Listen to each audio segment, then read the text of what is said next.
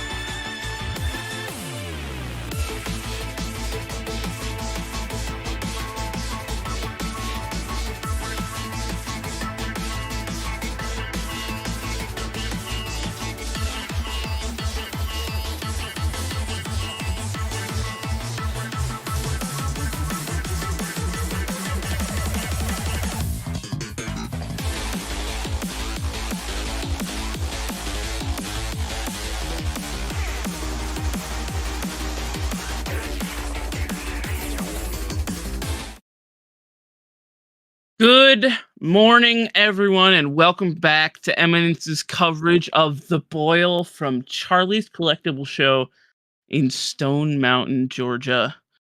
My name is Scoots, and unfortunately, you are stuck with me for this morning. Drake is taking some much-needed R&R. I am joined by Kyle Bogamus. Hello, Kyle. Hello, Scott. It's good to be back. This is an exciting tournament. Happy to be Yeah. here. Good to have you. Uh, we are going to get right into it. We are not going to split any hairs.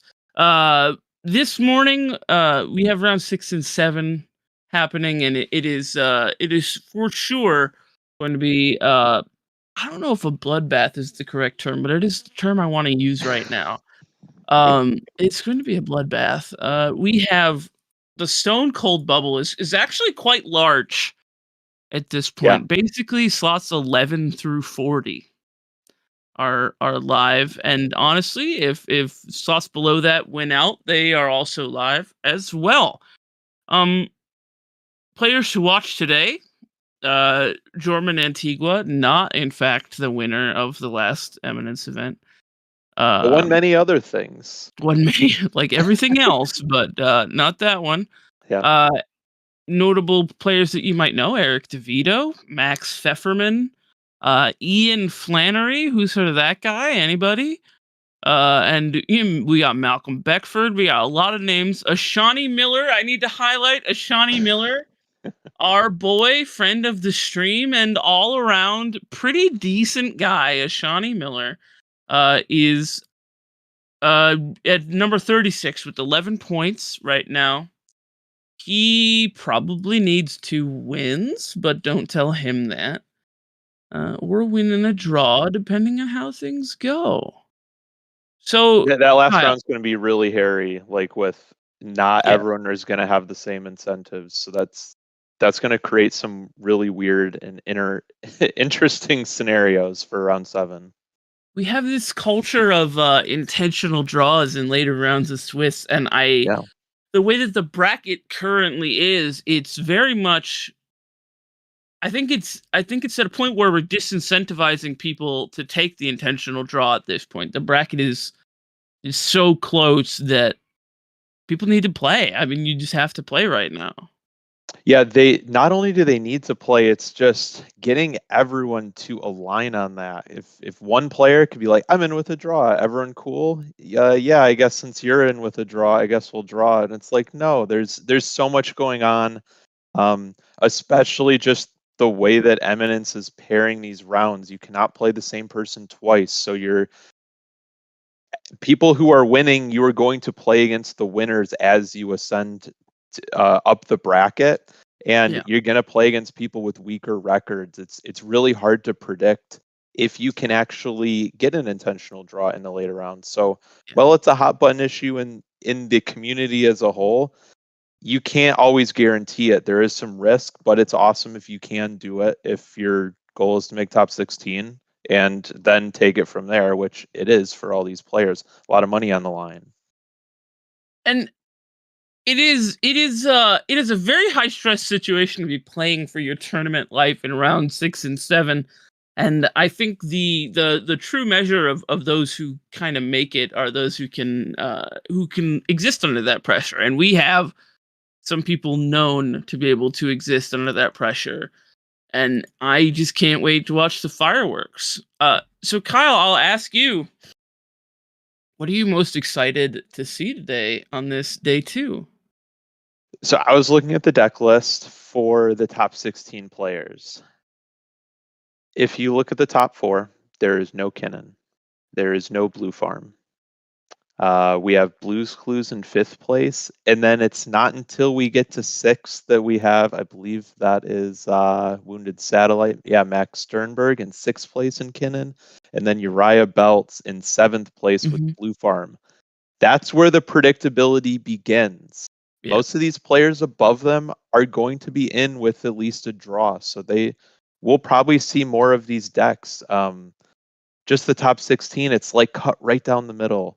There's your Kinnan, there's your Blue Farm, and then there's other. And in other, anything is going right now. Yeah. We have The only Sisay deck is the New England Clam Chowder, which does not function like a traditional Sisay deck. Yeah. There's what is the Gruul pair called? Irinus Gloomstalker Yeah, and that's in the top Street 16. Urchin.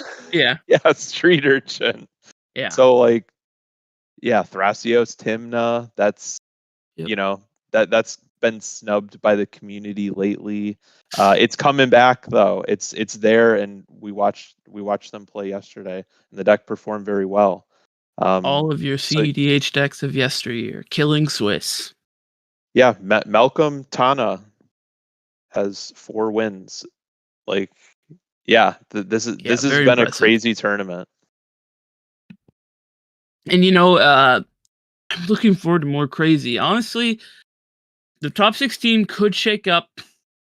I'm interested to see the closing power of these decks that we're seeing that are not necessarily the meta that are currently at the top of top 16. I'm very interested to see how they play against a more narrowed down field in top 16 and top 4. I think it makes sense to go over who your top 16 are. At number 1, Dallas Glaze, 20 points. Yeah, Number 2, Malcolm Caleb Tana. Simmons, 17. Dallas notably on Malcolm Tana, Caleb on Thrasios Timna. Yep. Paxton Keskitalo, I hope that I'm saying that right. I apologize. At 17, Zachary Scipione, New England Clam Chowder himself, 16. Eric DeVoe at 16 points. Max Sternberg at 16 points.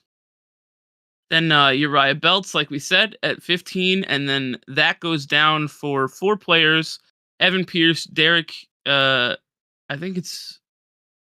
I don't know how to pronounce this last name. I'm going to say Ung. Ung? I don't know. Please correct me if I'm wrong. At 15. Aaron Miller at 15. Shout out to the Crumb artist. I don't think it's actually you, but same name. Oh yeah. Favorite, Jorman Antigua at 13. Brooklyn represent. Pablo Andres Martinez Castro at 13th. Cody Head at 13.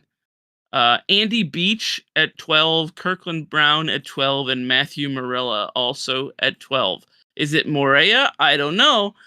But listen, notably, Andy Beach was the name of my Scoutmaster when I was a kid. So if it's you, Mr. Beach, hi. No, I don't think it is, but it was brave of you to try all those last names, though. I commend you for that. Thank you. Put you. yourself out there. Thank you. I think the name might be Yeah. I can never remember, but it's okay. It was worth a shot. We're gonna try it. That is your top 16. That is sure to change with noted favorites like Max Pfefferman, Eric DeVito, and Ian Flannery, and Joseph Stacko. Just we saw him play at the gates yesterday too. Mm-hmm. Yeah, at the gates waiting, trying to get in.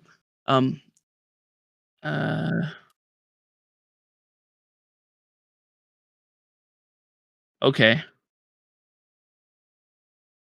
Wonderful.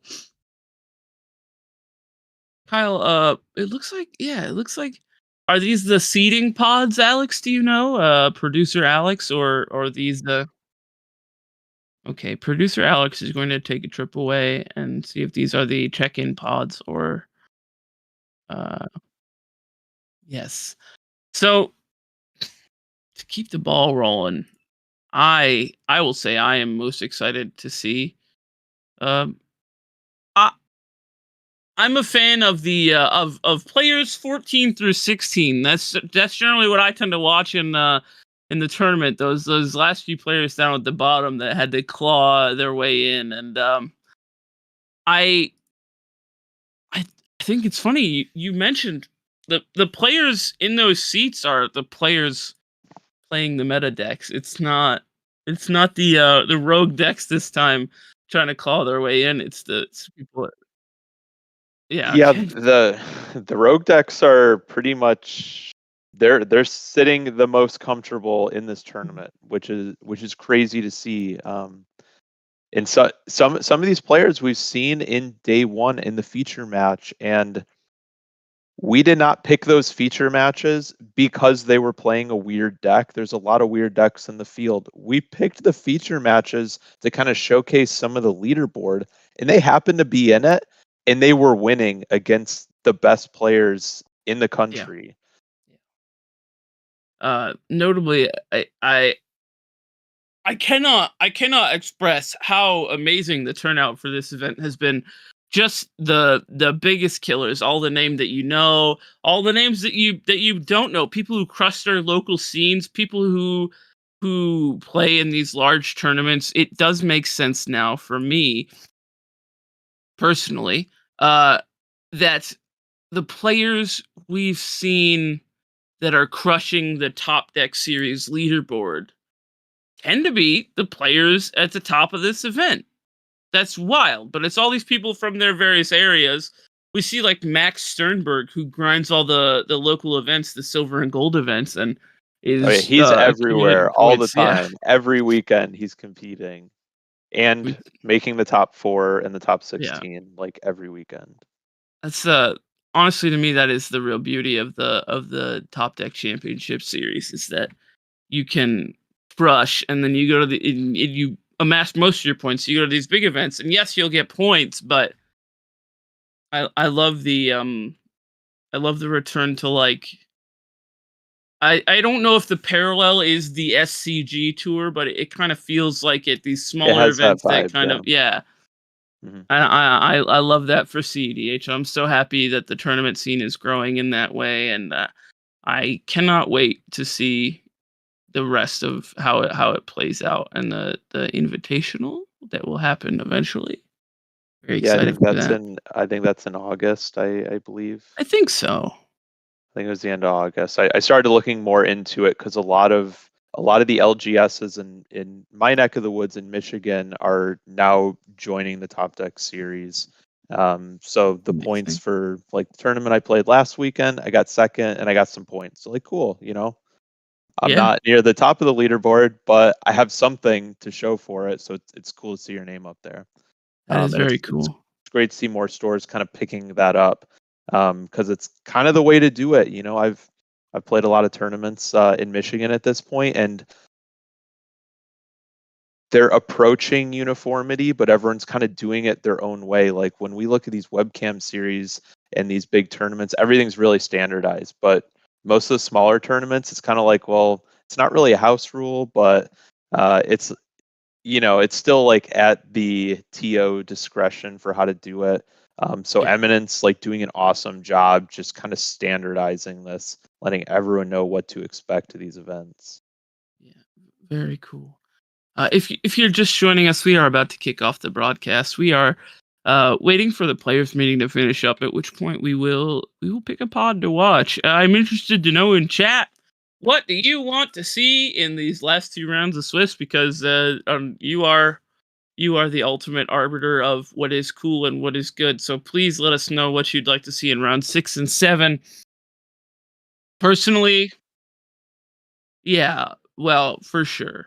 Thank you, producer Alex. Producer Alex, notably, whispering in my ear, sweet, sweet nothings. Uh, I wanted to say, in between rounds, we've had the lovely Alan for Mental Misplay, Mhm. doing a great job. And if you're at this event, you see all the content creators that you love, and much like Alan, you just want to catch them all. I see that we have some things coming in the chat. Blues Clues, Clam Chowder, and Atraxa says Barone 1300. We have Wootsy saying they want to see a pod with interesting decks. Enough of Sisseys and TNKs. And the thing about Sissay and TNK is they're just very good decks, and so they find themselves at a large representation in the tournament. That's how it and goes. I'm and sorry.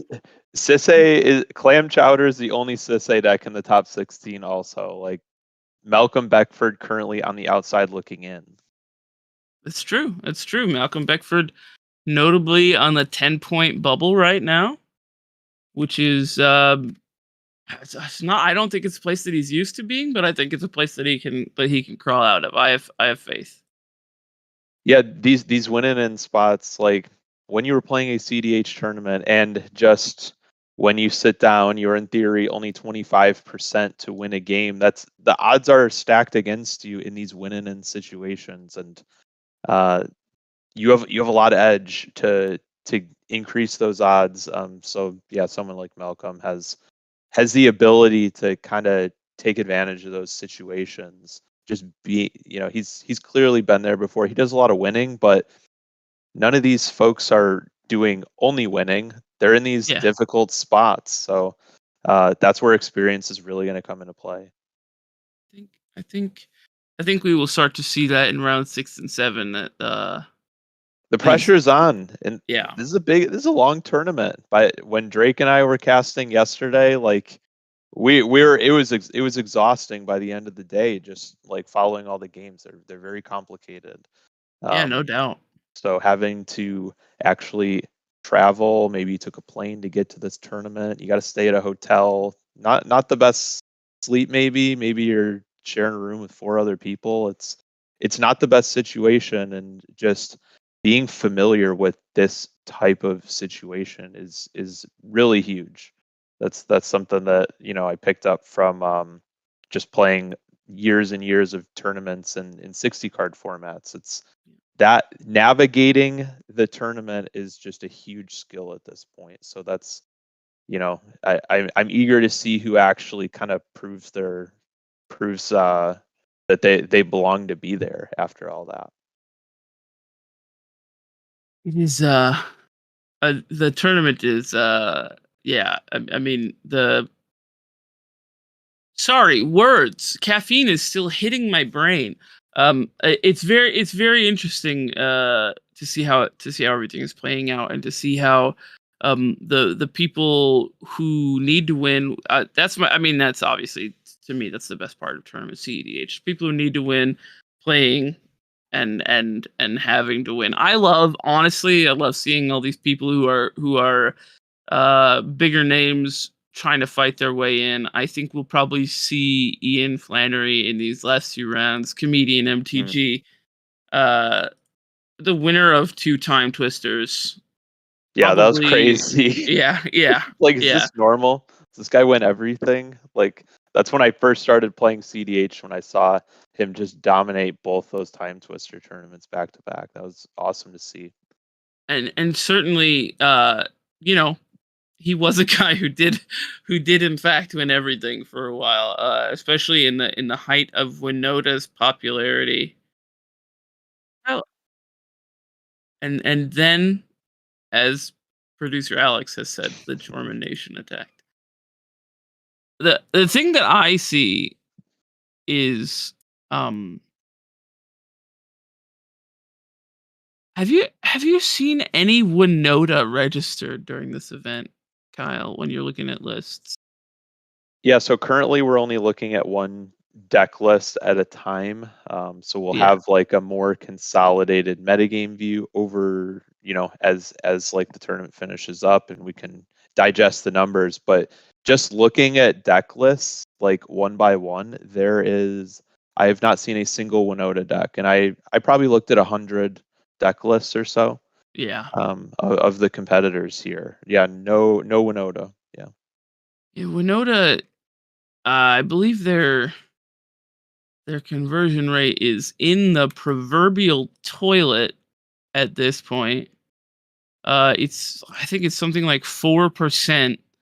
Oh wow. Three point Yeah. 3.41% is the current conversion rate of Winota Joiner of Forces in events 64 players or larger, which is a noted fall from grace, as it were.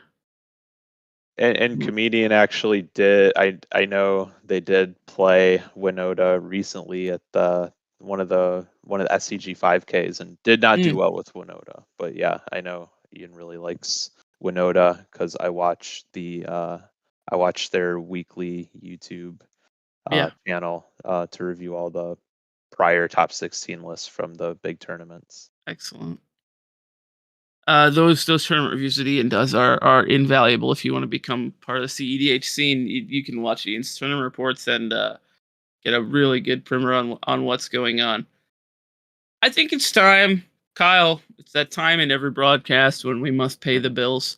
And I will say that All Trades Media,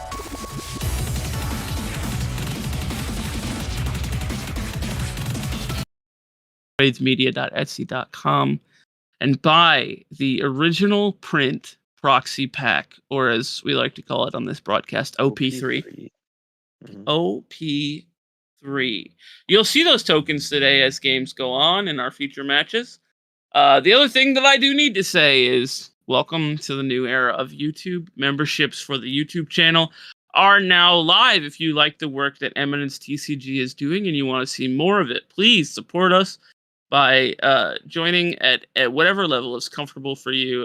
YouTube membership. Your monthly pledge goes to improving the broadcast and all the different programs that Eminence puts on.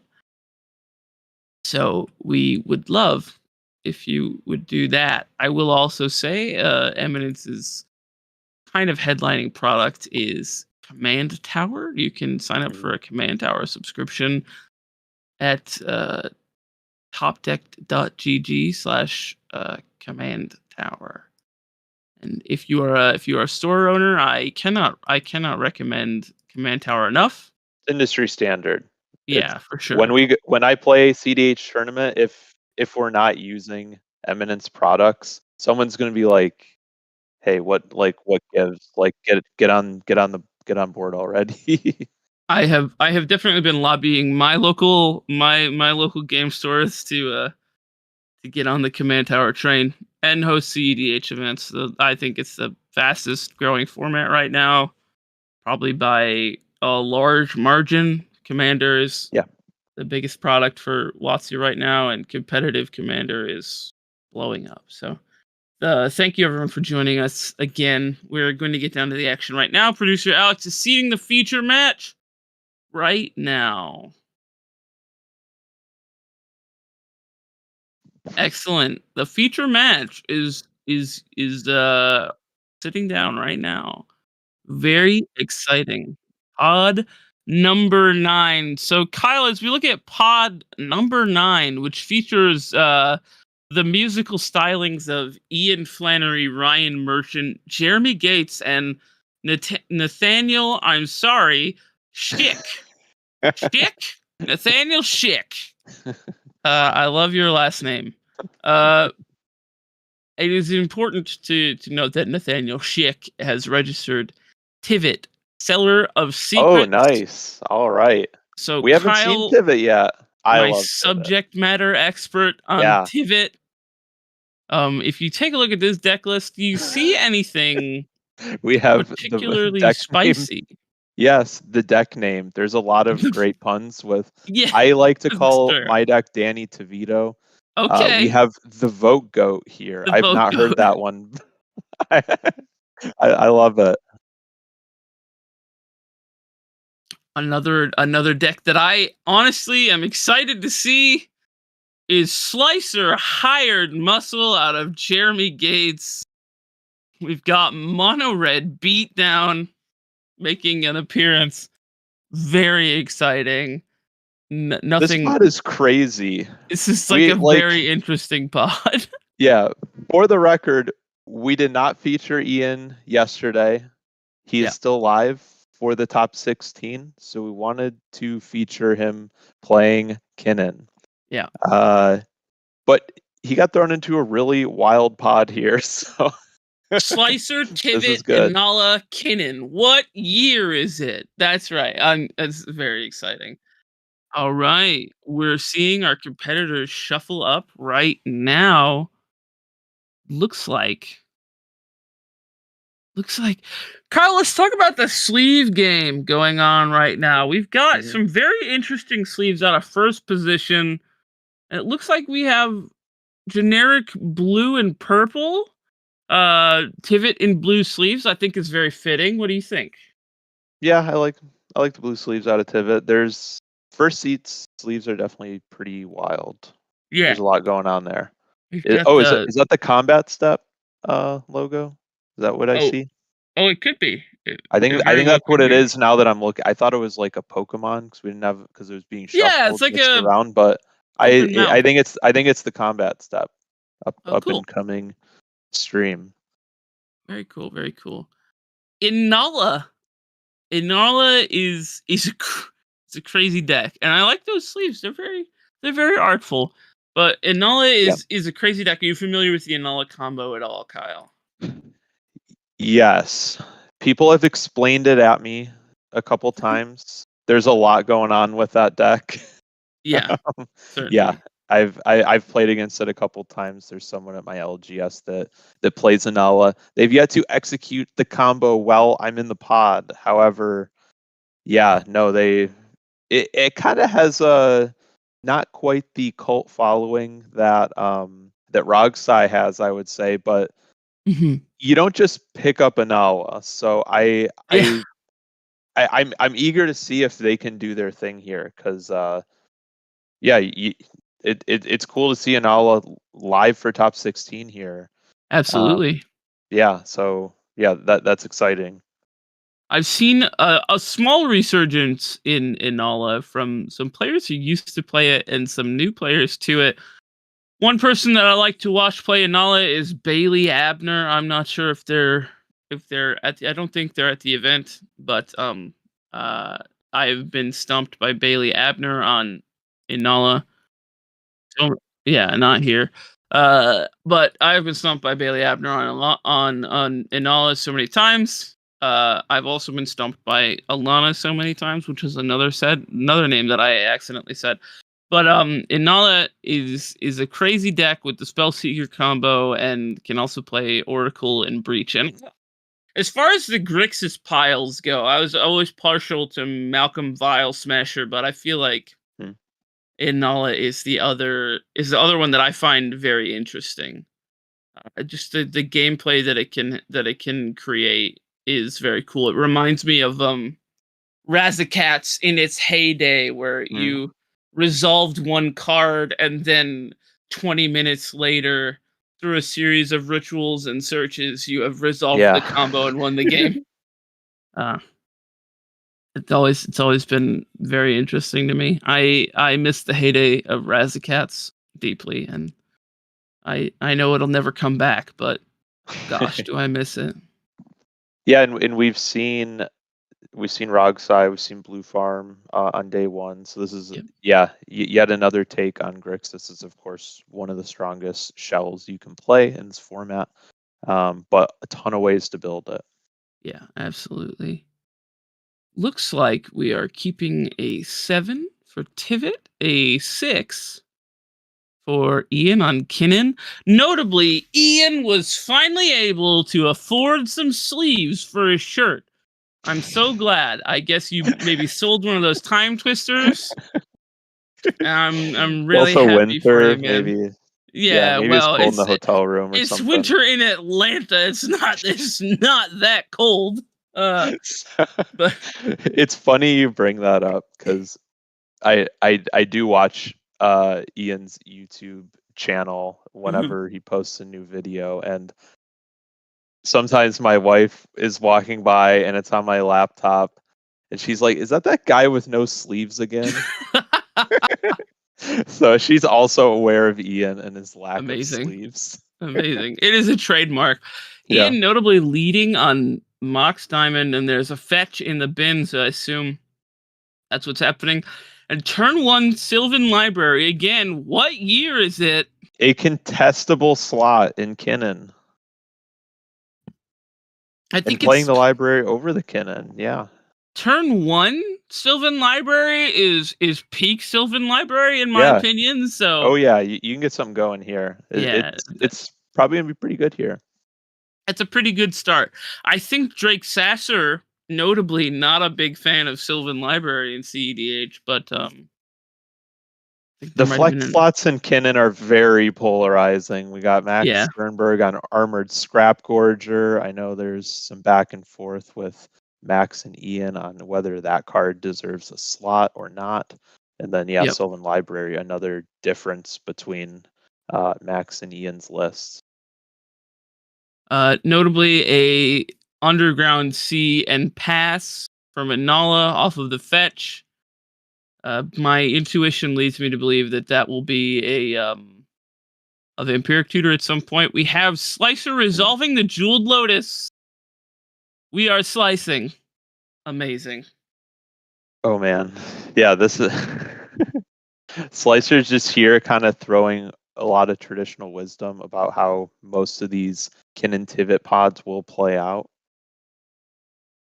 I mean, if you're Tivit, I feel like Inala and Tivit are kind of first on the menu for Slicer, and I think you want to get your 6/6 into play pretty quick, but we'll see what happens. Yeah, I I mean, love. Sorry, go ahead. yeah, Temujin's, the kind of the most popular Tivit pilot currently, and I know they play it very defensively. Yeah. I've actually had more success playing the deck fairly aggressively, just like turn 2 Tivit, like I want to do that and I want to untap and win. And from 4th seed, it's like, there's already a lot of crazy stuff that's going to happen by the time you make it to your first turn. So yeah, it's hard to stop everything.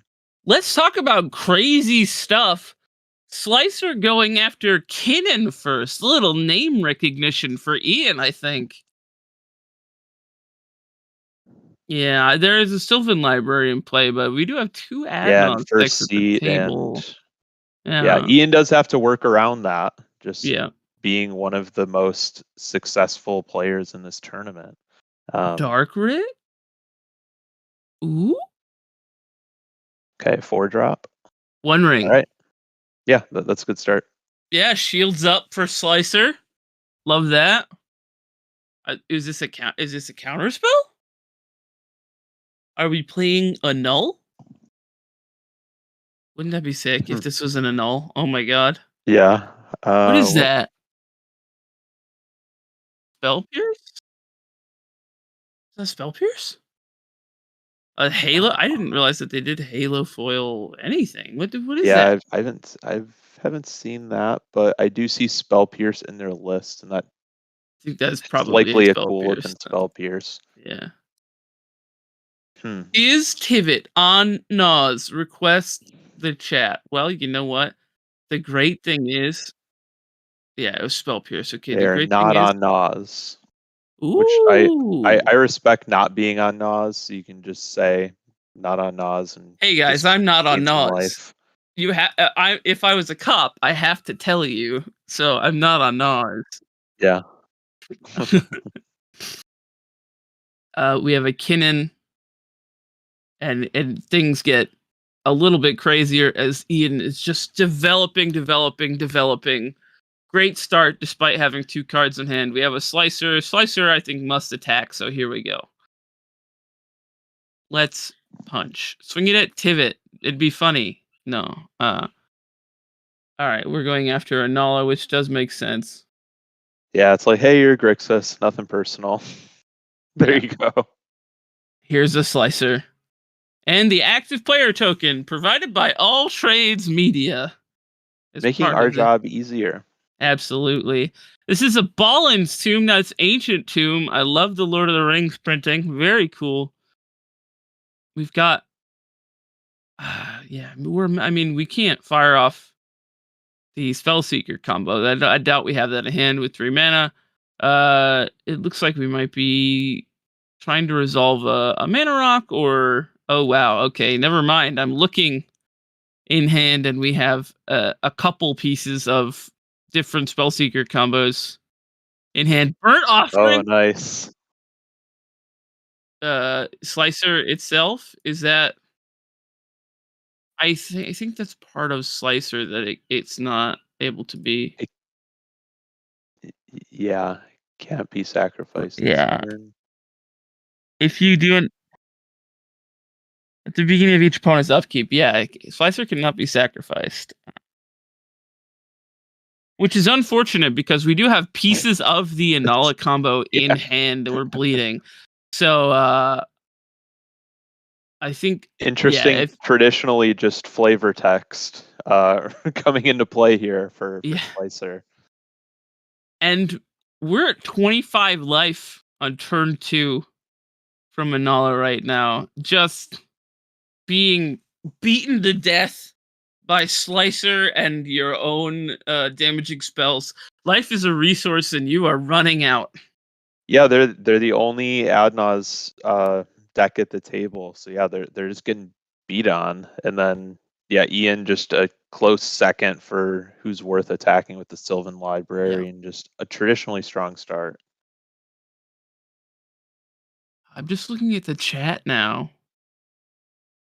Hello, everybody. Billy Corcoran says, Scoots, hi, Billy. How are you? Everyone in the chat saying it cannot be sacrificed. What's he saying? People not respecting the red car. They have just been attacking the Anala. Yes, they've been beaten on Anala. Ian got hit once, and then after that, Inala getting the spurs put to it, and yeah, Billy bleeding the burnt offering for Inala, Yeah. probably not great for their prospects of winning the game after resolving an Imperial Seal, huh? Not great.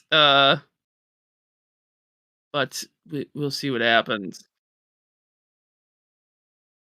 Alex will fix the life total.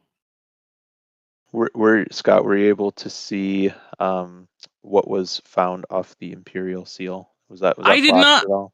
I did not see it get flashed, but I have an inkling of what it might be. What do you think it might be? It might just be Spell Seeker Hmm. or Yeah, Spellseeker a Mana or Source. Dockside. It's Yeah, always I think I saw. I it's a don't want to scary tutor say. though. I It's think I saw Dockside in the opener, so it could be a okay. red source. That said, opponents, if you're currently watching this pod on your Apple Watch, stop it. No. Slicer finally getting to their turn 2 and untapping. Thank you for fixing the life total, Alex. You are just a beautiful man. Slicer untapping with one basic mountain and a very large angry robot in play.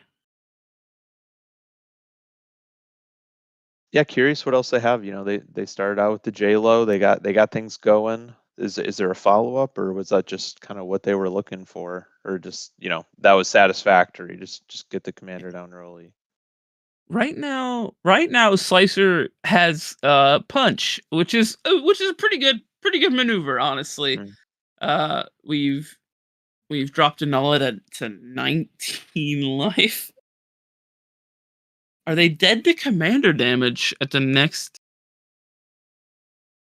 What is this? Yeah, I think Is they are that a new dead to commander Chalice damage of the in the Void next on combat 0? step. Is that That what it is? Chalice? I think it's the new Chalice. A Ooh! newer Chalice. And then that is a red card.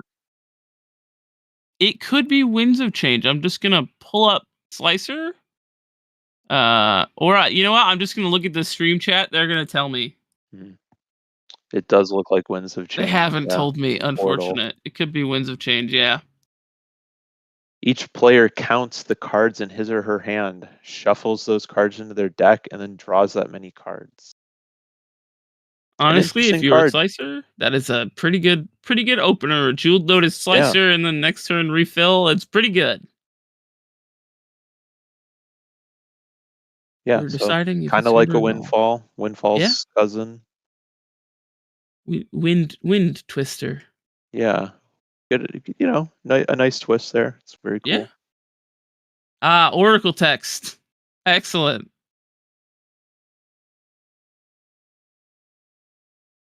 Our judge staff at this event is the pinnacle of yeah, our judge staff at this event is honestly the best you can get. Mm. Head judge Baldy knocking it out of the park. Judge staff crazy good, and you just saw a quick appearance. Everybody say hello, judges, in the chat. An L5. So the judge just walked in was an L. We have an L5 here. That's crazy. Not many of That's those. I know Baldy got their L3. There's not too many L5s. Yeah, that's wild. Uh, So come to Eminence events, and you can have the best judge experience you've ever had at a CEDH tournament. I'm telling you. Everybody resolving winds of change. At least one of them is going to make the "Can I mulligan this?" joke. There's Oh no yeah. way. Yeah, Oh man, it's that guaranteed. you're selling me on never playing that card. Because that's a good point. That you're gonna run into that. I can't take It's- that stuff. yeah, that is It's gonna tilt unfortunately me. where I draw the line.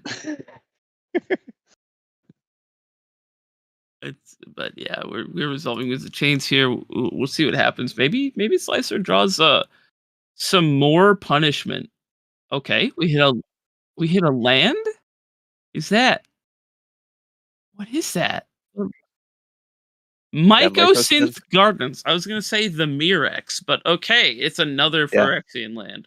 Amulet Titan in Modern All Star can copy the land can turn into an artifact you can control. Oh, Also notable on this Winds of Change, it countered the Imperial Seal effectively from Inala. it sure did. So that was a clutch time to use that card. Yeah, Just Inola shuffle and is then draw. Inola is dead in the water at this point, blanking the tutor and dead to commander damage. Pretty brutal. Yeah, his this game has not been kind to Inala and Tivit. Just firing off the spell pierce. It was a good time to pierce, and yeah, Tivit just was in the wrong seat for that. Yeah, unfortunately, you just sometimes you get got. It happens. Yeah, a lot of crazy stuff happened by the time my my pick is Tivit, but yeah, it's not looking good this game. Yeah. Is that is our favorite slicer player? Is that a onesie? Can't really tell, but it looks like they might be wearing a onesie, and if so, It, that is a powerful move. it's either a onesie or a very flashy jacket slash sweatshirt or hoodie. It's a real I'm not strong move. sure, We have but there's as much going on as there's a lot going on the Boyle playmats, and true. what if they Tim just had really the killed Boyle those. playmat on that? Yeah, it looks Ooh, that cool. would be It's good to cool. get the memorabilia. Ian taking 4, not feeling particularly great, but we the Sylvan Library trigger after the Winds of Change is particularly quite good. And we have the Slicer, and we have Kinnan and 500,000,000 mana Seedborn Oh Muse. man, yeah. Okay. Okay. Everyone picking up their hands like, okay, what can we do about this Yeah, with their Seedborn Muse newly is a found must hand? answer. Holy moly. The question is it enough? Because we have Slicer ready to punch, and I gotta wonder if it's enough. Yeah, everyone's taken down on their life total really quickly. It's they're under a lot of pressure here. Well, Kyle, I am convinced that is a Chalice of the Void now that Ian flipped over a Mox Opal and then flipped it back over as if to Yeah. say, "Oh, that's on 0. Please no." Yeah, it's a Slicer cool looking chalice. move. I think, yeah, we've got Ian trying to figure it out. Yeah, and Ian wisely taking advantage of the Gaia's Cradle before the slicer went away. Get some that one you can unlike the burnt offering, you can actually take advantage of the slicer being on your battlefield. Love that. Love that. A very good point. That's very funny. I think I'm not sure what the discussion in the end step here is, but Yeah. I'd be interested to see what's going on. I know Ian was doing some gesticulating, as well as Ryan, the slicer player, or is it Ryan or Jeremy? Jeremy, I'm sorry. I'm so sorry, Jeremy. Please don't be mad at me. This is Kinnan's game to lose right now. It says Billy in the chat says this is Kinnan's game to lose. Interestingly enough, if I pull up our wonderful ah, that's fun. I will say that in an Eminence event, there has never been a pod with Kinnan, Bonder Prodigy, and Slicer Hired Muscle in the same game. So Unbelievable. I cannot give you many insights here, unfortunately. I'm really trying. But I can tell you that in pods with Tivit, Seller of Secrets, and Kinnan, Bonder Prodigy, one of those two decks wins the majority of the time. Yeah, Uh, the games that Kinnan wins here is I do kind of agree with the assessment. It's Ian's game to lose here yeah. because Orcish Bowmasters can kind of help keep Kinnan's Mana Dorks at bay. But no one's really messing with Ian. I mean, Tivit ate the Spell Pierce, and then the Chalice holds Ian back a little bit, but not too much. Yeah. So yeah, he's got Seedborn Muse, so he's banging on all cylinders now. Ian just needs to block at this point. I will say, Kyle, an interesting data point that we have available is that in games containing Kinnan, Bonder Prodigy, Tivit, Seller of Secrets, and Inala Archmage Ritualist that happen at Eminence events, none of those decks have won the pod. We have two Wow. other wins. So it's not a significant data point, but it is, in fact, a data point. Ian flipped Nyx Plumation, which blocks Slicer for days. Wow. You could not have flipped a better card. Yeah. Does it die to Slicer? I thought it was like a 7/7. It's a 5/5, everybody, and I'm wrong. But still a ton of mana that Yeah. Ian can just keep this going. Like, Ian is the arch enemy here. But is it too late to really do anything about it? I guess we'll see. Yeah, that's the question.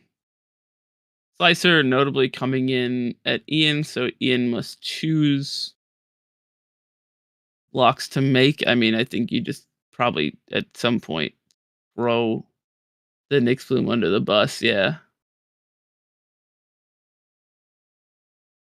You're getting a lot of extra material. So yeah, this is it feels awful when Seedborn Yeah. Muse engines are going. It's just like, well, we no longer have 3 turns to figure it out. We have every turn it gets worse and worse, and it's harder to undo it if it's someone 3 seats away from you like Tivit, which looks like they don't have a Source of Plowshares or a Path to Exile for what's going on clearly. Yeah. So Ian activating with his Nyx Plumation. Well, the activating is good. Makes make 4/5 mana. The Mox Diamond makes 5, and the Island makes 3, or is it 4? I can't remember how the yeah. Yeah, I couldn't remember if Kinnan doubled or just added 1. We flipped a Wandering Archaic into play, notably. Okay. Screws are tightened here. Everyone else is on fairly low resources in comparison, so it's kind of a nasty tax. Notably, Drake Sasser probably very happy that he is taking some much needed rest at the moment. His 2 least favorite cards in the game of Magic are in play right now. Sylvan Wandering Library Archaic and Wandering one. Archaic. Oh yeah, and Sylvan Library. Yeah. He did call out specifically those 2 cards yesterday. Oh, Glen Alendra Alendra. Archmage hitting the. That's fun. I like that. Yeah, that's got it. It's not quite a hard lock. There's an all well, I don't know. Maybe it's looking real bad. Chalice and Glen Alendra in play. Chalice Yeah. doing some heavy lifting for Ian at the moment. Yeah, I'll just tell you slowing that. everybody else down. Yeah.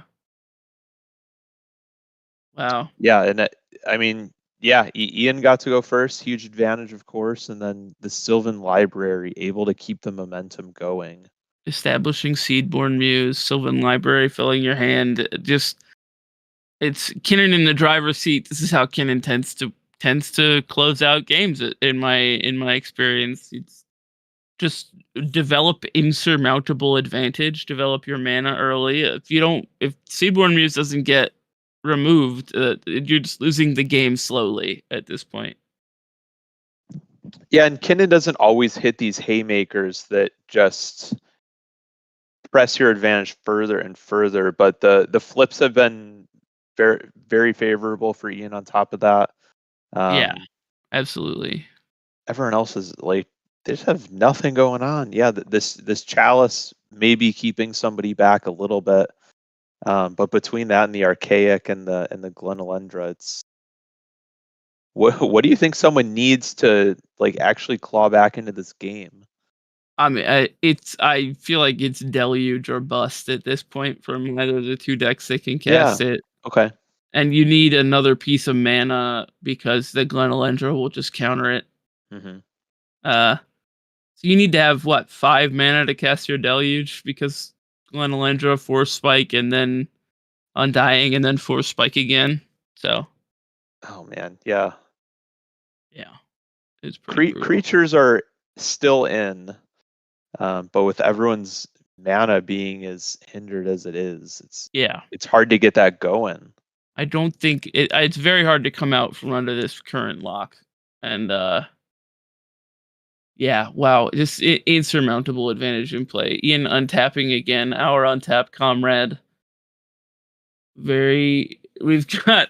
Yeah, Ian's like, "Can I do it now? You Let me ready? do it. Let me I do want to it. activate it. I want to know what's on top. Yeah, Let's do it." yeah. In your upkeep, I want to flip some cards, please. And the Kinnan cards are going to the bottom. Just counters. Archmage just counters. Okay, yeah, I thought it was the force spike one. Ian finally gets a miss. Unlucky, really. Yeah, poor Ian. But they're going to the bottom every time. We're getting closer to We're getting Tidespout yeah. Tyrant and like the big like just everything is done. So like he's got like 20 cards that aren't the big bombs at the bottom. So each one getting a little juicier. Yeah, absolutely. You filter and you filter. We've got Lotho in play on Tivit's side. Tivit loves that card. I think that and Smothering Tithe. It's a good card. It's like not going to keep up with what's going on, but it is the thing that if you're going to win, you need something that's not spell based to get your mana going. Yeah, Treasure Vault. So we have our infinite colorless outlet. Yeah. We have our outlet, notably. Just another piece to finish the game. Because we're pretty close at every turn. Here's a flip. What are we gonna get? Did we whiff a second time? No, we just have decision paralysis. We have at least 2 awesome hits. I think I saw a Jin Gataxius, the original Jin Gataxius, the new. I know Ian likes that one. I don't think that's in every list, but I know he traditionally plays that one. Also, big Jin Gataxius fan. Okay, going for Phyrexian Metamorph on Glenalendra Archmage. Brutal. Just absolutely brutal. An even tighter lock. That's a lot. Producer Alex wondering if he can concede for one of the players. Alex, no, unfortunately. We have a level 5, so maybe we can check with the level 5 if we can concede on behalf of the pod. That's true. Yeah, we that's true. We got the L5, so maybe. A second flip in your main phase is absurd. Yeah. Double flips going on. The guy is Cradle, just getting more and more mana with each turn. Is it a Fierce Empath? What is that?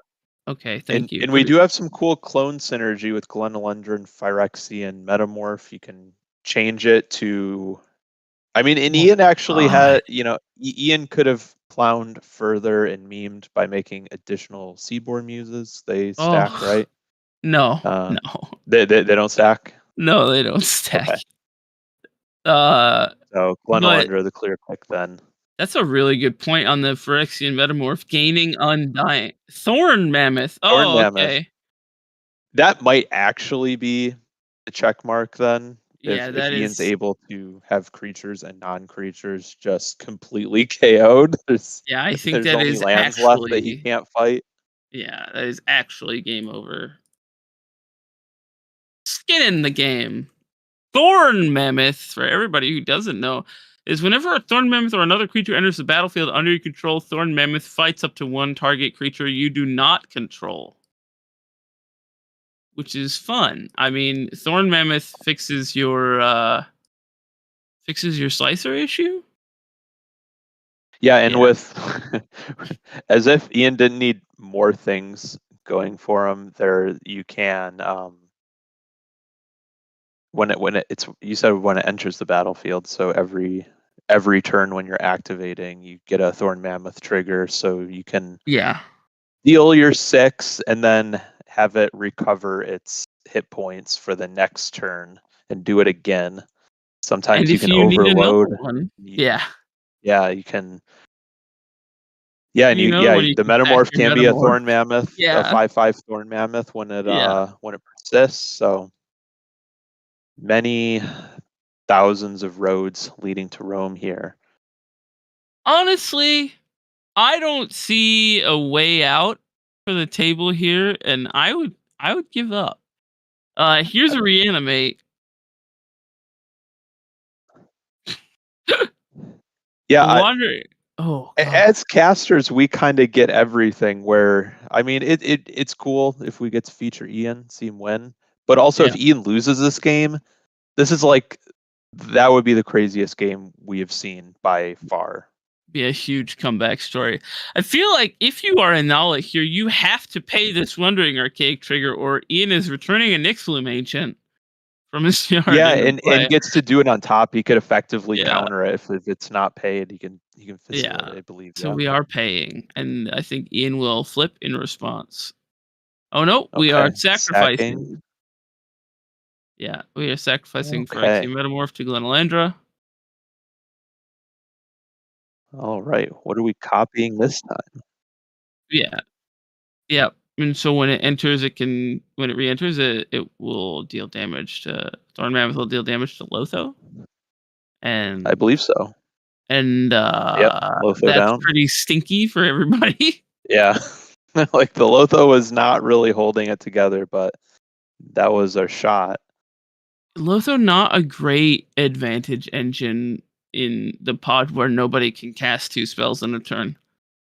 Yeah, but I mean, yeah, by the time Tivit even had a single turn, it was just yeah, there's strong start by Kinnan and yeah, it was kind of hard for everyone. They're all under the gun. It was a great start by Ian with the Sylvan Library.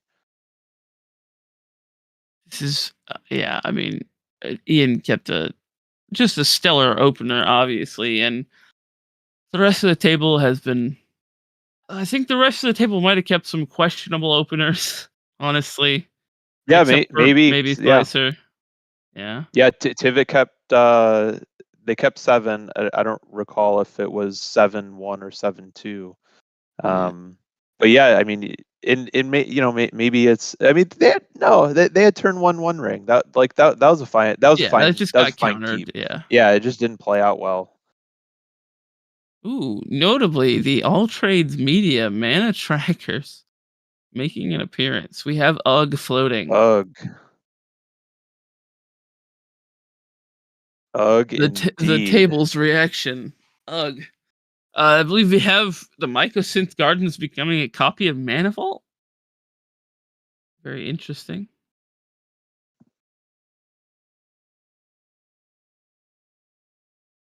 Yeah.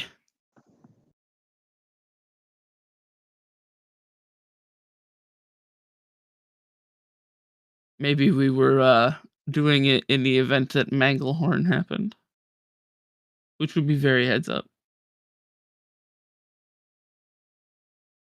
Now, Ian, I'm sure is well aware of how Slicer works, making sure that and Anala, so that's going to come in big. Just playing against two lesser known decks, because again, it's his game to lose. So just lack of familiarity is one of the things that could typically give you some chance. There's like a 1% that that he doesn't win this game, but Yeah. he can kind of help ensure that it's 100% here. A very shiny, delighted halfling Yep. enters the fray here. There are no creatures for Thorn Mammoth to kill. Very unfortunate. Yeah, and 3 Glenelendras. The only there's not even 3 threatening cards that will be played that Ian really cares about that Yeah. kind of supplants his position. So the table probably needs to work together at this point and maybe catch one key spell by messing with the Glenelendras and their persist triggers. It's like one of the few ways to really navigate this amount of just prison element from the Glenelendras. Yeah, unfortunately, realistically, and unfortunately, the players' outs at this point are to waffle and wait and try to get a draw. And I think it is on Ian to kind of encourage people to play faster, which is antithetical to Ian's gameplay strategy generally. But Mhm. I think Yeah, if there's you're about Ian, 43 minutes remaining. yeah, As long as he probably only needs a couple turns to find what he needs. But yeah, you're right. That's a draw would be a win for everyone that's not Ian at this point. in the chat we see this is big concession time from some guy named Alex. And honestly, I don't disagree. This is me scooping up at this point, but I guess in your tournament life you have to play for the draw. Yeah, this is a huge match. The Yeah. players after yesterday, they went to sleep knowing my back's against the wall. I need to pull out a win.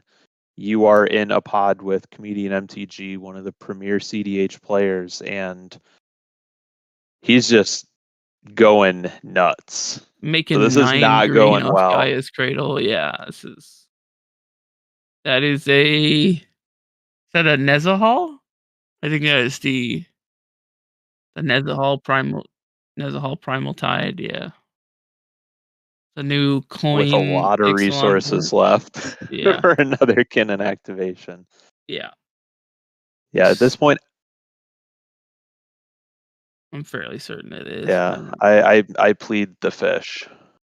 Nice. That was good. I like that. I like that. That was good.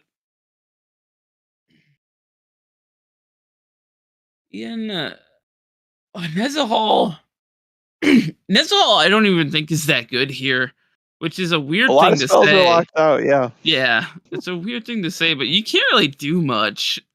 So, in the chat, we have Seedborn Snooze. All right. Nice. It's a good pun. It's a good pun.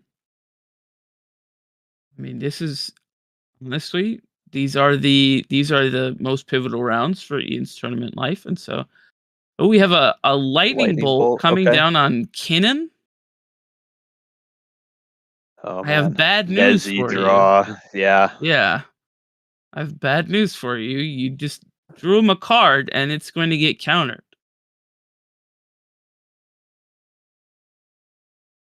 Brutal.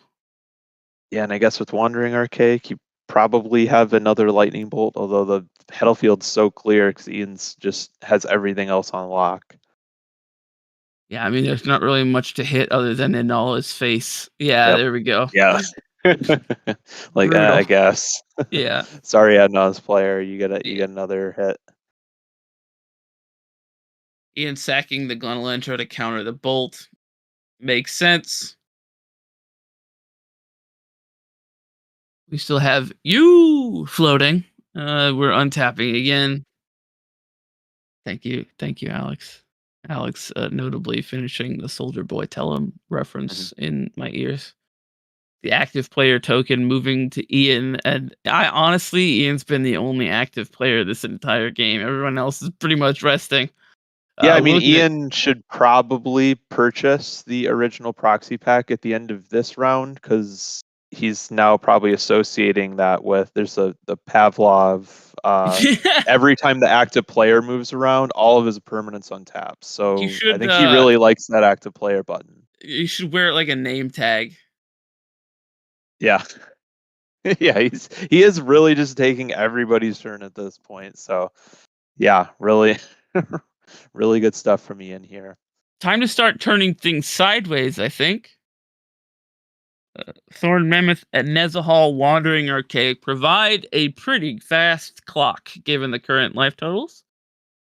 Yeah, I mean he can kill off Anala. That's fewer turns being taken, which I think he's with I don't. Seaborn. That's Yeah, a downside, Seaborn, but yeah, he it's a wants different to but- just delete players at this point to just make sure he can win. So yeah, time's the only. There's still like almost 40 minutes left. Yeah, we still got So lots of he time. should be able to kill the table, but that's like his one.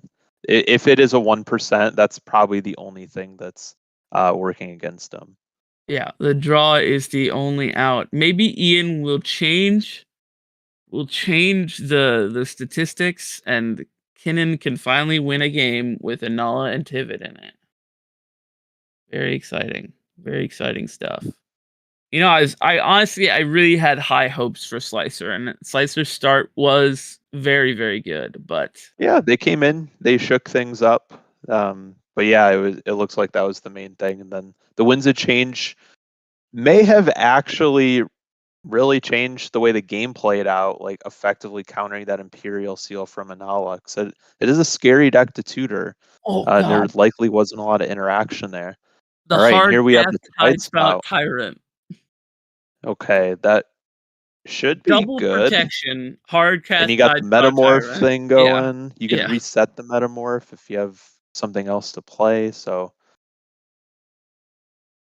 there should be enough. Ian's probably explaining the table. The issue with Tide Spout Tyrant here is the Chalice of the Void still in play. So you do need to cast a spell to bounce that, Yeah. and then you need to start your chain again.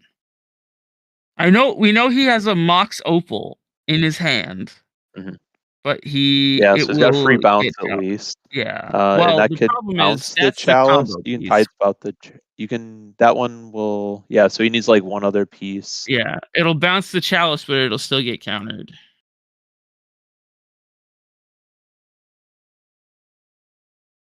Woodland Deckhouse in the chat saying no one's even hitting land drops. Yes, it has not been Yeah. a good time for anybody not named Ian Flannery. So we're bouncing the Chalice Bounce chalice, yep. with Oh, with Otawara. Otawara, Yeah, we're okay. just channeling Otawara. That's We have a couple legendary creatures in play, so heavily discounted Otawara. Now, yeah, we have a Mox Opal that is not currently online. Treasure Vault, Mox Diamond, Mox Opal. Actually, yeah, no, it is online. Okay, Treasure Vault being the artifact land is very good. Yeah. Oh, yeah, it's true. Metamorph. Yeah. oh, So, crypt, right. there's a Yeah, crypt in that's hand. So all right. Ian We're has this activating 6 face this everything. Sunday. Yep. Yeah, making infinite blue and green. Uh, That hand motion indicates everyone is dead. Inala has put Holding a the spell cards on the up and stack. down. A spell peer or an offer you can't refuse. An offer you can't refuse with Glenelendra or Phyrexian. Yeah. Oh, the With the Wandering Wandering Archaic. Archaic. Yeah. Yes, that's The true. Yes, the Archaic Wandering counters it. Archaic, so it immediately counters it. Brutal. Just a display of power from comedian from Ian Flannery here. Table probably waiting for Ian to tell them how he wins. Yeah, interesting that it's still kind of going here. Because I think he has 1,000 ways to win right now. Yeah. And then yeah, Archaic plus double Glenelendra plus billions of mana plus David Diggles in the chat saying, frustrating. No one has ever played against Kinnan before to know this would likely happen. Brutal. That is some commentary. They are making him play out the loop. There's a fierce guardianship. Ian's like, by the way, I have this. By the way, I have this. Yeah. So I can Ian's beat gonna- the table 20 times and win this turn. At this point, this is a deterministic infinite mana loop. So unless there's disruption, I think you just speak to a judge and Yep, there it is. So we have comedian MTG ready to be interviewed. Very exciting. Yeah, great to feature Ian and see Kinnan kind of do Kinnan things. Yeah, great job. I mean, we were watching Kinnan things, and we're gonna have an Ian very shortly here. So everybody, please keep it locked.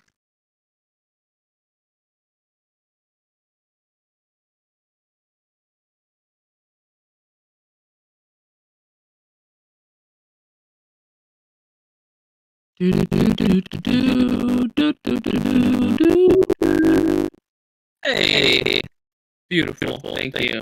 Producer Alex, notably nailing it on the ones and twos per usual.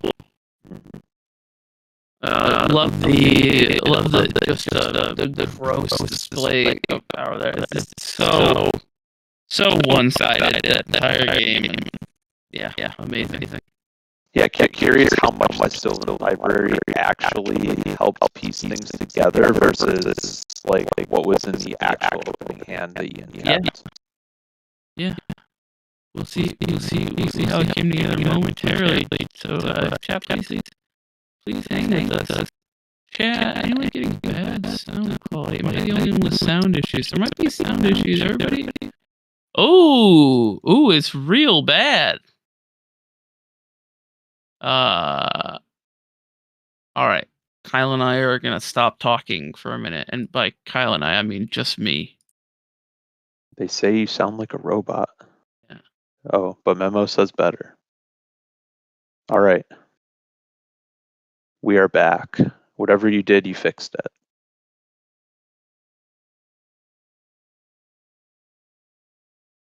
It's just chat. I think it's just the venue internet. I'm sorry. Yeah, it's held up pretty well. Just generally, that's that's always a wild card that you could get dealt, the on-site internet. So it's been good overall. So that's good. Excellent.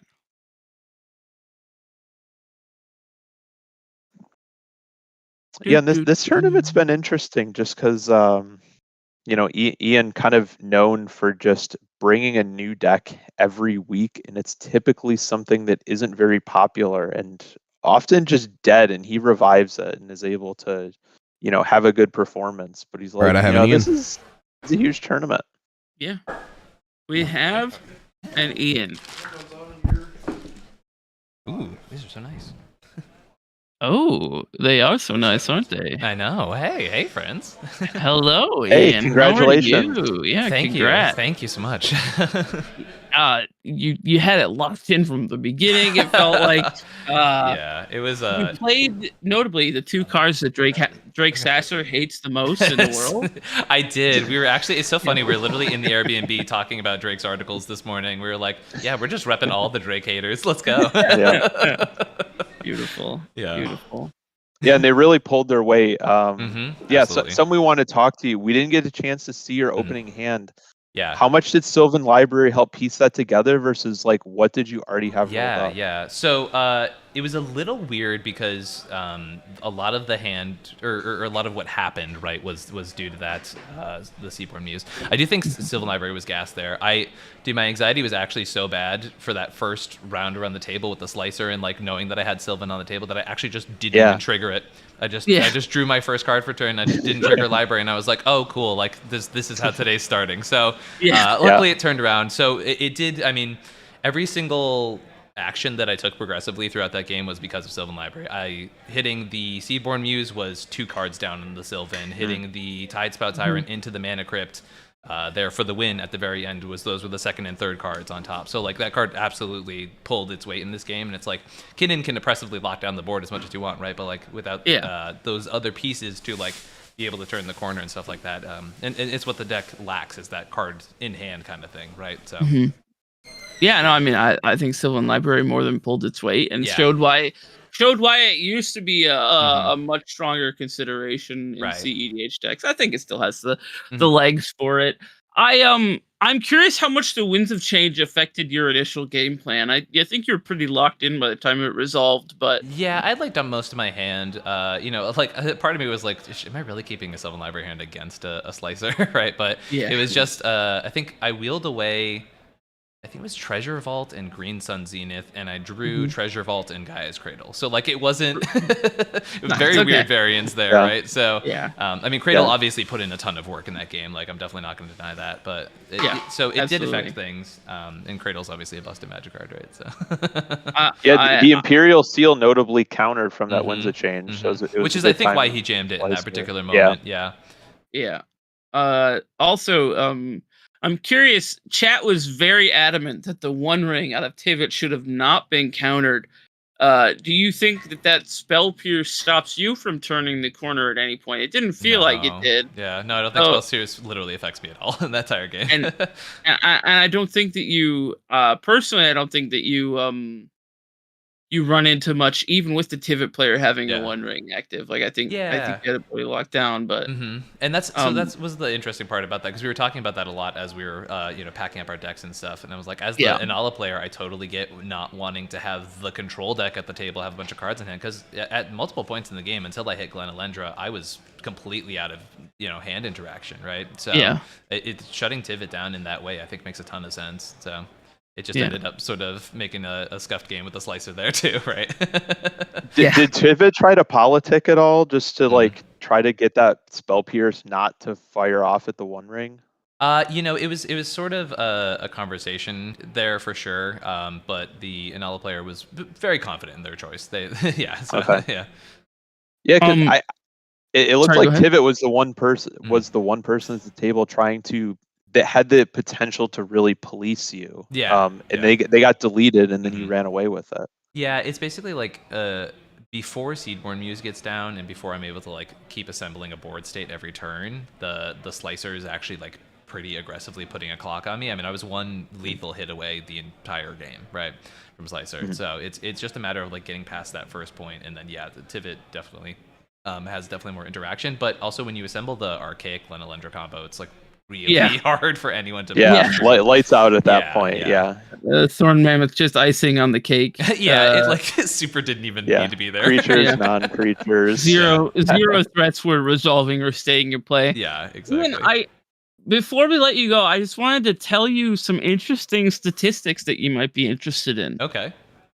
Number one, there has never in an Eminence event before been a pod with both Kinnan and Slicer in it, so congratulations on that. And then second, this is the first time Kinnan has won a pod with Kinnan, Tivit, and Inala in it. Interesting. In Eminence history. I kind of can see that. That seems like a rough Kinnan pod. I'm not gonna lie, because Tivit just has like Curse Totem and Graph Diggers and all the fun stuff. Yeah. Chat wondering if you had removal or a piece of counter magic if the stacks piece was Graph Digger's Cage instead of Chalice of the Void. I mean, that's a very different game. It's a big question. Yeah. That is a wildly different game. I mean, Sylvan Library is good for that exact reason, right? When Kinnan flips don't work, you dig until you find an answer. I think I actually passed up on a resculpt at one point in like my shuffles and things like that. So, I don't think it would have been like crippling, but it definitely would have sucked a lot. Sure, absolutely. Yeah. Scoop Phase in the chat saying, "Judge, my opponent is too handsome." Ian, did you sell a Time Twister to get some sleeves? Or no, I'm not even wearing my cool shirt. I have an entirely made of dittos shirt on underneath this very boring Magic sweater, and wait a second. It is all dittos. Ian notably not bringing his best to the interview. I'm so sorry. No, it's cold out there, man. I was shaking. I believe it. That was our hypothesis. The weather Yeah, it's cold. Yeah. made you turtle up a little A bit. little Was bit, your- yeah. Was your slicer opponent, was that a onesie or just a very large jacket? I believe it was like a full suit scenario. Okay. Yeah, yeah. It was Oh like wow, okay. Yeah. Okay. We It missed was- a lot of lore then with that. Yeah, yeah, for sure. No, because he came in and I was like, dude, you playing Slicer and rocking this energy is hot. I love it. Yeah, it's Yeah. good. It's very good. It's very good. All right, Ian, thank you so much you, for guys. joining us for a moment. Yeah, no, my pleasure. You looking forward to seeing what you do with the rest of the day. Thank you. Have a great day, guys. Yes, keep crushing it. Good luck. Thanks. All right, everybody, that's going to do it for us for a little bit. We are going to take a little break, Reno, show some of Mental Misplay's excellent floor coverage, and importantly, a few wonderful advertisements. So, producer Alex, if you are ready to go, we will throw it to a break. Sounds good to me.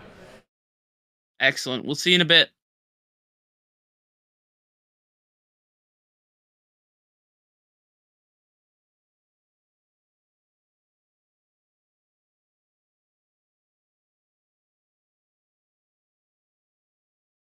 Did you do it?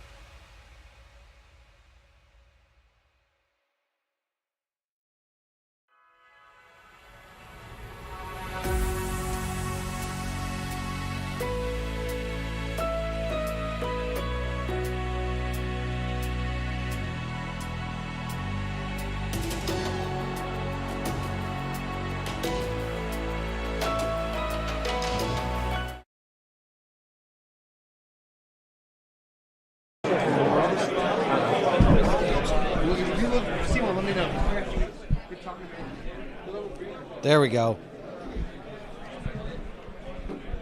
So hopefully it doesn't crap out this time.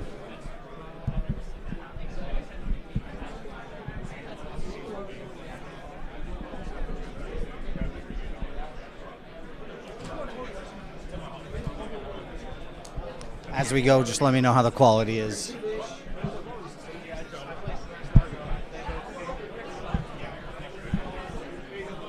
There you go. Okay, the timer's up. Good. Pardon me, guys. Sorry. There's a little one-piece tournament going on back there in the corner.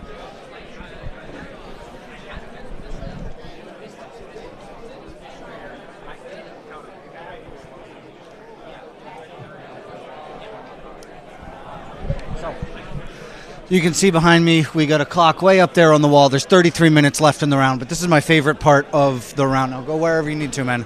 This is my favorite part of the round because there's a lot of games still going on, but a lot of people are starting to stand up and talk to each other about what's going on. If you're watching right now, just let me know how the quality is. Let me know if there's no point to me doing this, or if it's coming through crispy, or if it's all choppy, or what. I'm on the venue Wi-Fi still, and I've been having a little bit of a hard time, but all right, we got you. We're doing this. All right, so you came up to me, you said what's up, you asked for a signature, all that stuff. It really, really means a lot to me. What is your name? My name is Quentin Mahone, Quentin, where are you coming through from? North Carolina. Okay, so I'm terrible with like where things are. How local is that? It's about 7 hours from here. Did you drove? Oh yeah, me and a couple buddies came down. We had Road trip. Oh yeah, road trip. Did you stop at any like wacky food spots on the way? Did you find like some hole in the wall like grease pit? Not this time. Not this time. Okay. We're gonna try a couple spots tonight though. Hit the tried and true spot. Oh yeah. Okay, I like that. Yeah, and I've been letting them know to just make sure to let me know if the footage looks okay. The wireless has been crapping out a little bit. So what are you running today? I'm playing some Rockside, baby. Playing some Rockside. Okay, Rogsai is a wild deck. So you're just trying to go Berg. Big turbo time? Everybody wants to cast a Ristic Study and sit back? All right, that's cool with me. I'm just casting Adnos, that's it. What are your 3 favorite creatures in the deck? My 3 favorite creatures right now, Darkside, of course. Ragavan. Okay. And my 0-1 Cobalt. Lil Roger. Okay, so we got Rog, Docksai, and Ragavan. You ready? Fuck, marry, kill. Go. Oh God. I got to marry my Roger, man. Okay, all right. Mary Dockside. Okay. Kill. Sorry, Ragavan. Oh, man, rip. Okay, fair enough.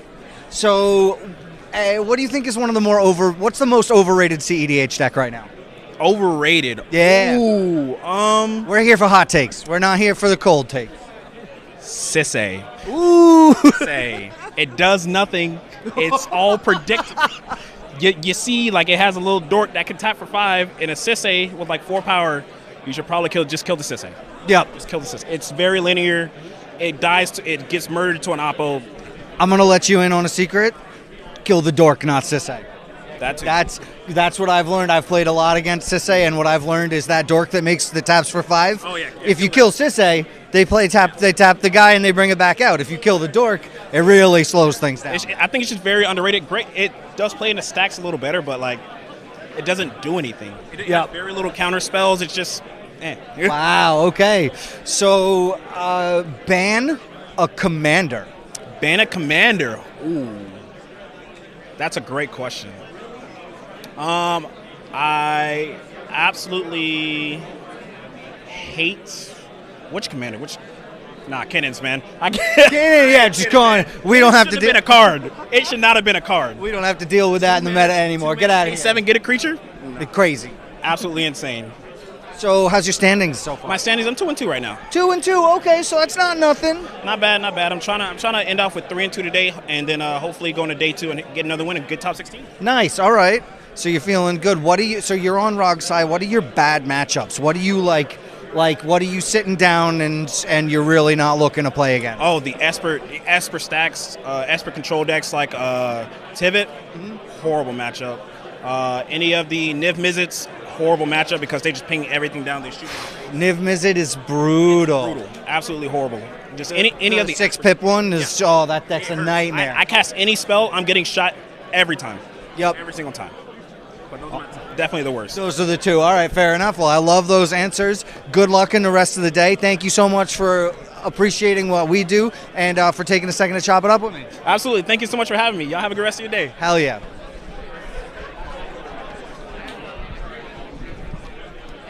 All right, we got Alan again. Alan, how we doing? How's the standings? Doing good. 1-3, but Okay. having a good time. Yeah. All right, awesome. Good. Have there been any massive blowouts? Any crazy plays? No, honestly, it's been pretty even, like neck and neck. Everybody kind of brought their A game today. So. Okay, all right. People are taking it seriously and I played and against playing really good smart. people. Yeah, really good people out here. Have you seen any wildly off meta decks? Anything that you sit down and they're like, oh, Yeah, I don't even know the name of the commander. It was the Esper precon with dungeons take the initiative. oh, interesting. And Initiative stacks. It caught us all by surprise. oh, I'm sure. I mean, initiative is super strong. Yeah, he said I complete the dungeon, I do X, Y, and Z, and we all had to reread the card 4 or 5 times to be like, what the fuck does this do? You know? Esper Dungeons, huh? That's something to look out for. I love that. Yeah, I don't know if it's gonna break the meta. He was also 0-3 in that pod with me, but it was surprising for sure. That's awesome. I love hearing that. Yeah, fun stuff, man. Have you played against anybody, any big names, any cool contenders out there? Played against Wounded Satellite first game. The other 3 games, I'm not sure if I played against anybody of note. I don't know everyone. Yeah, of course. There are a lot of big names, so. It's tough, putting a Discord name to people's faces, too. We all know each other by a bunch of numbers and letters. Facts. I also don't see faces too often, so. Yep. Seeing what people look like in real life versus over a screen is night and day. There's definitely a lot of people here who I'm sure if they had the thing above their head, I'd be like, oh! So yeah, a lot of people from the Sisay Discord. There's a lot Yep. of Sisay players here today. Yeah, for sure. It's a very popular deck, and it's doing really good right now. It's in a particularly well-suited place, I think. Some people are really dogging on it, but I do think that Sisay has a very unique advantage over a lot of decks. The same way Kinnan can just kind of sneak stuff out, so can Sisay, and it's very sneaky. With Sisay, there's so many different approaches. With Kinnan, for the most part, we know what's going to happen. Yeah. Who's your go-to, huh? My go-to CEDH deck. What would you bring to an event like this? To an event like this, honestly, that's a really good question. I appreciate you asking. I'd probably bring Obnix, though I don't know the deck too well. My go-to deck recently has been 7-mana Gruul Itali, but I love the deck so much, but I've been telling people it is a deck for entertainment. Yeah. It's because it fully relies on RNG. I play it because if I get a great flip and I'm live, everybody loves it. And if I get the turbo whiff and I flipped the other day, I hit a Tali and it flipped into the red spirit guide and the green spirit guide and a silence and a counter spell. Oh, that's rough. And we were all crying. I was like crying. Everybody was howling laughing though. So like it makes for good entertainment, but there is a way to play it into a tournament. Like you can do it. You can play it into a tournament setting. It's just literally actually relies on RNG. So I wouldn't want to be in here like king making or punting games or anything like that. Right, yeah. Okay, do you think you're going to come to the next one prepared to play, or are you going to come and podcast it up? No, I'm going to come keep doing this. This is the goal from now on. I do. The next one, I'm always coming to these events, especially if it's here, I'm right on the road, so maybe I'll come out to the next one and see you. I'm super grateful to the Eminence team for getting me out here they got me out here to do this floor coverage and all that stuff, so that's why I'm here today, and hopefully it's going to keep going. Fingers crossed that I'll be at the next few for sure, but for me, it's a no-brainer because this footage gets put in between the feature matches and it gives everybody a little bit more insight into what's going on the floor rather than just the talking heads that you see out there. Yeah, I hear you. Who's on the feature match now? Who's winning? I don't even know who's out there. I can't see it from here. I don't know if the feature match is even still going or not. Okay, yeah, those games are going to go pretty quickly. What do you think the top four is going to be? What do you think the decks are going to be? Some 5-color deck, whether it's Sisay or Kinrith. A Roxai variant, maybe a Blue Farm, and then coin flip on a Kinnan or another random deck. Yeah, something like wonky. Yeah, something else that's wonky. I'm hoping. I'm like big bias right now. I'm hoping to see some of my boys up there, but hoping to see my buddy Malcolm on Sisay or Jorman on. I think Jorman's on T&K, so I'm hoping to see him up there. But otherwise, I would be shocked if a Kinnan doesn't make it into at least the top 16. Right. It's just it's all everybody's talking about this weekend, which is really funny. But I think it's also pretty cool. Yeah, I think it's pretty accurate to guess that too. So awesome. Well, thanks for the rundown, and I'm gonna keep wandering. Be good, Alan.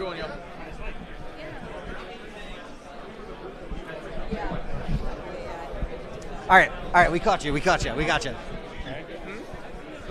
Oh, almost.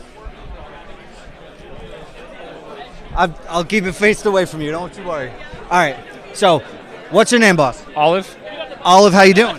Not great, I'll be honest. Oh, I'm sorry to hear it. We're looking at the 031, the classic. Can 16 points get there? Probably not, but it doesn't hurt to ask around. What are how have the games been? Have they at least been legit games, or have they been full blowouts or punts or what? So game one, I had a turn one, the One Ring, no counter magic involved. I drew maybe 10 cards, couldn't get there, and then got blown out by someone winning with a Born on top of me.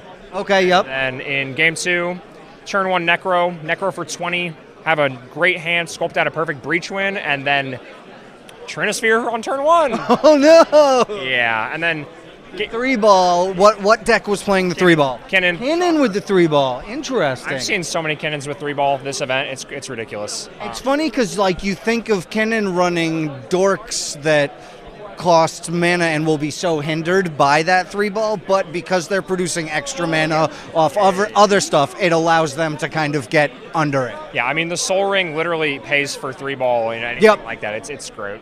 And then rounds 3 and 4 mulligan down to 4 and 5 respectively. Round 3 was a draw. It was the one non-loss. And did it go to time or was it an ID? It was 9 minutes past time. Yeah. And then what deck are you on? I'm playing Krark Silas. Okay, interesting. Mm-hmm. So you're also living by the flip and dying by the flip. Yeah, in a way. So the nice thing about the deck is you have two plans. You have the Krark plan and the Grixis plan. Yep. With the Krark plan, it's great because like a demonic consultation that gets copied can win you the game because it'll get Thosses off the first console and then empty your library on the second. I love that. Oh yeah, and of course, who doesn't love double demonic tutor, right? Yep. But alternatively, you can just play Grixis things with like Gnaws and Pier. Though I'm actually running Bolas' Citadel over Pier. Ooh, I love Citadel. Pier's too risky. I love in concept. I love Peer into the Abyss. I play it in one of my casual decks, and it always feels so win more to play it. But I've also played it for a long time in CEDH games and just gotten swatted like over and over and over again. I mean, Pier is more mana, swattable, softer to more types of counter spells. Yep. And I mean, if it resolves, you're winning for sure. But I think Bolas I'm finding is a little bit better. I've done some testing with it. Bolas is a wacky card too, and like worst case scenario, you can always activate it and deal some damage. Exactly. I mean, Bolas is with a top deck tutor though. You're winning the game, right? So you ready for some dumb hot take questions? Sure, go for it. Ban a commander. Oh God, Timna. Timna gets the axe. Love it. Why? I think Timna is probably the best single commander outside of things like Tivit, but given how low mana Timna is, how basically risk-free it is to play Timna, and how much resource advantage it accrues, I think if there was a commander to ban, it would probably be that one. I don't think anyone needs to be banned, but Timna is my hat in the ring. It's a great answer. Which color pairing or wedge has the worst players? Oh man, Just take shots. Don't even worry about it. some really wacky Grixis players in my lifetime. I don't know. I'll see people jam just these horrendous hands on the back of like, well, I had a Remora, and then everyone agrees not to feed it, and it's over. You're done. It's Yep. That's amazing. Oh, you're giving me killer answers right now. What if you could unban a card? Paradox Engine.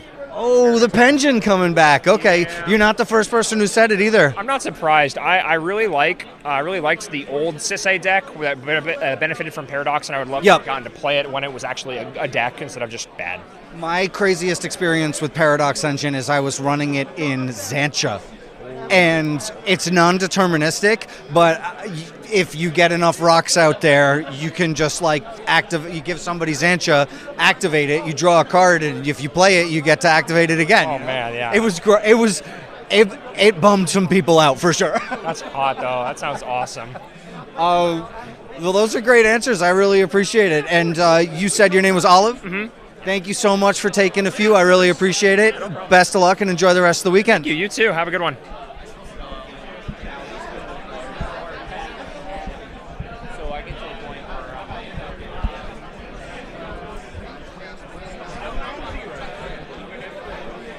All right, most people are still deep in game right now.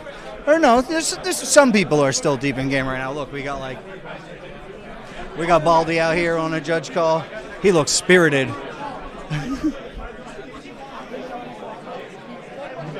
Oh,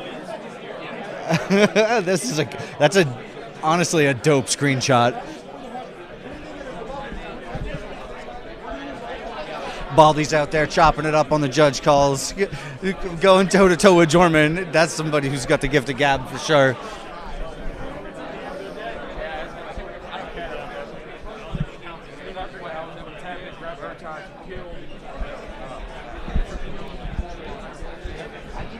So yeah, it looks like people are still doing good, still deep in game. It's so funny talking with those shirts behind me as a backdrop. A lot, it's funny because people are talking about elves, but they aren't quite bad beat stories, which I love hearing. I absolutely hate to go up to somebody and be like, no, I lost because somebody blah, blah, blah. Like, I can't stand that stuff. So I'm going to pull up and interrupt the conversation. Is that cool? You good to chop it up for a minute? Awesome. What's your name, boss? Jordan Jones. Jordan, you playing in the event today? Yes, sir. How you doing? Poorly. All right, fair enough. I like that answer, though. At least you're saying it with a smile on your face, right? What deck are you running? Sisay, Weatherlight Captain. Okay, that's the 5-mana one, yeah? Yes, sir.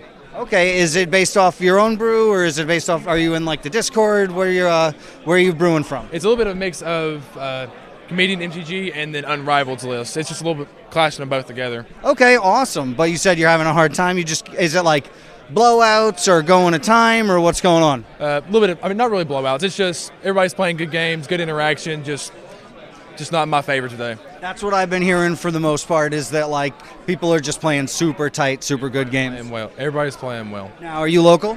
Kind of. I'm from about 2.5 hours north of here. Okay, it counts. I'll allow it. Hey, it resolves. So, what are some of the other questions? Sorry, I've like super super content brain right now, so I'm like trying to get everything together now. What matchups do you look for when you sit down with Sisay? If you sit down at a table, what are you like psyched to play against? Stacks. Oh, when somebody busts out a bunch of stacks pieces, that's great because you can just kind of play under them or around them. Card C is Rule of Law. I love seeing Rule of Law. Okay, because you're happy when the Rule of Law comes out because you're like, cool, I'm just sit here, play my dorks, and activate my Sisay, right? Yes, sir. Awesome. So you ready for some hot take questions? Sure. All right. What do you think is the most overrated CEDH commander? Najila. Najila. Okay, excellent. Why do you say that? She's good, but with Orchestra Masters, it's really, really hard to keep creatures in play. Yes, I've long since been a creature-based CEDH player, and Orcish Bowmasters has been my bane for as long as it's been around. It's been making me berserk, so I can totally understand that. Yeah, and you just kill Najila, she can't really do much. Like, she has other axes to play on, but keep Najila dead and you're probably fine. All it takes is those 2 draws, right? Pew, pew. Yes, sir. Awesome. Well, thank you so much for taking a few seconds. What was your name again? Jordan Jones. Jordan, enjoy the rest of the weekend and best of luck. Thank you much. How we doing? You want to chop it up for a second? All right, awesome. Come on this way. How we doing, bud? We're doing terrible today. Oh no, you hate to hear it. Is it like bad beat stories? Are people like punting or misplaying and giving games away? Or is it just like, I've been hearing most people are like, I'm not doing good, but it's just because other people are just playing tight. Nah, we're just getting beat by variants. I lost the last round. It was cool. I got sliced. So okay. Slicer, Kiki. All right. As a Kiki as a commander, and then Slicers, and then Rockside and other pod. So. What are you playing? Kinnan. Okay. Just standard big flips? No. No. Okay. So you're on some secret tech. More like some terrible stuff. But I love it. Yeah. How do you feel about the event in general, though? You liking it? No, it's pretty good. Actually, this is the first in-person tournament I've been in since, 2 years now? Wow, all right. Well, it's good to see a friendly face there. Yeah, yes. I mean, that's... Great competition, though. Yeah, that's what I'm hearing for the most part, is everybody I've talked to has just been like, the games are tight. You know, I've seen 1 or 2 people get up and be like, oh, you want to talk about it? And they were like, no, I do not, thank you. But, like, for the most part, it's just been good stories, so I'm really happy to hear that. Yeah, even when you're losing, it's still fun. No super salt. Maybe some disappointments because you didn't get there, but... Yeah, absolutely. Well, I wish you the best of luck in the rest of the show, and thank you so much for taking a second. Thank you. Hell yeah.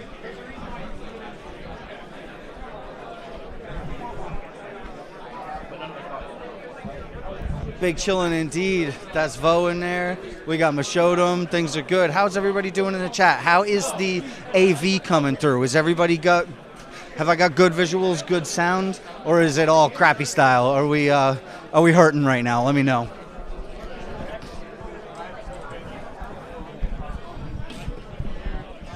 Switching my hands back and forth. Audio sounds good, video looks good, perfect. That's what I want to hear. I'm walking towards the back of the venue, so it might get a little bit choppier. We're going to talk with this guy for a second. How we doing? You got a second to chop it up? Sure. Awesome. Come on over here. I truly appreciate the drip for sure. We gotta show it off. What's your name, boss? Zachary Connor Sant. Zachary, where are you coming through from? Down from Macon. Okay. So like semi-local? Kinda, yeah. What are you running today? Just nice standard Najila. Okay, easy. And how your standings? 1 win, 1 loss, 2 ties. I'm happy with that. Yeah, all right, that's totally fair. Well, how'd you win it? What'd you do to take it? What did I do? I can't remember. I'm not. Oh, nice. Oh, that means you're playing. That's awesome. That means you're like really grinding right now. Once they all blend together and you like can't even remember what's happening, that's when you know you're like in it. 100%. So you ready for some like trashy hot take questions? Okay, go for it. Ban a commander. Ban a commander? Thrasios. Thrasios, gone. People like... Yeah. People playing him and passing some spells. We're tired of Thrasios, Passios. I'm tired of passing. Where the game action's at. Exactly. If you're going to do something, at least flash in a mastermind or something. Don't just activate. I love Fairy Mastermind. Oh my fucking god. Well, love just card advantage on card advantage. You can hold up counters. It's beautiful. I don't know what I run it in a casual deck, and I was making copies of it recently. It was really gross. Oh, he gets so ridiculous, and you force people to draw on their turns at the. Oh, it's nice. I love it. You can do really cool stuff with it for sure. So, what do you think is the most overrated CEDH deck right now? We're seeing a lot of Kinnons today. I'm not sure if he deserves it. That's fair. I don't know. I mean, I think it's really, to be serious for a second, it is really uniquely situated, but at the same time, it's like I don't want to have to deal with Void Winnower. Yeah, I don't know. I don't think Tivit's that good. I think he's good. It's Esper. Esper can't be that good. There was a long time where every pod I played had a Tivit in it, and it's starting to fall back a little. That's gone. I'm happy that's gone. Yes, absolutely. Oh yeah. I like being able to kill people's commanders.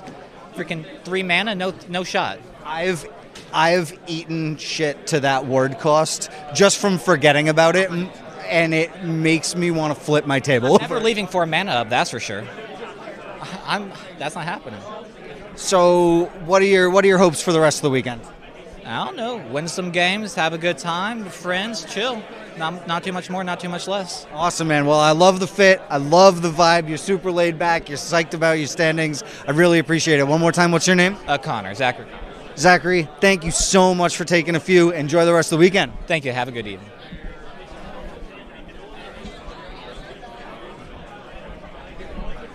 Woo, I'm a little sweaty right now, but I'm doing okay. I'm going to keep trying to walk around and talk to people. I want to find some of the people who are where the game action's at. That's right.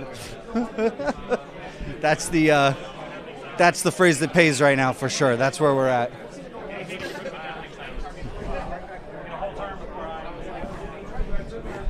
How's it going, dude? You tell me. We're live. Is it cool if I turn it around? Sure, dude. How'd the feature match go? The feature match went terribly. I lost. I love it. But everything else is going good. That was the only game I've lost today. Not to laugh at your misery or anything, Oh, no, but it was a good game. It was well deserved. It was Malcolm Tana. So yeah. Okay. Yep. Yep. Teamer Pirates. Teamer Pirates took it. The bad Teamer Pirates, right? Not Dargo. Okay. Yep. No, but he had a turn 1 Ristic, and I'm going 4th. What are you gonna do? And then he got Niv Mizzet after double Dockside. Just drew a billion cards. So. How's your standings for the weekend? So I have 3 wins and 1 loss. So as long as I draw 2 games, I'm in. Probably. That's pretty spicy. I like hearing that. What are you running? So I'm running Timnacrom, the good soup list. You said Timnacrom? Timnacrom, Blue Farm. Yep. I think it's the best deck in the format. Maybe not the most interesting thing, but the play patterns are fun. You get to draw a ton of cards, get to Nas. I just went on turn 2. Feels nice. A little bit of exhilaration and a lot of card draw. It's exactly my play style. Well, I'm big into card draw these days. Everybody is, right? Unless you're feeding the Bowmaster. Right. No, especially if you're feeding the Bowmaster. Oh, okay. All right. I'll do it. Oh, wow. Okay. You're ready to just watch people die. Okay. All right. Make a deal. Don't hit me and I'll wheel for you. So, what do you think is the most overrated CEDH deck right now? That's a good question. Maybe Tivit.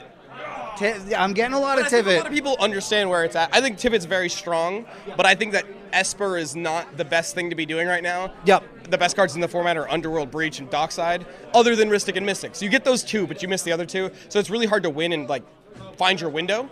Yeah. Like these red decks, you can just drop a Dockside, drop an Underworld Breach, and you don't need much mana to win. Yep. So I think probably Tivit. All right, I can dig that. That's a good answer. Oh yeah. So you said you're on kind of soupy Blue Farm. What matchups are you worried about? If you sit down in a match, what are you really not stoked to sit down in? I mean, honestly, the nice thing about Blue Farm is that we don't really have any bad matchups. The thing that I am scared to see is if there are 2 or 3 turbo decks. Yep. And not another blue player, like less blue. So with those matchups, you have to bowl hard for early win, but you don't always find it. Blue farm isn't built to go turbo. It's built to be able to, but not consistently do it. So I think those are the matchups that are bad. But overall, we're so good at just like right now, it's like Ristic, Mystic, Draw Engine, Soup. That's the meta. Yeah. So like I teched in Smothering Tithe, and that's been like the best card ever. So good. Even if you don't have, just getting your commanders online after passing the turn, even if you don't have a draw engine, so strong. So we're in a really good place in the meta right now. Awesome. Well, I'm glad to hear that, and I'm psyched to hear about your standings. We'll see if we got some more trashy hot takes. Ban a card. Ristic Study. Ristic Study's just gone. Why? What'd it do? It's my favorite card, but it needs to go. All right, that's good. fair. It's too good. That's awesome. I'm hearing answers all over the place right now. I heard somebody say like, nah, it's overrated. So I'm hearing a total. Nah. I mean, Ristic Study doesn't attack or block. It doesn't do anything the turn you play it. I think it's a bad card, but they should ban it. They should definitely ban it. That's absolutely fair. Well, don't ban Dockside. That card's too fun. I mean, to be totally honest, if Dockside catches a hammer, it gives black and blue too much of a leg up. I mean, I don't know. Underworld Breach is still in the format. I feel like it's Ristic Mystic that's winning these games, not necessarily the I mean, Dockside is huge in the meta. Like, it's very, very good. I think Dockside's the 3rd best card, but like being able to just mull super low for Ristic Mystic every single game, mull to 2, find a Mystic Remora, you can just be in it. That's kind of broken. I don't know. Yeah, absolutely. No, that's very, very fair. Like, every single game I'm tutoring for Ristic Mystic, basically. Yep. And if you get it, you win. Like, I don't know. Yeah, you just kind of get benefit off of other people. What I've been asking people is if they think that white enchantment, the 2 colorless, 2 white, is going to have any effects coming up. Trouble in Pairs. Yeah. I think the issue with it, so I evaluate it like I evaluate Crom. So Crom is a very powerful draw engine, but it's in the command zone, right? So you don't have to put it. You always have access to it. You always have access. You don't always want to cast Crom. It's 5 mana. That's a lot of mana. The issue with this card is it does a lot, but it's 4 mana. And of course, like, you know, being a creature is like a benefit and a detriment, but I don't know. I think it's going to be a good card. I don't think it's going to be a staple, but we'll see. It's just 4 mana spells have to either be insane or win you the game, and we'll see how insane it is. What cards do you think are going to end up being staples coming up? I mean, that's like Delny in certain decks. Delny's interesting. Okay. That's a card that could go in blue farm, but I think it's going to be really good in like decks like Sands Black, like Thrasios Bruise, or in Derevi. That card's going to be very good. Okay. I mean, doubling Dockside, doubling Esper, doubling Cater. Everyone sees the spoils, and I'm always reluctant to say it's going to be good. Yeah. But I don't know. We'll see. That card definitely has promise. Awesome. Well, thank you so much for the rundown. I really appreciate it. For the people watching, remind us, who are you again? I'm Freedom Waffle. I'm Evan Pierce. Awesome. Well, Evan, thank you so much for taking a few minutes. Enjoy the rest of the show, and yeah, good luck. Thanks. Appreciate it. There you go. We got to talk to Waffle. So we are. Does that say 4 minutes left in the round? Yeah, 4 minutes left in the round. There's still some games going all around us, and things are going good. So let me know in the comments whether this is on my stream or on the Eminence stream. Let the Eminence people know what you think of the coverage, what you think of the gameplay so far, and what questions should I be asking people. I'm sticking with my standard CEDH questions. If you think there are other questions I should be asking people that you want to know about their decks, about their play style, what cards that they put in that are spicy, I'm sticking with my standard stuff, but I'd love to have a little bit more insight about what you want to hear from the players. It's a really unique opportunity outside of what the casters can do. So you got your standard casters and they're kind of talking over the matches and all that stuff, but having me out here on the floor gives you guys the ability to see what's going on in the minds of the players. So I'm going to probably try to be diving into that a little bit deeper coming up. What would your dreams, what would be your dream CEDH pod? And that could be players, that could be decks, that could be anything. That's a very, very good question, Mishodam. That's one of my favorite questions to ask like creators, like who is in your dream CEDH pod? Who would you the most like to be sitting with? I think is a really, really interesting question. So I can really appreciate that one for sure. Oh, we got our man here. Yup. Oh, good. That's perfect. This is perfect. All right, we're back here with Malcolm, and Malcolm is hurting clearly. I fucking punted. I had the win. I had the win in hand. All I had to do was cast it. and I forgot how much mana my Selvala makes. How do I do that? I've never done that before in my life. No, where's your head? Just like somewhere else? I'm tired, man. I haven't eaten yet today. I am exhausted. I don't mean to laugh at your misfortune or anything. It's just like I'm hearing stories left and right, some good stories, some bad stories, and I hate to hear that you biffed one. I biffed one on the perfect win. All I had to do was tap my Selvala for 5, cast a Court of Calling in my hand for X equals 2, get a dockside, and just win the game. There was no reason for me not to do it, and I thought my Selvala made 4 for some reason. And it made 5, which is exactly enough. And a combination of colors, so I can make triple green, whatever I want. Cast Cord, no one can counter it. Off to the races. So what's your standings now? We're 2-2. 2-2. Okay, could be way worse. We definitely could be way worse. We got our wins early, so we're gonna see where that takes us. And we're gonna try and win another game today. We got one more round left today, and if I can get that win in, then I go on a silver platter, and I just say, nah, I'd rather go get a burger from McDonald's. Yep. So, sucks to suck, but we're gonna come back next round stronger than ever. Don't let me shake the focus. Get the blinders on. Get after it, Malcolm. I'm rooting for you. And losing my Savannah did not. No, we don't need to talk about that. 33 minutes worth of interviews is something I love to do. So, we're gonna try to go. We're gonna try to go out this way. What are you guys saying? How did Clark lose his thumbs? That's a good question too. It's a very funny question from Scoop. Of course, you're gonna ask some gobbledygook like that.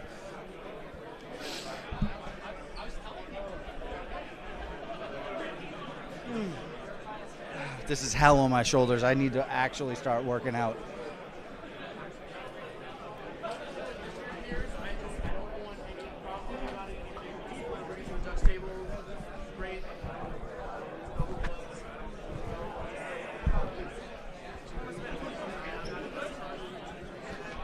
It'll show up. I believe in the community, man. I believe so. All right, we finally got the camera. You ready to chop it up? Hell yeah, let's cook it. Remind us who are we talking to? What's up, guys? It's Jacoby from Chaos Tournaments. It's been a great time here over at the tournament, I swear to God.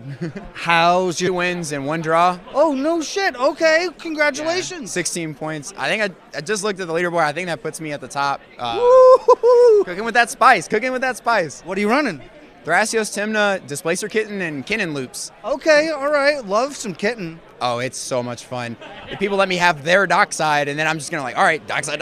So I've been asking the chat, I've been asking people what questions they want me to ask. So I got one in here.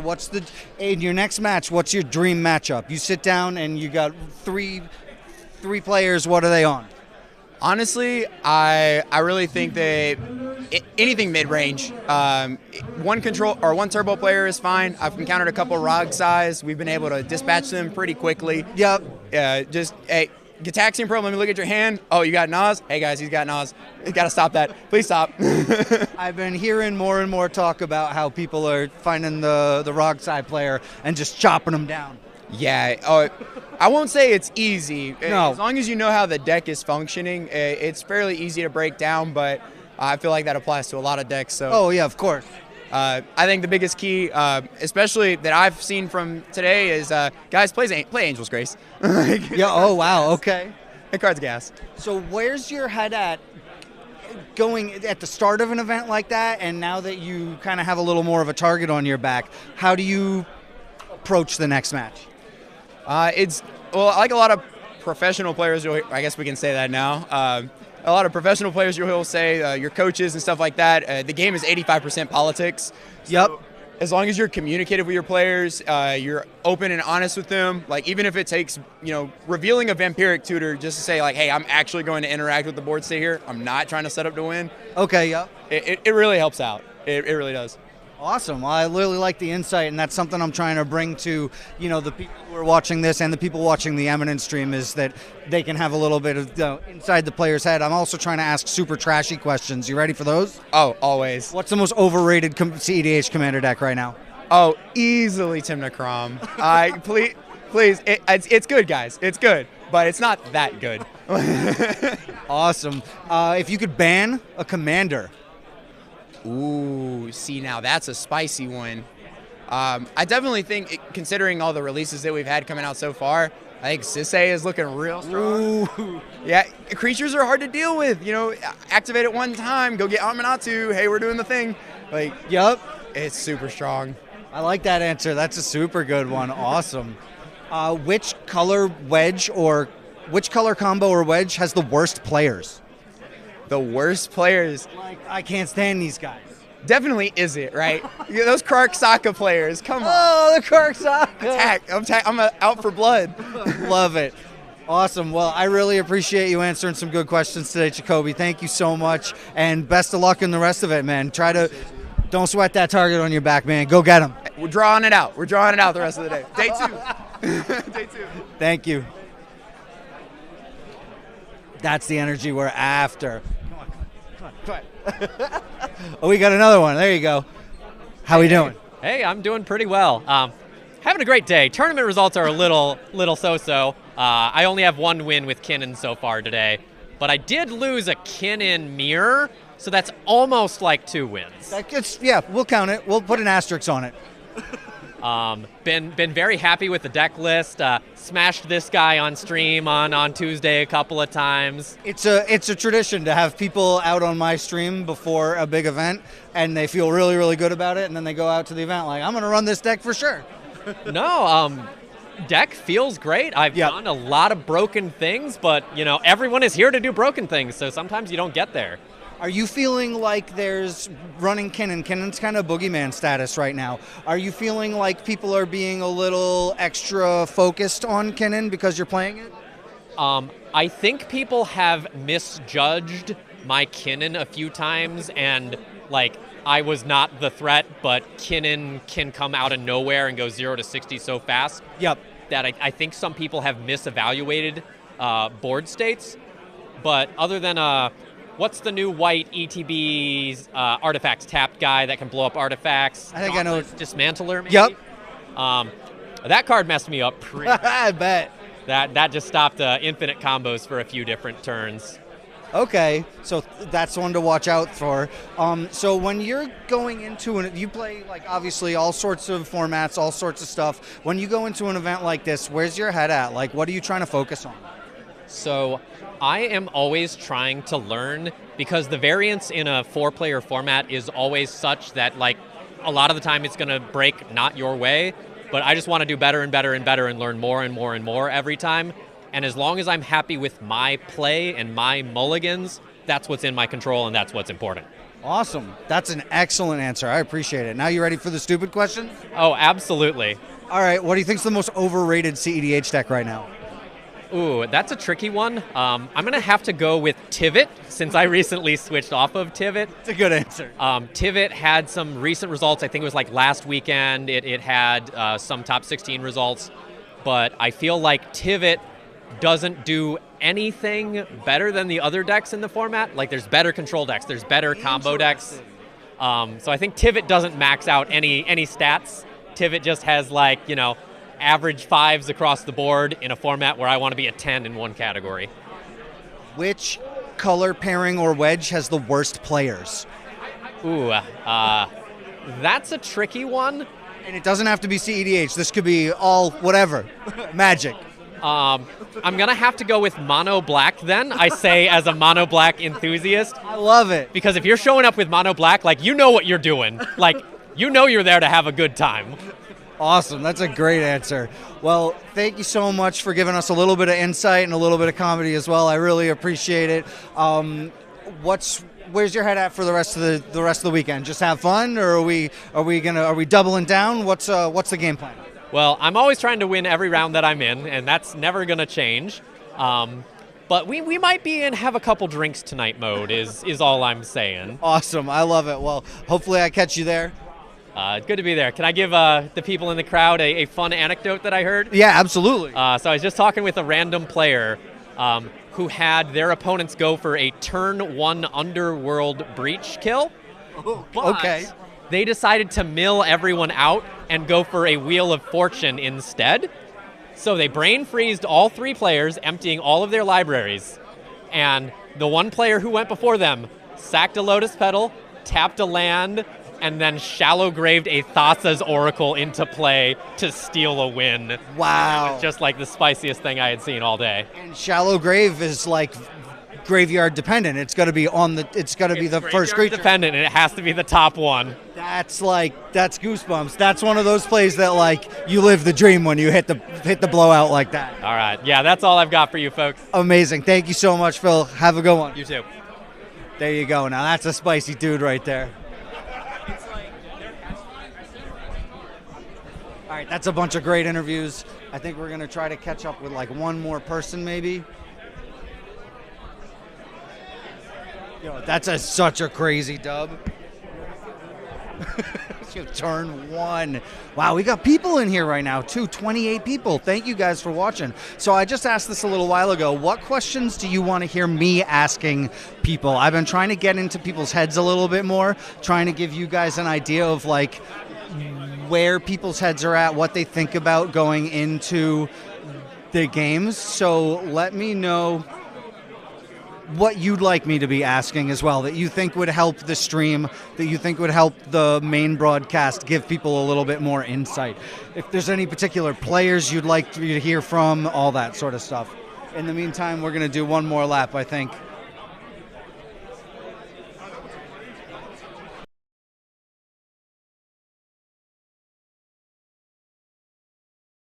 To Eminence's coverage of the Boyle Day 2. My name is Scoots. I am joined by the inimitable Kyle Bogamus.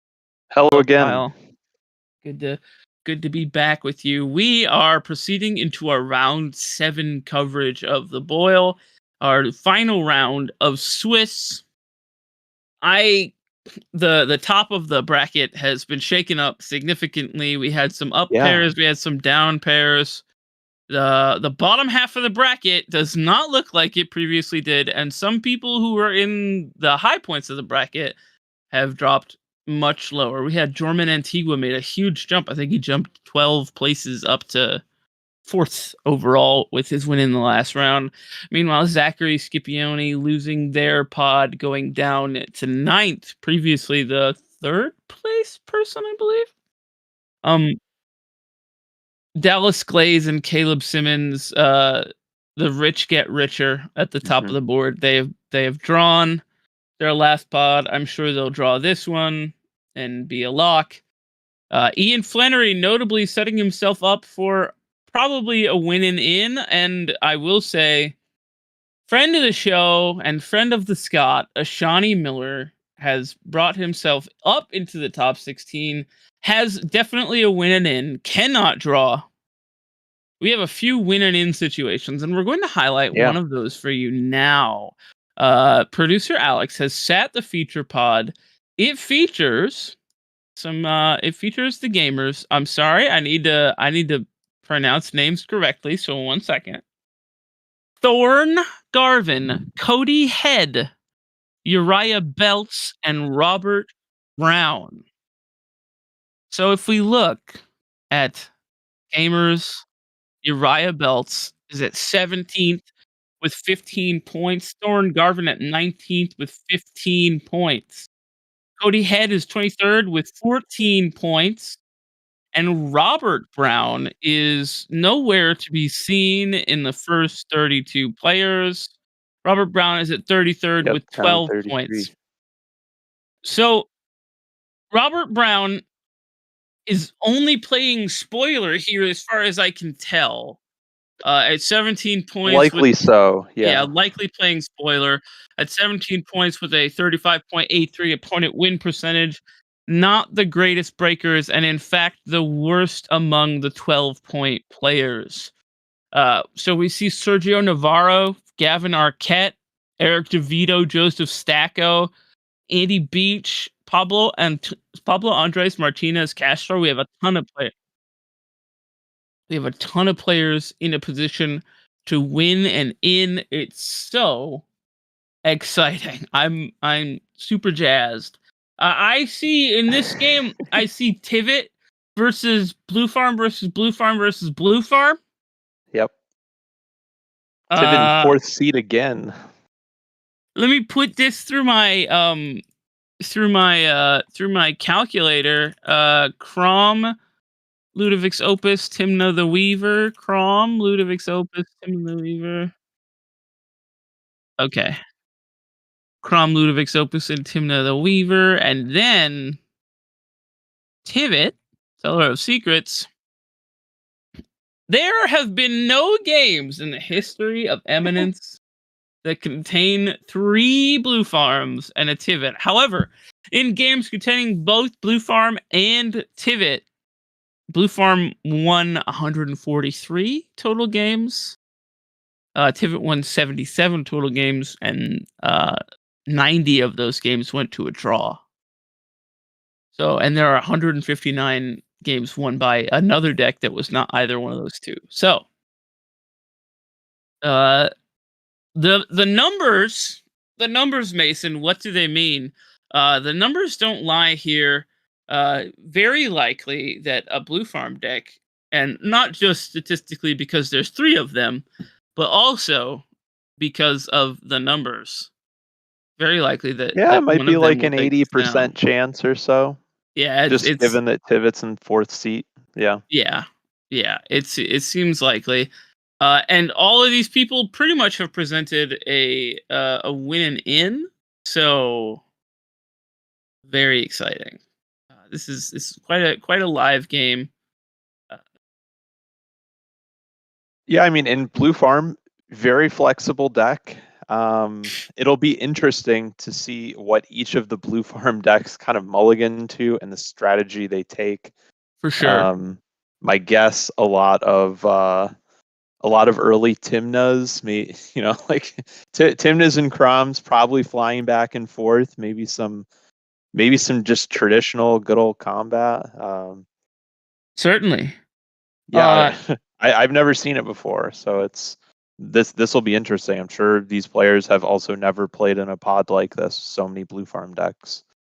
TK in 1st seat, notably flashing the Mindbreak Trap on a 7, 3 lands on a Mindbreak Trap. So that might be the type of game that they figure they have to settle in for. Yeah, it's going to be a slog, and then Tivit needs to balance. Hey, I'm in 4th seat. Like, do I want to get something going, or do I want to play the card advantage game? I don't think they're favored in the card advantage game, and they got to balance a lot of Red Elemental Blast and Pyroblast being fired at the Tivit on the stack. Yeah. So Kyle, the image that Tivit tends to have is the tabletop image. Do you think that going 4th Tivit can afford to settle into that type of gameplay pattern, or do they need to jam early? Yeah, I like if my back is against the wall, I think I'm not favored as Tivit in 4th seat against this type of pod.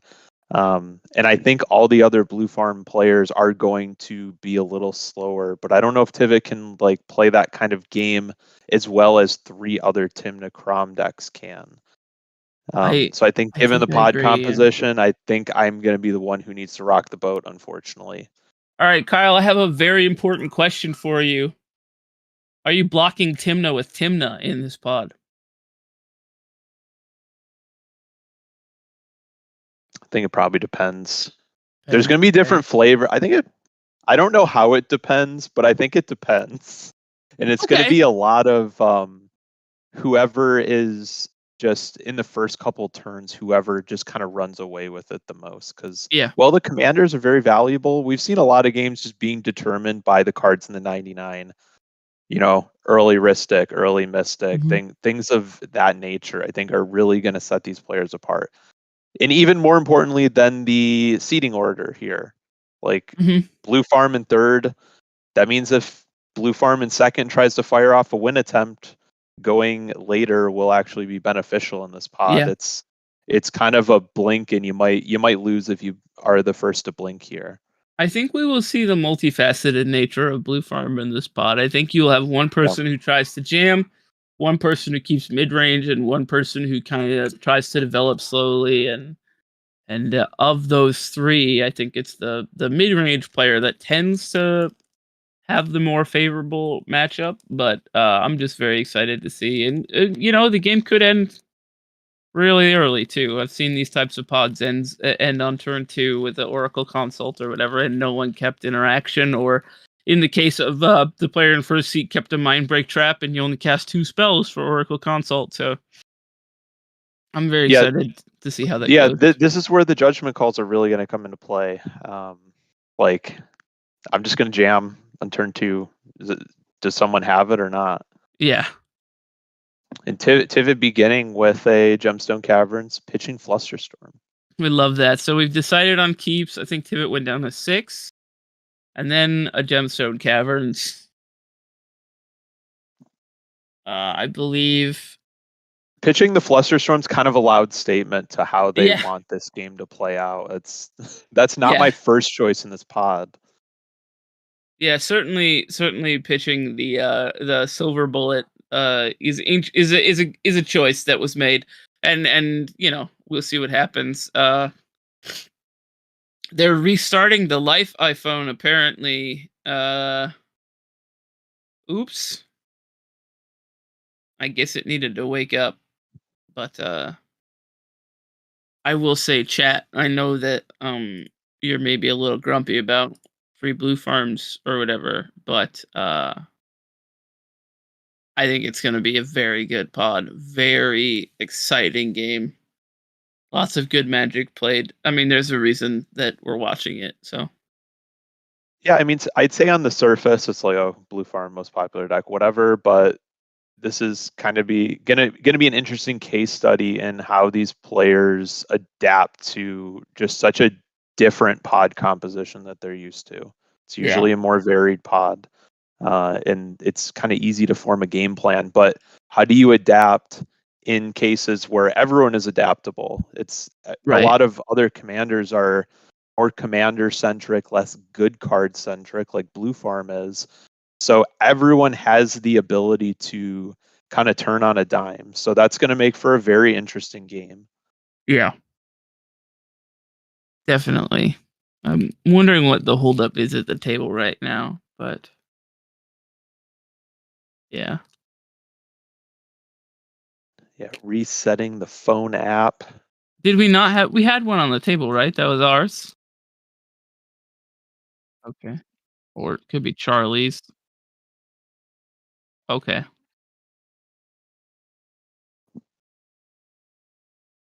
Perhaps the round hasn't officially started. Yeah. Yeah, it looks like the round is ticking Excellent. down. Phone is set up. We're ready to go. Hello, good luck. We're doing it. Great job, gamers. Win and in. Win and in for pretty much everybody in this pod. Plateau, maybe an Esper Sentinel. Yep, okay, Esper Sentinel. Wow. On the play All right. is a good opener. Absolutely. I would hit that with a misstep. What do you think, Kyle? Would you misstep that? Yeah, I think so. This Esper Sentinel is going to probably be able to attack with the Tymna against Tivit for at least the early turn. So it stands to draw a lot of cards. Yeah, absolutely. Little Ancestral Recall in white, probably.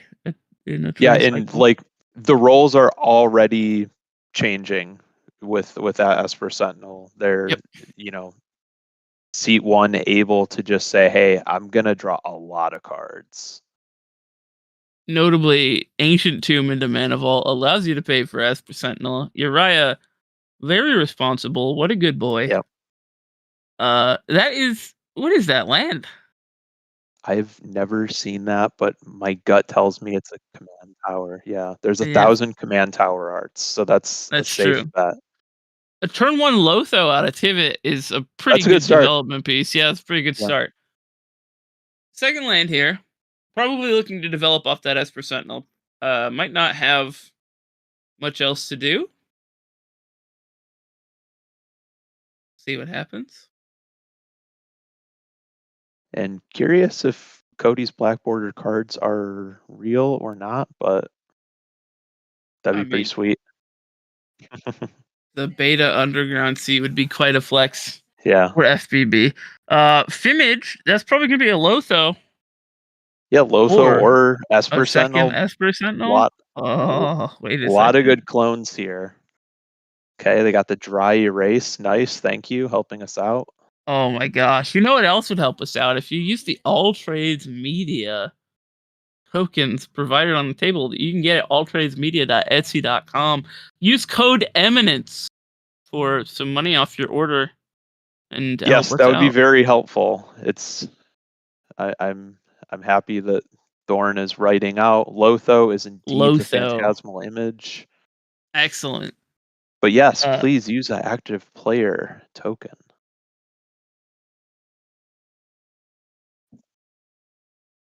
Yeah.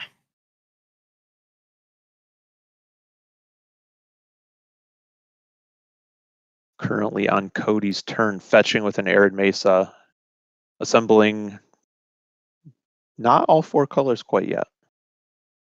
Had There the we go. option to complete the quad with a plateau, but chooses to emphasize blue. Looking Maybe for double blue. indicating maybe an oracle line, because plateau often gets hung in those types of turns. Certainly.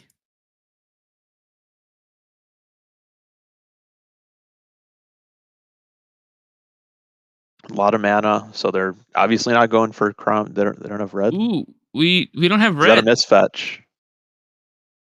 You cannot. Wait. No, you cannot cast Crom. Yeah. Thank you, Alex. Yeah, we're gonna Alex is fix on the that. way. All right, everyone slow down. I think okay, so it sounds like plateau was likely the And now what they information wanted to has fetch. changed. Yeah. Information has changed.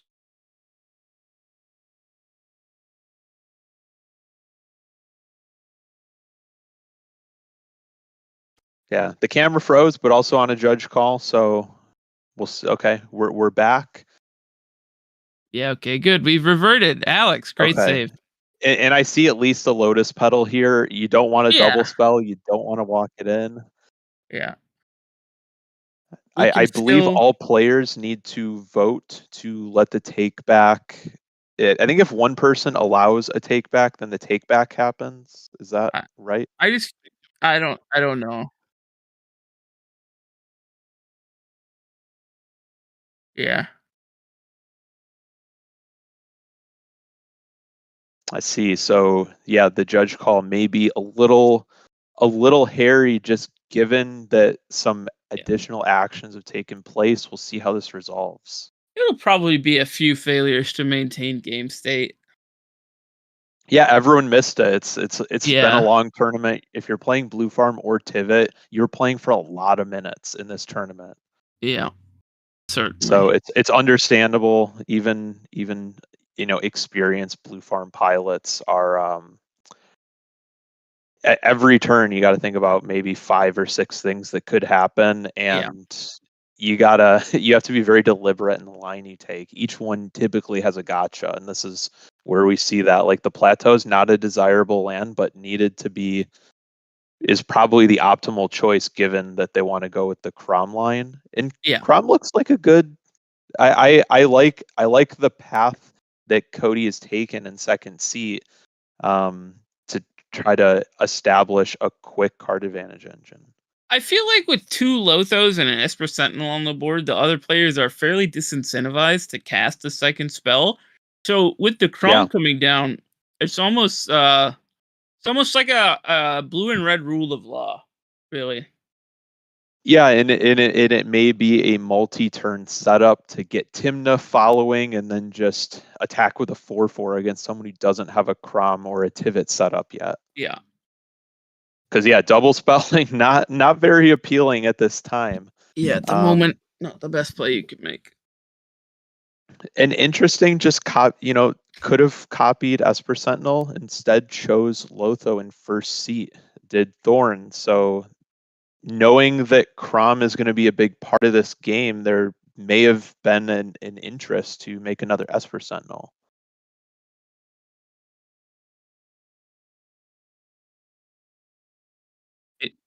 Yeah, it's a creature. There's no way Thorn could have drawn, right?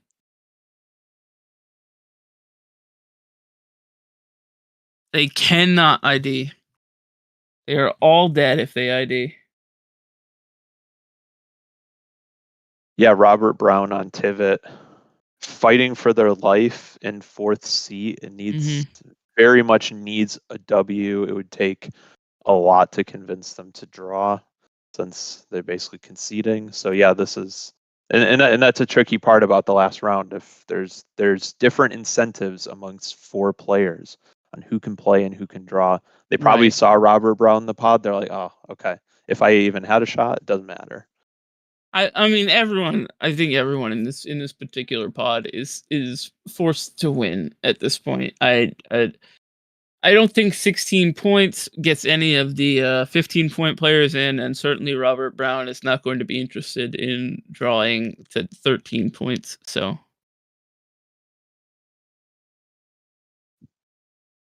Excellent. Okay.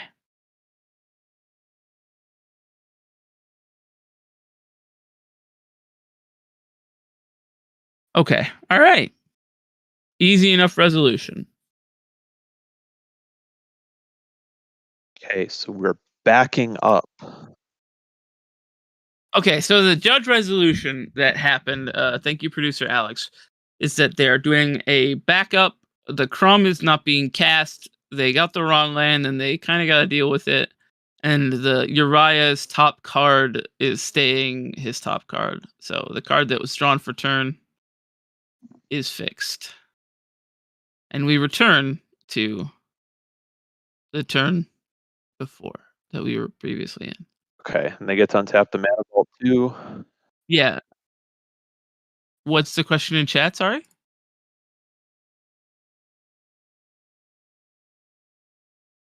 That is actually a really good question. Dang. I'd go with, as far as cheese for rounds, I'd vote for probably Havarti. Okay, the Havarti pairing. I would be I think I would be the Gruyere rounds. Yeah, I like that. That also sounds pretty classy. Okay, busting that lotus petal that you can kind of see from the camera as this reversal was unfolding. Not ideal, triggering Lotho and Esper Sentinel to cast the spell though. No second land. Very interesting. Whoa. Just colorless lands for Uriah in 3rd seat. He's and a lot of cards in hand. It's holding up What that does that tell warping you? whale, so Oh yeah, that's right. yeah. A lot of good whale targets. No, likely like an early Ristic study or something. I would guess, and just Yeah, I needed like assume any mana colorless source, or colored source. Yeah, you have a couple turns and just kind of a gambit that doesn't look like it's paying off.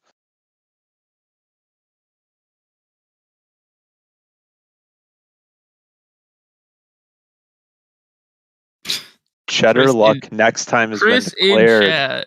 Cheddar luck next time. Beautiful. Chat really leaning into this. I love it.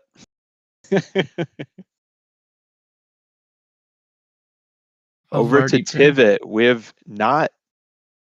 we have not seen great showings from Tivit so far, just kind of stuck in the 4th seat both times they've been on camera. Can they redeem themselves? Is this Looks like there's some fast mana development at least. This the Dan Fraser Soul Ring being cast, and then Paying for Esper, okay. Responsible. So there is the 3rd land that we saw in the opener, and it, you know what, it seems like their gambit might be working out. So you have 2 open attacks here. You're gonna draw a bunch of cards. We love that. Drawing cards very good, as it turns out.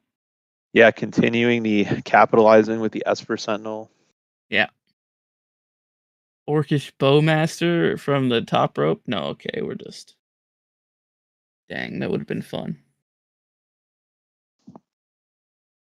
Yeah, because Cody in 2nd seat did not pay for Esper Sentinel on the Lotus Petal, right? So. No, did not. But kept the mana up. Yeah. So telegraphing some form of interaction there. Something, Not sure yeah. what it was not used for the turn cycle. Not gonna be on the Mystic Remora, it seems. What we went to clean up and we discarded. Is that a Planeswalker?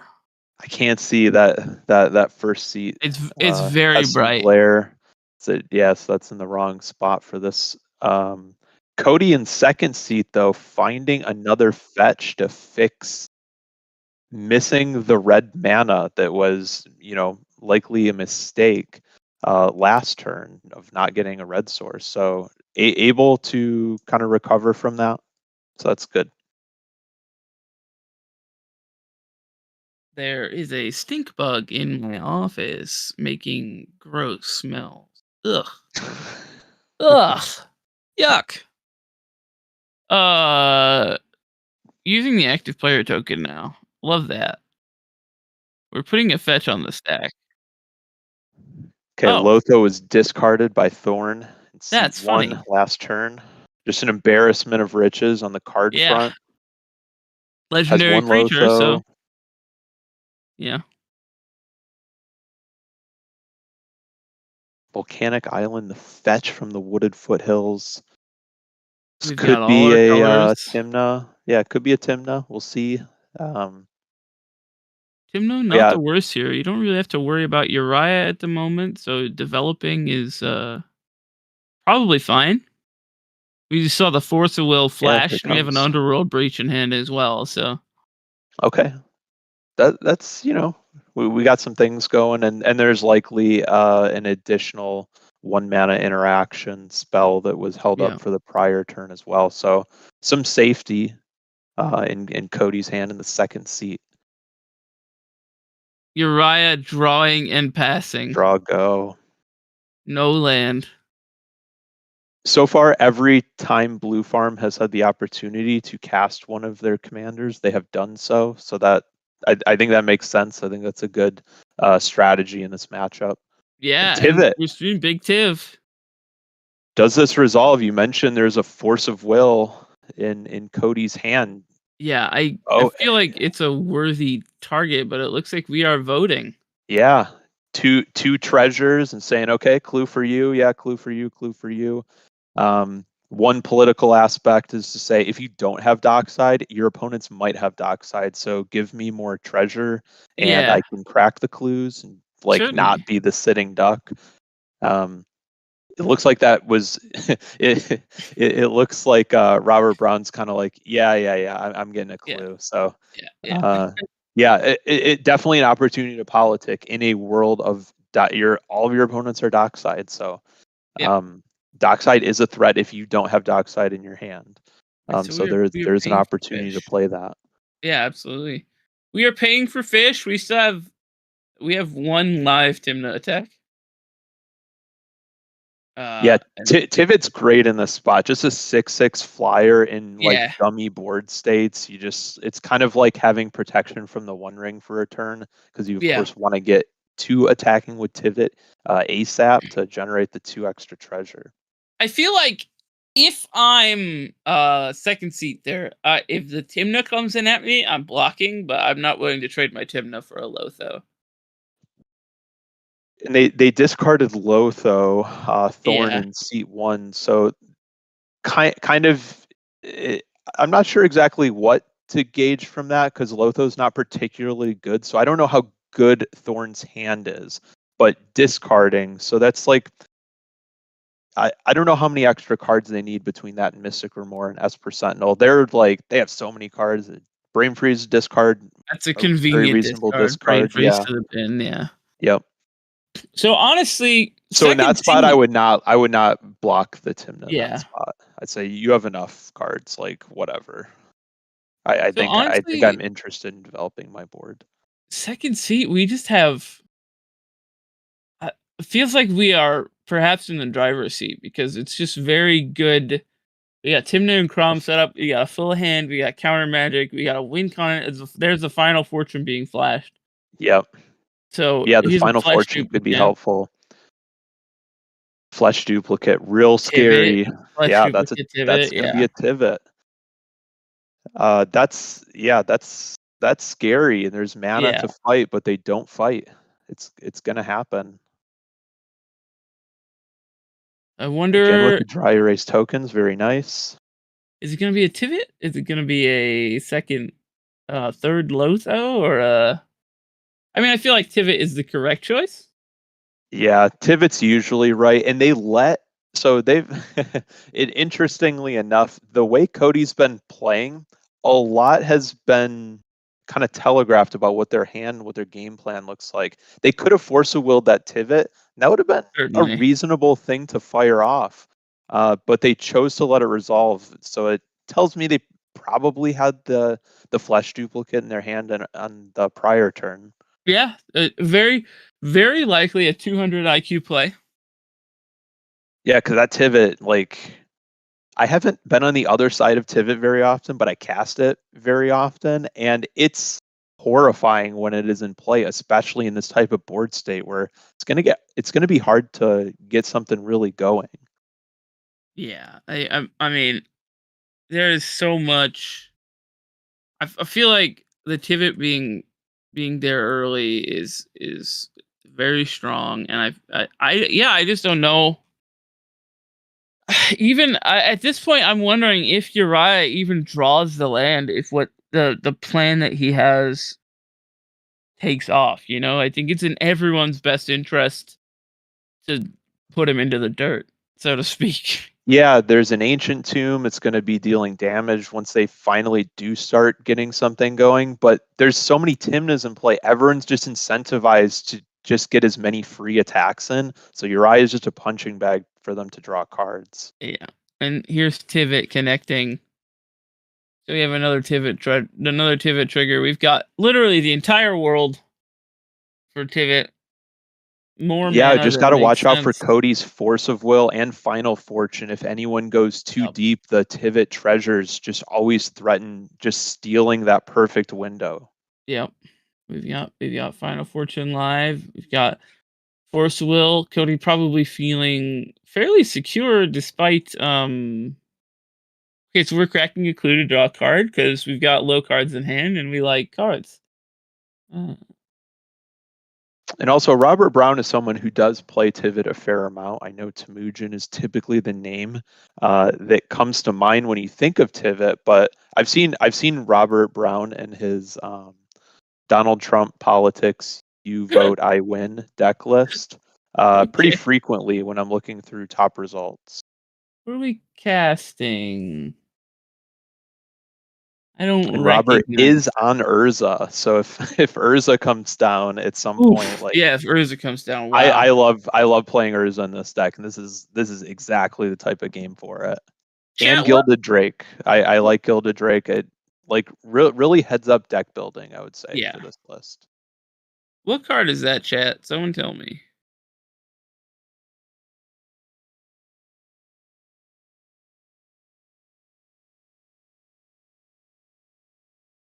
Donald Trump politics, you vote, I win. What card is that? Is it the one that was just cast by Robert Brown? It's Grafdigger's Cage. Okay. Okay, Grafdigger's Cage. Oh, Cast. it's the movie. It's the movie poster one. Got it. So- Alex, you don't need to apologize for anything. Except for the streaming quality. No, that's fine. I'm kidding. Yeah, a little bit of blurriness. We'll get that resolved soon. Grafdigger's Cage for Robert Brown, though, threatening. There's a brain freeze in two different graveyards, so they're a little close to threatening the breach line. They have one of three pieces.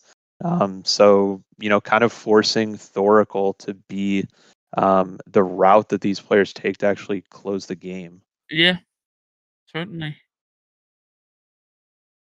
Good threat assessment, like Grafdigger's Cage, great, and a triple blue farm matchup, as well as, blind obedience, and it looks like Robert is also on Dauntless Dismantler to kind of stave off some of these dockside extortionists. But we've not seen a dockside yet. Yeah, I haven't seen a dockside yet. But Everybody they're seems to juicy. be. Look how juicy they are. Yeah, Everyone's just yeah, bottlenecking Robert on these clues. yeah. The dockside is very fat currently. Alex, producer Alex, is there any way you could stop sharing and then reshare the screen because I can see individual pixels. It's very crunchy. Yes, we're going to restart.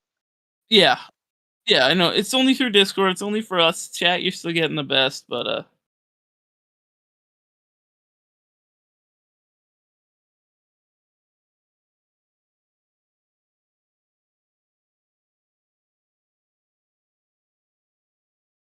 yes. Yes. All right, we are back. Excellent. Active player coming in clutch here. Exiling an return. SSG. Okay, so we're exiling Simeon Spirit Guide to make double red here. Is this the final fortune? We are final fortune. Okay. Shots are being fired. Yeah, yeah. This is it. I guess the time has come. Unfortunately, you are final fortuning into a force of will. So I hope your hand is stacked. Yeah, But, this is great for Robert Brown if they start yeah. fighting each other.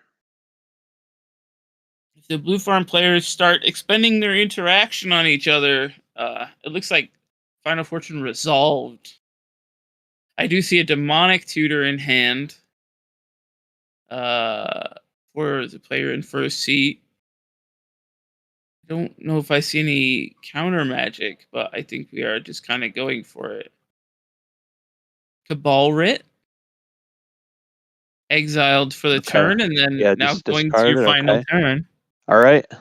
There's a lot to fight through. This is like with 3 Blue Farm players, you got to be so sure that this is going to work because no Here's one the has really silence, yeah. fought for anything yet. Yeah. Here's the silence. I feel like if you are in second seat here, if you pass on silence, Yeah. you die. So Yeah, Robert's like, yeah, let's go. Force a will, like dodge that bullet. You Yeah, keep trigger fighting the- for me with trigger Cody the fish, first to trigger Esper respond. Sentinel. Yeah. So we have the potential for 2 draws here, but we're just getting 1. We've paid. Might indicate a lack of further interaction. I don't know. Still got a blue open. We'll see. Yeah. The Fierce Guardianship back. Fierce. Okay, Triggering make the some Lothos and the treasures. Chroms. Yeah, a lot of double spell triggers going. Yeah. Uriah may have something to protect, however, just not really incentivized to Yeah. throw their hat in the ring for a long time. Be like, Yeah, not you guys really. work it out. Not my problem. I'm Yeah. so far behind, I don't care about it.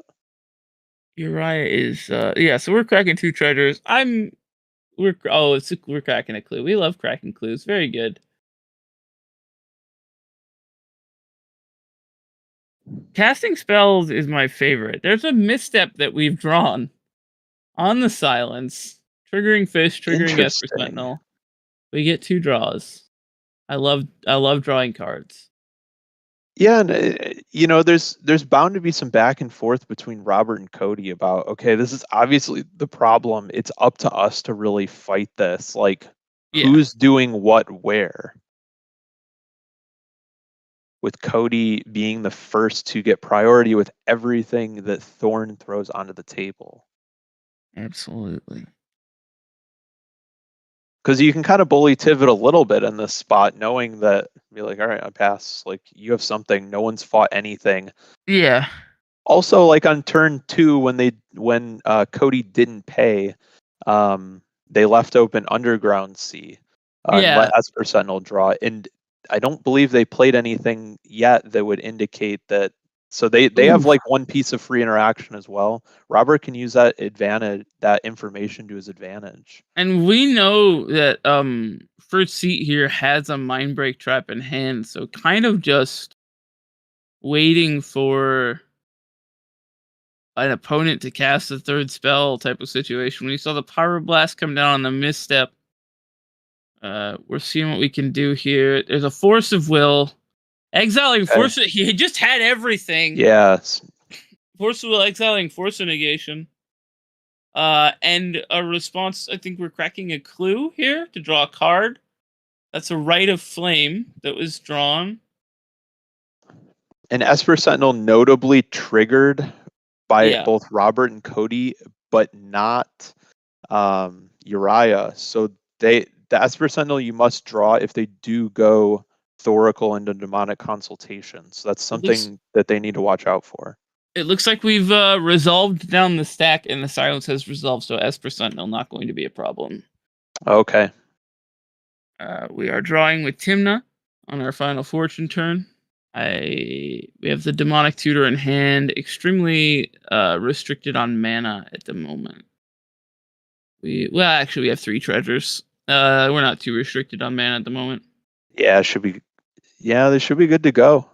We got a land, Demonic Tutor in hand. And that should be all she wrote for this particular round.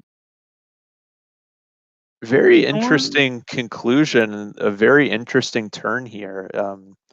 Very unconventional to be the first to go for it as the blue farm player, especially with the fish. You could just sit there and draw even more cards. You had so much protection. So yeah, being the first to go for it against 3 blue decks, really a show of strength by that hand, and it's paying off. Yeah, I mean, I suppose if you just have it, you just have it, right? Like, yeah, they had so much. And yeah, still had all these mind break traps remaining if the stack war continued. Demonic Tutor, I'm sure that it was some part of either Oracle or Consult, but we're that or Dockside, figures, and they already have it.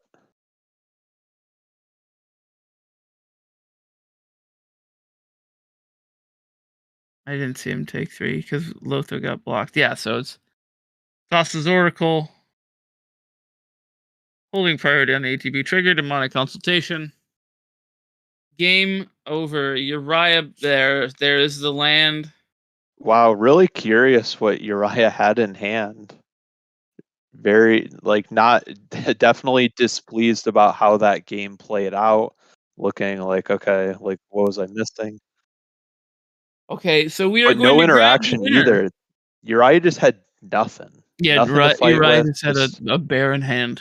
Yeah, just all in on likely a Aristic would be my guess. Okay, looks like Smothering Tithe being shown, so maybe just a gambit to find one white source, use the Mana Vault to get Smothering Tithe, and then just chill and get all the treasures.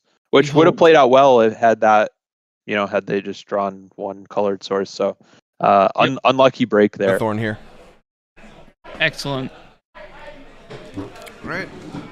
There you go. Greetings, Thorn. Gentlemen. Congratulations. Thank you for joining us. Congratulations. Thanks, guys. You just kind of had everything, huh? We saw you flash a mind break trap early, but then you just had everything else, huh? Yeah, didn't need that one. I was actually pretty sure I didn't have it there, but I didn't think my spot was going to improve. I was taking 16 from Tivit on the board. So I figured I'll at least try the Final Fortune, and if they interact with me, maybe I draw something. Yep.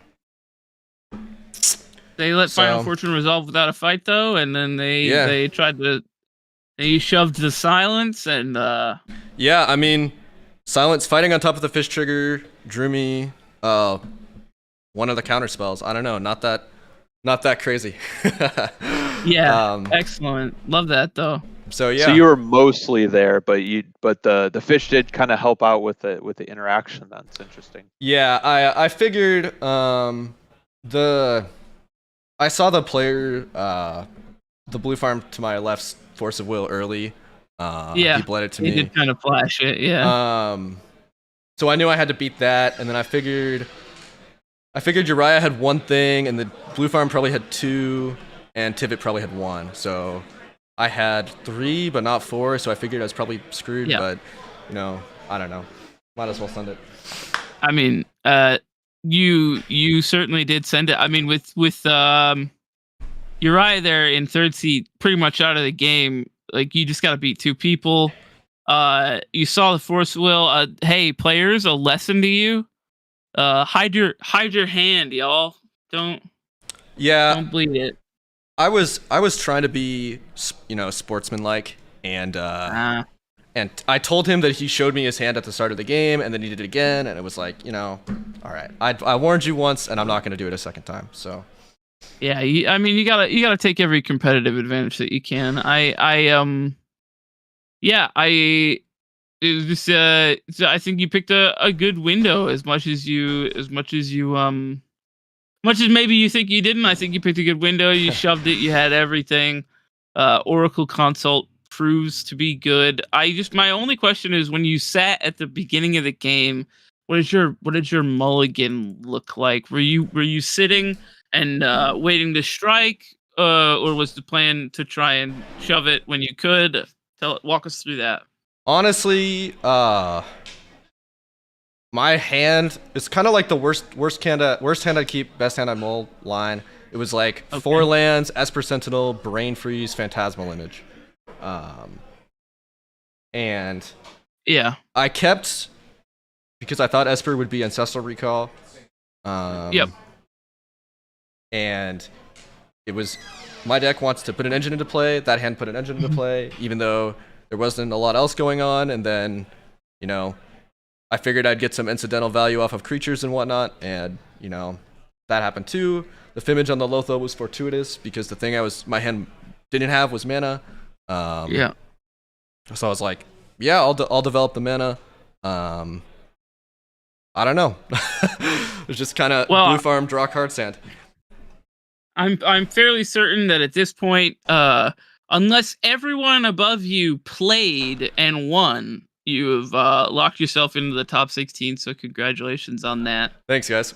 Yeah, congrats. Yeah, well played, and we'll look forward to seeing you in the championship rounds. Yeah, thank you, guys. Yeah, thank you. So, Kyle, once again, we see that Blue Farm has the best chance of winning that pod, and Blue Farm won that pod. The math kept mathing, and that's just how it goes. I think that will do it for us in round 7. Stay tuned, as we will probably come back to announce the top 16 before it happens. Appreciate you sticking with us. We appreciate you hanging out. And we are going to throw it to some ads and back to Alan at Mental Misplay for a little bit. Thank you so much, and we'll see you in a bit.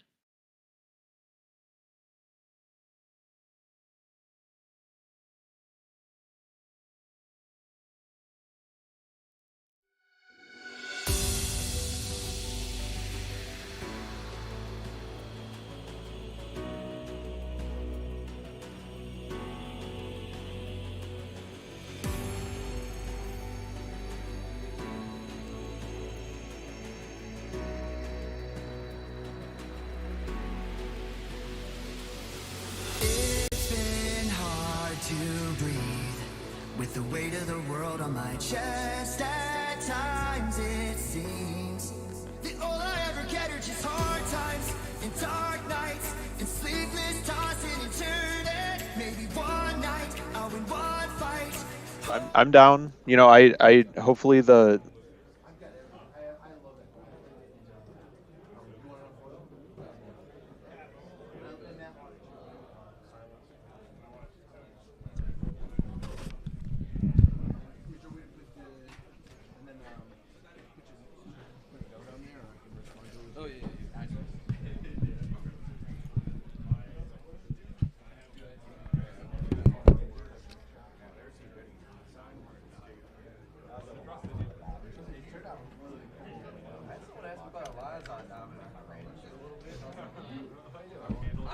We're back.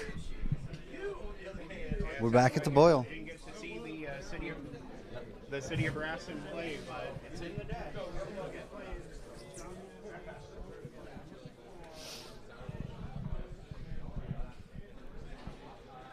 Oh, G-Toast. Tony, how we doing?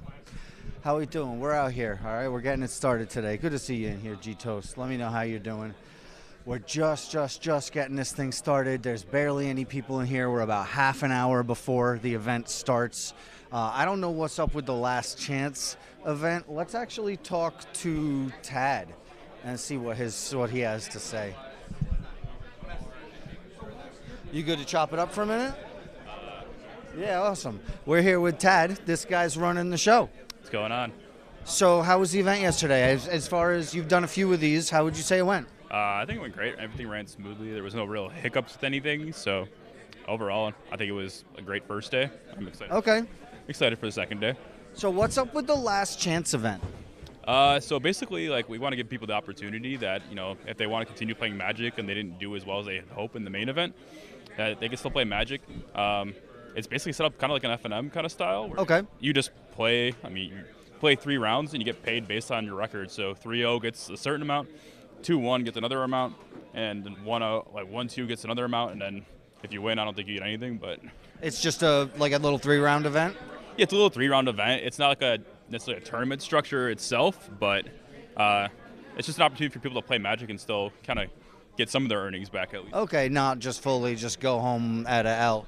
Yeah, 7th round would finish at 1:30. Okay. If people want to hang out until 5, play Magic, again, give them the opportunity to.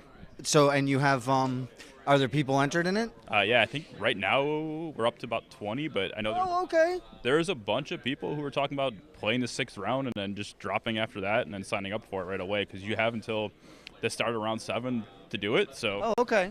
So, people are just kind of waiting. They want to play 1 round of Magic and then drop and play more Magic. So. It starts in the afternoon. Okay, that's cool. So it does give people a chance to fully scrub out, and then they can give it a try. Yeah, and people who dropped yesterday, they get a chance to sleep in a little bit more today too.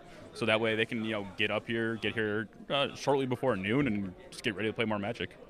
So you said round 7 should be ending in the 1-ish range? So anticipating round 7 to start around 11:30. So that's when it should. Around the time, it's not exact, but I'd anticipate it being somewhere around 11:30. And after round 7, then we get the top 16 and the finals? Yep. After round 7, there'll be a cut to top 16, single elimination, and then top 4, and then whoever gets the winner gets the prize. How does the cut to top 16 work? So it's all based off your points, right? So just normal kind of tournament structure that most people are kind of following. So throughout all your rounds, you win, you get 5 points. If you draw, you get 1 point. There is some tiebreaker stuff based on who you played and everything, but that was going to be my next question. Do the breakers count? Are the breakers retroactive? If somebody who you beat early on continues to do well, do you get more points because of it? Yeah, because it's all based off your opponent win record, right? Okay.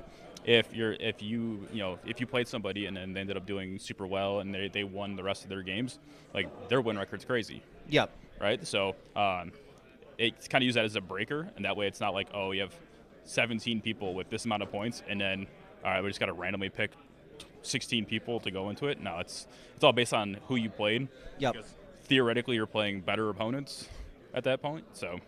Now, if you can't really speak to it, I understand, but how do you feel about people leaning more heavily into the ID more recently? For me, I also play in tournaments. Yep. I'm personally not 1-2 ID. I'm gonna play for seeding, right? If I'm gonna play for the top seat, because your seat position in top 16 is all based off of how you do, right? So if you're the number 1 seed going into it, you are first in the top 16. If you make the top 4, you're first. Okay. Right?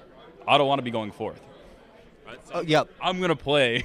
You're going to play for that out, play for as much advantage as you can, rather than just saying okay, I'm going to play for just to be in the top 16 in general. Yeah, 100%. All right, man. Well, I appreciate you answering some questions. I'm not going to ask you for any hot takes because we don't need to set the camera on fire or anything today. All right, thanks, Alan. All right, thank you for taking a minute, Tad. Tad runs a tight ship. It's been really cool working with him. So I will take a look for Mono Red Corey. He's on the Kiki Jiki list. I think I spoke to him yesterday. I think I talked with him yesterday a couple times. So I'll definitely keep an eye out for him. And right now we're going to just try to talk to a couple other people. We got the slightly less offensive shirt. You got a second? Always. How we feeling going into today? Where's your record at? So we're 1 win, 4 losses. So we're just trying to play for points for the Top Deck series. So we're just going to win the next 2 rounds. All right, awesome. And that kind of keeps you in a higher standing on your profile, right? Yeah. So like Top Deck is doing like a series. Yep. Top 64 players. I believe if I'm in top 64, I can get 75 points. Okay. And if I'm in top 32, it's like 125, which will bump me up into like 40th place on the leaderboard right now. All right. So I want that. Hell yeah. Well, best of luck. I'm looking forward to it. What deck are you on again? I'm on Malcolm Caddis. We got Get Gecked. All right. Well, I'm looking forward to hearing good things from you through the rest of the day. Best of luck out there, Samurai. Look forward to it.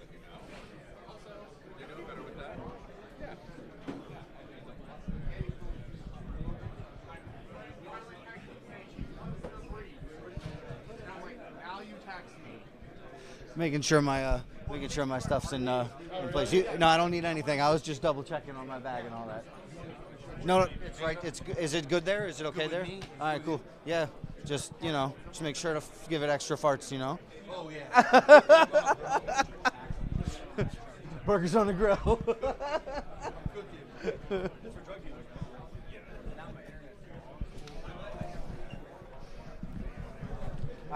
All right, we're back at it.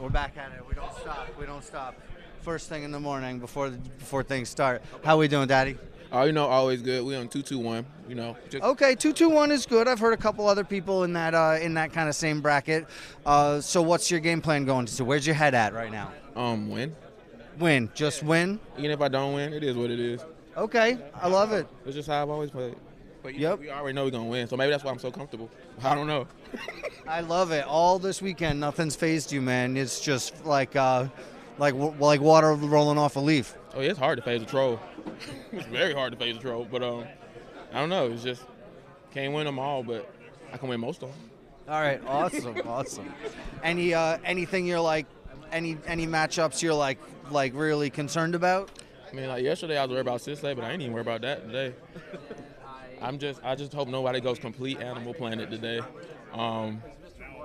Maybe I do want to go Animal Planet. I want a little combination of both. I like chaos in my games. You worried about somebody just pushing, going super hard, playing super aggressively? I mean, that's very alpha of them. But if they do that, I mean, it is what it is. That means if you push hard, I mean, I can go alpha second, right? Yep, absolutely. I mean, that's the thing is, you just have to wait for somebody to push, and then you just slide in and cut right after them, right? That's exactly how the last 2 days have been. Like, I guess today and yesterday. It's very much wait and see. I've seen some pretty good plays, though. Yeah, there's been I've heard some really spicy stories from this weekend. I heard something about I heard a crazy story. Phil Thraben Yu was telling me somebody rocked like an early breach and then brain freeze everybody. This is like early, and decided with everybody's things in the graveyard, decided to wheel for the win. And one dude just happened to have it stacked up right, and he dropped a shallow grave, and Thassa's was the top thing in the graveyard, and he won over the other guy. What? He said, "Oh, you're gonna wheel? That's how you're gonna push right now? All right, shallow grave." And that Thassa's was just it was like one of those once in a lifetime things, Remember what I said earlier? Animal Planet. Sometimes you gotta live the dream, right? Oh my God. And like you need so many things to line up right for that to happen, That's crazy. I'm glad that went me. Right? I like, people have either been like, no, I couldn't deal with it, or like, you can't even be mad. I wouldn't be mad. I'd be like, you got me. Yup. All right, I'm going to keep wandering. Oh, yeah, man. You just made my morning, man. All right, good. That's what's up. Thank you, man.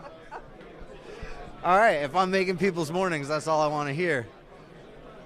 I think that Phil is doing like mid. Phil's not doing super hot.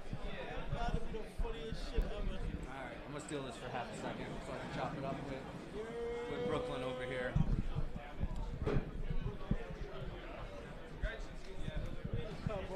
We're with the man of the hour. This guy, Burgers on the Grill. How we doing, Jordan? You know that it's early. Yeah.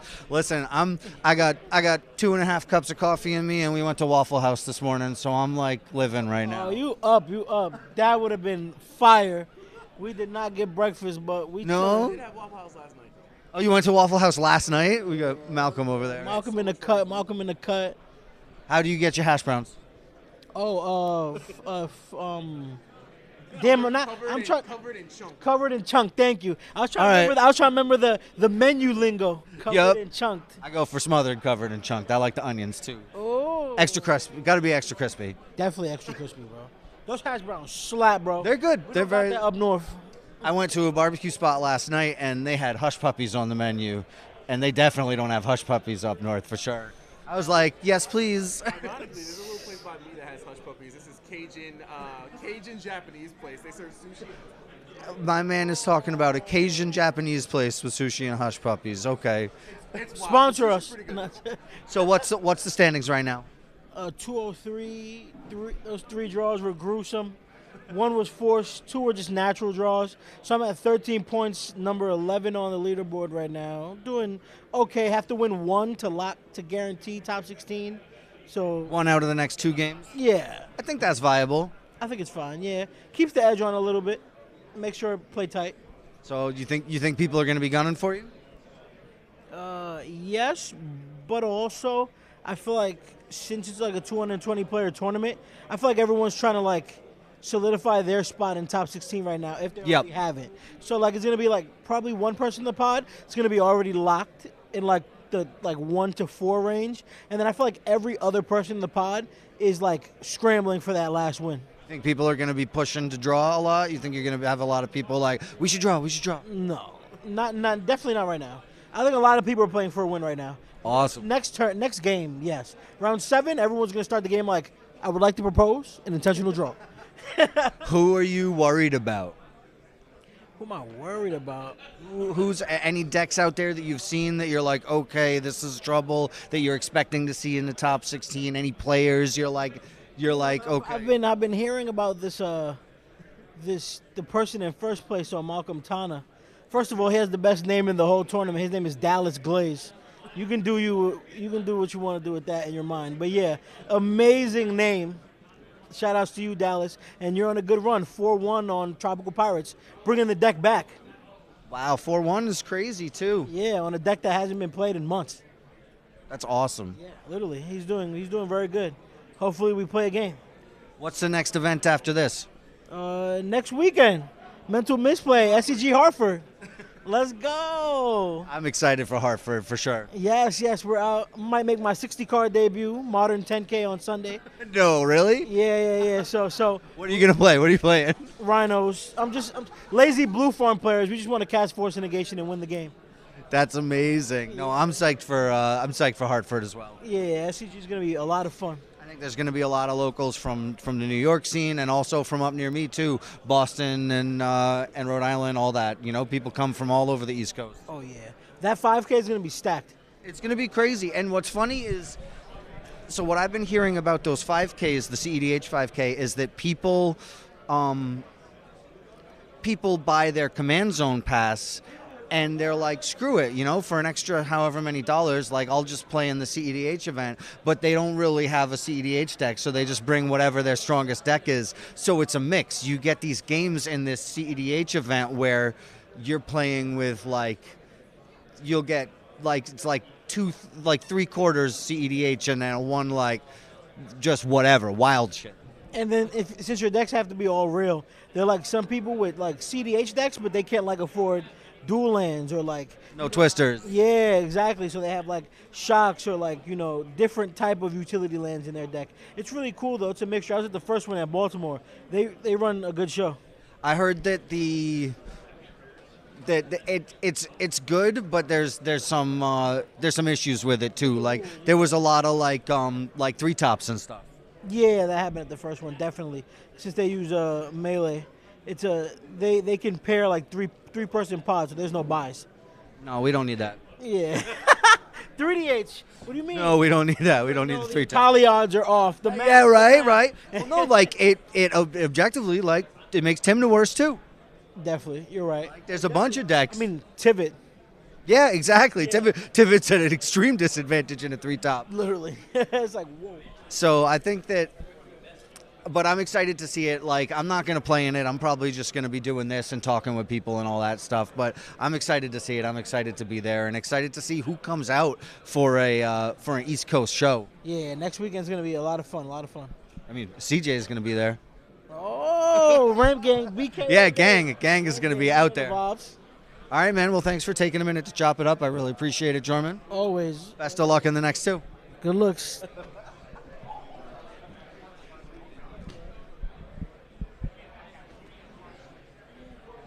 All right, we're going to find another person to talk to. Who do we want to talk to? Who's out here? Oh, well, people are already playing too. Check this out. We got people doing practice rounds, little tight little 3-top here. But we got to find 1 or 2 more people to talk to for sure before we send it off. We got 17 minutes is hot though. Oh, we got games over here too. Let's show you. Who's that? Oh, it's Dio. Dio, how you doing? How you doing, Dio? Which one's Corey? I missed him.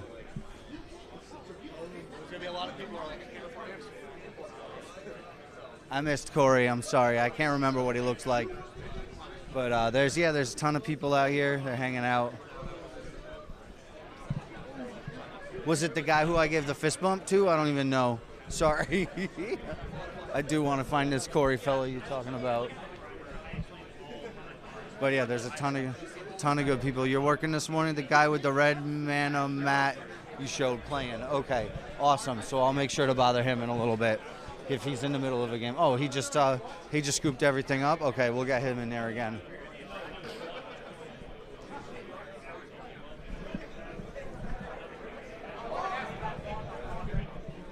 Pardon me, boss. Sorry.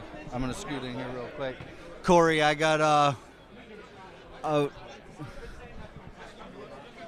Arvon was asking for you. Oh, so okay. they were like, what's up? So how we doing today? We're doing pretty good. We are a little bit tired, but... Yep. Did you go rage last night? Were you out partying? No. I went to bed early, got some good food, got some good sleep, woke up early to prepare. Was thinking a lot about it because, I'm close to top 16. So what's the record right now? Record right now is 2-2-1. So I'm pretty sure I have to win my next 2 if I want to see top 16. All right. So I was talking to people yesterday and they were like, oh, everybody's so happy. The vibes are so good. And I was like, wait till tomorrow morning when people are fighting tooth and nail, man. Yeah, I'm really tired from yesterday. I'm not going to lie. 8 hour, what? No, I got some sleep, but Magic all day. It's mentally draining. Yeah, you got to head over to the bathroom, some face slaps and some mom spaghetti, right? And get all amped up and ready because right now is where you got to have the politics on point. You got to be ready to have a full-on debate class over every spell you play right now. Absolutely. I've actually I learned quite a bit from day one. This is probably the most strict tournament that I've been in, and taking control of your own turn and being verbal and controlling when people get priority and such is actually really important. Yeah, absolutely. I learned that round 1. So it's people talk about politics being a part of EDH, and 100%. It becomes even more important when there's actual wins on the line and stuff, and you have to learn to advocate for your own things all the time. If somebody wants to blow up one of your things, you are putting yourself at a disadvantage if you're not saying that. No, the other thing is worse. Yes. I played with some people with some I don't know how to say it properly, sly tongues, or they're good at silver tongues. Yeah, they're good at politic. It is what it is. It's part of the game. So yeah. You know who the nastiest I've ever seen is not the people who are aggressive about it, not the people who are slimy, but the people who are super based and give out all the information and be like, hey, look, this is how it is. And honestly, one of the best I've ever seen is Ken Bauman. He's one of the Clark Saka main brewers, and he comes from a background of acting and being verbal and social, and he's a writer, so he can just he knows how to be personable, he knows how to create that trust when you talk. And I think there's a way to be disingenuous but there's a way to just be super genuine and create a trust that you can build to your favor.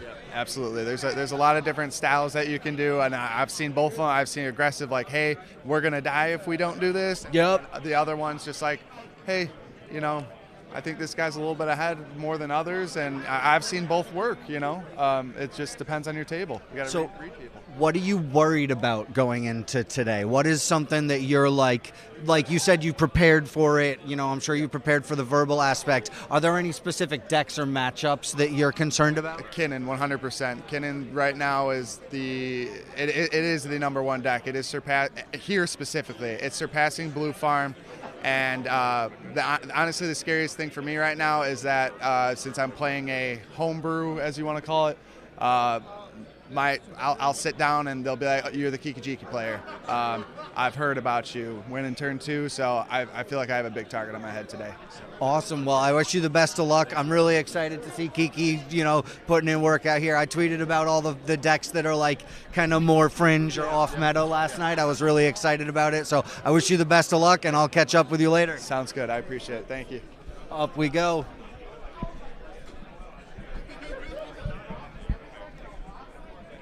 So there you have it. That's our man's on Kikijiki. We got the behind me. We got the girlfriend cage. So that's super funny as well. That was making me laugh yesterday. They had a whole stable of people in there. It was making me laugh. I think it's a really nice thing though to have couches for people, couches and stuff. I was having some friends talking about it being Oh, we got you first thing in the morning. How we doing? Are we verbal yet? Are we cognizant? We are always ready. Conscious? Mostly. What's the record? 3-1-1. Oh, all right. A big 3. Okay. So 3-1-1 is still not locked though? It is not locked. I believe 1 point and I am locked. Okay, all right. We like 1 point. I can take 1 point. Did you go through any rituals, any prep this morning, anything to get ready? We go to Angie's place right across the parking lot. I've heard good things. We get the egg, bacon, and cheese biscuit, and it is buttery and full of love. Awesome. Yeah. What is your mindset as far as, you're always ready, you said. What are you watching out for? Remind me what deck you're on, first of all. I'm on Kinnan, Bonner Prodigy. That's right. I was just talking with somebody who said Kinnan's the deck to watch out for right now. What are you thinking going into it as far as prep for gameplay? I'm just going to vibe. That's really all there is to it. You chill, you don't lose, you eventually win. That's how it is. Yeah. This is kind of the go. Awesome. I love it. I love this attitude, man. I was ready for people to be chomping at the bit and just Aggie this morning and super ready. I need these points. I'm going to go so aggressive. But this is the attitude that I like seeing. Hey, I'm here to play. We're just going to vibe. We're just going to vibe. Yes, I love it. That's the way to go. Appreciate you, man. Appreciate you. Thank you for taking a second, Max. No problem.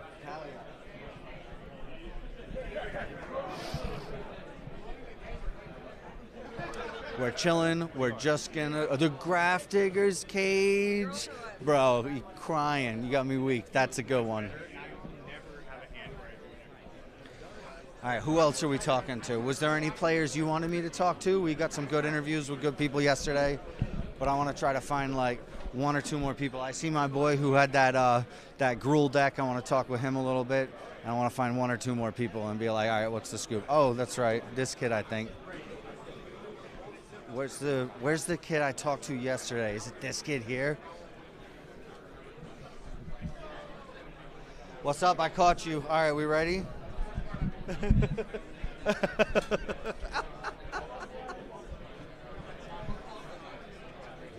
All right. Listen, I know you were you're gonna botch it up. You were oh, I don't want to do no interviews, nothing like that. So if you don't want to talk, I'm certainly not gonna throw you under the bus.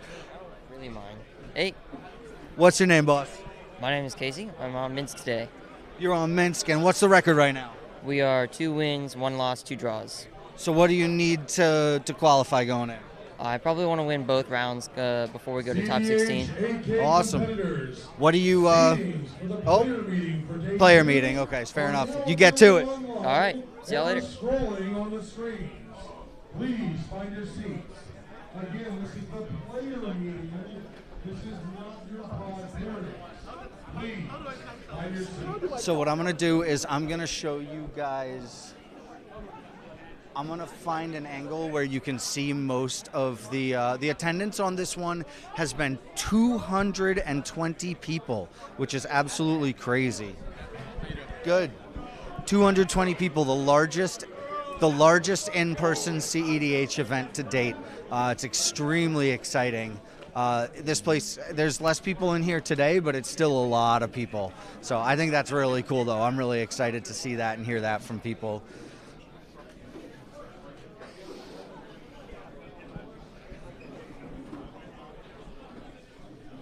All right, I am a judge's interview. Yeah, I would love to get a judge interview if I can after the meeting. So what I'm going to try to do is set this up.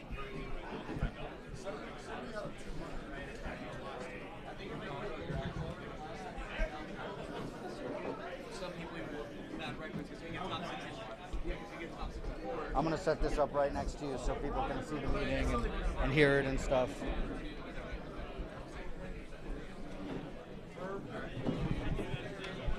So what I need you guys to do is let me know if you can hear the announcements that they're making. And I'm going to show you guys the floor itself. And once they start doing the announcements, you let me know. First time viewer, Frosty Flavors. So it's a little interesting. So normally I'm asking like all the troll questions and all that sort of stuff, but because everybody's so focused here, they're not all landing. Like people are answering my troll questions, but they're answering them through the lens of like CEDH players. It's really funny. So when I'm like, what's the most toxic commander? They're like, I think Tivit really gives people an advantage. Like it's been really funny to see that. Oh, Scoopface, thank you so much. Were you watching the mainstream as well, Scoop? If you guys have been watching that, let me know. I'm trying to figure out a way to... CEDH competitors. Good morning, good morning, good morning. Everybody get rest-ish? Everybody ready for a beautiful day too? Awesome.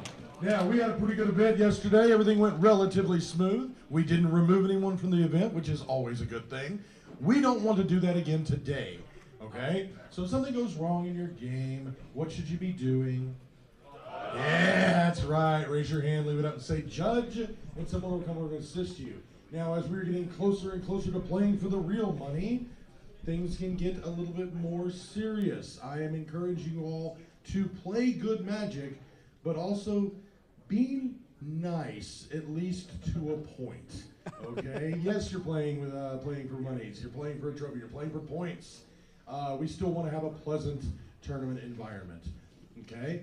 I have a favor to ask everyone in the room because we have a number of things that have been turned into Lost and Found, and some of those are cards that are likely from decks. And so at this time, I would like you to pull out your deck. Face down, I would like you to count it. And if it does not come up to the correct amount of cards, you probably want to come see us. So we can get you your cards so you're playing with a legal deck. As this is going on, my judges are going to be walking around and taking a list of the people that decided that sleep was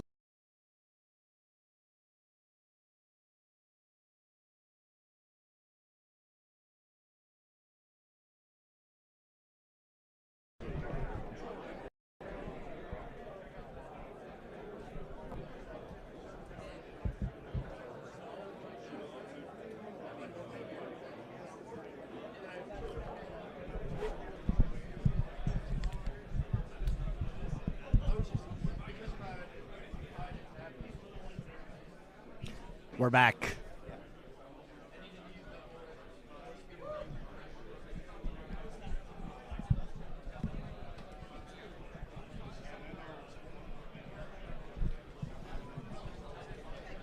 I'm live right now. I saw you sitting in the corner over there a minute ago. Can I talk to you for a second?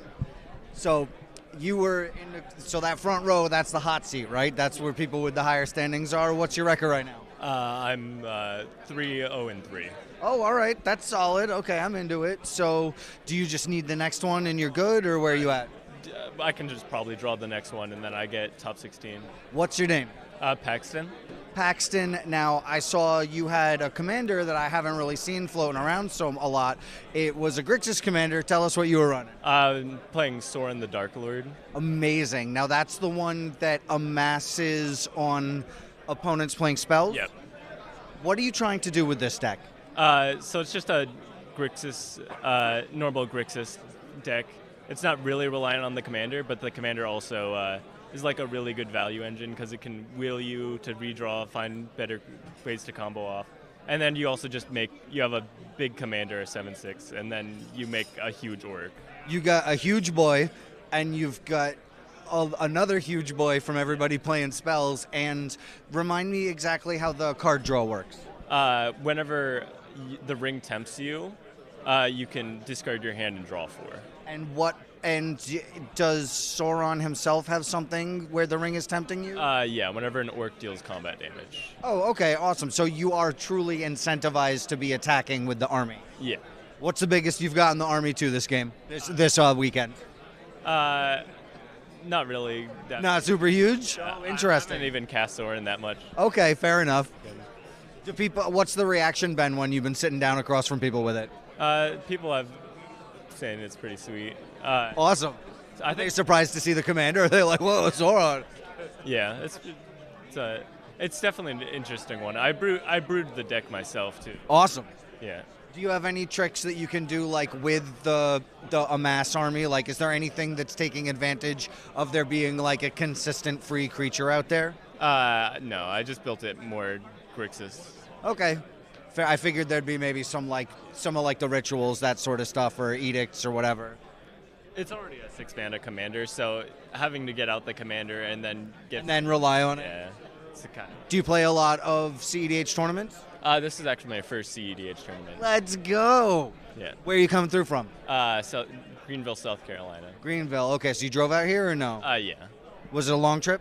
Like 3 hours. How do you find the tournament? Like, where's your head at? Like, now that you've played a bunch of rounds, now that you've seen kind of the difference between day 1 and day 2, what do you think of the CEDH tournament scene? It's pretty fun. Nice. Awesome. That's a good answer. Yeah. Well, I appreciate you taking a little bit of time to talk with me about the deck. I love seeing non-traditional commanders out there. One more time, your name? Paxton. Paxton, I'll be looking out for you in top 16. Thanks for taking a few. Yep. Sauron. That shit is so cool. I'm so psyched to see a Sauron deck out there. That's like a real treat for sure. Let's see who else is out here who we can talk to. We want to talk to some people, see what people are on. I know my boy who's on Kiki was doing good. We got the... So you ran right up to me as soon as the round started, and I sat down and caught a breather, and you ran right up to me. Give me the rundown. So I turned 2-1 with Kiki. I was on the play. On the play, let's go. I baited out a counter spell, so I got Jessica's Willed into a Treasonous Ogre, and then I cast an Impact Tremors to get a Force of Will, which at the time it doesn't stop creatures. So yep. But I just wanted to be on the safe side, so they forced that, and then I proceeded to combo off with paying a bunch of life and doing the Zealous Conscripts Kiki Infinite combo. You just had them in hand? Yep, I had them in starting hand. So I had one land. So turn 1 was land, Skirk Prospector, Jeweled Lotus, and then I top decked the other land to go into the Jessica's Will to win. So it was amazing. Yeah, absolutely. But sometimes you got to weigh the risk. That's the way you got to do it with red. So what was the rest of the pod? The rest of the pod was Kinnan. It was Kram Tevesh, and then it was Blue Farm to my right. So wow, those are some serious decks. That's some competition. Yeah, I'm trying to hang with the big boys. That's one to put a notch on the belt for sure. So what's the record now? Record is 3-3-1 now. So okay, that's solid. I like to hear that. Okay, so are you need to get one more, or where are you at? According to some of the higher echelon players, they're saying that getting one more win would better my chances. I think they said around 18 points is where you want to be, and right now Okay. I'm at 16, so one more would put me in a decent spot. Awesome. Well, I'm rooting for you for sure. Not to be biased or anything, but like I'm always excited. I just talked to somebody who said they were playing one of the 6-mana Sauron, and I was like, yeah, let's go. I love seeing new, interesting stuff. It's I feel like there's a lot more hidden gems for CDH out there that people can play. So It's always so. Last night I was like tweeting about it and everything as well. Is like these are the decks I seen, and it turns out some of them are a little less fringe than I had thought, or a little like the Zerta deck is like an established deck apparently. yes, absolutely. That's what I'm the mono red player, but I do want to eventually branch out to either Boros or Izzet and then move up from there. So Zerta's been on my mind. Nice. That's awesome to see that, someone else kicking butt with it. One more time, your name? Corey. Corey, thank you for taking a second. Thank you. Absolutely. I got an idea for you. You want to chop it up? Yeah, I got an idea. So we're back with Jay. Jay, how you doing? It's been good, but I got a hot question for you off Twitter. Okay. Are you pro or against content creator cages at the next event? I think it's a great idea. I think the cage is definitely, we got the cage behind us, right? Yeah. And so you think that they should all just have to stay in a cage and kind of go into what are the I can't even remember the name of it. I'm blanking. Glass boxes instead? So that way. An echo chamber. Oh, that's even better. I think there was a really cool thing I heard with two people sat there and watched their partners played, and now they're playing in the extra tournament they're hosting. Oh, awesome. Yeah, they were like, I don't want to sit here and wait, and it got them like up to play for CDH. I thought that was just so sweet. That's rad for sure. So they're in the last chance thing. Yeah, they're gonna play the last chance. They saw their partners playing, and it just got them excited to go. So they're not just sitting down, they're going for it. So what are you doing in here today? I'm playing in the extra redemption tournament because I brought an invalid deck on accident, and so it happens. Just $70 and 4 hours of driving for an out of bounds deck, but that's cool. I'm gonna play in the redemption, have fun playing some big man Tivit. Awesome. Yeah, it's gonna be a good time. But yeah, we're here with my friends, and my buddies had awesome runs on top of that. So nice. It's been exciting to watch them. It's all their first tournaments too. Awesome. Well, thanks for taking a second. I appreciate it. I appreciate the idea as well. Yeah, no, I'm telling you, partner cages is the next thing, man. Like, it's going to be great. And then content creator cubes. They'll innovate. Yeah. Listen, I'm excited to hopefully run my cube maybe next weekend, maybe in Chicago. I'm always trying to run the cube. A glass box cube of creators. There you go. The cube cage match? Yeah, the cube cage. Oh, bro, this is great. The cube cage match. That'd be awesome. I'd love to see that. Thank you so much for taking a few, Jay. Absolutely. You want to chop it up for a second? So we're here. We got the sweater on. I seen you with your playmat. I seen a couple people giving a lot of love to the podcast, all that stuff. It's absolutely a pleasure to put a face to name and kind of chop it up for a second. Yeah, glad to finally meet you in person. This has been a super sick event. I got to meet a ton of people. So many people. I get into a pod and people just kind of look at me for a minute and they're like, I know this. And then I talk and they're like, I know the voice. And then they put it together. That's awesome. That's got to be a real treat too, to kind of like start to have people be like, okay, like you got a voice, you know what you're talking about. Yeah, it's I get to be like every 90 days I get to be famous for a weekend, basically. Nice. Probably the ideal amount of being famous for me. Ian put it really perfectly, the niche internet micro celebrity. Exactly. But I was talking with somebody earlier and they were like, that podcast content is everything. It helps me get through my day and my factory, when I'm on the floor in the factory, like hucking boxes all day. Like I got CEDH stuff on the podcast all day, just listening to people, So like the stuff you make, it's invaluable, and that's how I think of it too. Like when I stream on a Wednesday afternoon and I help Empress Quinn get through the TPS reports, it's like I'm helping people get through their day, giving them some content to watch. It means a lot to me. Yeah, it's really cool to especially for me. Like I started the channel to make CDH accessible, and then I hear it all the time. I get to see it, I get comments, but when you see a person and you sit down in a pod and you're like, oh, you are how I learned how to play this format. It's crazy. It's like exactly what I was trying to do. It's yep. Cool. And I think that it's a really good way to start, not to, have a whole conversation about content. We could go on about that for hours and hours. But I think that like the CEDH onboarding is such a good way to kind of start out. Like, hey, look, it's got a stigma. We're working to destigmatize it. We're working to get more people into this meta. And we're not even close to a saturation point, but CEDH is starting to hit a point where people are paying attention to it now.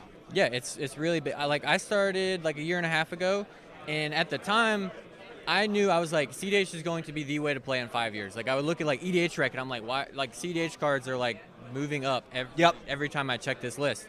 The format's growing. I was like, but the biggest problem was like, this is a brick wall to get into, and I know because I rammed myself into that brick wall. I did not have any friends who played CDH. I just found it, thought it looked cool, wanted to learn it. It was very hard to learn. I was like, there has to be a better way, and so I've tried to make it a little bit easier. It really is like a super tight, super small community, but I think there's a benefit to that as well. Yeah. And it's getting bigger all the time. Yep. So what deck are you on this weekend?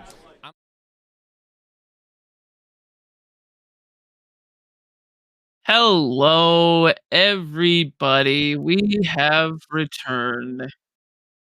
The top 16 is now posted.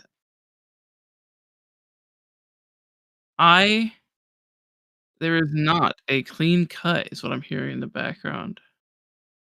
Oh no. Very interested to see what's up with that. Sorry, messing with my webcam settings. So the top 16 is posted right now, and I am going to go over the top 16 with you right now. Alex, the stream apparently has stopped.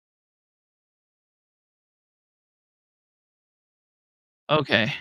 All right. So we have in first with 22 points, Dallas Glaze. In second with 21, Mitchell L. Norman. In third with 20, Malcolm Beckford. In fourth with 20, Thorn Garvin. In fifth with 19, Jorman Antigua. In sixth with 18, Caleb Simmons. In seventh with 18, Max Sternberg. In eighth with 18, Paxton Keskitalo. In ninth with 18, Jacob Reed. And in 10th, my favorite name of the entire tournament, Pablo Andres Martinez Castro at 18. Zachary Scipione at 17, Evan Pierce at 17, Derek Yu at 17, Ian Flannery at 17, Aaron Miller at 17, and Sean Barmapov at 17. Notably, the difference between 16 and 17th place is 0.02% of a point of a win. 0.2, excuse me, 0.2. 38 versus 37.8. The cut was not clean. There's a lot of 17, there's a lot of 16. It was tough. Yeah, two 17 pointers got cut off. So 17 was the bubble, and not every 17 made it. It's unfortunate, but it is what it is.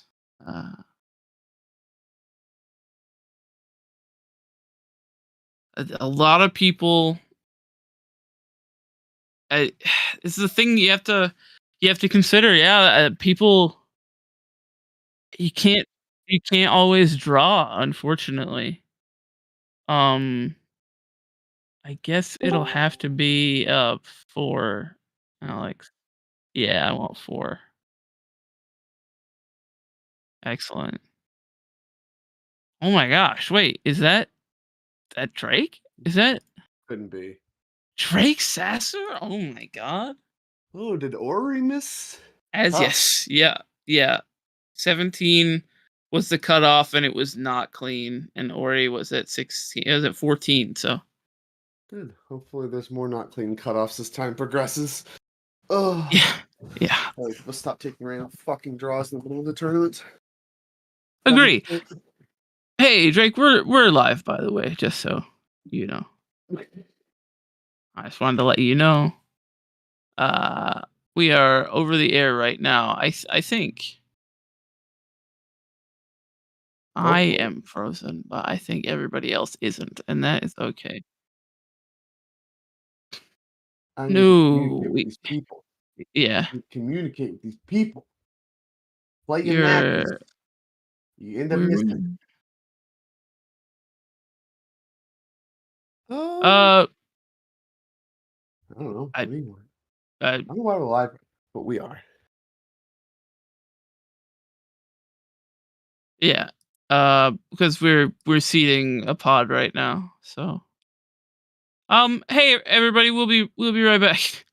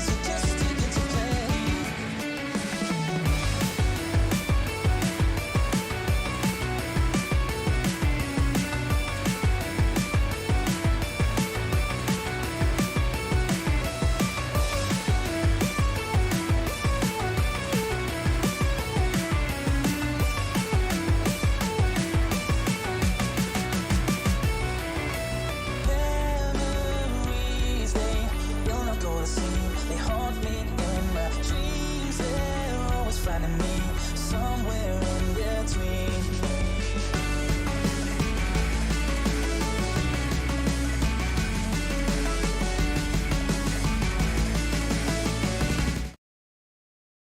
Hello and welcome back to Eminence's coverage of the Boil from Charlies Collectible show in Stone Mountain, Georgia. It's the top 16 rounds. My name is Scoots. I am still here. I am joined by the inimitable Drake Sasser. Hello, Drake. Welcome back. Thank you. Very excited to come back. Especially really nice to come back during the highest stakes part of the broadcast. We are in the elimination rounds now, so I'm super excited to watch some high stakes magics from the best of the best, the cream of the crop of the tournament. The cream of the crop, the best to do it. Speaking of the best to do it, this is a absolute throwdown showdown between Jorman Antigua, Thorn Garvin, Evan Pierce, and Derek. I want to say still. I'm going to stick with we are very excited to see the peak CEDH pod composition of 3 blue farms and a Rogsai. It's probably the best we could do. And Jorman has been talking a lot of smack about smacking down Rogsais, and I think we're gonna see if that comes to fruition here. Drake, how do you feel about Rogsai not only going last, but being pretty bullied by 3 Tim DeCroms? I think Jorman is accurate in his description that the burgers are going to stay on the grill. We're gonna get cooked. I don't know what it has to be, some crazy politics stuff. Assuming the TNK players, I think, assess their role that all right. I think that we can make this a 3-player game very easily. We're going to keep responsible hands, do the Timna thing, and this Rogsai player is never going to get to do anything. I would expect Derek to have a really bad time from 4th position. Maybe he can leverage the possum, but I mean, these players were in the top 16. I just don't see them buying it as this game progresses. I don't have anything. If we give you any opening, you're going to take it. Just put you in the ground. We're here to play competitive. There's no, everybody should play the game, no rule 0, any of this. We're putting you in the dirt. That should be the conversation. Unfortunately, we're going to be put in the dirt, and that's just how it goes. They're one double protected. Maybe there's hands. There's hands that get it done. If Derek doesn't have an absurd draw, though, a lot of trouble. A lot to work through. These are the dog-eat-dog rounds, and best dog in the fight wins. Notably, everyone, I did want to point out that we had a pretty significant shakeup in the top 16 when things happened. The top cut was dirty. The top cut was very dirty. We had 2 17-pointers that just simply did not make top cut based on breakers, and it was a very, very small difference in percentage points between those who got in and those who did not. Drake, talking about some of these people in the top 16, we see some names from the Top Deck series leaderboard in this pod. We've got, or rather, in the top 16, we've got Max Sternberg, Satellite. We have Evan Pierce that made the top 16 in this, and then we have Jorman Antigua, who is featured in this pod. The rich get richer and the full eat more. I think that's just that's what's happening. CDH is a completely dictated by randomness haters in shambles as the leaderboard continues to succeed. This pod, I think, easily the most high stakes for leaderboard considerations. Evan Pierce, number 7 on our leaderboard. Jorman, of course, gonna probably be able to keep his lead. I mean, there's a chance to still pass. If Jorman takes a loss here and Evan goes all the way, or, like you mentioned, Max Sternberg goes all the way, takes it down, there could be a shakeup. Jorman could lose that top slot, but making the elimination rounds huge for Jorman, keeping that lead. And this pod already has these leaderboard considerations, and this is just what happens when you start to have a series. The best players going to rise to the top, over and over again. These players that maybe didn't make this cut are now in jeopardy with their position on the leaderboard, and of course the players that are still fighting, even still a little bit of jeopardy if they can't close from here. And this is only the second event we're talking about. This is only the second platinum event of the year. Oh, maybe the only second platinum event ever. And so, ton of money on the line, ton of points on the line, all that. But there's already large leaderboard shakeups possible just through those first 2 events. It's just so volatile, really showing the leaderboard stuff, these championship series, these championship events, they're really special. It's a marathon, not a race, but every single event still counts. We're going to see that in action here very shortly. And there's a lot of chances to still get on that leaderboard. We've got platinum events in April. We've got a big gold event coming up in Wilkes-Barre. I want to say Festival of Nights, but it has a different name now. One second while I check my notes. Is this a good time to interject that I think I preferred when things were just named what the city is? Yeah, I agree. Okay, I'll say this. It falls apart some if you end up in a city like Worcester, because then you have to slog through everyone trying to figure out how to pronounce Worcester, which is just not the Blade. Worcester? Yeah. Yeah. I mean, you can't call it Boston because you're an hour and a half from Boston or whatever. Yeah. And Worcester is just an atrocious city, but obviously has some sentimental value for me. Horrible. So fine. Can we just pick things that are consistent and evocative, I suppose? I will say that the SCG events probably wouldn't have caught on the way they did if it was SCG Weenie Hut Jr. I don't think that would have. I don't think that would have hit the same. Yeah. It's King's Court is the event in Wilkes-Barre, Pennsylvania. Court. Yeah. Okay. What are we doing? What is in Pennsylvania? Yeah. So notably, the last event in Wilkes-Barre sold out at 160 player cap. Wow. In the basement of the Wyoming Valley Mall. So Pennsylvania thirsty for CEDH, I'll tell you that much. But sure. Beans.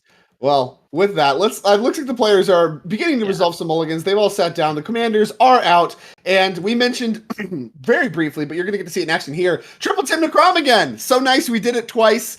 And I personally actually really enjoy this Magic. I'm sure it will get old as time progresses. Maybe it's old for people that are in the trenches. But I still enjoy watching Tim Necrom kind of get busy. Some deck has to be the best. Tim Necrom, you can maybe make arguments that it's been the best, close to the best for too long. Mm-hmm. I'm not sure that you can make a case for that given how recent tournament infrastructure has come about for CEDH, but it has certainly been in the topic of conversation for best decks for a very long time. The public perception shows this given how many people registered it, how many of the best players on our circuit registered the deck. And I mean, you see that here now. Our two leaderboard players that are duking it out to be crowned champion both brought Blue Farm Tim Necrom to the table. So we're going to see exactly how that plays out, but I'm not tired of it yet. I could watch this kind of, we'll call it mid-range hell slog.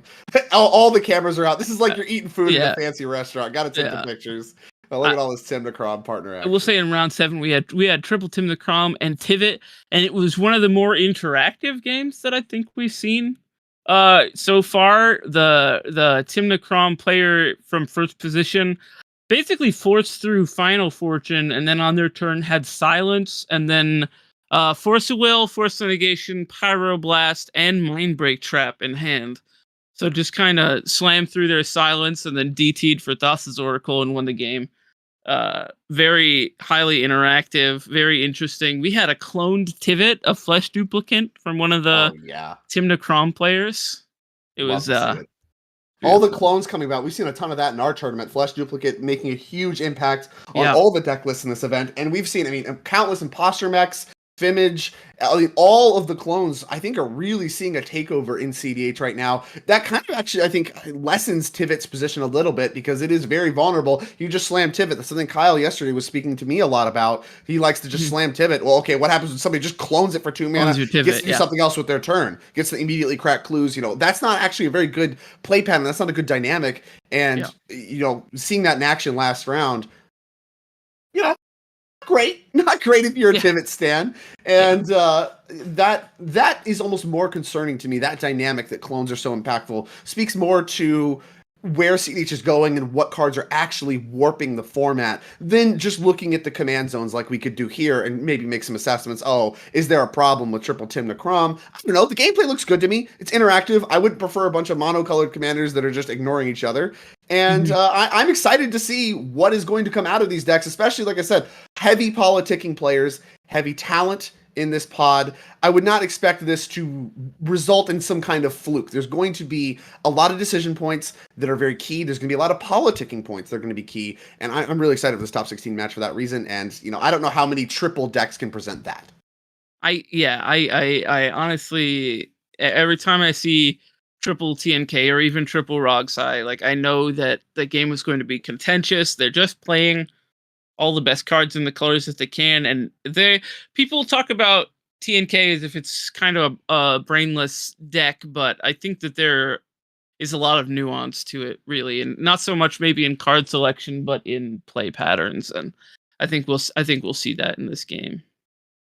In my day, and then I hope we have time for a tangent as players are still resolving mulligans. We absolutely do. In my day, there was this perception that there was, I mean, people used a range of terms, but we'll use brain dead because I believe that's what you used. Yeah. Brain dead decks, like it was aggro decks. Like if you're playing this, you just play your thing on curve, attack, and your opponent either answers or it doesn't. You hope you top deck your lightning bolt, la da da da da. And then every time I would play against someone playing an aggro deck, maybe with that mentality, maybe not, there was decision points that were screwed up. So, I mean, how do you have the best of both worlds? And as you level up in Magic, you realize there's a brain dead deck doesn't exist. Definitely not in CDH. There's way too many decision points that exist in CDH as we see it today for any deck to be brain dead, even if it does have a very linear game plan. There are still a lot of minutia. I used to play a lot of Titan Shift. Theoretically, just put lands in play and kill your opponent with Valakuts. Land sequencing mattered a ton. There was multiple times on stream it came up with sequencing things mattered in a very specific way, and not in a very intuitive way either. Magic's a very difficult game, and trying to spin these narratives up that if you play this, it's a crutch, or if you play this, you're just playing a brain dead deck in order to try to one-up somebody or make yourself feel smarter. The match points count the same. They cash the same, no matter what you win with. The checks from winning cash the same, no matter what you win with. So show up and win, or what are we talking about here? What are we talking about? That's what I'm saying. You shuffle up and you win the game, or you shut your mouth. Like, I mean, I don't know what to say, but it's probably a little rude to say, or you shut your mouth. But I just kind of feel like we got a lot of people talking a lot of smack and not putting up a lot of results. I think that is overwhelming in the CEDH community. So. Congrats to these people. It's nice to see some tournaments where people have to put the money where their mouth is. And certainly that's going to be the case for Jorman, who we have a little bit of an Allen clip that's gone a little bit popping off on Twitter about Rog Sai. Got some opinions on the deck, does Jorman. A lot of pressure to maybe not lose in the face of a Rog Sai deck right here, where Jorman seemingly favored, if we're talking about this asymmetry. One of the best Blue Farm pilots has got it done in this exact event hall, literally a few months ago, with everything on the line there as well. Got a lot of winning done. Of course, did not take the event down, but did a ton of winning, converted to top 16 once again. All the thumbs up. Okay, here we are. Players know each other at this point. CDH community very tight-knit and friendly as it exists. Absolutely. And excited for some high-stakes Magic. But yeah, Jorman, if he loses here, I think, there could be some clapback quick. If Jorman loses here, drag him on Twitter. That's all I'm saying. Like, drag him. Yeah. Don't quote me on that. More than money and points on the line for Jorman. Yeah, has certainly accumulated additional stakes. But yeah, so when you're in a triple T and K, I mean, we talked a little bit about the Rog size position as the odd one out. Going to need to have, I mean, obviously card advantage engines at a premium, being anything that can let you grind at a premium. Not a lot of that going on in Rog side. Might have to do some aggressive mulliganing for it. Or, obviously the turn one double protected win, just absolute god draws are going to be in the range of things you would go for. But talking about these other players, how do your hand keeps change at all from seat positions 1 through 3? Is there does your range change? I mean, in general, I assume you're just keeping functional hands and hoping the other players also just have functional hands. Yeah, so I will say, as in context of a 3 Tim Necrom pod, in the last one we had Thorn Garvin, who I believe is in this pod, going first. He kept a hand with 3 lands, a Mindbreak Trap, and there was a Demonic Tutor in there. He just kind of picked a hand that laid in the cut and waited and did what he could. As the TK pilot here, I would be keeping the same kind of hand. I'm not keeping a hand that shoves it early. I assume that in the top 16, my opponents are functional and will keep counter magic against me. Maybe even an early Crom. So I am trying to resolve a card advantage engine or some kind of mana advantage, whether it be Lotho, which we saw in the last game, or Smothering Tithe, or something like that. And I'm biding my time while keeping a functional hand of magic cards. I think I do not think you can pick to jam, and I do not think that you can keep a handful of counter spells either. Okay. Yeah, that's part of the equation as well. I wonder sometimes, we've seen this in some previous tournaments finals where it's a pod full of blue decks, theoretically blue interactive decks like what we see here, and it looks to me like everybody kind of counted on the other person in the pod to actually interact. Then nobody had interaction, and there was a window for someone to break through. That could potentially come up here, leaving Rogsai. I think there is some pregame conversations that may need to happen, and definitely going into Rogsai's first real threat, you're going to start to have to talk about what you can answer, what can be checked, and maybe what you can't, without actually giving away the lines that the Rogsai deck should take. But I largely agree with it. I think if you just keep a hand of functional Magic cards, don't get punked out by mulliganing into Oblivion. Let yourself actually play the game, and there's going to be time for your draw to pan out, because all of these TNKs are immediately just looking to Rogsai and check, make sure that does not get out of control too quickly, and then let the game progress from there. And you got 92 other cards in your deck that you're eventually going to draw. So like keep a hand that you can play the game, and then the good stuff will come. Draw the whole deck. Just draw the whole deck. Just draw the whole deck. All 92. Are you so while we're doing this, are you a Necropotence in TNK believer? I'm a Necropotence believer, period. And in TNK, I think it's great. I mean, I like resolving a card engine. You skip your draw step, but Tymna doesn't happen in your draw step, so you've got that. I mean, I like Necropotence. I think it is kind of like counterintuitive if you're forcing the deck to be a kind of turbo breach deck, but I still think that it's a great card advantage engine. What about you, Drake? I've definitely voted in the same camp. This is something I've been very vocal about my entire time in CDH, just, public, private, everywhere. I think Necro is criminally underplayed. Even now, where it is largely ubiquitous in the Grixis decks, people even considering cutting it, I think, are kind of ridiculous. Ironically, I don't play it in builds of Digila I've played in the past, because you actually can't cast it. Like, it's just not realistic to be like, I'm going to draw my Dark Ritual too. I'm not looking for that. But, like, if your lands can support it at all, which in, like, the 4-color and the Grixis setups, they actually can cast it very reasonably on turn 4 or 5, whatever, even if you just play your lands. I think that's very appealing. And I think that's something that your deck can leverage. It's something that should be part of your plan. And the card's just too powerful to eschew for just being a single slot. And so I don't actually know what the counter arguments against it is. Like I said, the only arguments I'm really subscribed to at any point in time is this something you want to cast, can cast? And in some spots I am sympathetic to you can't. But in the case of TNK, I believe your mana base supports it just fine. Yeah, I think you're generally fetching Underground Sea, Badlands, turn 1, 2.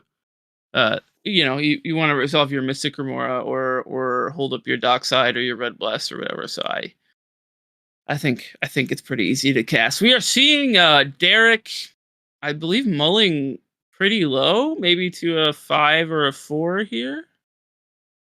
Yeah, I mean, actually just mulling. I mean, I mentioned mulling into Oblivion. I think this is kind of expected. Rogsai can definitely operate on low cards, and there is so much pressure to have a plan that actually works against triple TNK, and there's just not many hands that do that.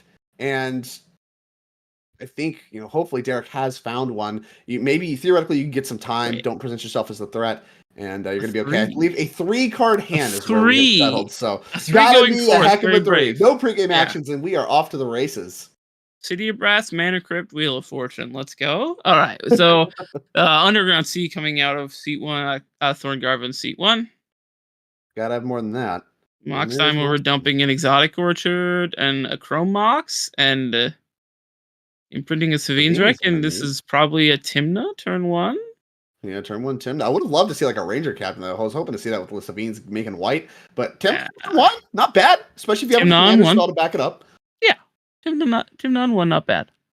We take that. Go to Jorman's turn.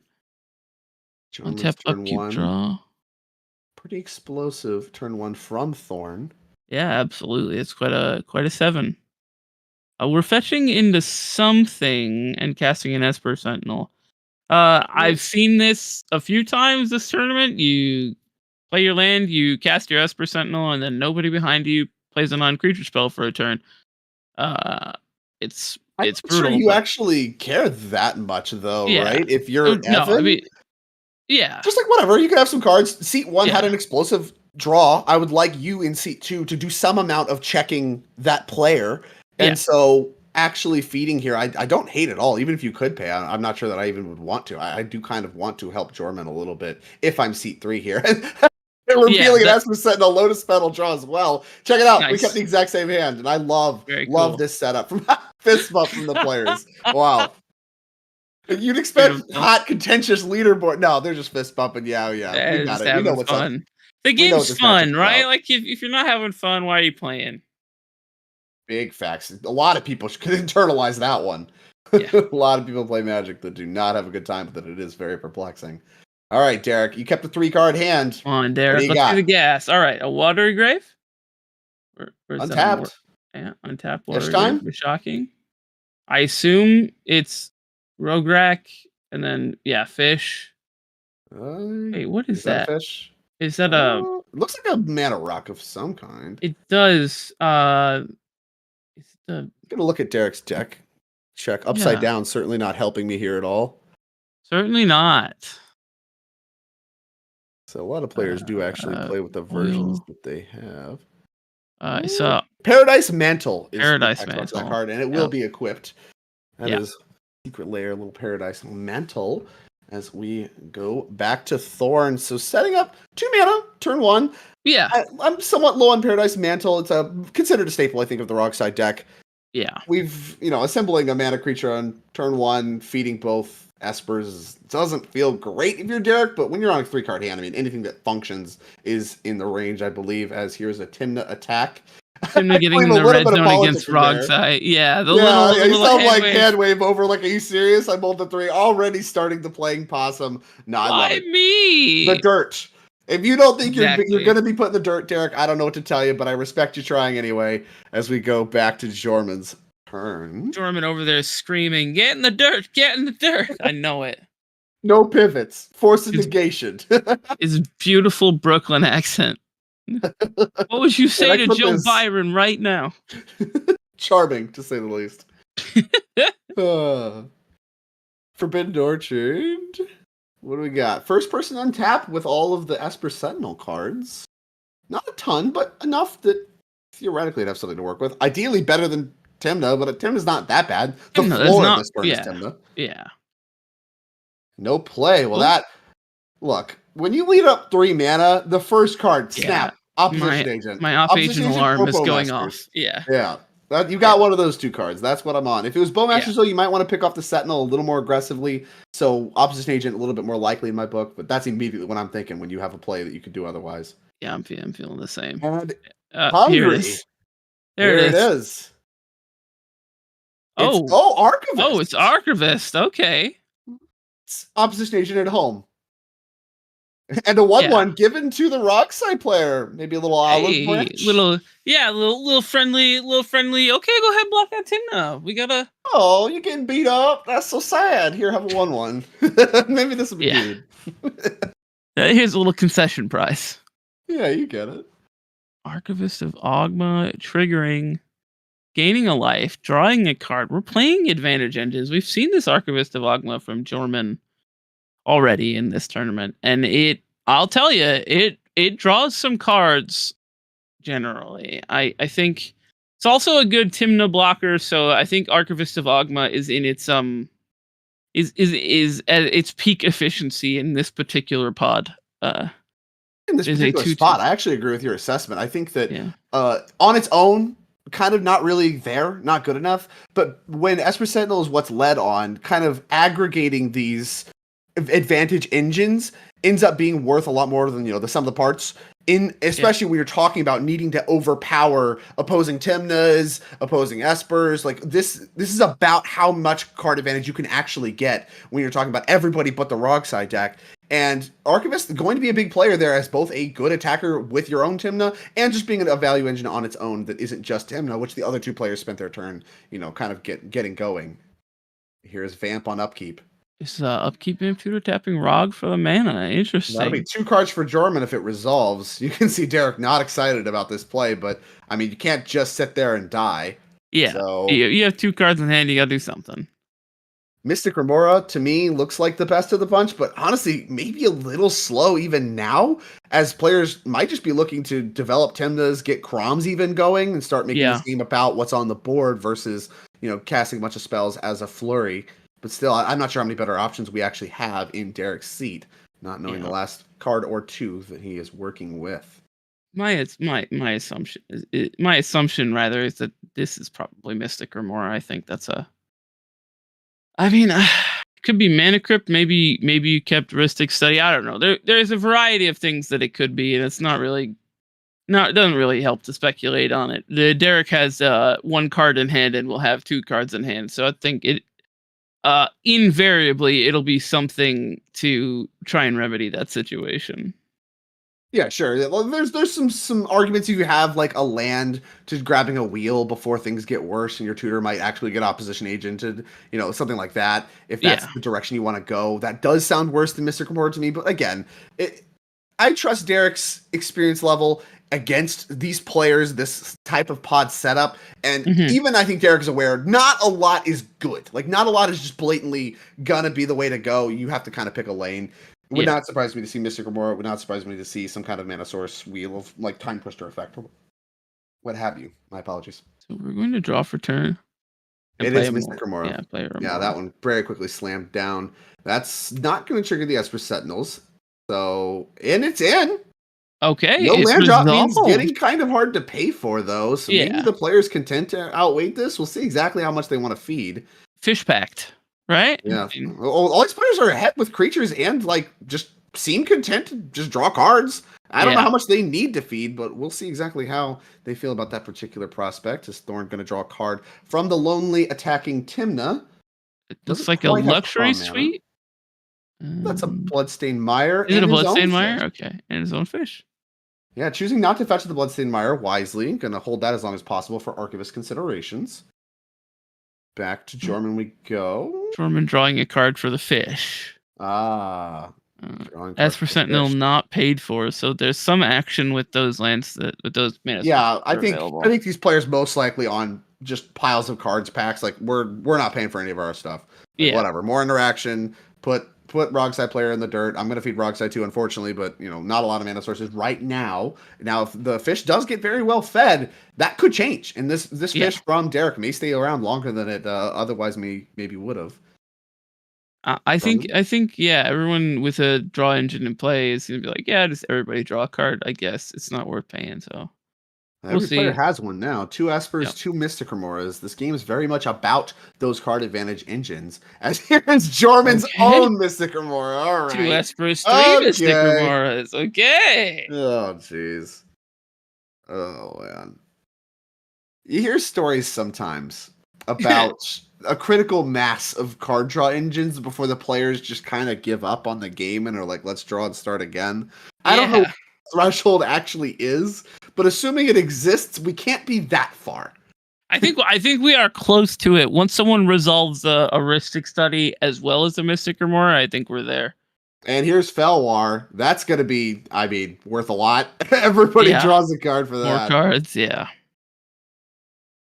I don't know about 1 for 2ing yourself there, but it's actually kind of even. Oh, we're brain freezing. We're going deep. Oh, we're just casting Brain Freeze. Okay. Oh no, are we? Where did that Brain Freeze get revealed from? Never mind. Are we just revealing it because we have 2 mana up and saying, "Hey, I can stop on top tutors"? Not clear what happened there. Yeah, I don't really know. The 1/1. Well, if you're Jorman, you have 2 card advantage engines to everybody else's 1. I think at that point you're comfortable feeding everybody else's because anything they do is going to feed you twice over, and you can develop your mana so you can actually deploy the cards. So I actually like the Felwar Stone play into this pile of stuff. Playing anything that isn't mana though is, I think, a little bit suspicious to me. Or obviously a creature that doesn't trigger stuff. Maybe Jordan was just flipping over the last card he would have in hand. I don't know how that would be possible. Oh, there we go. Now you just discard it if it's not good. I don't know. Maybe I think he might just be trying to say that's what he's representing, when in reality, there could be a whole myriad of things when you're talking about 2 pentacolored sources, and it represents quite a bit. The fetch, granting Jorman yet another card. I think maybe if Jorman's moving to cleanup here, you fire off your fetch, so he's got to discard another card, but I don't know if that helps you in any way. I think that is what happened, though. Yeah, I think looting, just very content to be just looting, is Jorman, and maybe already accounting for that as Brain Freeze does hit the bin. Yeah, Brain Freeze and looks like a talisman. Sure. Yeah, I mean, telling that we didn't cast the talisman, we were willing to cast the Felwar Stone, didn't cast the talisman, something you would maybe expect to do, but valuing just having an extra mana up, don't hate it. Yeah. When your interaction costs 1 mana, it literally represents double the interaction, which you may very well need. Is here's Imperial Seal, going to be a third card for Archivist, already worth an Ancestral Recall. Card for Archivist. Timna will get in and draw this Imperial Seal target. Did discard Brain Freeze. Can't Brain Freeze the card away if that was something he was interested in doing, which is probably unlikely. Yeah. No opposition agent with Thorn representing all that mana. Imperial Seal is kind of brazen in my opinion. I don't know that I would have done it. Maybe he's just shoving it to push the issue, but yeah, I mean, I just was scared. I just really scared. I don't know. It's just so bad to get opposition agent in this kind of a setup where everybody has everything. Oh, we're just face up, revealing that we search for Mystic Remora. I love this. Love this so much. Like, no, it's not scary. Don't be stressed. I'm just trying to keep up. Everybody else, I just want to be the same. I just want to be the same, man. Just look, everybody's having so much fun with the fishes. I want to get in the water. I want to play with the fish. Feed the koi. No, Remoras, I think they're the ones that attach to sharks, right? Like, yeah, they got suction cups on their heads, and yeah, that's tough. Attached to sharks. Yeah, it's a rough life, but you do what you got to do to get food, I guess. This somehow translates into drawing every time people cast spells. A lot of mysticism in the Mystic for Mystic Remora. It was actually supposed to be Mystic Remora, like a Remora is not the fish, but the artist thought it was about a fish, and so they drew a magical fish. That is so sick. Is that real? What is I don't know what a Remora is. That's real. That's a real thing. Hold on. I gotta look. A Remora, not the fish. Not I gotta Google Remora, not the fish. Not the fish. Yeah, I love it. Let me see. Here we go. As players are working on drawing their cards for all of the Mystic Remora action that is happening, we have time to delve deep into the lore of Remora versus Remora's chat. A hindrance.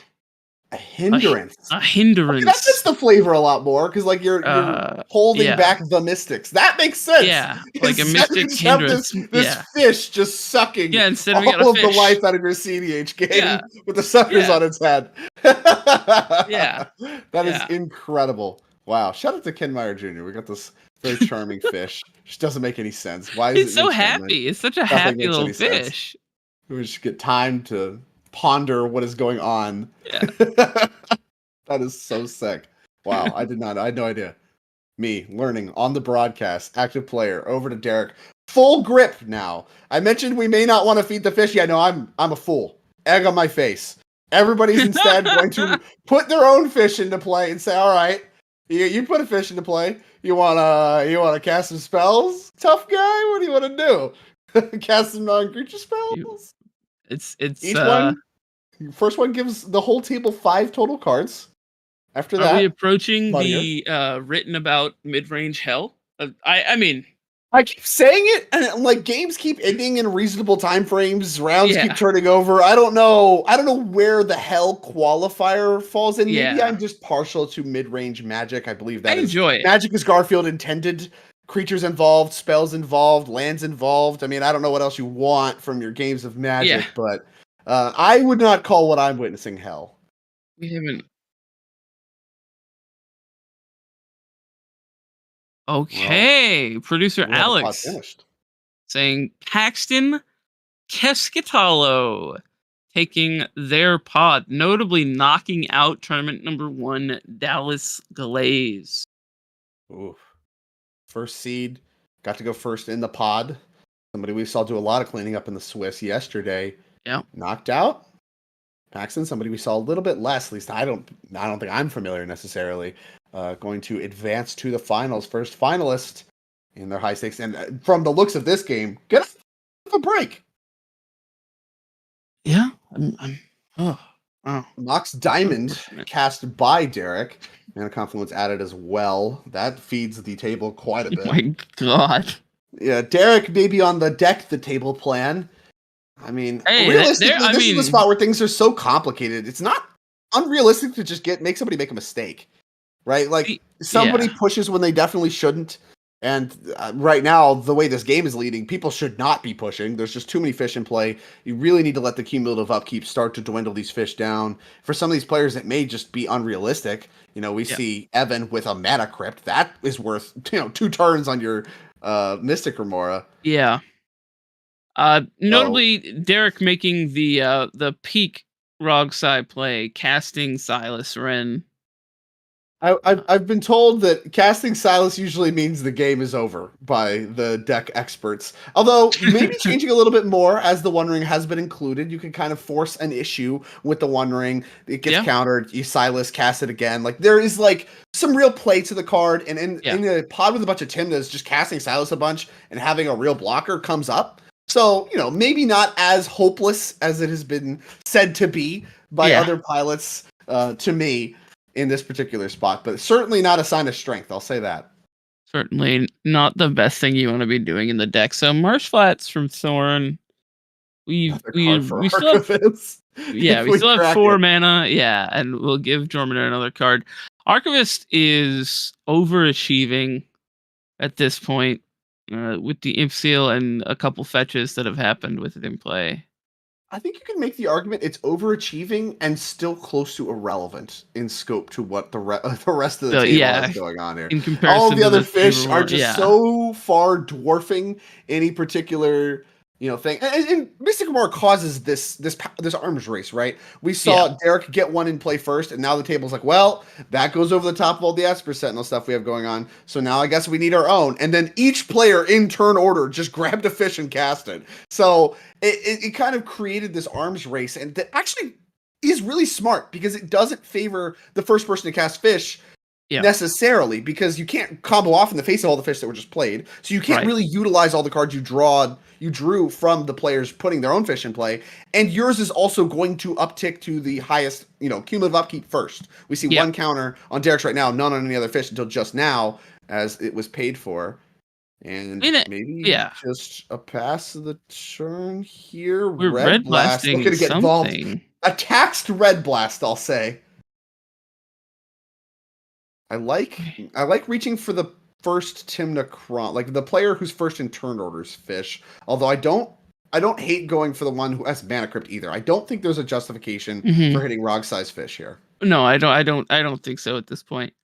I think it's the case for either of the 2 blue farm players. Yeah, I think it could be Evan. Evan has the most mana to pay into their Mystic Remora, so can keep it around the longest. So I guess you push the issue here. Personally, I would probably hit Thorns just because they don't have another card advantage in play.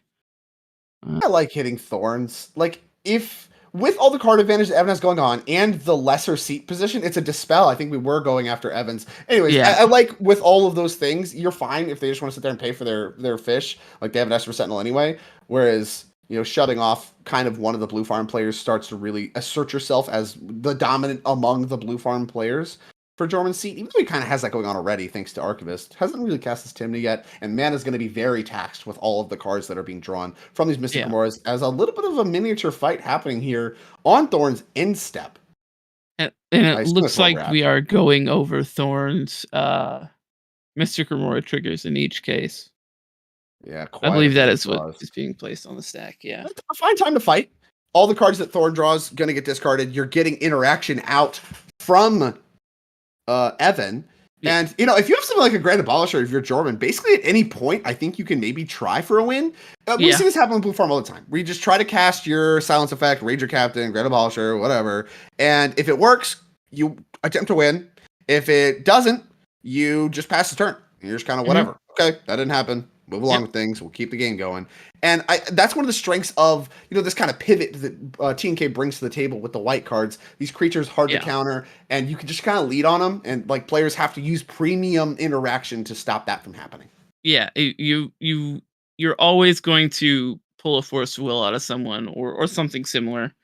Yeah, Stern Scolding has seen a spell there. The cards we've talked about that are kind of weirdos for CEDH. Kind of seeing an uptick for this reason, because of this play pattern that is starting to arise with these kind of free push. They're not free because you're tapping mana, but like you don't have to commit as much. You don't have to go Ritual Nas to ask the question, what do you have? You can just lead on this one creature, and it's basically the same caliber of question. Mm-hmm. Can I win the game now is the question. Correct. Is this good enough? What you got? What's in your hand? A lot of thinking happening here still. I believe all the cards drawn. Mystical Tutor and Cyclonic Rift discarded to hand size. Looks like we got a lot more discarded to do. Brain Freeze going to join them. Love that. This is a big discard for Thorn. Oh, there goes Necropotence. Only 2 of 3 Blue Farm players playing Necropotence in this pod. Evan choosing to leave his at home. LED joining its Brain Freeze companion in the graveyard. I should point out that our winner of Pod 1 Paxton Keskitalo is on Sauron the Dark Lord. Is that real? Really? Yeah, that's real. Yeah. That's hot. Wow. Yeah. Like spicy finals already. Yeah. Sauron the Dark Lord, huh? Yeah. All right. Yeah, the wheel Sauron, yeah. Sure. I'm into it. Drawing cards good. Yeah. More at 11. Drawing cards good. Intent Mystic Study. Surprise! Wow, Mystic Study discarded here. Trying to cast that under Mystic Remora, and then you kind of get to let your Mystic Remora go if it happens, is a play pattern we've seen from these kinds of decks before. Yeah, certainly. We're okay. So we're probably not going for Grand Abolisher this turn. We're tapping our white source. Yeah, tapping the Tundra, I think. Well, certainly not after those discards. Each one of those cards Thorn just discarded are premium. I don't know what your leftovers are, but they have to be busted if you use your discards. Absolutely. I think, is Jorman tutoring right now, or is he looking at his hand? Because, gosh, that's a lot of cards. I think I saw him. Could have just played. It's so wild. I think I saw him flash the Final Fortune there, the white bordered Final Fortune. Could be wrong. Final Fortune? Another card that can force the issue, but a little bit more all-in than something like a Grand Abolisher, because if the table just has it all, they can be like, sure, we'll beat you on the extra turn. That's fine. We got fish around them. What's up? Yeah, absolutely. And that's a little bit weaker, but something we've seen. We've seen that play pattern come up as well as a way to do it. But a little less emphasis. Ironically, the Rog side deck, who doesn't have access to Grand Abolisher, you'll see that play pattern a lot more from. What do we got? We got Polluted Delta. Are we just biding our time and discarding 7 cards or however many it is? Because that is a very. I don't think you can make that many moves. The questions are more: do you want to try to continue to develop? In my opinion, like, do you want to try to get your Tymna in play, or is the mana more valuable? And now you have to start taking into consideration: well, how many cards am I going to be fed over the next turn cycle? How much mana can I realistically hold up, or am I playing scared? These are real considerations. That is on top of all the board state complexity and this pile of cards that you've just had added to your hand. Jeweled Lotus, I think, makes the math a little bit easier. And I love this from Jorman. Just able to get Jeweled Lotus going to help out the mana considerations as far as commanders go. Yeah, I think we're maybe trying to develop Crom here. Yeah, Tymna attacks are getting worse. Yeah, my supposition is only that I don't see feeding everyone a card if my intention is to cast Tymna or multiple cards in that. Maybe we could do both if we have something. We got something spicy. 1, 2, we can go for both. 6. Yeah, we've got 8 mana, so we could go for both. I assume you'd want to get a ritual involved if you're doing both. Yeah. But just Cromir is pretty good. Yeah, not clear that it's going to be worth more cards than the Tymnas are right now, without additional blockers. So, but it's going to be better as the game progresses and this board starts to clog up a little bit more. Yeah. It's Granite Magistrate. Late to the party, but still strong. Still a good card. Every one of these decks containing an Underworld Breach, if nothing else. A lot of Croms still stranded in the command zone as well. Yep. Also, now makes Tymna attacks a little less free. You can't just attack the Rogside player being like, okay, if they block with Silas, I'll replay my Tymna and I'm further ahead because their mana's constricted. Like, those are locked out. If you get your commander picked off, it's done for the moment. No Jeweled Lotus crack from Jorman to discards we go. Wow, that's weird. Play Jeweled Lotus, don't crack it. I do like getting the Drannith developed, and maybe at the point at which you're just getting the Drannith developed, you don't want to discard your Jeweled Lotus. It's too high value, but keeping it in your hand when you have other high value stuff is already too awkward, and it's worth feeding a card. I can see that line of play as well. Definitely speaks to not going for anything anytime soon, and that is kind of what I would expect Jorman's position to be. The most ahead on advantage engines, and now even further ahead with Drannith. Yeah, absolutely. Jorman is just stacking up the board with threats and card advantage, and I think overall we're gonna see his advantage kind of continue to pile up as people cast more spells. He's playing the type of Magic that he tends to play. I'll say that much.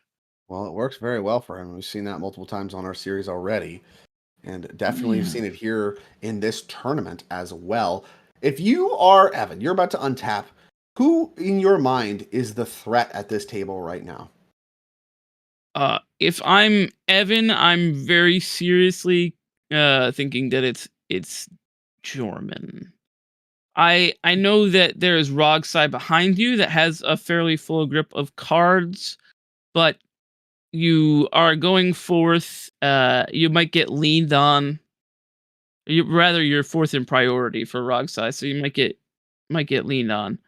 But I feel like it's probably Jorman, and in many cases, I feel like Jorman's the one he's gotta beat. I feel like maybe the other two opponents are going to be passing on Evan's spells, and so that's my Evan, I don't feel that ahead. Obviously, that can change with the mana that Evan has available. So it's a tough equation, right? Because I think all these players are in pretty good spots, and Jorman just took his turn, so of course he's going to look the most threatening because his turn just ended. Yeah. But at the same time, his turn just ended, so he's going to be the last person in turn order to get a turn. So what is your consideration for the next two players in turn order, other than you, as far as who is has the highest potential to win? Can you afford to push with whatever you have to work with? I mean, we saw a ton of crazy cards that are strong discarded by Thorn. The leftovers have to be great, and there's a lot of mana held up. What does that mean? I think so. The case is that, like, if Rogsai cast Silas, I'm thinking that they're probably not an issue, and also I'm considering the types of quote unquote silence effects they can play in Defense Grid and Conqueror's Flail, which Defense Grid doesn't really protect them. Everybody's holding up 3 mana, and Conqueror's Flail is more mana than they can use to get online right now. So it's between Jorman and Thorn. Thorn has been drawing a lot of cards and just kind of biding their time. They have a bunch of mana up, but Jorman has a few more card advantage engines in play. So I don't know. It's a tough based call. on knowledge of for a reason, because I don't know the Yeah. answer. So I was curious what your thoughts were. Sabine's discarded among the mix for Jorman. That one could come up later. Born also discarded. Kind of surprised to see that one. If a big Mystic Remora stack ended up happening, I would not be that surprised to see Born get involved in that way. Jorman not really interested. Doesn't really think that's going to come up. A pretty loud statement about, I think, his progression for the game. The final piece worth mentioning, I think, is Fierce Guardianship. When you have Jeweled Lotus and a Fierce Guardianship in hand, it's very tempting to just develop a commander and then you kind of get rebated on the mana you tapped because that Fierce is now available. Choosing instead to leave up the Lotus as Dockside is going to enter the mix. Ooh, this is large. And so Jorman probably kicking himself for not cracking that Jeweled Lotus and turning it into Fierce Guardianship. Like, there's no way this can resolve, right? Like, I this is functionally the same caliber as an Ad Nauseum or like a Grand Abolisher. Honestly, I think you can let an Ad Nauseum resolve before you can let this Dockside resolve. Yeah, I mean, it doesn't trigger any of the card advantage engines in play right now, so everybody's going to be like, well, I mean, Jorman, you got the most stuff. It resolved. Holy guacamole. Nothing? No cracks from anybody. Nothing. Nobody casts any spells. And this Dockside representing, I don't 12. want to say infinite mana because it's functionally not No, infinite. But I it's- mean, it feels it's- like infinite from this perspective. Yeah, it's too much. I'll tell you that much. Okay, and with Jordan just discarding a Phantasmal Image, I mean, face up, we got Savine's Phantasmal Image, so something's got to change. It's Smothering Tide. Hello! Ooh, a card that's I am a huge fan of, and it looks good here. In this matchup, it looks particularly juicy. And with no end to Evan's Mystic Remora in sight, the pairing of the Smothering Tithe plus a Mystic Remora means you get cards, you get mana. I mean, if this happens, you can almost afford to pass the turn and not be scared of people cloning your dockside because you're still going to have more mana than them. Yeah. I mean, I assume somebody's got to make a move at some point. You just can't let all this stuff happen, right? Yeah. I mean, maybe you can. Maybe I'm sounding alarm bells too early, but I don't feel like you can let this happen. No, I don't disagree with you. I feel like this cannot resolve given the amount of card draw engines in play.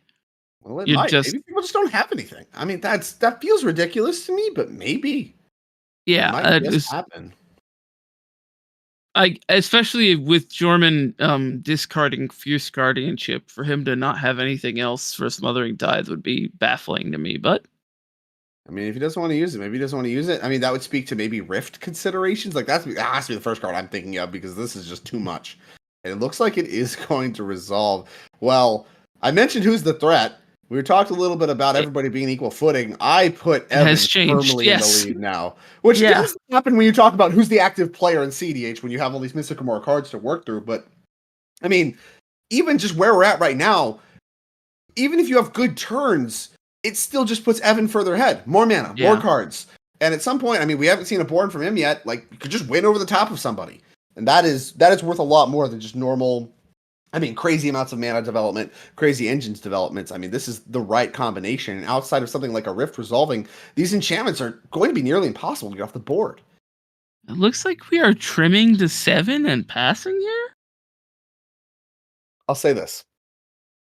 People, when I spent a lot of my time in CDH trying to make Smothering Tithe work.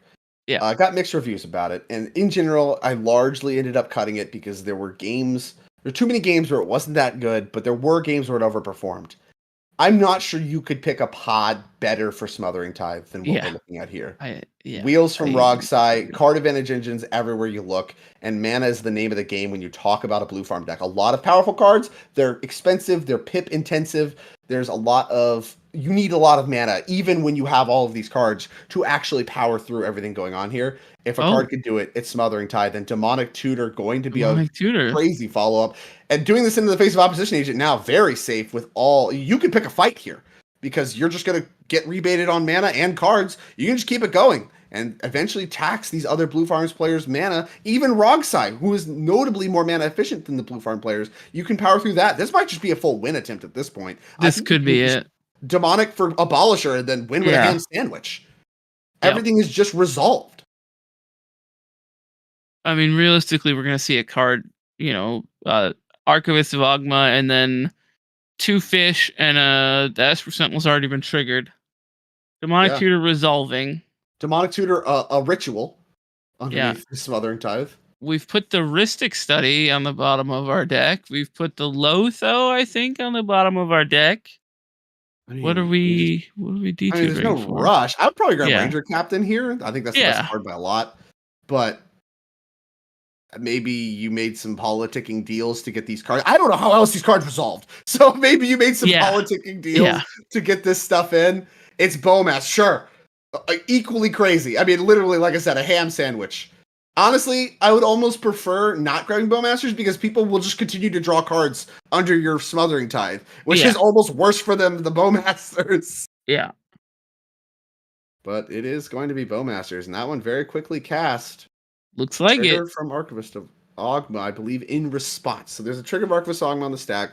We're casting the Bowmasters in response is where we're at now. Does not trigger the fish. Does not. I mean, are we countering this? Like, I feel so foolish, like, trying to analyze what the table conversation can be. Yeah. You let a Dockside resolve. You let a Smothering Tithe resolve. I mean, if you're letting those resolve, why are we countering this? Like, The you force of will. I don't know. The Bowmasters, but not the Smothering Tithe. Pitching First Cyclonic of all, Rift. pitching Psych Rift. Wow. I mean, that triggers everything. Are we drawing and giving Evan Smothering Tithe mana? I'll be honest. I don't know how Evan doesn't just win here. It literally, there's no bad moves. You can fight, it's fine. You can not fight, it's fine. All roads lead to Rome when you have Mystic Remora Smothering Tithe. Nobody has like crazy stuff that will actually guaranteed work, like Crozen Script that are in green. Like this stuff is just going to stay in play. As long as Evan doesn't draw actual worst possible, I do not know how he loses this game from this position. No, What's gonna work? Not gonna fight over the Bowmaster. Oh, we flashed the Savines, sure. We gotta resolve the triggers, yeah. Yeah. Sure.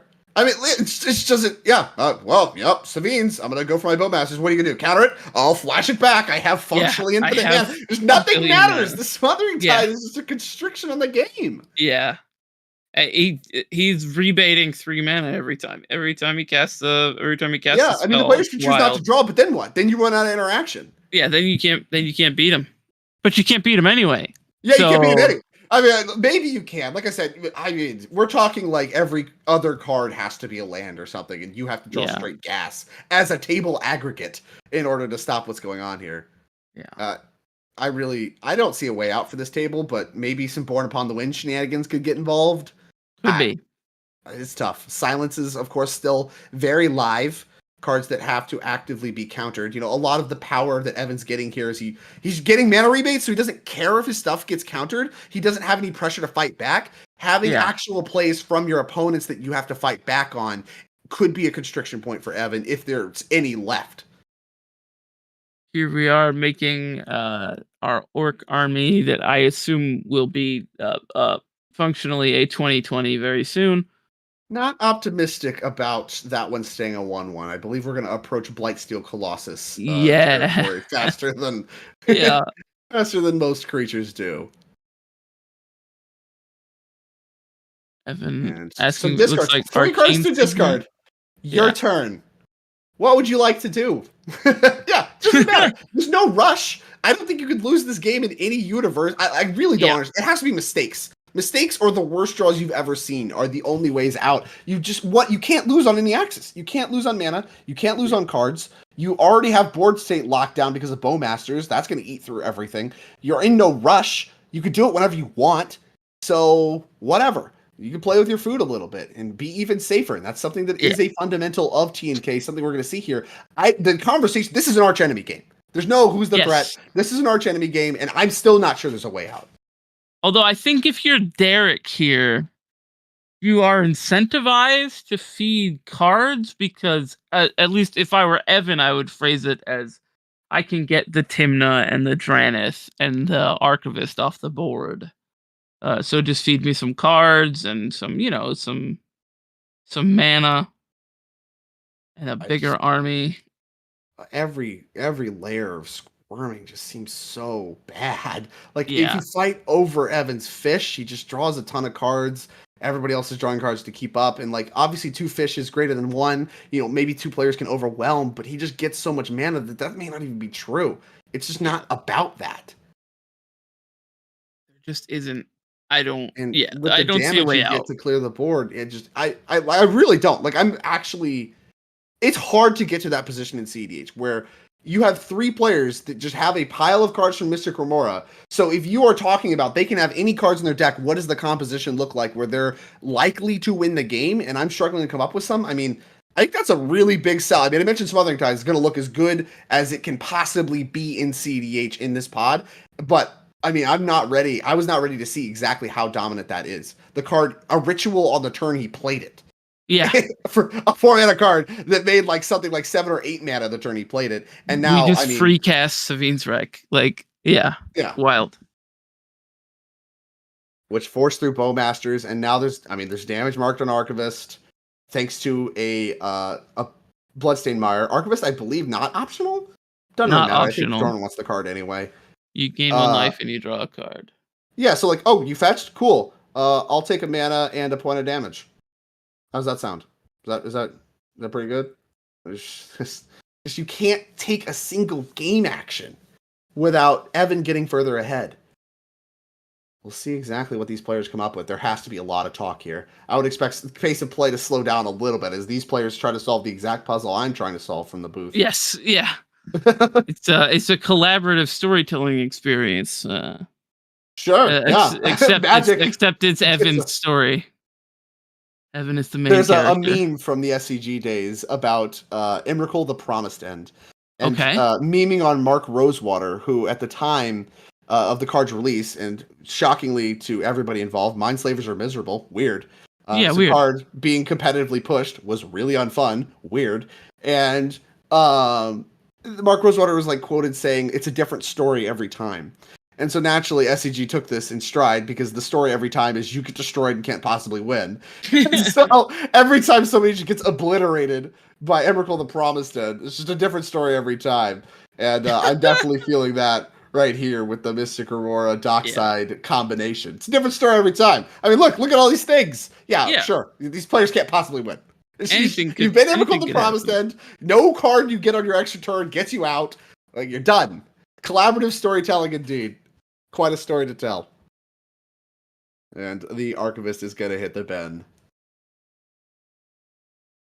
All right. Well, that's down.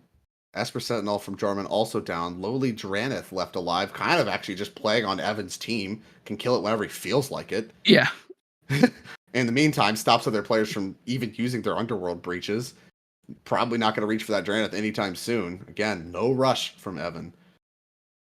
You can just lay in the cut. He's good. He's good where he is. He doesn't have to do much. 12 treasures. Gonna have to grab a new dice for the treasure tokens soon. What a bummer. Yeah. You wouldn't know it's a treasure token, because they actually make red border magic cards now. So even that I've seen that, yeah. That token, you can't tell if that is that a magic card, is that treasure? I don't know. But you know what? If only there was some tokens that you could use to represent your treasures that are far more legible. Anyway, you know what? It feels they like do make those. alltradesmedia.etsy.com code Eminence. Code Eminence 25%. I think it's 25. Yeah, I mean, that's 25. Yeah, 25% is crazy. Yeah. 25% off your order. alltradesmedia.etsy.com. The original print proxies, black and white, our active player token among the mix there. A better treasure token available in the pack. Great tokens, great art. Extremely legible, a huge need in the era. Mana of trackers, big color-coded letters. Colored and letters. If you can't see the color, guess what? There's a letter. Works for the colorblind. Awesome stuff. Very needed in the community. Support them. They support us. And honestly, they support the people around you when you're playing Spell Table. Use those tokens. Original print proxy pack from alltradesmedia.etsy.com. Bowmaster is annihilating Timna. Yeah, I mean, annihilating everything except the cards that Evan wants to stay and play. You talk about when combos happen in Commander sometimes, you enter this god state where the game kind of just does whatever you want it to do because you just have so much agency over the game that just whatever you want to happen happens. You know, people talk about this with slivers. I play a little bit of slivers. You just amass enough slivers, you just blow up all the permanents, get infinite life. It's literally just la la land. Just do whatever you want. That's what it feels like from Evan's seat. And I don't know that the players, can escape from underneath the deity that is Evan Pierce's reign on this game. Yeah, I mean, certainly Evan is just in such a highly advantaged position here. I mean, Mana Rocks is making plays. We're doing stuff. I mean, what are we like? What is the out here? It's not even like an overloaded rift is like counter stuff, right? Like Grand Abolishers, like multiple like Ranger Captains. Like it has to be like the suite of hard to counter cards and bad draws from Evan specifically. And almost certainly mistakes from the other two players that would otherwise be countering your Grand Abolishers for you. Like, the conversation needs to be, I'm going to cast this Grand Abolisher, and if it resolves, I win. Do not counter it, other two, because we have to make Evan specifically counter this. Yeah. And, like, that is the level of parasitic this game has to become in order to break through. And even that might be good enough, because Orcish Bowmasters is still in play. It still triggers. Amazing.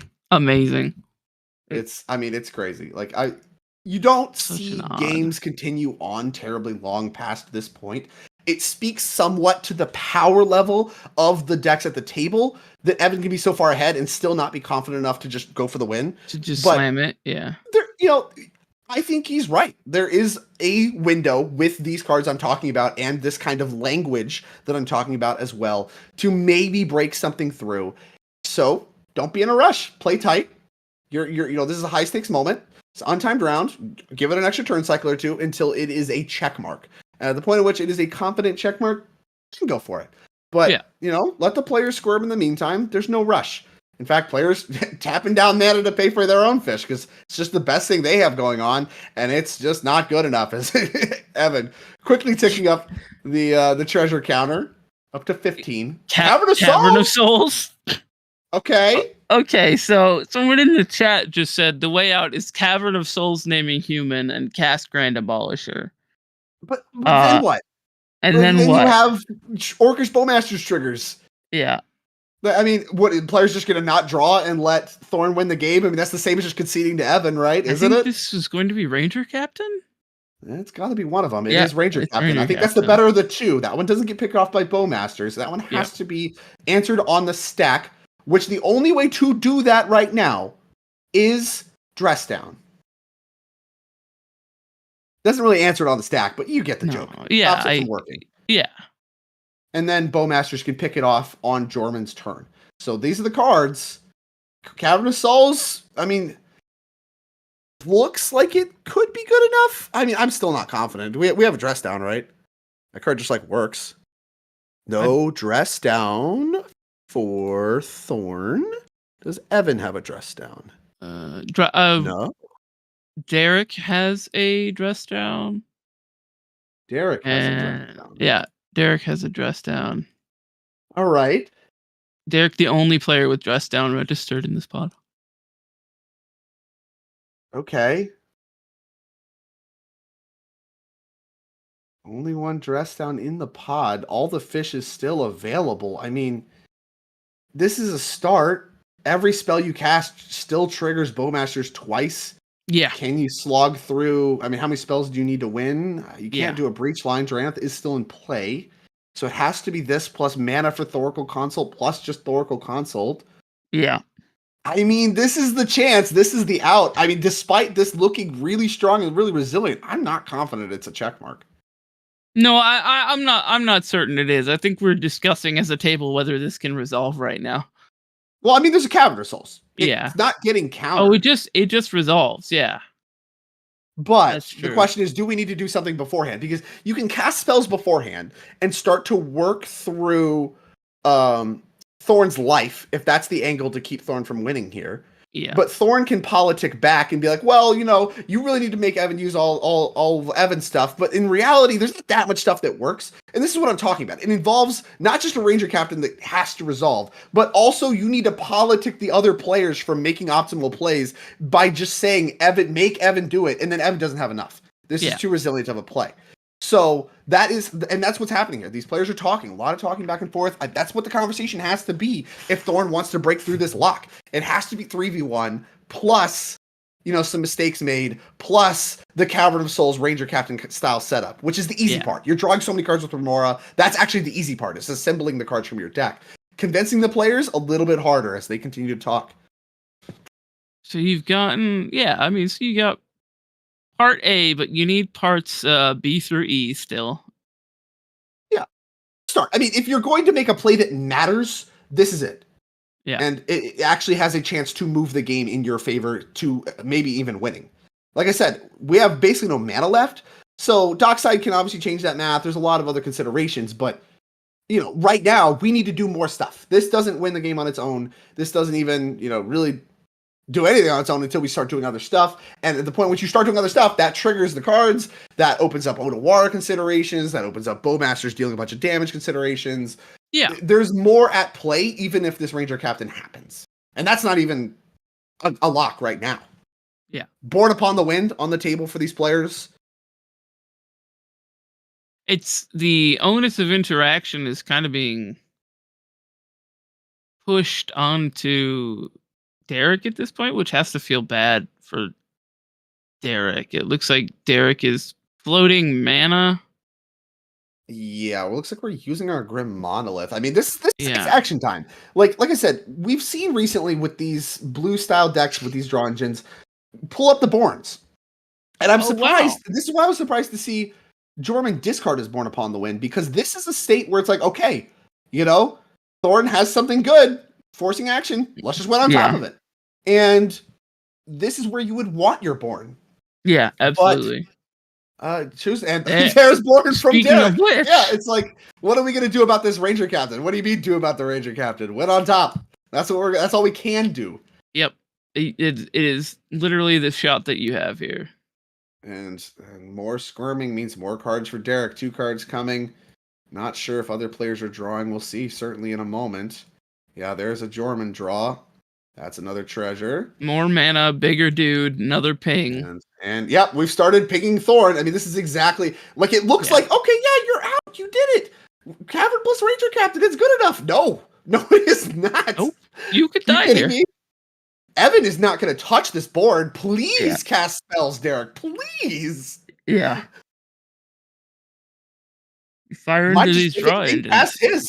Just cast mine. It's Mind Break Trap. Okay, we'll get them both. Get them both. Hey, Mind Break Trap does solve that problem. A nice Cavern of Souls. I forgot about Mind Break Trap entirely as an answer, and it just checks both. Yeah, that's a good answer. A disaster. And now what? Do you fight back? If you're Thorn, you basically have to. You're not getting another turn. You must, yeah. And then what? More cards, more damage to your face with Bowmasters, making your actual win even harder. Then if you fight back in the Mind Break Trap, the board is still on the stack as well. It's a disaster. This looked so good, and it's just now, as the cards come flying, it's a disaster. So hard to get out from underneath this. Such power. Such an answer right on time. The Mind Break Trap. I mean, it's what do you do? Especially if you're Thorn, you fight this. You have 1 mana up in a Mox Diamond right now, and you didn't develop your mana before you cast your Ranger Captain. You might be holding mana back so as to not feed the card draw engines or whatever, and cast your Dockside.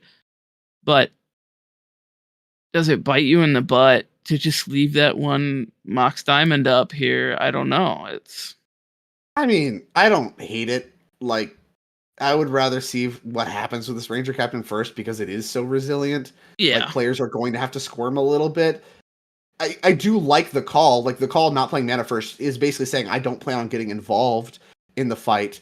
But now, I mean, this just played out in such a way that getting the Ranger Captain and one of the last meaningful things that Derek can really do in this game in one shot is just another huge win for Evan, is someone who's already in I've akined it to a godlike position in this game. Yeah. I think you need to start with Derek fighting back, because this is Derek's last good card too.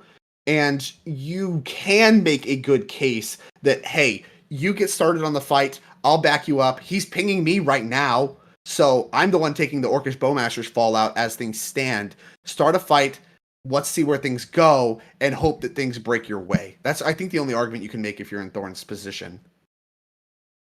But there's going to be a lot of talk here, because, again, this is an arch-enemy position from someone who has just had it all. And you can't be surprised. Oh, I'm so lucky to have Mind Break Trap. There's 99 cards in hand. There's so many cards. Nothing matters. It's just if you are scared of something, it is in his hand. I promise you that. Or he has a tutor to find it and draw it right away. It doesn't matter. Like I said, you just draw the other 92. Yeah, you alluded to drawing the whole deck. I kind of laughed at you. Yeah, no, that's just happening. That's what's going on in this game.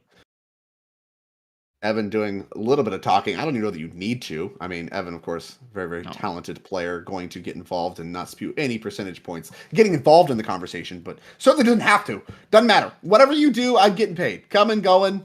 What do you want to do? You tell me. Let me know when the stack is resolving, and I'll let you know if I got anything else. Okay. We're just letting it happen? No one wants to fight? No fight. Another huge win for Evan. I mean, I don't know how many more of those you can take that aren't just a straight win, but that was certainly, I think, one of the last big plays from both of these players. And yeah, if you're Thorn, you're basically priced into going for it anyway. You're not going to do anything else that matters. And a point going Jordan's way now. Wow. So sick. Evan I love in this a- from Evan. Yeah, insurmountable advantage Evan has, and I feel like if you're Thorn, you're going for it anyway because you are not getting another turn in whatever case. Yeah, I mean, this is the last turn cycle for sure. I mean, maybe the players will try to play it out more or whatever. This is the last turn cycle that can matter. And there's not much that we mentioned that going in. There's not much that can matter. We'll have to see what is assembled. The players have done a good job forcing action that does actually matter. But I mean, as we've seen so far, it has not been enough, and I would expect that trend to continue, barring additional, cards. I mean, here's a Phantasmal Image that represents a Bowmasters potentially. Probably a Dockside. Dockside under Esper, so a lot of good targets. Yeah. Anything that matters? Not clear. I mean, Evan has so many options. You could bounce your own Dockside. That's great. You could, you could just counter this. That's great. Like, just do whatever you want. You may not even have to. Like, please play Dockside and cast more things. That would be great for me. Please. That's the thing. I'll just play with the Bowmaster triggers. This is fine. Yeah, if you're Evan, I don't even think you're priced in or anything here. I think you're totally good to just lay there and let everybody else do the work. Yeah, a Ranger Captain, a card you do have to interact with. Phantasmal Image when there's no abolishers or anything in play, less so.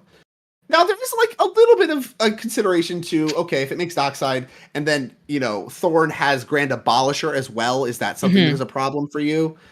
Not clear. I don't think it is, unfortunately. Yeah. Like, it is a little bit like if you could stop this Phantasmal Image, very likely Thorn's basically out of juice. Yeah. Then you only need to contest with Jorman.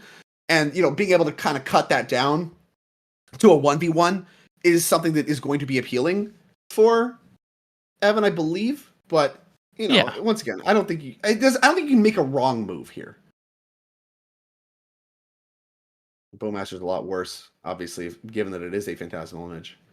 Almost certainly just going to be a Dockside. As it appears that there is a judge call. It seems like two people got away. Also, Jorman. Maybe it's a bathroom break. The whole table. Oh, okay. Ball is coming in. What are we doing here? Yeah. They've played so long that their bladders are full. I mean, I don't blame them. I can could use a bathroom break. I need to go. What about me? What, Drake? Oh, our producer Alex very wisely took his 20 minutes ago. Me, I'm forced to wait for the moment. These players. Now's the moment. I mean, I'll take it. All right. Got cover for me. Okay, go. All right. Bathroom judge call. Everybody enjoying the stream so far? Please leave a like on the video, subscribe, and if you are interested in joining, Eminence has the new what are they called? They are called memberships. You can become a member on YouTube and support us, your favorite creator. Thank you so much. Hello, Kobayashi. Hello, gang. All 230 of you currently watching, welcome. If you're just joining us, we are in the middle of one of the more mid-rangey pods we've seen throughout this entire tournament.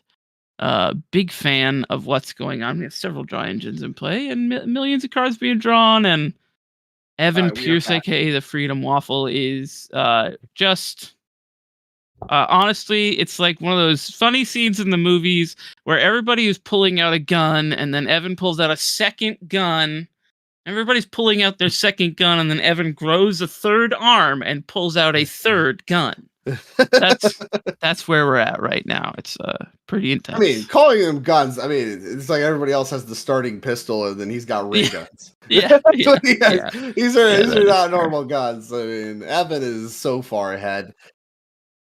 Yeah, they've been pack-a-punched. Obviously. Whatever. I don't even know what's left in Call of Duty these days. I stopped playing, Black Ops 2, the GOAT, shout out.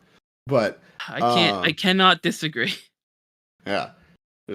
They're pack-a-punched. They have all the upgrades. He has the Bowie knife too. He's doing it all. And the other players starting pistols, hoping that they can get a lucky grenade or whatever. I don't, I don't know what we're doing here. CEDH Budget Brew is in the chat saying, I went to the grocery store and came back, and it's still the same mid-range game. Mid-range? Okay, we talked a little bit about, is this mid-range hell? This is hell? I mean... it's mid-range fun for me, I think. Like, I mean, I don't know that I'd want to, I don't know that I'd want to continue playing if I was any of these players. I think if I'm Thorn, my Ranger Captain gets countered. It's like, all right, the team, what are we going to continue playing? Or are we going to restart this game? Can we, I mean, I want to go get some food. What do you If you're Evan, no, we're not restarting this game.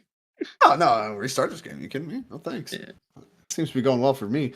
Oh, we're rifting. I believe this is an overload rift. Oh, big rift. Oh, no. Oh, no. Yeah, we got active players solved. Yeah, I mean, I don't know. Like, I don't even know if that's enough. Inevitable. Like, literally, Evan's just kind of like, fine. I don't know if I guess Rift in response is even enough. I mean, mitigates the dockside count quite a bit. You get to crack all your treasures for various mana, and then what? 1, 2, 3, all the permanents are gone, 4. just Born, win. I don't know. Yeah, I guess the dockside count goes to what, 5? 1, 2. Well, Evan's treasures stay in play. That's the number that matters. Yeah, well, that's what I'm saying. Evan will probably crack their treasures, and then you have 1, 2, 3, 4, 5 artifacts and enchantments in control and in play under Evan's control. So like, if this Cyclonic Rift resolves, they're like, what's the point of even carrying on? Just give Evan all your cards and leave the venue. Like.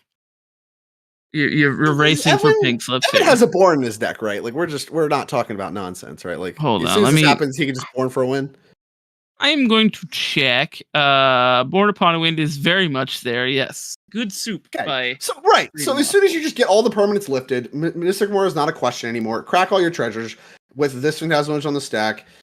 Who knows? Maybe leave it on the stack. Just cast your Born and win the game. Like it's a fine spot. If you're going to say, I don't think the spot's getting that much better, I have more than enough interaction for everybody. I just want all the permanents gone, and I'm just going to go for it now. I'm tired of thinking about this. Like, but he doesn't even have to do that. Again, it gets worse because your Bowmasters isn't triggering on opposing fish anymore, but you also don't have to worry about the card flow from opposing players anymore either. So, I mean, it's still good. It's still a win. An overloaded Rift is what it is. It's known and feared in Commander for being a powerful play. It is still a powerful play here, especially with Evan still having 14 treasures left behind. And what it realistically does, likely for this table, is cause an additional fight on top, which is actively good for Evan. So once again, every play that is made is good for Evan. Assembling something that is bad for Evan is actually still very difficult, and we'll see if that can even be done by these players here at all. Unlocking Draenith makes Breach a consideration. Yep. Something I guess that is true. Even in the case that Big Rift resolves here, I don't know. I think... Yeah, I think Thorn will end up casting... So you don't have to worry about any wins over the top of you. And I think Thorn will end up casting a bunch of spells into Evan's card advantage engines anyway, and then. All right, it's Force of Negation targeting this Cyclonic Rift, pitching Miscast, card that has hit the exile. All players drawing. Orcish Bowmasters ticking up, going after Jorman's life total down to 33. Is Jorman after all the draws dust has settled? We have an 18/18 Orc army right now, which is. Might as well be infinite. It's Red Blast. Going after, I assume the miscount. Why don't we just pay for them? No, it's the Force Negation. Silly me. Red Blast is my favorite ritual. Spend 1 mana, get 3 back. Get 3, counter a spell. Is that strong? Is that yeah, it's pretty good. As I understand. Recall plus counter. We may not have cast the blast. We might have just flashed the blast. Yeah, perhaps. And he was like, oh, okay, well, let priority get to me. We might have done a little priority shortcutting. Or we're just talking. We're just saying, hey, I have it. I mean, it's got to be a demoralizing position if you're this table. Maybe showing that he's got the blast and he could use it on the counter spell, or he could blast the Fimage and not have the problem in the I hate first that. place. I don't hate just blasting the Yeah, Fimage. yeah. After this happens, like, whatever, fine, blast the Fimage. I think that's what and, yeah. Move along with things. We'll see what happens. A lot of triggers are going to happen, and more spells could potentially be cast. I think we need to do a little bit of a better job actually building the stack. The stack potential for all these decks with all the mana they have to work with and all the cards they have to work with has the potential to get rather ridiculous. Yeah. Flusterstorm, an ace in the hole available for Evan. Not really available to the other players, with Evan having so much mana to work with. And counting. Up to 18 treasures. Crossed the 20 threshold. Has this orc army. Yeah, 21-21 without a wheel resolving. Still summoning sick. True. Of course, not Evan's turn quite yet. These players doing some drawing. We'll see if we want to do anything about the Red Blast. I presume this Red Blast is targeting Force of Negation. I think I saw a motion towards that. My guess. Yeah, like, once again, I don't want to say it's make decisions at random time. It's a term I like to use when the game is just in garbage time. Mm-hmm. I think Evan does still need to play optimally. There is paths out of this if he just starts firing stuff off literally at random. But I think if Evan plays optimally, we're just about done. As Big Rift goes. goes. Float a mana. Will Derek with Silas. And Big Rift comes through. Image is still on the stack, and the board is cleaned up, except for Evan's pile of dice. Yeah. Dice bag versus all. If only he had 18 treasure tokens from All Trades Media. Yeah. 18 treasure. I think we can start using dice. I would still prefer the treasure token instead of a red bordered card up with your creatures when they make red bordered magic cards. But, you know. We're pathing our own dockside here. Yeah, sure. I mean, what are you going to do with that? You can bounce it, you can path it, you can do whatever you want. Nothing matters. Like, you're now that the fish are gone, copying anything else on the board no longer matters. Your Bowmaster's dying. It's done its work. It has done what it needs to do. So, pathing, totally fine. I mean, I mentioned this. Like, you can kind of blow out this Phantasma Witch by just answering your own dockside, and it just doesn't even matter. I guess there may be some politicking involved, but realistically just chose that time to pull the trigger on the Rift in case things went bad. Again, I don't know if there's a way things even could go bad, but a fine play. Throughout some amount of interaction. And Waffle play a basic. Does I'm Waffle presuming the answer is play no. a basic? Let me... We got something we can grab? Little style on them? Absolutely irrelevant to the game state, so don't spend too much energy on it. Zero basics. Zero basics. Quite literally, better swords to plowshares, your own dockside. Showing how much of a liability is. Oh my gosh, Jorman's starting to get involved. Force of Negation pitching his Mystic Remora that was just bounced to hand. Getting involved in the conversation here, as I believe this is a Force of Negation pitching Remora on the path to exile. That is where we are at. That is the stage of Arch Enemy. Okay, never mind. That works. Best counterspell in the format. Yeah. Sure. Like, oh, what do I have? I have 12 mana left? Okay, I was just checking. Yeah, All right, I guess, yeah. Oh, okay. Force of Negation on the path to try and force more interaction out of Evan. You know, this ad nauseum signals to me that Evan might not yet have the Born Upon the Wind. Yeah. Ooh, a Flusterstorm being flashed from Jorman. Thankfully, those All Trades Media mana showing the mana available for Derek. Quite a bit, actually. 4 mana. Quite a lot. It's actually quite a bit for getting involved here. Flusterstorm is a good one. I mean, that is a card that I highlighted as like has the potential to be really impactful through this game as the stack gets quite large. The Evan's stack better is than everybody else's. big. Fumage, Ranger Captain, Red Blast, Force of Negation, Psych Rift, Ad Nause. I think he can. Oh, he can definitely still pay right now, but I mean, I don't think he wants to. That's a lot of mana to slug for. Yeah. I don't think he wants to pay quite yet. Oh yeah, here we go. What are we doing here? We can't see how much storm that is. This is 11. Please.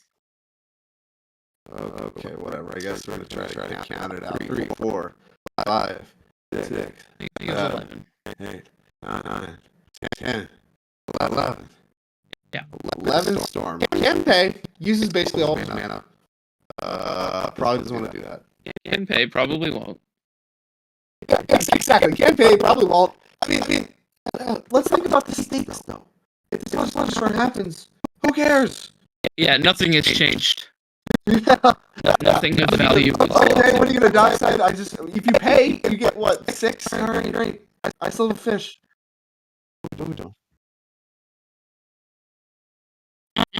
It happens. I don't. Yeah, sometimes I happen to get. I'm getting word that the audio is breaking down. I have changed nothing and do not have the technical know-how to make any changes. So if our audio is poor, I apologize. It is a little crunchy. I don't know why. Like Sparky? Like cackly? I think it's just me. Hold on. Okay. A robot. What about me? Am I a robot? All right, we're going to work through some technical issues. These players work through some on-board issues.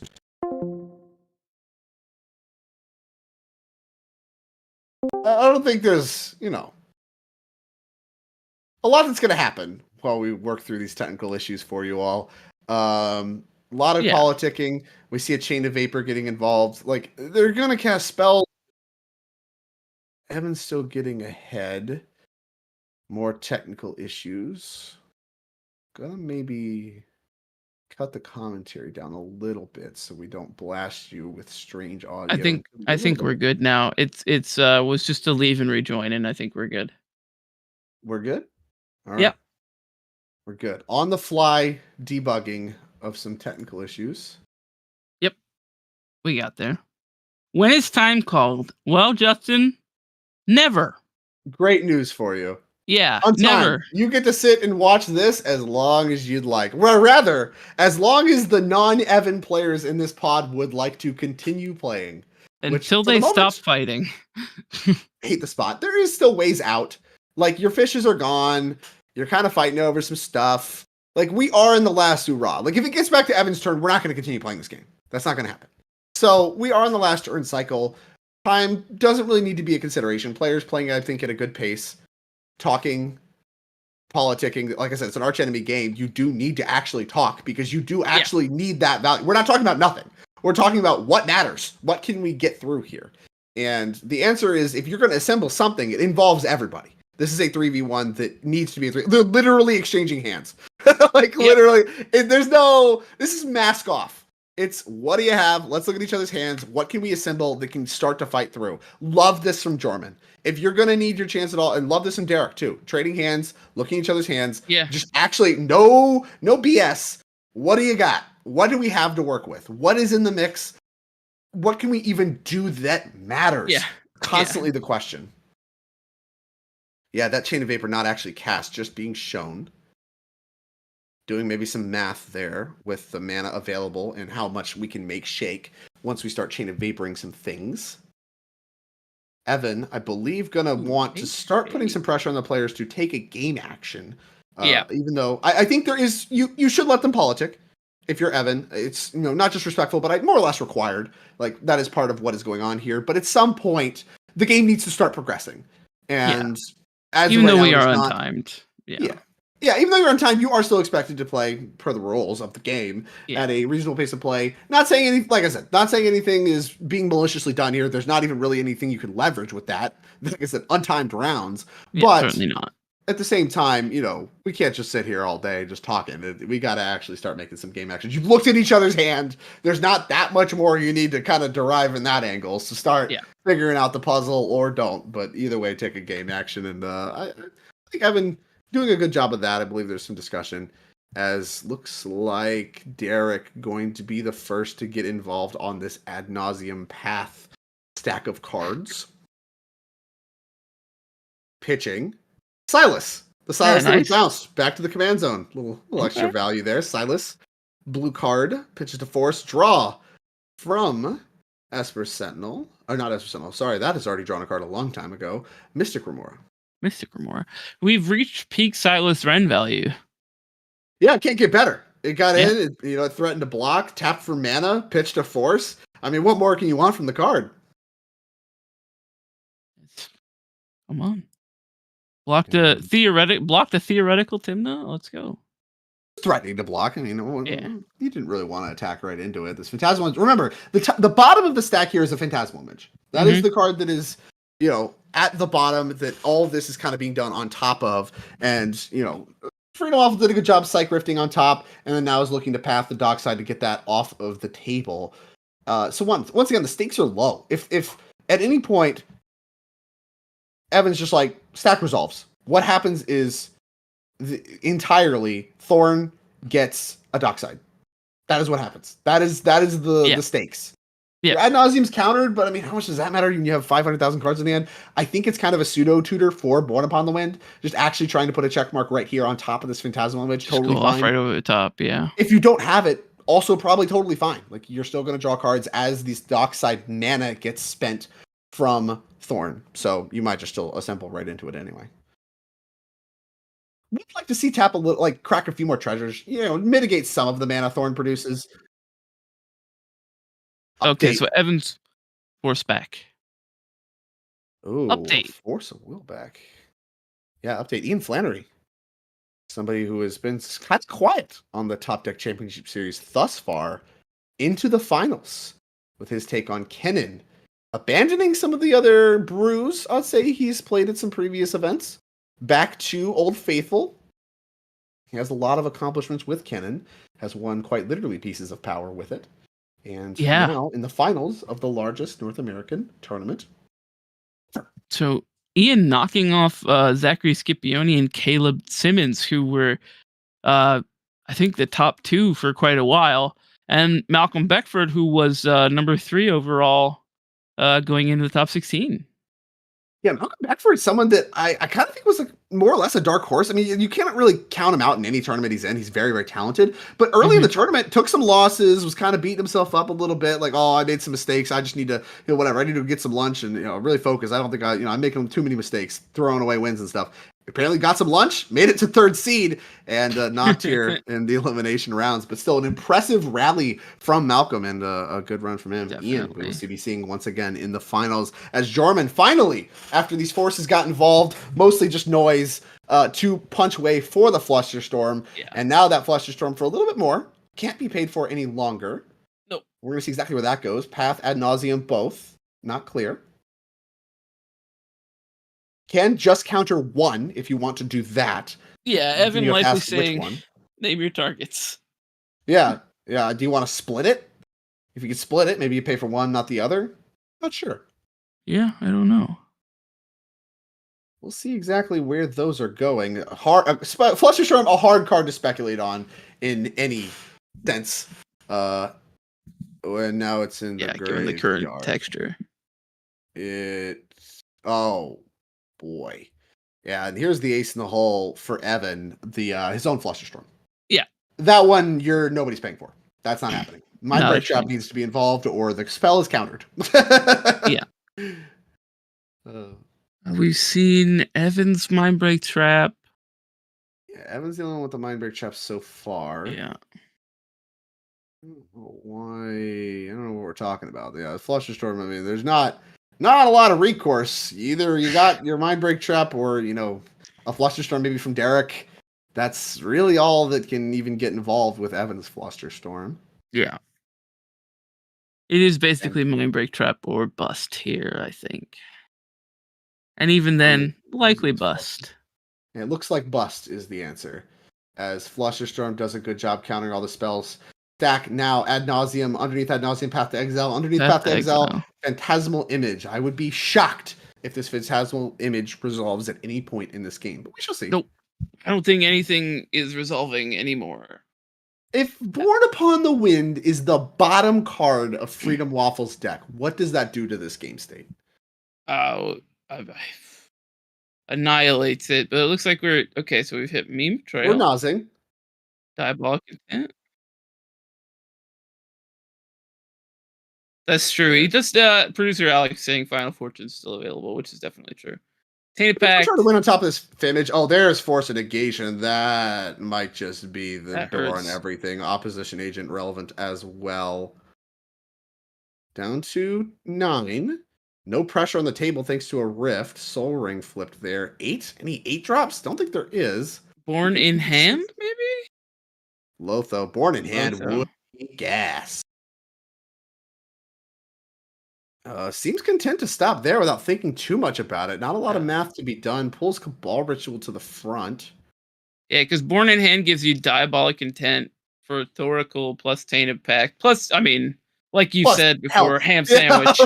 Yeah, just actual ham sandwich. We're flipping again. It's Phantasmal Image. Down to 4. Goes Evan. I mean, 4 a little risky, right? Have we been through all I think of the we 4 are cards? in the territory where he's not on the 1 ring. So the 4 drops we're worrying about are Mindbreak Trap, which he's already cast, Force of Will, which he's already cast.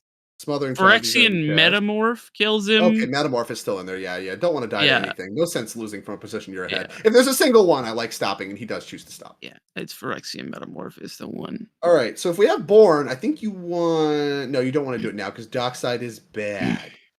Yeah. All right. Top of the stack for Path to Exile. All right. I'm down to let the entire stack resolve. And yeah, even if you have Born, now you don't... I mean, if this path works, you don't even need to cast it. Yeah, why is it? Born. Well, I mean, Bowmasters, the Fimage becomes a Bowmaster if you path your Dockside and then you go to 3. It's like You stop drawing from Remora, but... yeah, I mean, the question if is you whether ever- someone else can redeploy. Yeah, obviously you could trigger their Bowmaster and like not die to it by just literally any targeting. Yeah. You do have to have something, and not really likely to get a Bowmaster trigger anymore. Is that a window?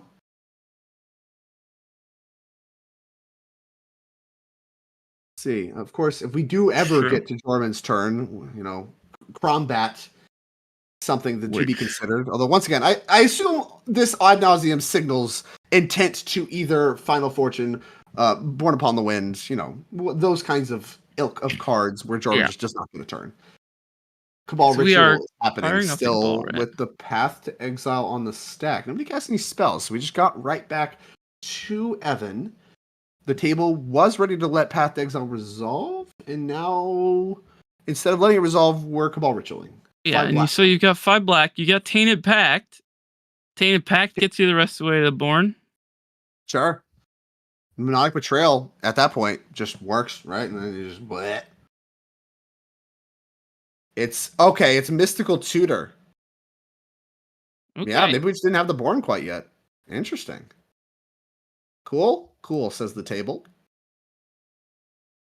And it is Born to the top of the library. Did not have it in hand. Obviously, though, way to find it. Also good enough here. Tainted Pact to draw it among other cards. No, not really any Bowmaster, any Mystic Remora triggers left to do it. I kind of wonder if maybe we were supposed to do this whole thing with one of the Mystic Remora triggers in the stack, knowing that you can use any of your instant speed tutors, Mystical, Vamp, all those to make this happen. Unlikely to matter. As here's Tainted Pact. Using 2 of the black down to 3 black. Another storm added. I mean, the table, there's no way they have anything. Everything was used over this just mostly nonsensical fight. So unless someone's got a real sick one left in the chamber, Derek keeping a Fluxerstorm close to the chest could matter here. I think this is the last opportunity for something to matter. If this Born happens, I think we're done.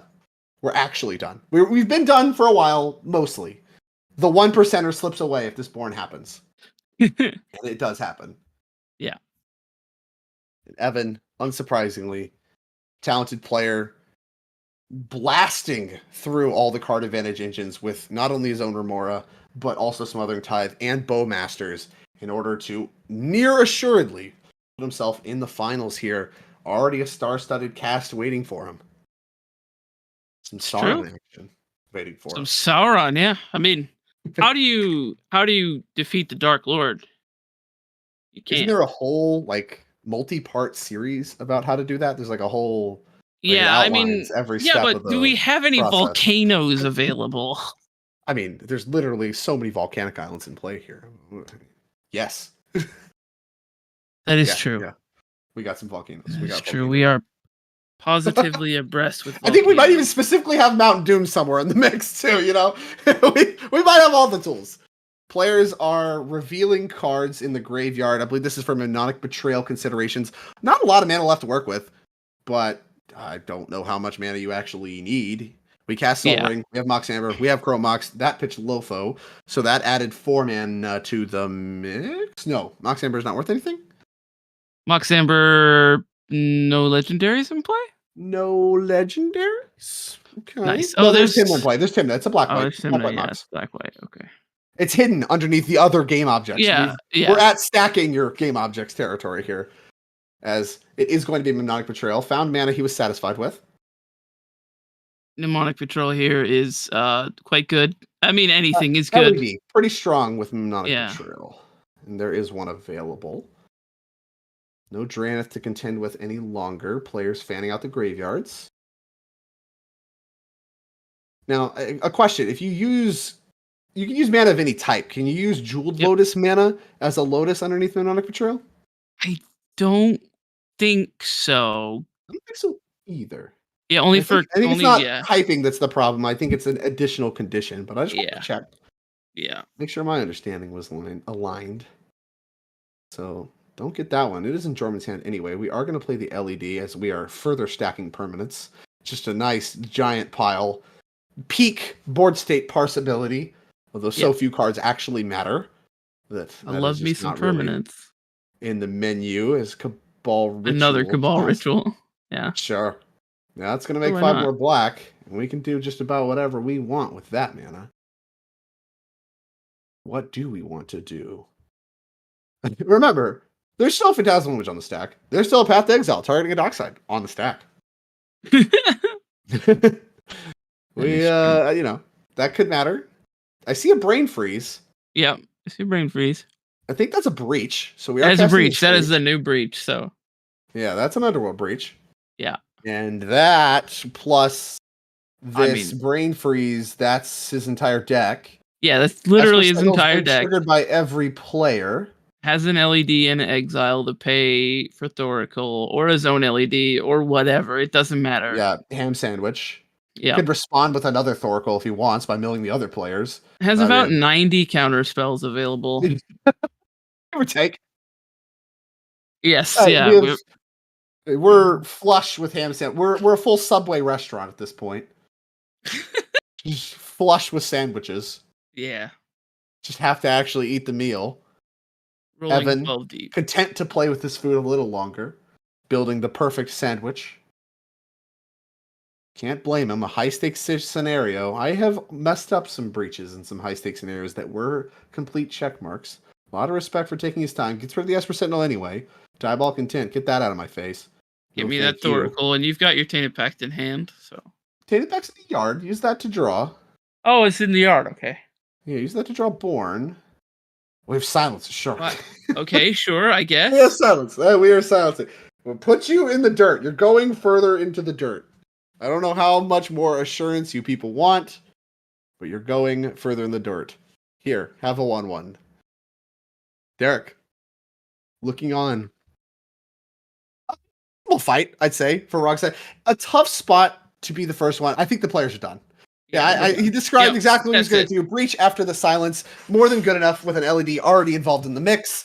And that is going to do it. And you're going to see Evan Pierce defeating Jorman, who he is behind on the leaderboard right now. Advanced to the finals.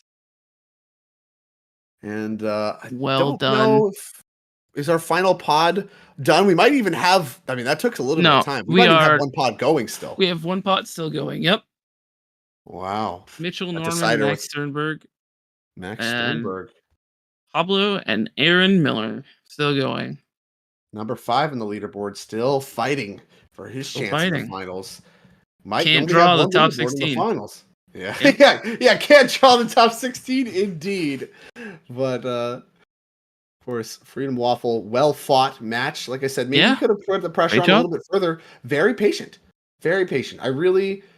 I'd like to highlight that. We're kind of joking about it at the end where, Evan Pierce spent the game after he resolved Smothering Tithe, just getting hilariously far ahead and then not winning until really it was the most convenient time. Just because you are hilariously far ahead doesn't mean there's not still ways you can lose. That kind of discipline is what you will come to expect by the CDH players that consistently succeed. Don't take any risks, even if you want to go get lunch a little bit faster, even if you want whatever. If the rest of the table wants to continue playing, you continue playing, and you try to figure out why they want to continue playing and dismantle that. What's they have outs, you got to figure out what they are. Absolutely. Yeah, we will speak to Evan in just a moment, the Freedom Waffle himself, one of our 4 finalists as we await the final finalist. A little bit of a alliteration there.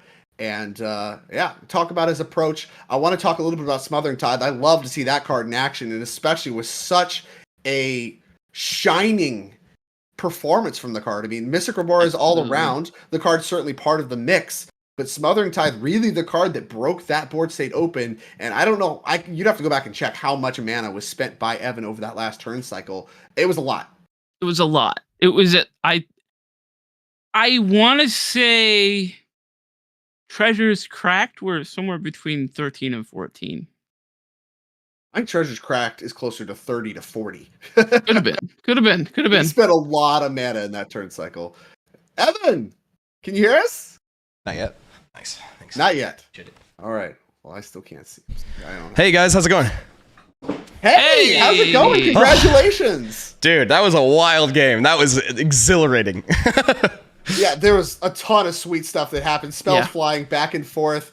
I mean, obviously, you've got to be ecstatic. You're in the finals. Oh, yeah. Biggest tournament. And in a spectacular fashion, too. I want to talk about that game. What was your approach? Go back to the beginning. The start. You're in 3rd seat there. Multiple other blue farms. Jorman in the pod ahead of you on the leaderboard. Terrifying. High stakes pod. Talk to me. Yeah, I mean, my plan that game, I knew it was going to be mid-range soup, right? I knew there was going to be a lot of draw engines. And I look at my first 7, I see Lotus Petal, Land, Esper Sentinel, and the rest is blank pieces of cardboard. So that was the whole plan. Turns out Jorman did the exact same thing, which was funny. I guess I should say I had Flusterstorm and Dispel in my opener as well. So I did keep interaction up, and that's why I cast the Lotus Petal first. But yeah, the whole plan was grind out the pod, embrace the draw engines, find my window, and that's what I built the deck to do. That's why the Tithe was everything there, as you saw. That's definitely what I want to start to highlight. Tithe, the card that is very near and dear to my heart, a card I've been a big proponent of. In the face of, I'd say, adversity, people don't really like that one. I know, Talk right? about your decision to bring it and the performance there. Yeah, so actually at the last tournament here, the 8K, the Expo, I was playing against a Tivit player, and they had Tithe, and it was like unbeatable. We all have draw engines. It's basically like similar pod, except for Tivit. And I was like, wait, why don't I just run this in Blue Farm? Originally, people thought we shouldn't run it because we don't have an outlet, right? Tivit is like, it's a combo piece. It draws you cards. Cool. I can convert my mana into card advantage. But with Timber Crom, you could do the same thing. It's just a little more unorthodox, right?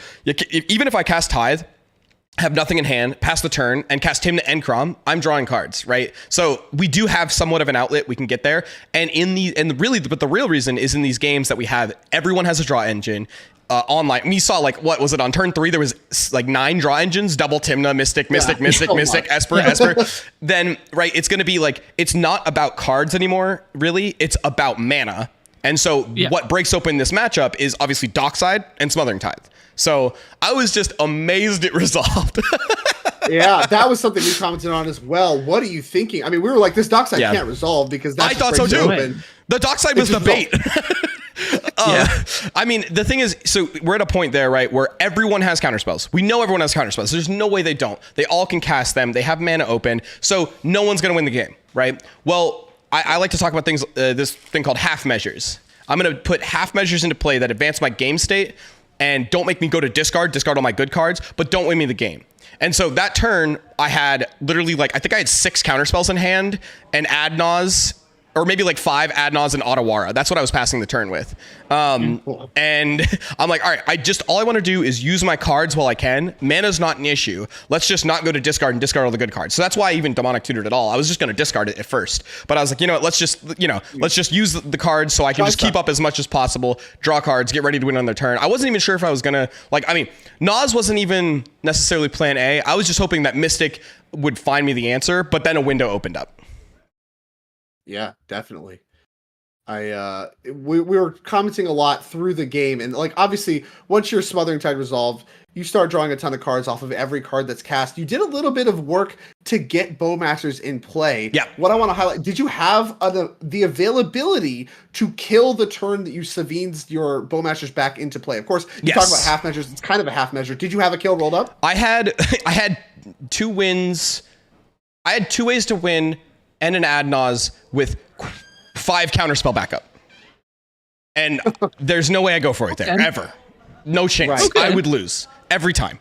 So yeah, no, that's not the window. That you can't push through. You can't look at your hand and say, okay, I have 5 counterspells. How do I lose? And maybe it wasn't 5. Maybe it was like 4. I forget. But how do I lose here? It's not about that. It's that like they will draw cards. They're going to draw 3 times as many cards as me. And I will lose the game because they're going to draw it if they don't have it already. And they have enough. If they were tapped out, yeah, then I probably pushed it there because all of a sudden now they're each of them have 14 or 13 counterspells. Now it's down to like 7.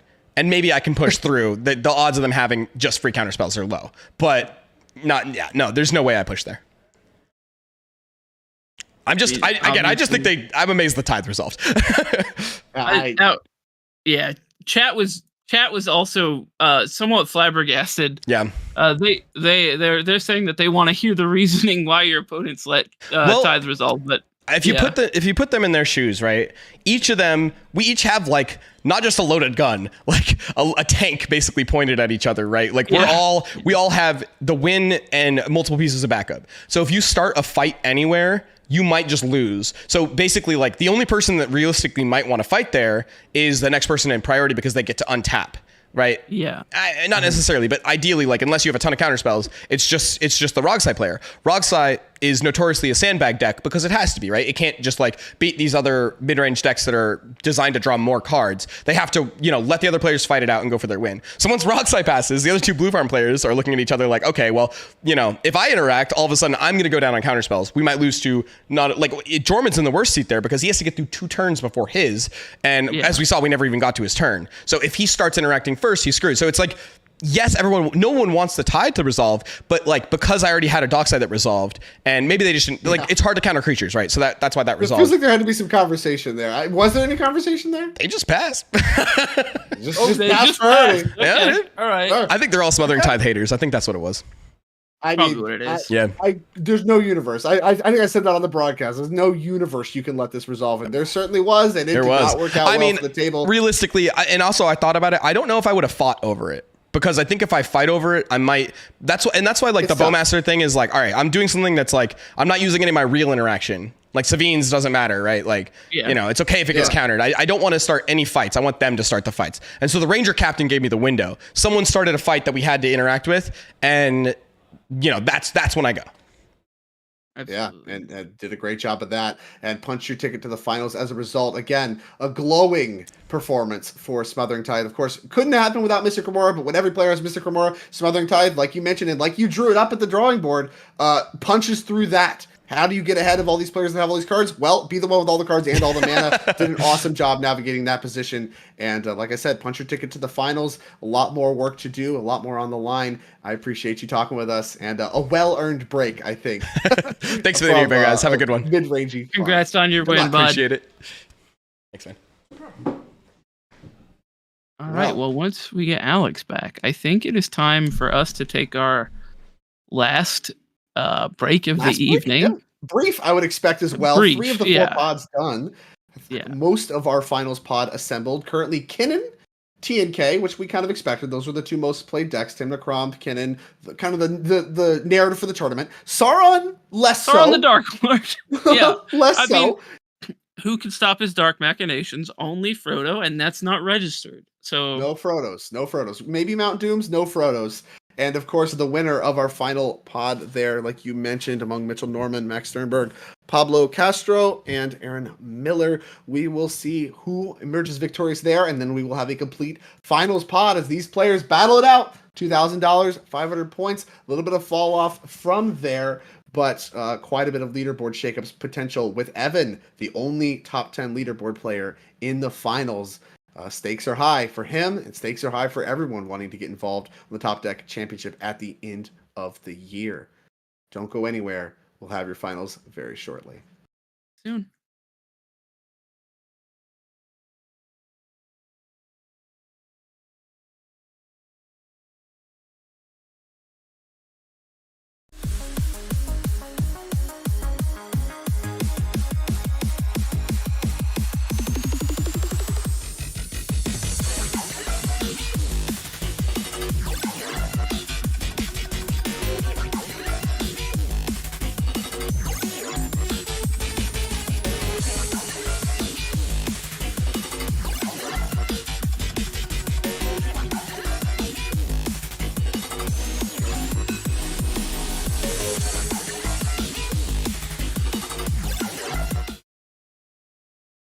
That list will be, a lot of people like the cards and wanted to be able to proxy it up.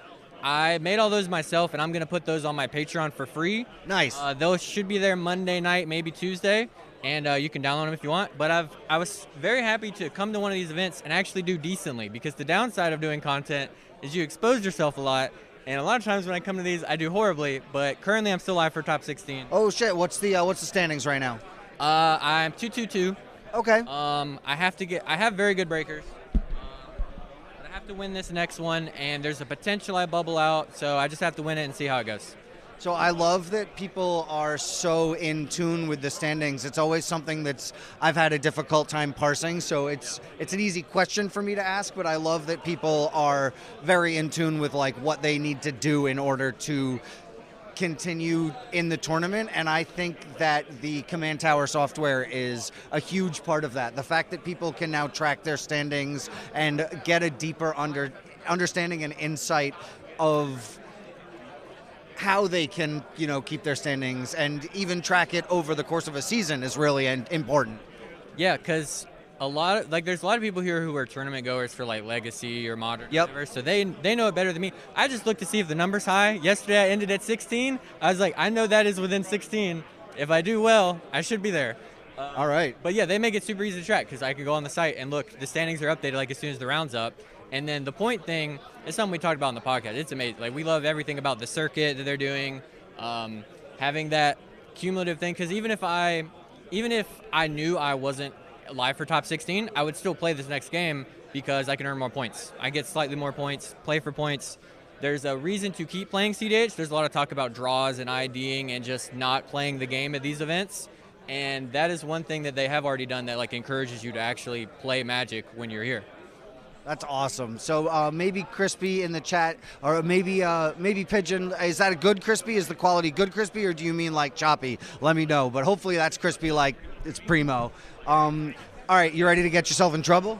Okay. Ready? All right, so we're gonna ask some like trashy. So we got Crispy in a good way. Perfect. Thank you.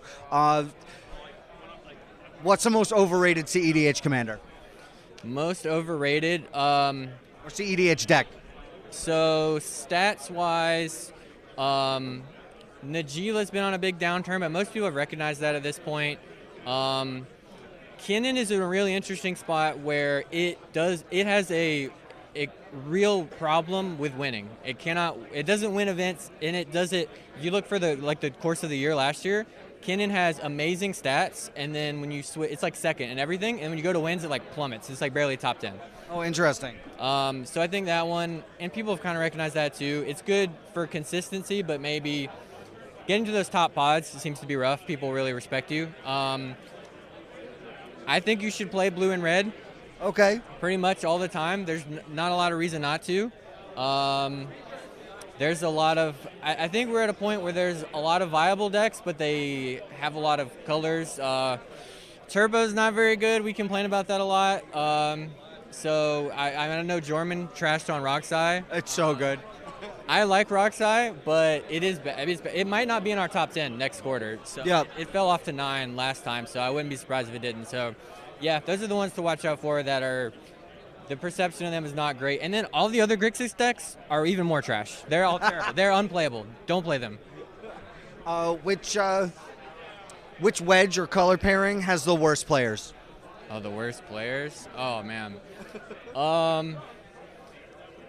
It includes green. I don't know what it is. I mean, I really like Tyam, but it can be really miserable to play. Like, they're fully representing Abzan right now. So are them in the Hulk piles? I hate all the Hulk nonsense. I never like running Hulk piles. Yeah, I don't like it.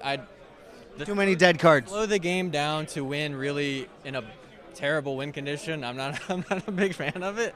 So yeah, I'd probably say Abzan's my least favorite. I like a lot of the other ones because they just have more moving pieces. But I played Tyam once. I thought it was a lot of fun. I kind of get it, but the way you got to play those decks, you have to like super over politic any maxi list. Ban a card. Oh, it's Ristic Study. Oh, nice. Close.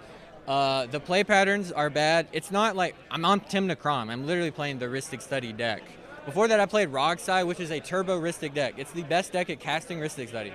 It's like the biggest strength of Rogsai is your ability to turn one Ristic is better than everybody else in the format. I think the card is bad. It actually hasn't been that impactful for most of my games this weekend, but I've heard nothing but complaints about Ristic over the course of the weekend. After that, you can think about Dockside. If you ban Dockside before Ristic, we just go into even bigger mid-range hell. So what I was going to say, so I've heard people, like, I think that Dockside is a strong card. It warps games around it, all that stuff. I'd love to see it get chopped, but then in a world with no Dockside, blue and black have too much of an advantage. Yeah, the ability to push Dockside and Breach are the only two really, really strong red cards, like top best cards in the format.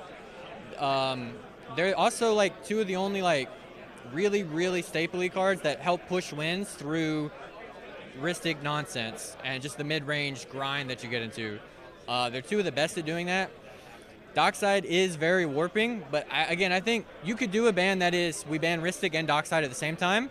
If you ban just Ristic, I think it's also good. If you ban just Dockside, it's terrible. Yeah, absolutely. Horrible metagame after that. Awesome. Well, I appreciate you answering some hot take questions. We got people talking smack about your flash takes in there, which I love. Oh, my God. But I'm going to keep wandering around. Good luck in the rest of the games. Yeah, good luck. Thanks. Glad to talk to you. Everybody, if you get to come to one of these events, anytime you can, make sure you get out here. Hell yeah. I don't think there's an answer.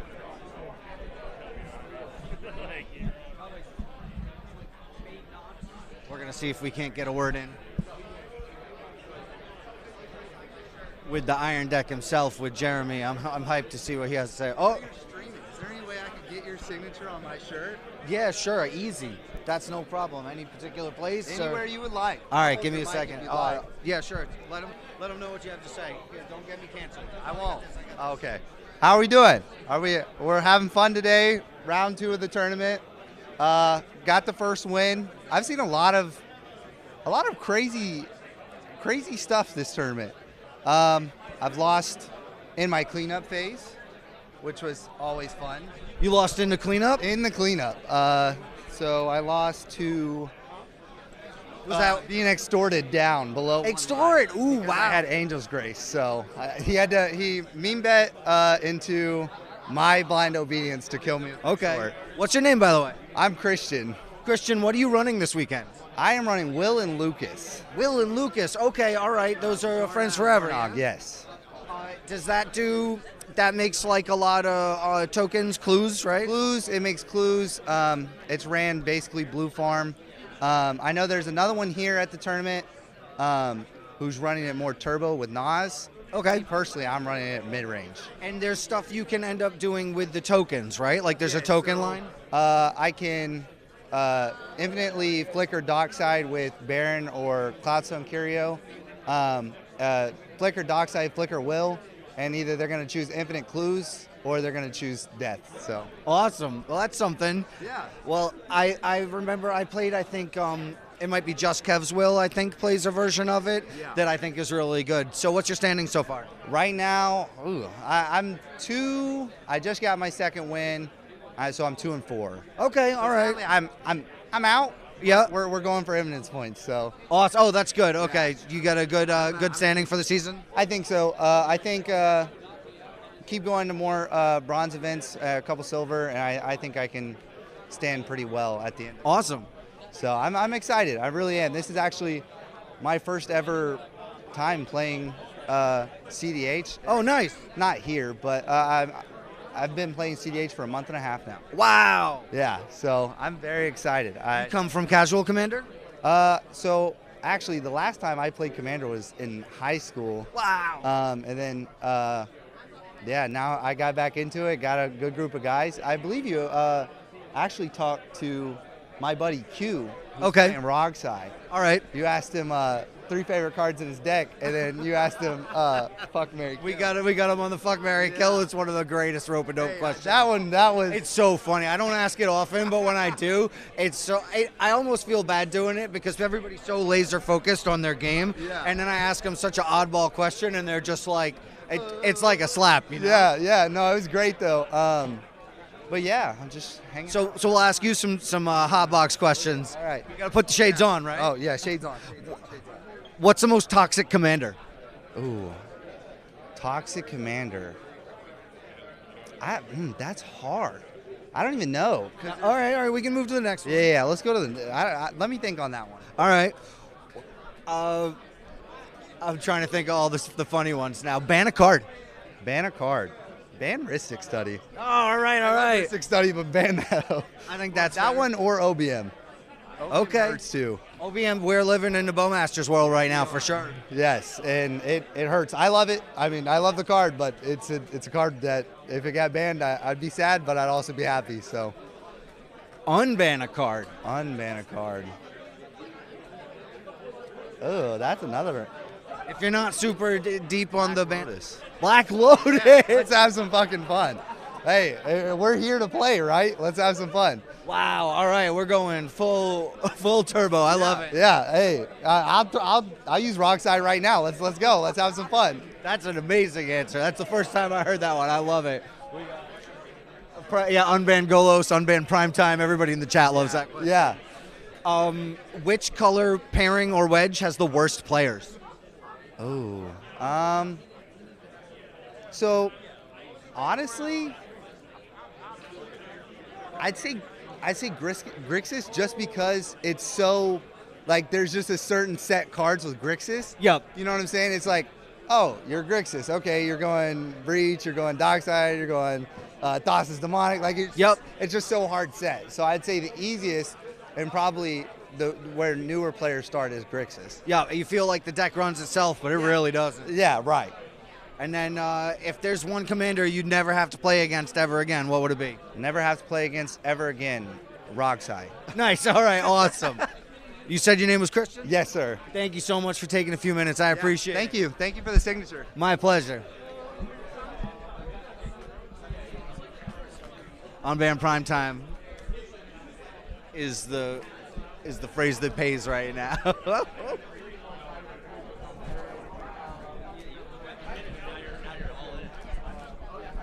Coming through, guys. Sorry. We got 8 minutes left in the round. Things are going good, though. Who else is worth talking to? There's good people out here. I want to talk to my buddy over there who I talked. Hey, we're seeing you again.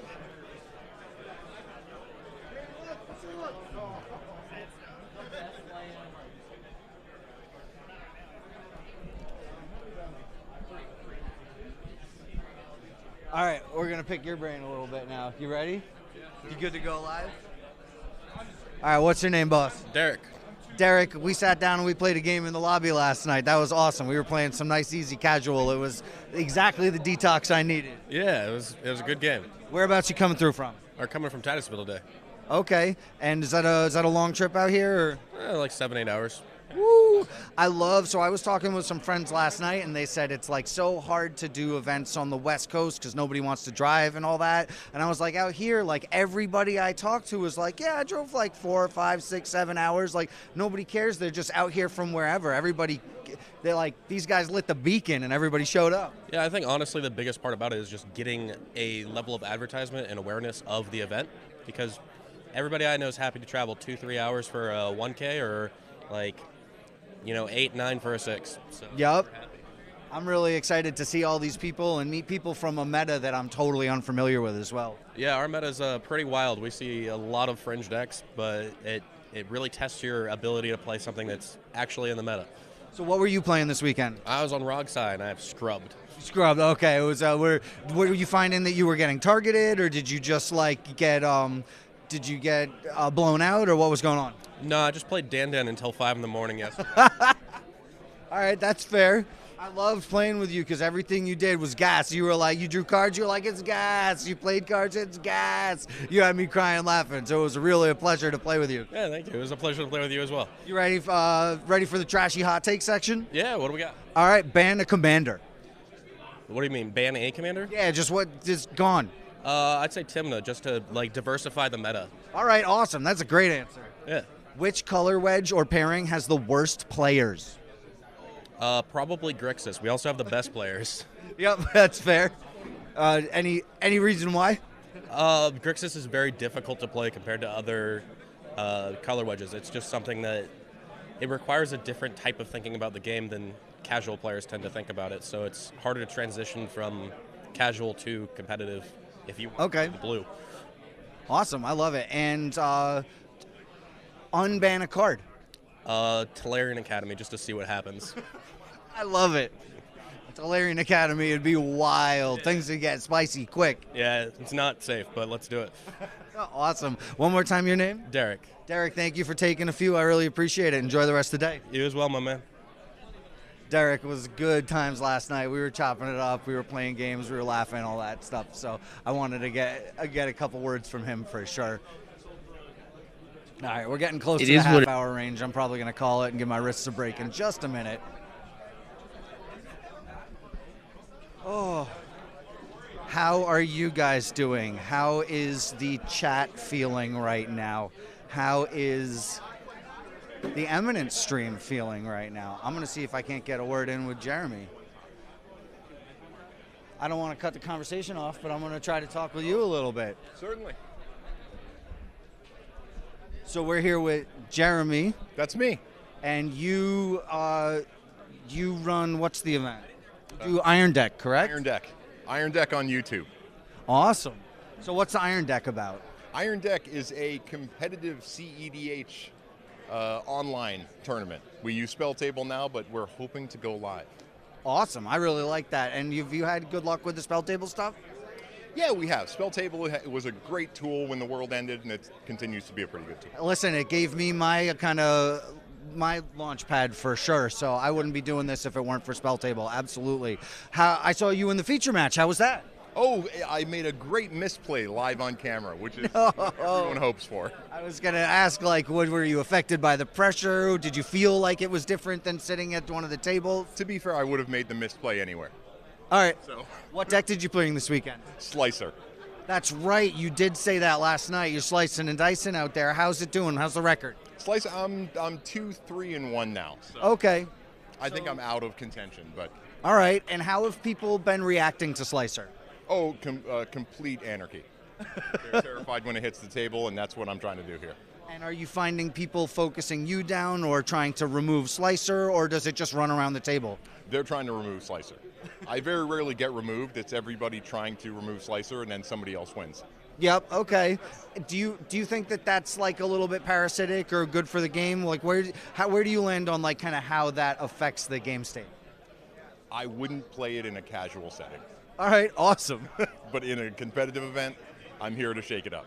That's great. I think that a little bit of disruption is important, and decks that are outside the meta really make people have to think differently, and I think that's really good. Absolutely.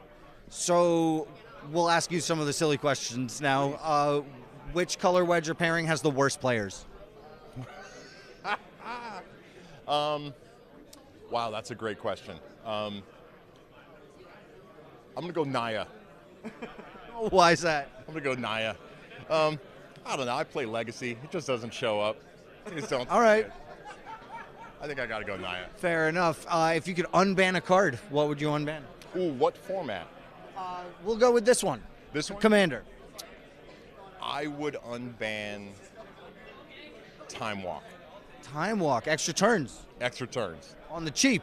I want to see the world burn. Yes. Nice. Awesome. That's a crazy answer. People have been going for power today. Normally I get like prime time or like funny stuff, but people have been naming power today, and I absolutely love to see it. Yeah, so are there any cards that have been spoiled recently that you're excited about? Anything coming out that you're like, I cannot wait? Yes, there's a Judith card, a hot goth mama Judith card. Yep. I am all about. Awesome. Well, Jeremy, thank you so much for taking a few minutes to talk. How do you think about what do you think about the event in general? You enjoying it? You think it's a good event? This is my favorite of the CEDH events I've been to. This venue is awesome. Wow. Eminence is awesome. I love it. Awesome. Well, thank you so much for taking a few, Jeremy, and enjoy the rest of the weekend. Absolutely. You too. All right. I'm going to call it give my wrists a rest. Oh, we haven't done. We did the catch up. All right, how did it go? How did it go? King Chef, we chefed him. Yeah? Got him. T&K mirror, but that dude came out blazing. T1 Dark Ritual, Mana Crit, One Ring.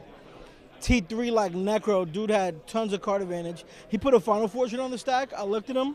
I was like, I have an Angel's Grace in my hand. I didn't have an Angel's Grace in my hand. But, you know, people don't like getting blown out on Final Fortune turns. And the game continued, and your boy pulled it through. Nice. Good job. Yeah, we're locked. We're locked in for top 16. We get to draw this game and go get some fried chicken. All right. Awesome. Is that the plan? You're going to draw? You're not going to play for a seat? No. I'm good. I'll play from behind in top 16. I can go third. It's fine. Hopefully I'm not in a Kinnan game. Triple Kinnan. Who was it? Was it? We were talking with Malcolm, and he said he sat down in a triple Tivit game something the other week. Like, it was bad. Oh yeah, that's terrible. Well, he had a finals appearance at Rip and Ship one time. It was 3 Tivits and a Sisse. That was insane. So what's your best outlook if you got a game? What would the ideal pod be? Like right now? Yeah, if you sat down in the semis, what decks would you want to be sitting against? You'd be like, okay, we're good here. I probably want to go against that Malcolm Tana dude. So like I'd want him on the play. If there is a Kinnan player, I'd want them to be last. And I guess I don't think the second deck matters as much as long as it has blue. All right, awesome. So as long as somebody's got some interaction. Yeah, and we get to chill and play Magic, yeah. Somebody to back you up and back each other up. Pretty much, so we can so the game just doesn't end. Okay. Yeah. We're here, we're trying. Ram game, Brooklyn. There you go, folks. We'll call it from here. I'll catch you guys later, and we'll give you our thoughts. We'll catch up with people after round 7 for the pre.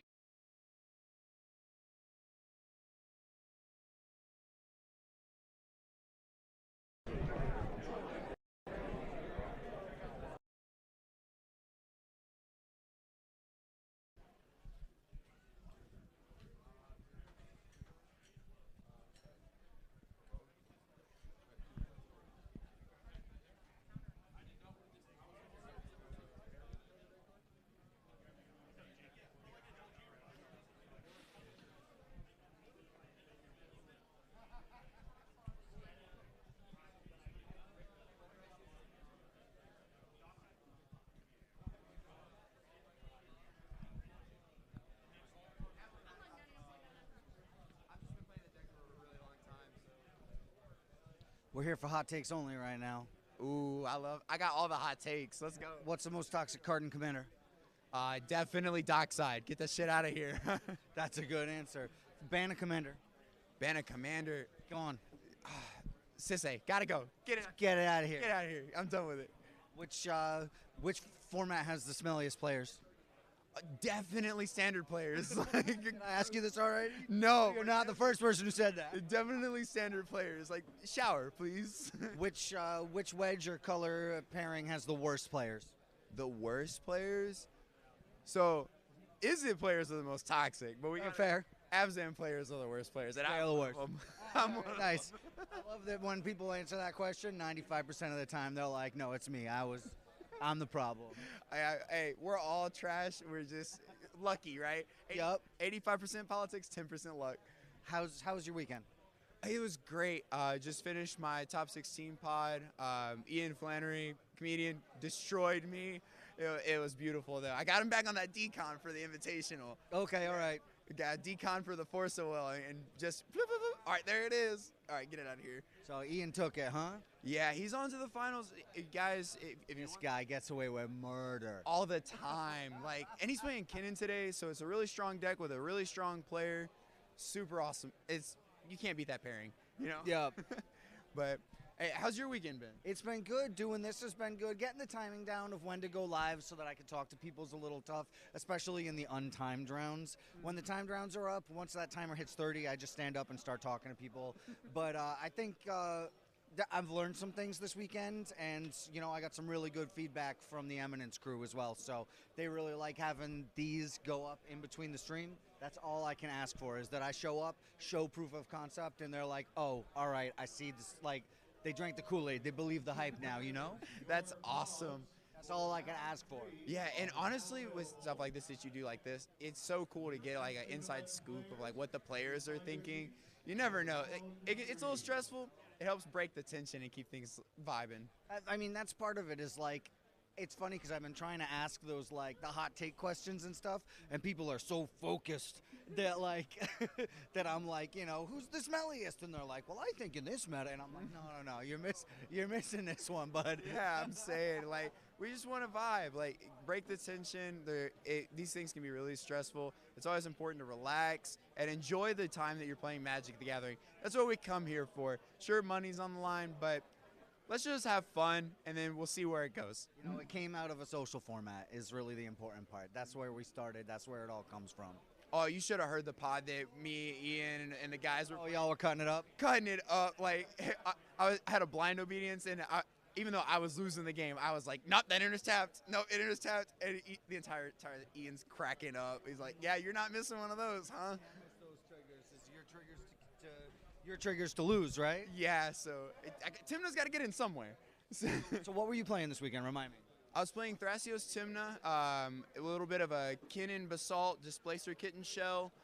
It's got some really important targeting stacks. I don't play any oofs. Blind Obedience effects, Opposition Agent, Drannith Magistrate, and Bowmaster. That's all I need. How are you feeling after this tournament about that deck? Drenna and Lenvala's got to get in the deck. Okay, all right. You're trying to shut it down. Got to shut it down because, like, I love the double Blind Obedience. I tested that this weekend. That really feels strong. Blind Obedience and Manglehorn are a bop right now, for sure. For sure. Like, you have to shut down Docksides. And because people are just going to go Dockside, Phyrexia Metamorph, a whole bunch of other garbage and make a billion mana. I just want you to wait on it. You can make it. Just wait on it a turn. I had one of the judges tell me that they had a wild question come up, something that nobody knew the answer to. I think it was in like an after game, but they couldn't figure out. They had to look it up. What happens when you metamorph the Sticker Goblin? Oh, the Mind Goblin. So they learned that this is hot tech right now. All right, guys, this is the first. Heard it here first. Everybody, if you're running clones, everybody needs a sticker board. What? Because you don't get stickers. Oh, so I gotta. All right. Everybody's gotta have a sticker board in case you clone the Mind Goblin. I gotta hit up market and get some sticker papers now. That's absolutely bonkers. That's stupid. It's terrible. Oh man, I never thought that would have ever been relevant. But not just the Goblin players who need the stickers. Everyone needs the stickers now. Oh man. If you're running clones. Yeah, and honestly, I think that like 3 clones is perfect for if people are interested in Tekken for something like that. Don't go in over any 3 clones. You're just gonna be like, oh man, I can't do anything, and then you're gonna have to copy something like that to do something in the game. Yep. So, I mean, clones. I've been on that Atali, so clones are my worst enemy right now. Oh, you're talking about Atali, the Gruul. Big flip, yeah. That deck is so much fun. I love it. I love that deck to death. It's not a tournament deck. It's an entertainment deck for sure. That's what I'm telling people because like it's so RNG based. I went up against a Krark Sokka deck, and Scoop was on it, and Scoop played. He made more copies of the dinosaur than I could ever have thought of, and he was flipping into everything you don't want to see. He was flipping into it. What's the one where it's the Storm card where you shuffle and you play the top card of your library? Oh, it's a 6 mana card, blue, and 4. Modanon's like #1 favorite. Yeah, it's Mind's Desire. Yeah. Mind's Desire. He Atali'd after the 4th Atali copy. He flipped into a Mind's Desire, and we were like, "You got it, bud." That's so We were like, you got it. This one's on you. Yeah. Hey guys, let's see what else I flip into. Oh, it was a nightmare. Another clone. I've been telling people, Friday night I played an Atali game and I had the dream flip. I landed Atali and I flipped into 3 fairy, somebody else's Timur Sabertooth, my own cursed mirror, and a tainted pact. Oh my god. The tainted pact got countered. I made a copy of Atali with my cursed mirror, flipped into a Elvish Spirit Guide, popped it back into my hand with the Teferi, and then exiled it from mana to play the dockside I had in my hand, and was like, let's go! That's gas. It was like the trashiest thing ever. So that's why I love that deck, is because it's just like, you are either living the dream, or like I've had flips where I flip into a counterspell, a silence, and 2 different spirit guides. Honestly, though, I think Atali, the Gruul commander, I think that's one of the commanders people are really sleeping on. It's got a lot of potential. Red's getting a lot of support. There's a lot of theory that Green's going to be getting a lot of support post MKM and maybe a little bit of inside MKM. I don't think we've all the spoilers. I think we're most of the way there. I think once they do the commander decks, that's usually the last gasp. But there might be a little bit more. I'm actually. Oh my god. Maybe more, I don't know.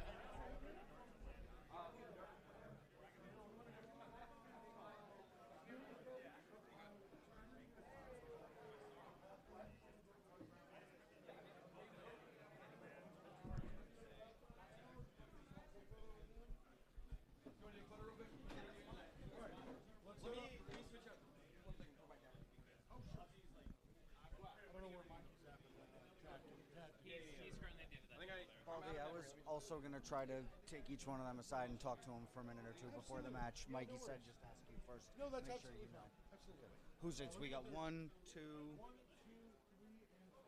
Okay, perfect. We're going to stop for photo. We're going to get it back over here. Perfect. Yep. All right. This is a little bit wonky. Something's up with my mic.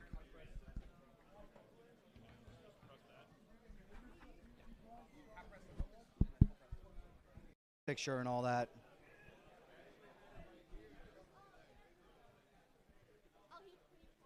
Yeah, if you're watching right now, just let me know how the sound is. Something's going on with my gain thing, and it's not really picking up like I want it to. It's not flashing green like it normally does. I think it's just a battery issue.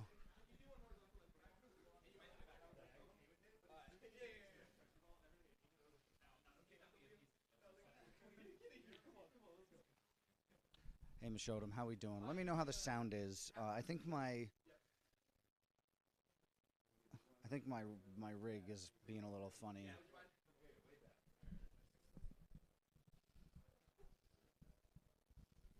guys look happy.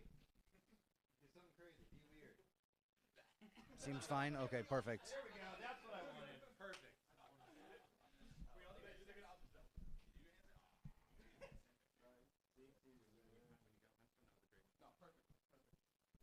Okay, cool. Go forward. Ian's gut punch. That's when you gotta use. Right. There. Ian's just losing it. All right, thanks, man. So I'm gonna try to chop it up with each one of you for like 2-3 minutes apiece before the event starts. We can go back over there. We can do it right in front of us. You got 120 seconds each. Go. Yep, just exactly. Go. So We'll walk away. let's You've head got back over that 96 way seconds first, left. They were taking their lovely top 4 picture. So this is our top 4 here. 1, 2, 3, and 4. And everybody's very excited about it. So we're going to get a quick interview with each one of them.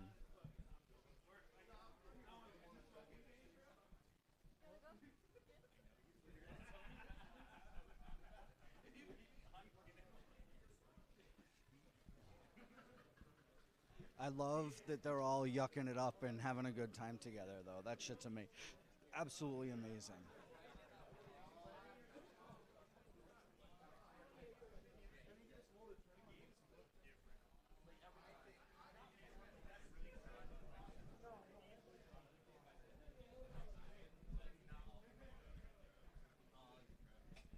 All right, who's up first? Nice. Come on over. So, we're here with Max. Max, I met you for the first time a couple nights ago. I think we've known each other kind of vicariously or whatever it is through the internet and all that sort of stuff. First of all, I'm going to say this to each one of these goobers, but you as well. Congratulations on top 4. Thank you very much. I appreciate it. How we feeling about it? Feeling good. I can't believe I get to be on the play. This is actually... You're on the play? Oh, spicy. This is going to be my 10th top 4 match in major events, and this is the first time I've ever been on the play. Nice. So what are the decks? Remind me. It is, I believe, in order, myself on the play on Kinnan, into Sauron going second, into Blue Farm going third, into another Kinnan deck going fourth. What's your strat? Win. Nice. All right. Easy peasy. Just going to go for it? Yeah. Just going to send it? I mean, this is there's a lot of flexibility in how my deck can perform in this matchup. Fortunately, my version of Kinnan is designed to beat the Grixis Turbo Shells with the types of interactive creatures we have, and we have 2 of those decks at the table, and then the interaction creatures I also play, with the Void Winners, the Onboard Interaction, the Manglehorns, they have a lot of overlap where they also dunk on other Kinnan decks. So awesome. Very used to the Kinnan Mirror. Well, I'm glad you're confident about the Kinnan Mirror. I think it's a really interesting match as well, and it's cool that because it should be, between a Blue Farm and the Grixis Shell, it should be a fairly even pile. I really hope he tries to clone my Consphinx. Wow. All right. Hope that which one? I would hope Ian tries to clone Nice. it, and then that's not going to work for him. It's just going to be a whole mess. It'll be a good shit show. My favorite kind of shit show. Awesome. Well, thank you for taking a second. I'll end up chopping it up with everybody afterwards. Appreciate you. Let's get one more over here.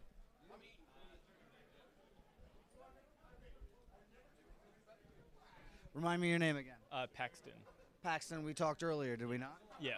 Congratulations on top 4. Yeah. How are you feeling? Feeling really good.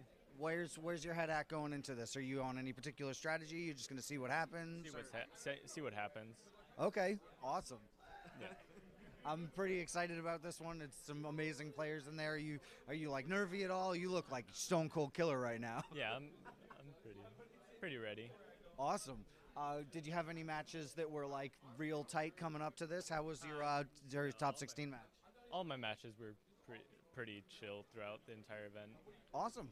I'm super glad to hear it, honestly. Yeah. My top 16 one, I just pretty much, my opening hand was nuts. Multiple players mulligan really aggressively, and I just won on turn 3. And you just had the nut hand, and you just said, okay, just play it textbook and go for it? Yeah. No opposition, huh? No. There was no other black players besides me, so. Oh, easy. Cool. Well, good luck in the match. I'm looking forward to hearing all about it, and congratulations again. Yeah. Let's get one more, you guys.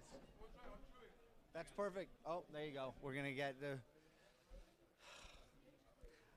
Look who it is. I was talking with Jacoby, and I was like, this guy gets away with murder.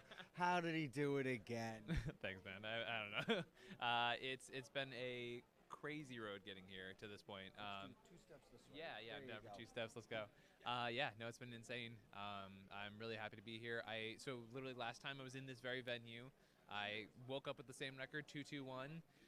Needed to do a win-in, lost to an opponent pushing for a win into a risk study who said, I don't know, man, I'm just tired. I'm going to go for it with no protection. Right? Okay. So that was like, I straight up woke up with like PTSD this morning. I was like, bro, I'm so scared of hitting the hump and then like doing this again for another 2-day tournament. And so grateful to be here. Like, yeah, it's been a crazy day for sure. I remember speaking with you very briefly earlier, and you were like, I hope we just go for a push right now. Yeah. And it did not go for a push that match? No, so I did win, and then I drew in a row. So okay. Yeah. And the draw was exactly enough. I landed, I think, 14th place for top 16. Yep. It was exactly what I needed to get in. Yeah. How was your top 16 game? Insane, man. I mean, it's straight up killers, like all of them. So there's been this crazy road. I'm here in an Airbnb with 6 other people from Massachusetts, right? I'm obviously not there anymore, but like I left a couple months ago, so I'm still a Massachusetts guy at heart, right? And systematically, we have had to play each other through the last rounds of Swiss because everyone was there. Like we were all like they basically all played each other out of Top Cut the entire time, right? So I've now played every single one of the people in my Airbnb except for one who had to.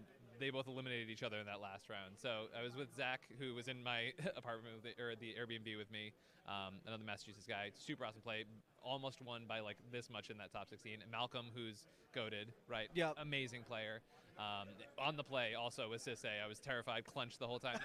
And Jacoby, who's been playing CDH even longer than I have. So like definitely all people who are like competent, good at the game, and then who've been doing it for a long time. So it was insane. It was just like a lot of tempo, kept landing in my favor. I had a lot of mana, and it was like dominant board state that could lose at any time, turn after turn after turn after turn. Yep. Void Winter is a broken card, and yes, it is. Yeah. So that definitely saved me multiple times over. Yeah. I'm glad to hear it. Congratulations on top 4. So we've got a Grixis shell, we've got a blue farm deck, and we've got a mirror, Kinnan mirror. Yeah. What's yours? Do you have a strat? Honestly, the strat is just keep a plan that progresses my own game plan, right? Okay. Yeah. It's 3. So one player who just told us it's his first tournament ever, which is super sick, and then 3 people who I know are like constantly at the tops of these tournaments at all times. Yep. Right? So I know no matter what, it's going to be a slugfest. I know, I'm going to do it in the top 16 where there's, there can be a lot of talk going on, but I just want to keep my stuff clean to the point, make my points, and then just be like, leave the game at be, let it happen, and then just try and play the best Magic I can, man. Beautiful. You definitely got to make your heart of stone in this one, and put some emotion into it, but at the same time, don't let the emotions get to you, right? Yeah, I'm an emotional person. It's always going to get to me, but I can lock it down for sure. That was going to be the next question. Volume-wise, how much stress diarrhea have you had today? I feel like chat doesn't need to know the exact quantity, but Jaeger bombs the night before a big tournament also doesn't help. Not a non-zero sum. Not a non-zero. Yeah. Thank you, Ian, so much. Absolutely, I appreciate it. Absolutely, Alan. Last but not least.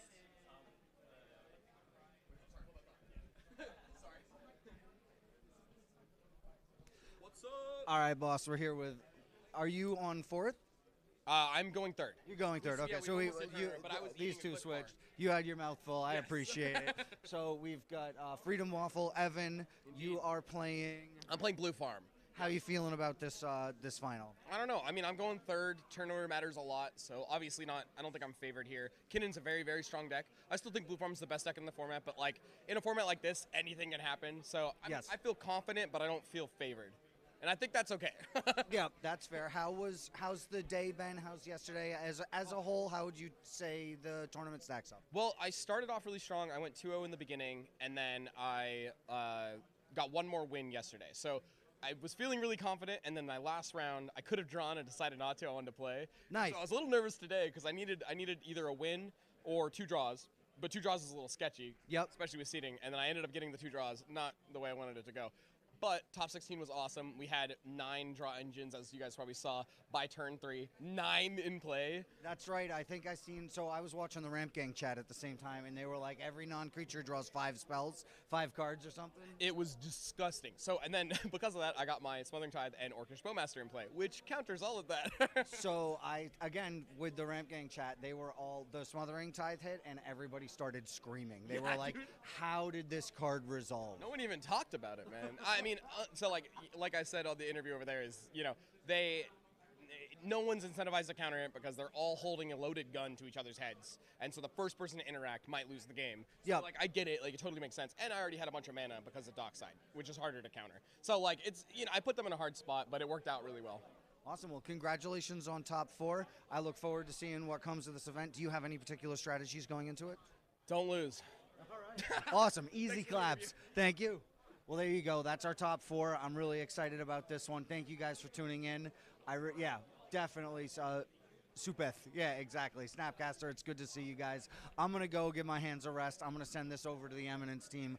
Thank you guys so much. I will try to get interviews with the top 4 again after the match. We'll see how many of them actually want to talk, but I'll definitely get you guys a winner's interview. Thank you guys so much for sticking it out this whole weekend. I'll catch you. You know what? I might. I'm like kind of feeling like going around getting hot takes, but I'm gonna call it for now. Be good. Be safe. Catch you guys later.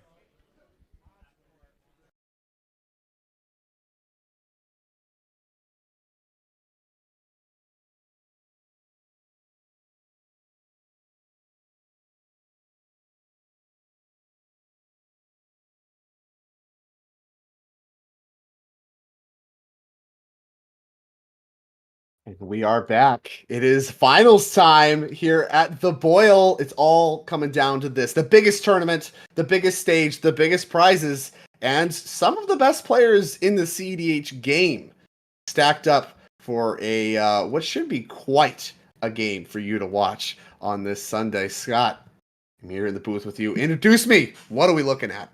Oh my gosh. So today we have some of the best players currently playing the game of CEDH. Two of them among the top 10 on the top deck leaderboards. Max Sternberg and Evan Pierce, Freedom Waffle, and Wounded Satellite.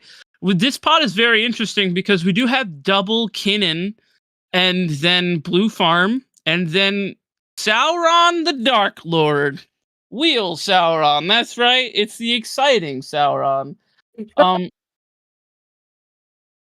We have wonderfully. It's not a huge diff between the two Kinnan lists, but I did take a second to look. It's 12 cards different. Not that different. Mostly yeah, the same deck. Feel the mostly the same deck. We saw Max's crop rotation combo the other day, and that seems to that's the real big difference. Ian notably on Dosen, Spell Snare, which is one of my favorite counter spells, and Jin Gitaxias. Those are the big differences. Yeah. Sure.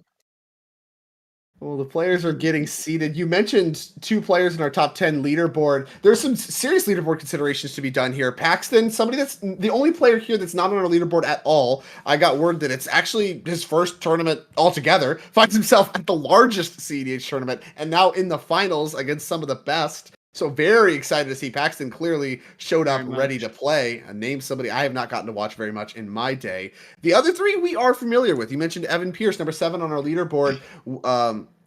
Freedom Waffle playing their take on TNK. We watched an excellent masterclass in the semifinals of their match, taking down Jorman, the number 1 on our leaderboard right now, eliminated. So it got to be excited for the points pick up for leaderboard considerations there. Hot on the heels though, Ian Flannery, comedian, back with Kinnan, somebody we've seen maybe a little quieter to start the season.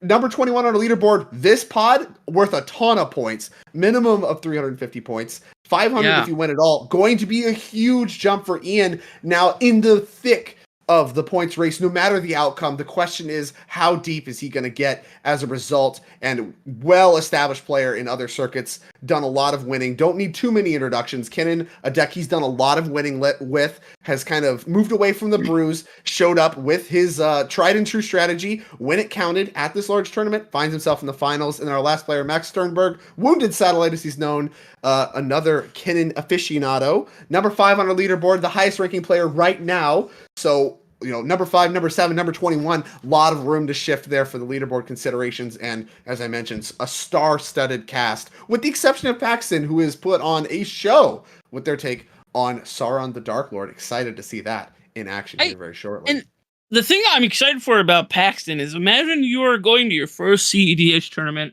and you realize it's a top deck championship series platinum event. So the win here is a lock in to the invitational.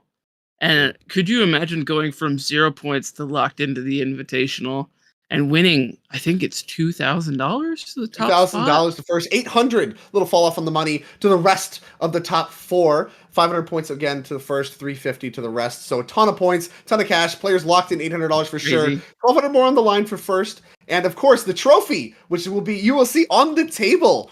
For the players, we do have a nice trophy. You'll get to see pictures of the winner smiling all over the social media platforms and I'm sure the Eminence website. Let's cut down to the match. These players beginning to shuffle up. We can get a look at the pod order, how that's going to be. I believe we have a Kinnan in first and last, and our Grixis-based decks, Sauron and TNK, making up the middle 2 positions, again, seeded based on their finishes through the Swiss. So we're going to see that reflected here. More of a Kinnan sandwich, I suppose. Yeah, I think that's fair. This has been the story of this tournament. The Kinnan and Blue Farm 2-deck format. I mean, I'm not sure you can call it a 2-deck format, but from the looks of this tournament, it has looked that way. And there was a bunch of questions. Okay, is it as good as it's perceived? The part of the selection here is the good players showed up with those decks, and so just by law of numbers and just the talent involved behind those decks are going to push them forward. But it is also telling that the good players are selecting these decks for this tournament. Are these just the 2 best decks in the format? Well, according to our our numbers and what we see here in the finals, it looks like the answer might be yes. Yeah.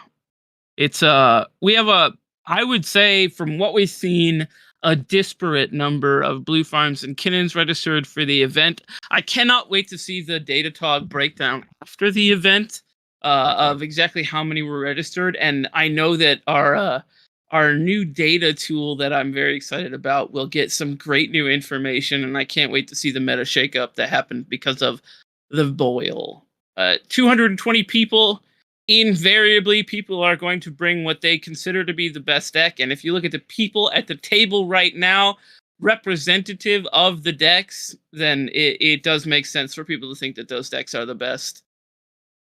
Yeah, I have to agree with you. Sauron, a deck I haven't seen as much, but Grixis base get a little bit of tricks with some of the Rings Tempt You card, and a deck that actually has seen quite a bit of play. Did a little bit of looking. You mentioned Datadog. Looked through some of the data that has been put forth, and there have been 8 pods through Eminence events that contain one each of the various decks here: Sauron, Crom, Timna, and Kinnan. Of those, 4 of them, half of them, won by the TNK deck. So it appears TNK pretty well positioned in the asymmetry. We've seen that a little bit at work with Kinnan. Those decks pretty close, and I think the construction of TNK as well as seat order matters for how well positioned TNK is against Kinnan specifically, because your creature removal is a little bit more taxed there than it is in other spots. So it kind of asks a lot of questions of your deck building. But it seems that Sauron may be a little inefficient in the asymmetry against TNK. We'll see if that comes to fruition as this game starts to play out. But with the Cannons going first and fourth, do you expect the Sauron and the TNK players to be teamed up a little bit, using some removal in tandem to keep these Cannons in check? If I know anything, it is that Max and Ian will do their best to convince Paxton that Evan is the problem. If I know anything. And Paxton will have to display some impressive decision making to get out from under that particular information campaign. And Evan, I think, is going to be up against it from the beginning. I do not think that he has a friend at the table. No friends for Evan, huh? Evan, a great guy, friends in real life, but no friends now. Well, unfortunately, that's a tough spot to be. I would like to think all these players are friends, and certainly Wounded Satellite, Freedom Waffle Comedian, known both by their usernames on various online tournaments and online forums, as well as their actual names, pretty familiar with each other, I'd say, and that is going to impact the political dynamic.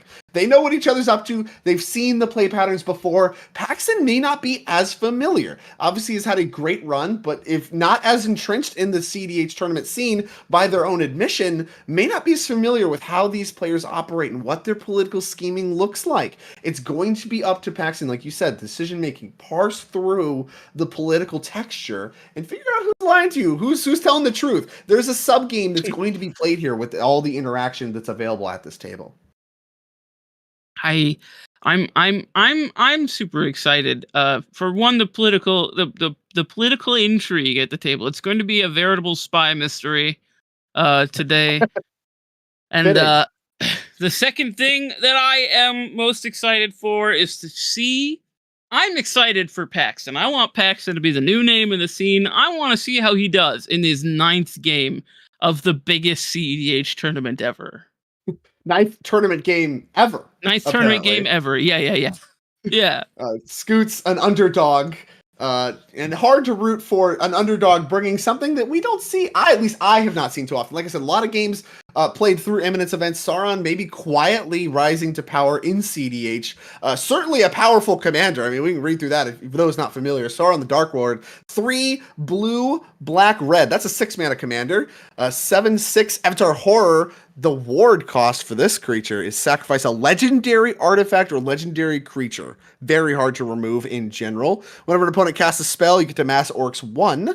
Basically like a Bowmaster's Remora there. Whenever an army you control deals combat damage to a player, the ring tempts you, and whenever the ring tempts you, you can discard your hand. If you do, draw 4 cards.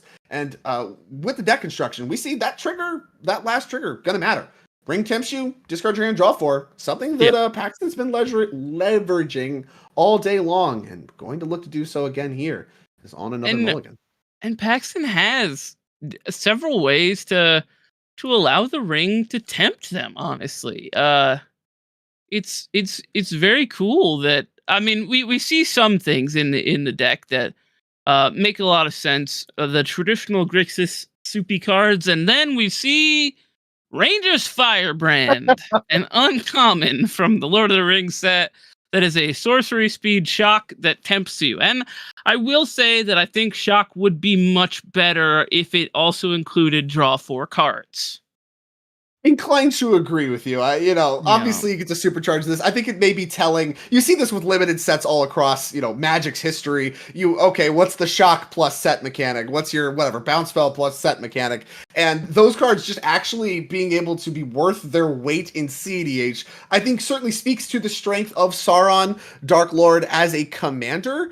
Now, casting it in the face of all of these interactive decks seems like it could be a risky proposition. A big part of the texture of this entire tournament has been the rise of these clone effects. They've been impactful in nearly every pod that we've seen. Has been clones of some kind, Flesh Duplicate, Imposture Mech, Phantasmal Image, just major players in huge ways. Metamorph, also being able to copy One Ring. These are things that have come up time and time again throughout this tournament.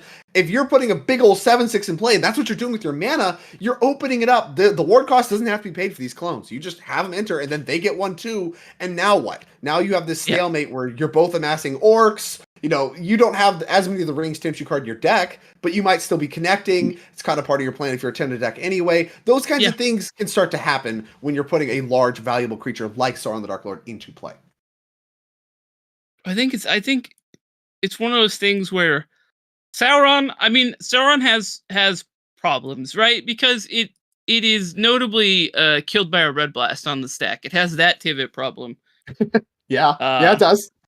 It also gets doesn't hit have by all the blasts. It doesn't have Ward 3. It gets hit by every blast. But gets cloned. Very interesting. Part of the mix has to be, I imagine, Sauron the Dark Lord best when you're mostly out of gas, right? You play it when you're low on cards, and you don't have anything else to do anyway. Your opponents are going to cast some spell of some kind, I'm sure. You get an orc army, maybe you can clear the way or get in on somebody that doesn't play very many creatures, and then you get to discard your and draw 4, and then you're back right in it, right? So you want to wait, I imagine, until the coast is a little more clear. Unlike Tivit, where you kind of just want to get it down and start attacking, there may be a dynamic with Sauron the Dark Lord where you want to hang back for quite a while even. Maybe even wait to draw something like Jeweled Lotus where you can really just power it out and then have mana up. Put yourself in a position where you're not just tapping out for it to run it face first into these blasts, run it face first into these clones. And, Tivit, it may differ there for that reason. You're not, it's more of a value engine than truly a play you make on your own. And if you're looking at the rest of the composition, things like Talion, things like Shieldred, you actually have expensive cards you want to just play anyway. Yeah, I have noticed that one thing that Paxton has done is avoid the typical follies of a build-around commander, where, yes, there are a few cards based on the ring tempts you mechanic, but we haven't included too many. It is still at its core a good Grixis core deck. And then you just add a few things, maybe the best versions of the effects or whatever. Cards that are a little below the line on their own for what they are, but if you staple ring tempts you onto them, there are things you're interested in. Shocks, bounce spells, things like that. Call of the Ring, an enchantment, maybe the weirdest of the bunch. Oh, the Ring, that's the one, yep. Rowan Burns Kirkness, the deck list will be public as after this game ends. Yeah, it'll be public nearly immediately. You can parse through some Sauron the Dark Lord for yourself. You get to do exactly, almost certainly, some of this reading that we have been tasked with as well. Cards I am not familiar with because I did not play very heavily the Lord of the Rings limited set. But perhaps if you are a Lord of the Rings fan, you're going to be pretty interested to see some blasts from the past available in this deck, as well as the cards that known and loved, One Ring, Bowmasters, all that like. But where are my Soothing of Smeagol fans? Anybody? Soothing of Smeagol fans in the chat? Is that card even playable in Lord of the Rings Limited? It's just like bouncing a non-token just isn't that good. Yeah, I didn't. It's I like didn't. a 12th pick. I mean, I guess it's like, oh, do I want to run Alchemist Retrieval or a Soothing of Smeagol? I guess. Sure. I guess Soothing. Okay, these playmats were designed by Tim Gadekey at DoppelTim on Twitter. Go follow, go buy. Please can follow. It looks like we are underway. We're underway. Turn 1 Llanowar Elves, turn 1 Urza Saga, turn 1 Esper Sentinel. We saw this in the semifinals from Evan Pierce. Led to a victory there. Is it as effective here? We will find out. It looks like Evan is on a 4, so it might not be. Might not be as good here. Double Kinnan usually means a lot of creatures, not a lot of feeding the Esper Sentinel. We'll see if that is the case. Yeah. It is a Soul Ring for Ian. Soul Ring, yep. Great start for him. Maybe a little bit more powerful than this. And able to use it right away. That'll be a big deal. Oh, Mental Misstep? Let's go. Oh, whoa. Let's That's going to go. feed Evan and slow Ian down so much. Already in 4th seat. Getting a Soul Ring Mental Misstep is huge. We paid. We paid. That's amazing. Wow. Well done. Well done, bud. Soul Ring is countered. You can see maybe a little bit of frustration from Ian as the player in 1st seat who did develop their mana as well, able to untap. Interaction already flying on turn 1. And the Esper untouched. Maybe the more valuable piece for 1 mana. Manglehorn to follow. Okay, goodbye, Esper Sentinel. Let's see ya. Yeah. Nobody gets game objects. Take them off. Yeah. Get them out of here.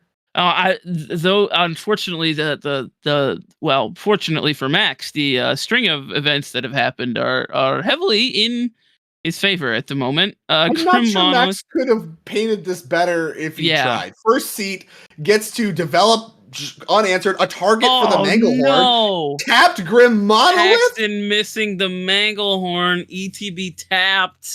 Oh my gosh. What is happening? Tapped Arcane Signet for Evan. This Manglehorn has been brutal. Tapped Mox Opal. This is a fan fiction that Max wrote up. He's Dear Diary, please help my opponents not read Manglehorn. And you got to be so frustrated if you're Ian here. No land drop, can only deploy Delighted Halfling as Max once again gets to untap, completely uninteracted with. Cephalid Coliseum added to the land base. No land drops missed here. Kinnan added to the board. 3 mana. Going to be turbocharged thanks to that Llanowar Elves tapping right away. 2 mana. And it is a Talisman, I believe. Followed by an Arcane Signet. And 1 card left in hand. It's about what's on the table for Max. Can the table find any answers? Paxton, more loaded on sweepers than you'd expect from the average interactive CDH deck. Has things like Delayed Blast, Fireball, Toxic Deluge, all of the like, in addition to Cyclonic Rift and cards of that nature. So a lot more interaction for creatures that could come up huge here with the double Kinnan pod. And going to matter here, although artifacts in play for Max, because the damage might already be done. Paxton electing to not make a construct before their surge is interesting because whatever they get is going to enter tapped, and is the construct the best thing you can do? I don't know. Construct would enter tapped and cost 2 plus tapping the Saga, so couldn't make a construct quite yet. Short 1 mana. Oh, that's true. That's true. You know, that's okay. We probably want the mana anyway. Sensei's Divining Top, the fine, speaks to plenty more mana rolled up in hand if we're paying for the top. Does enter tapped. Thanks to we have we'll catch that here in a moment. We do have the spin available with our floated colorless mana. True as well. I feel like that's where we're at. I mean, you can't even draw the card right away, thanks to Manglehorn, meaning that Sensei's Divining Top is tapped. Yeah, there we go. That one is tapped. Can spend, like you said. Are we interested in doing that now? Probably. Imagine if you're grabbing top, you're planning to do that. Gonna want some mana to follow up. A fetch line there would actually be kind of big. That's a play that used to matter a lot in Legacy, having fetch land to clear your top 3 cards if they're not good. Maybe draw one, clear the rest. That kind of nature, the brainstorm tricks. Does not have one or chooses not to play one. Looks like a command tower from here. Can't tell for sure. As we go back to Evan, who's going to Vampiric Tutor on upkeep. No card advantage engines and no opposition agents represented. This looks like it'll be unimpeded. Mental misstep already used from Paxton. Sparks are flying out the gate from these decks. No card advantage engines, just proactively getting to the board and setting up to potentially win. I mean, not what I expected to see here. Yeah. It's just, I mean, Max has enough for an activation every turn down. Every turn cycle rather. Yeah, It Max does is one feel card like hand. Doesn't matter. Cannon's in play. It doesn't Activate matter. that. Yeah, It's a fine cannon, thing to do yeah. with your time. You're already so far ahead. Yeah, I mean, even if you tutor for Kinnan removal here, it doesn't really matter. The damage is already done. So unless it's Deluge, but I'm not even certain. I gotta look at Mystic Evan's list. Remora. We are on Deluge, so Mystic Remora is not bad, but it is a little rough in the current board texture. I don't love it. Who's gonna feed? Yeah, There's that's no what I'm cards in saying. hand for Paxton. No cards in hand for Max. The only person with any spells to cast is Ian, and he's stuck on mana. How many cards is he even gonna draw?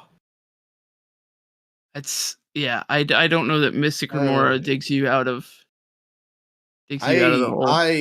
It's unclear. Evan, we saw put on quite the clinic. A tap Springleaf Drum, the only play for Ian. Again, no land. Kennen still stranded in the command zone. Back to Max. Quite the delta of board states for these Kennen players. Yeah, Evan, we're going to see what he's got. And it's going to be Worldly Tutor, a card already for Evan. Maybe we are indeed underestimating how many non-creature spells are in Kennen, but Worldly Tutor, a huge threat to this table. I mean, this is just Seedborn Muse, right? Like, that's my guess. Yeah, I think Seedborn Muse Yeah. looks pretty good here. When you have the mana to just Kennen every single turn, the game gets ended very, very quickly. Grind them into dust, indeed. Yeah, that's exactly what's going to happen if all this is allowed to happen. We have a fish trigger that I believe just resolved, card drawn for Springleaf Drum. Now there's a trigger on the stack to draw for Worldly Tutor. Evan obviously shortcutted a little bit there. Didn't miss the trigger, announced it, but was shuffling and said, look, I'm not going to interact with the Springleaf Drum no matter what draw I get from my deck. So proceed with the game. Which I appreciate. Get the show on the road. These blue matchups can get grindy, as we've seen. So clean play here. Didn't miss that trigger. And now a little bit of discussion about Worldly Tutor. I think we need to have that discussion too. If there's any interaction at all, and honestly, the person most likely to have interaction is Ian. And so, Ian's probably a little sour after losing that Soul Ring. How willing is he going to be to come off his interaction? We'll wait and see. And Let's see what happens. Seedborn Muse is harder to counter than this Worldly Tutor. Such a brutal position for Ian. All in on the Soul Ring to make the mana. Just hasn't had it. It's Dispel from Paxton, who has had all the interaction. Okay. That triggers Mystic Remora. Paxton came here to do his part. I mean, I respect it. Keep with a bunch of interaction is maybe the correct thing into this pod, but that's just the composition of his deck, right? Sauron, less proactive, much more controlling. The nature of the commander being 6 mana is part of that equation, and I'm sure this Grim Monolith was a big part of actually keeping up with the Sauron, and with that entering tapped, I think that took a lot of the wind out of Paxton's sails as a activation very quickly just being snapped off on the main phase. Main phase activation. Max. We'll see what we find. A whiff here would be huge, and it's a whiff. whiff. Oh wow! Did they have a chance to claw back now? All right. Yeah. Oh, Holy sorry. moly. We have to randomize. They're making him randomize. My goodness. Yeah. A little time saver for the arena players. I'm sure that's resolved far more on arena than it has in person. Not counting infinites, of course. As we pass the turn on back to Paxton. The active player, once more, I believe they forgot to move it, is wrapped all the way around. Shout out once again to original print proxies made by All Trades Media. You can check them out, alltradesmedia.etsy.com. Use code Eminence 25% off your order. Quite a large Quite a big discount chunk. for tokens you can read on Spell Table. You can read them here. You can read them webcam magic, and of course you can read them in person. They are fantastic tokens, and I've really enjoyed the players using them all weekend long. When they have used them over their personal tokens, they are much easier to read and keep track of the active players. Here comes a talisman of creativity. Yep, Yeah. the 3D The glasses glasses. talisman. Yep, I love Can't it. forget The that Doctor one. Who one. It's nice.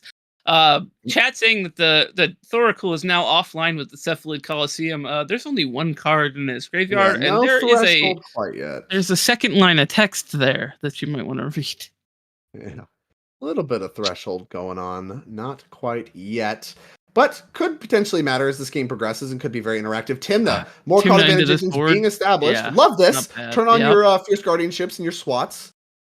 Play LED. That turns on local Mox Opal online. and does work while tapped. It works, yeah.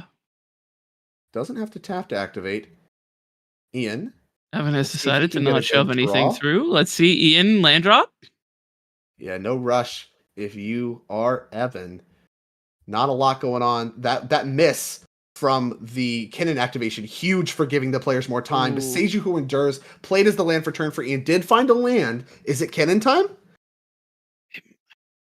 Playing Kinnan gives you 4 mana. It takes you Gives from you 4 3 to mana. 4. Yeah. Is mana positive of a play, as you see with Kinnan quite often. We're gonna make it uncounterable. I don't necessarily need disagree that. with that logic. After having your Soul Ring countered, it seems that everything's on the table if you're a Yeah. comedian.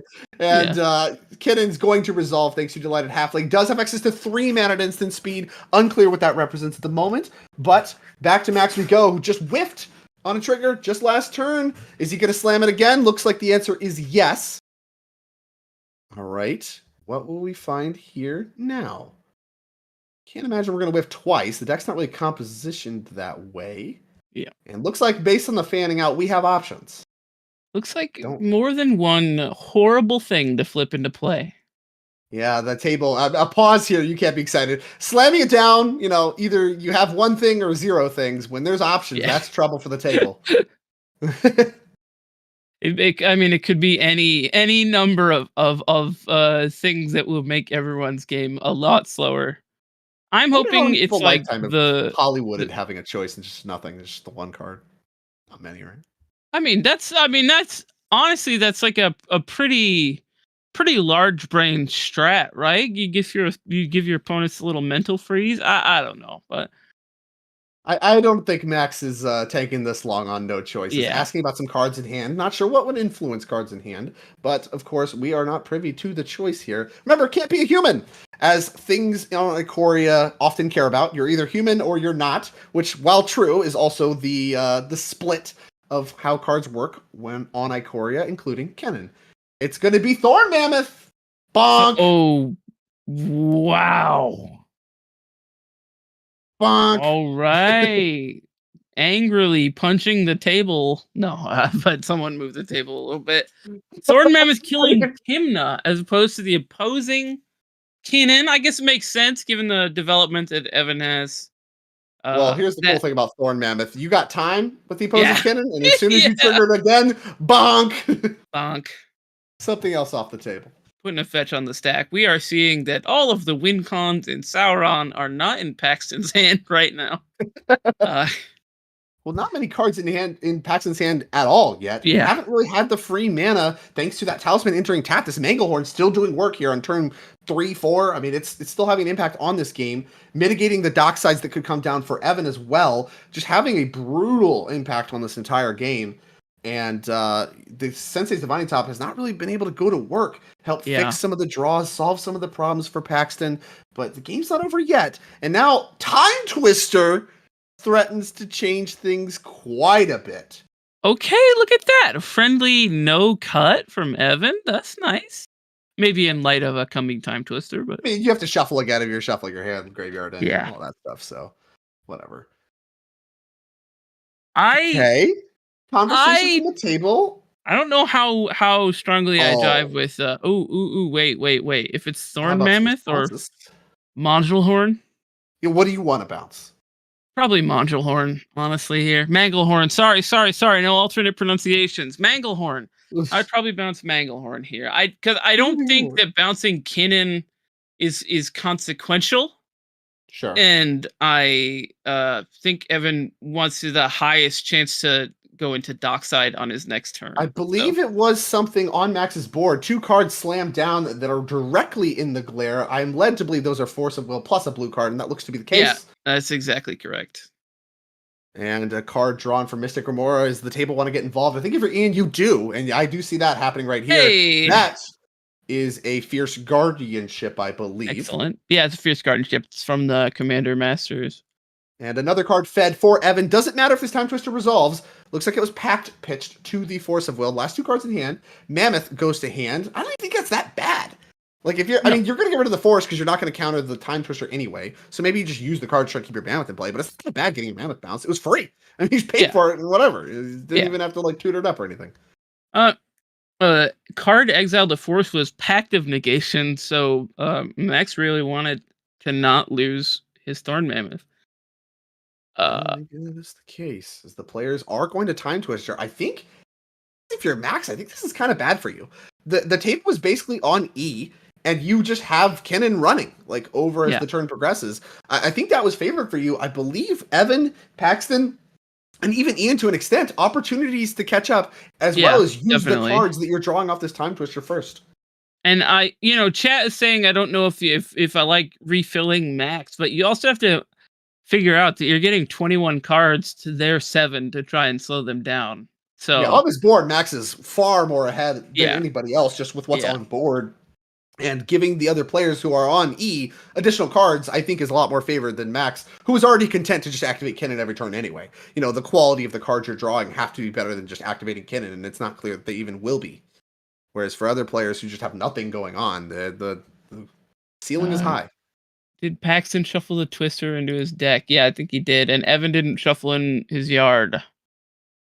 We're just doing stuff, huh? Time Twister, a confusing card. Okay, so Evan has shuffled in his yard, and Paxton is getting the Twister out of the deck. Okay, all right, we're fixing it. I mean, we haven't drawn any cards yet. Deck's still randomized. We have a chance to fix this. It's just easy to fix. A little tedious. Got to fix that. Like I said, long day. Judge so fast. The judge staff here is so fast and so good. Head Judge Baldy has done an amazing job of keeping things running, and all of the other judges at the place have been so perfect from everything I hear. So, congratulations, judges! You rule. Judges, tournaments could not exist without the judging infrastructure, and though it has been rocky at times, I firmly believe they are one of the pillars of the Magic community when you point them out, and our judging staff is certainly among that mix. Baldy, a great leader and a great judge, and doing a great job all day long. No difference here, as the players are correctly resolving their Time Twister now.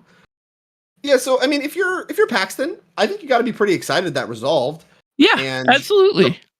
Your artifact mana still mostly mitigated, which there is a lot of because you were trying to cast Sauron. This Grim Monolith still tapped, not great for you, but refilling on interaction and being able to be like, hey, I just helped you guys out. Like, can you do something about Max? I think it's a reasonable political position to be in.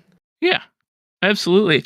We're at the point where we could tap Grim Monolith if we wanted to devote a whole turn to it. We could untap Grim Monolith, but sure, with top kind of, I don't know, slightly more online, you've shuffled away the top cards of your library, you have new stuff up there, you got a fresh 7, the world is your oyster. You play a lot of removal for Manglehorn. Let's talk about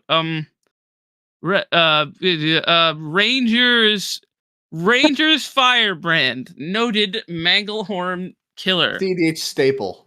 CDH staple and Manglehorn Destroyer Rangers Firebrand is now live. I mean, it's not even that much of a cost, right? We're not talking about Mana Vault where you have to untap it at a specific time window. You can take a turn off, play a control roll that you kind of already want to do anyway, holding up a ton of interaction, and if you don't have to use that interaction, just spend the mana untapping your Grim Monolith if that is an angle you want to take. Now, some amount of his controlling elements are proactive, things like Talion, Shieldred, expensive proactive pieces. You're going to want to do that instead if you have access to that. But if you just draw a pile of 1-for-1 interaction, taking a control turn off in order to either develop your mana for Sauron or or just interact, I think is very much in range for what Pax is going to be trying to do. Paxton here grabbing a Badlands off of a Bloodstained Mire. Is that a polluted? No, it's a Bloodstained Mire. Fetching as Richard Garfield intended. Love that. Only grabs, specifically mountains and swamps, does Bloodstained Mire. So the mountain swamp, of course, the perfect grab. And we will see what the follow-up is. Can't be a Mystic Remora. I guess It's a pass. Talisman. What's the fetch now and pass? Respect for opposition agent potentially, or I would guess somehow with top. I don't think we did. Time Twister, fetch, go was Paxton's turn. Let's see. Evan will be casting a spell. Oh, he's paying for his We're paying for our fish. I That's love probably that. a good idea. Yeah. Yeah, you just got Looks like Twister. we- People have cards to cast now. I think that is a command tower, one of the many arts. I agree with that. Mox A Mox Diamond enters tapped, but that's okay. We'll get through it. We'll get through it. We'll Maybe. survive. Maybe. Maybe we'll get through it. You know, We might not. We might not get another turn, but yeah, you don't know. 7 cards is a lot of cards. How about another talisman? More tap. There's This the talisman. Manglehorn, Yeah. so brutal. yeah, Manglehorn is putting in a considerable amount of work. The talisman that we drew for turn can be down, and then we'll untap, upkeep, draw. For Ian, Ian, been uncharacteristically quiet through the course of this game. Ian at in least a from much what we better can board see. position though than he previously was, for sure. I'd argue most improved from the Time Twister, despite not untapping first. I think so. Getting to his turn again, making a land drop, Manamo. That's pretty That's good. a lot of mana. That's 6. Is that a Con Sphinx? I think so. I believe that is a consecrated Sphinx art. That's a problem. That is a problem for Evan for sure with a Mystic Remora. Other considerations like Sensei's Divine Top and what have you, normal draw steps. I mean, it's a powerful card, has certainly earned its stripes in the Kinnan deck, is going to resolve. Oof. Yeah, getting a look at the cards in hand. It's a pile. We just got Time Twistered. Hot. And a draw step. Response to draw step Bowmasters. Okay. I Well, kind not of response to draw step, like response to the trigger. response to the trigger's trigger, on the stack. very likely, yeah. And I believe Consecrated Sphinx a May could do some political bargaining here, saying if you draw the cards, I'm killing your Kinnan, and it's got to be a force of will. Pitching Cyclonic Rift, that triggers Mystic Remora, which if it is a card is drawn off Remora, triggers the Con Sphinx again. So that's kind of awkward. We'll see if Evan wants to draw, and he does. Trigger Con Sphinx, another trigger on the stack. 2 cards coming for Ian. No responses from the table this time. Ian said, Mystic Remora? Never heard of it. What about a big cat? And this might be a huge turning point for Ian, having that force of will for this Bowmasters that would do a lot to mitigate the Consecrated Sphinx. Yeah. Going to be huge. Very timely interaction.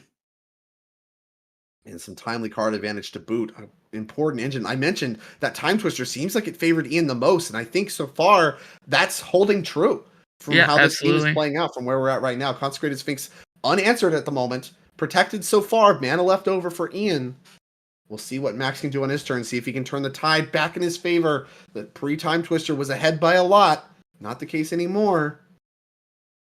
Now So just much kind of more. has to ride that Manglehorn and hope that it's enough to keep the table slowed down.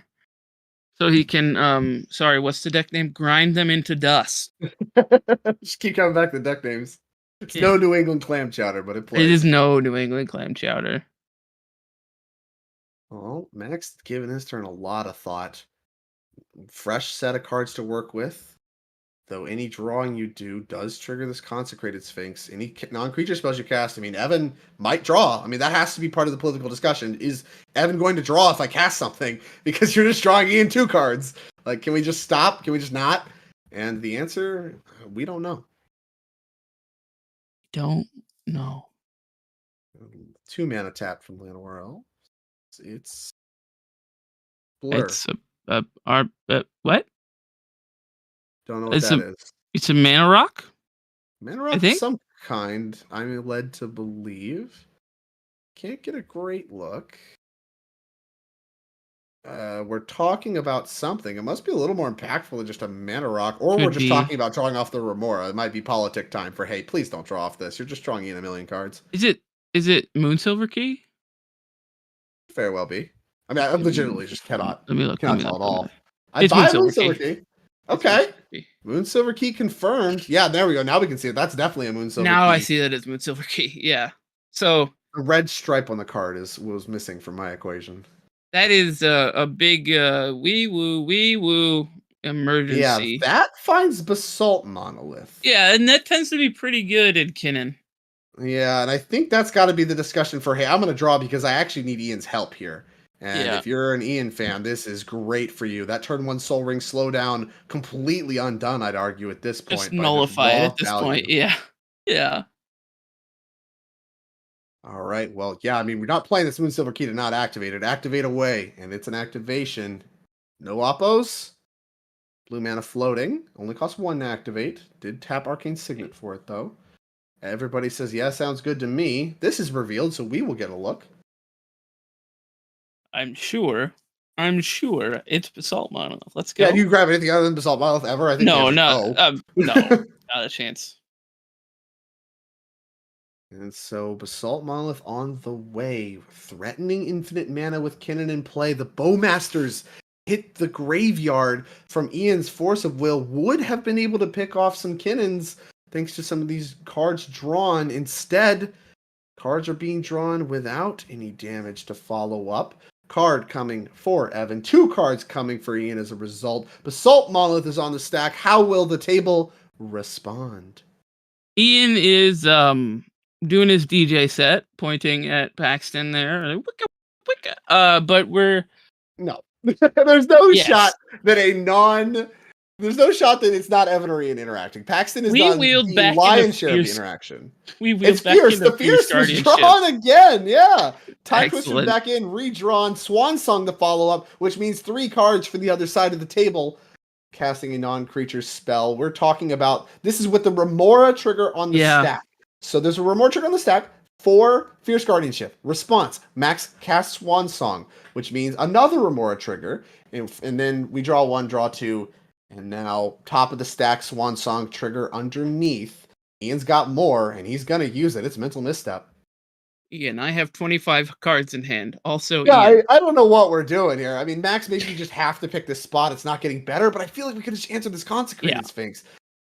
Flusterstorm. Okay. That triggers stuff again. So we have 3 Remora triggers on the stack, representing 3 cards for Evan, 6 cards for Ian. But Flusterstorm is a tough one to get through. So if you're Paxton, my question is, are you kind of like, are you salivating a little bit with all this interaction getting fired off on the Basalt Monolith turn? Like, I know Ian's drawing a million cards, but eventually we run out of answers. That's true. The question is, I don't know that Paxton's deck is that well equipped. I mean, it's a Grixis deck, so there can be explosive turns, but you're not really designed to capitalize in that fashion. You want to take turns, you want to accumulate value over turns, and Consecrated Sphinx, a card that is, I would argue, basically as good as possible against your deck. It is the exact card you don't want to see if you are Paxton. So trying to pivot into a plan that involves blowing the doors off this game and capitalizing off of a win that was thrown on the ground by Max, going to be difficult. Paxton's done a lot of winning so far, though. We'll see if he can get it done. I think you're definitely salivating somewhat, but it depends on what the composition of his hand is, to be completely honest. But the Flusterstorm is the answer back from Max, which is traditionally quite good. Traditionally good enough. We're counting Storm. Yeah, I mean, the Storm's a lot, but you can't pay for sure with just a tropical island. I know that much. I'm not great at math, but you definitely can't pay. And I think Ian, I don't know if he has more here. He might get more. We got a ton of cards coming. So now we've got triggers to resolve. And Fierce being countered means I believe the rest of the stack will fail to resolve. So no token coming for Ian. All right, Swan Song is going to resolve. And that means Ian going to get 2 more cards. Evan get 1 more card with this monolith on the stack. This might be it. What do we got? Could be over. That looks like a shrug from Evan. Does he have nothing? Or he assumes Ian has something. I mean, Evan has proven in the past that he's willing to die with interaction in hand, so... I hate it. Can't stand it. I mean, there's no way Ian's going down without some conversation. So here we Yeah. are. A pile of cards, almost a miniature deck in Ian's hand. We can see from here quite a few cards in hand for Evan. I just don't know that I buy these players having nothing to Just got a interact with. mana So bully it's a Ian political here. game. I don't know about mana bully, but definitely maybe some regular bully. What do you think? Regular bully. Okay. Well, I mean, problem with Ian is he does like that. Yeah, I mean, Ian, a good guy, Yeah. tries his best to thread the needle of saying rational things while mind controlling the table. We'll see how much of that actually can come to fruition against this particular roster. Likely has to lean a little bit more on just stating the facts. And the facts are that Monolith is looking like it's getting... okay, there we go. It's Chain of Vapor in response to first activation? Where are we? Yeah, in response, it looks like it's in response to the untap rather. Yeah, we saw The this happen first- before in yeah, the tournament yeah, where yeah. you have only 2 mana here. Yeah, this is the status. It's tapped. You have 1, but you have a mana floating with the blue. You can't do this. You can tap it again. Yeah, he just has enough. We could have done this with it on the stack, and then things are completely different. You get to reset everything. Could have, yeah. What are we doing here? I'm a little confused. Not totally So he's got a clear. colorless floating, plus 2 lands open. Yeah, so We have the it's blue floating. No, he used that to cast the monolith. Oh, okay, so maybe we do have enough. Maybe we are 1 short. So we are going to Oh, be we're able to 1 bounce short to between- recast Kinnan. Yeah. Oh. Bounce. I believe a Mox and Arcane Signet. Okay. I mean, recasting these isn't good because you trigger and everybody draws a million cards and things get worse for you. But maybe that's what you need to happen. Monolith going to untap. Continue the chain from the Chain of Vapor twice. Have Kinnan, Mox, Arcane Signet back in the grip. Which I believe, if everything works, I believe that's an extra Kinnan activation. So if your plan is make infinite mana and try to activate Kinnan for like a win, like a Thrasios or something, I believe getting both of those cards means you get an extra activation because you can make blue, green, green. So like that is a good reason to do it, but it's certainly a sign of weakness in my opinion. So Max sacked many lands. Okay, colorless floating. There we go. We can get that Yeah. represented by something better than a 1 on a dice. And on a die. Sorry, please don't burn me at the stake. Kinnan, cast the remaining 2 lands, only a colorless floating right this instant. Face up! Infinite mana, 2 activations. Is that enough to allow all this to happen without more panic from the table? Does the table even have anything at all? I don't even think we have 2 activations. We just have infinite colorless right now, right? No, we can cast the Arcane Signet and play the Mox and then make Oh, blue, that's and true. then Yeah. green, Okay, green, we green, have green. Arcane and Mox. Yeah, we picked those up at the chain. So we get 2. Sure. It has to be. Assuming everything works, like these Moxing could Yeah. just get like answered or Kinnan gets answered or whatever as Yeah. part of these players drawing 6 more cards by casting those cards. No, you pay for Remora. Never mind. I am foolish. Oh, come You on. can pay for Remora. They're trying to bully Paxton into drawing a card. Is that what's happening right now? I believe that is what is actively happening and working right now. Card drawn for Paxton, 2 cards coming for Ian. And looking at just those 2, this might be an honest attempt to find some interaction. Did we find anything? That posturing does not indicate we did. I don't know if Paxton even looked at it. He was just like, okay. I mean, I don't know that you're using anything if you haven't. I don't know. You're already being whatever bullied into drawing with your top. Come on, I like it. I mean, I would draw a top here too if like I am led to believe that they are being honest about not having anything. Question now, Evan, do you have something? I'm telling you, Evan has been postured like he has something else in the chamber, and he does. It's demonic consultation. Okay, I actually really respect this, especially if Ian is. I guess if Ian is How sick would it be if vacillating, Ian just has something left? just has something, right? Like I believe he doesn't, but how sick would it be? It would be very sick. Deck's not milled. What did we name? Probably Force, because we have no mana available. So I'm guessing Force. Yeah, we don't. We have a didn't commander anymore impact. to be fierce. Yeah. Yeah, Pact exiled So already. it has to be Force of Will. And it is. Looks like we stopped there. Yeah. No. No, it's not. Mindbreak Wait, Trap? what? Mindbreak Trap works, right? Oh, Mindbreak Trap would yeah, exile the Kinnan for sure. No, we can exile the Kinnan, and then we're Yeah, short because mana. the assault's in play, so we have to.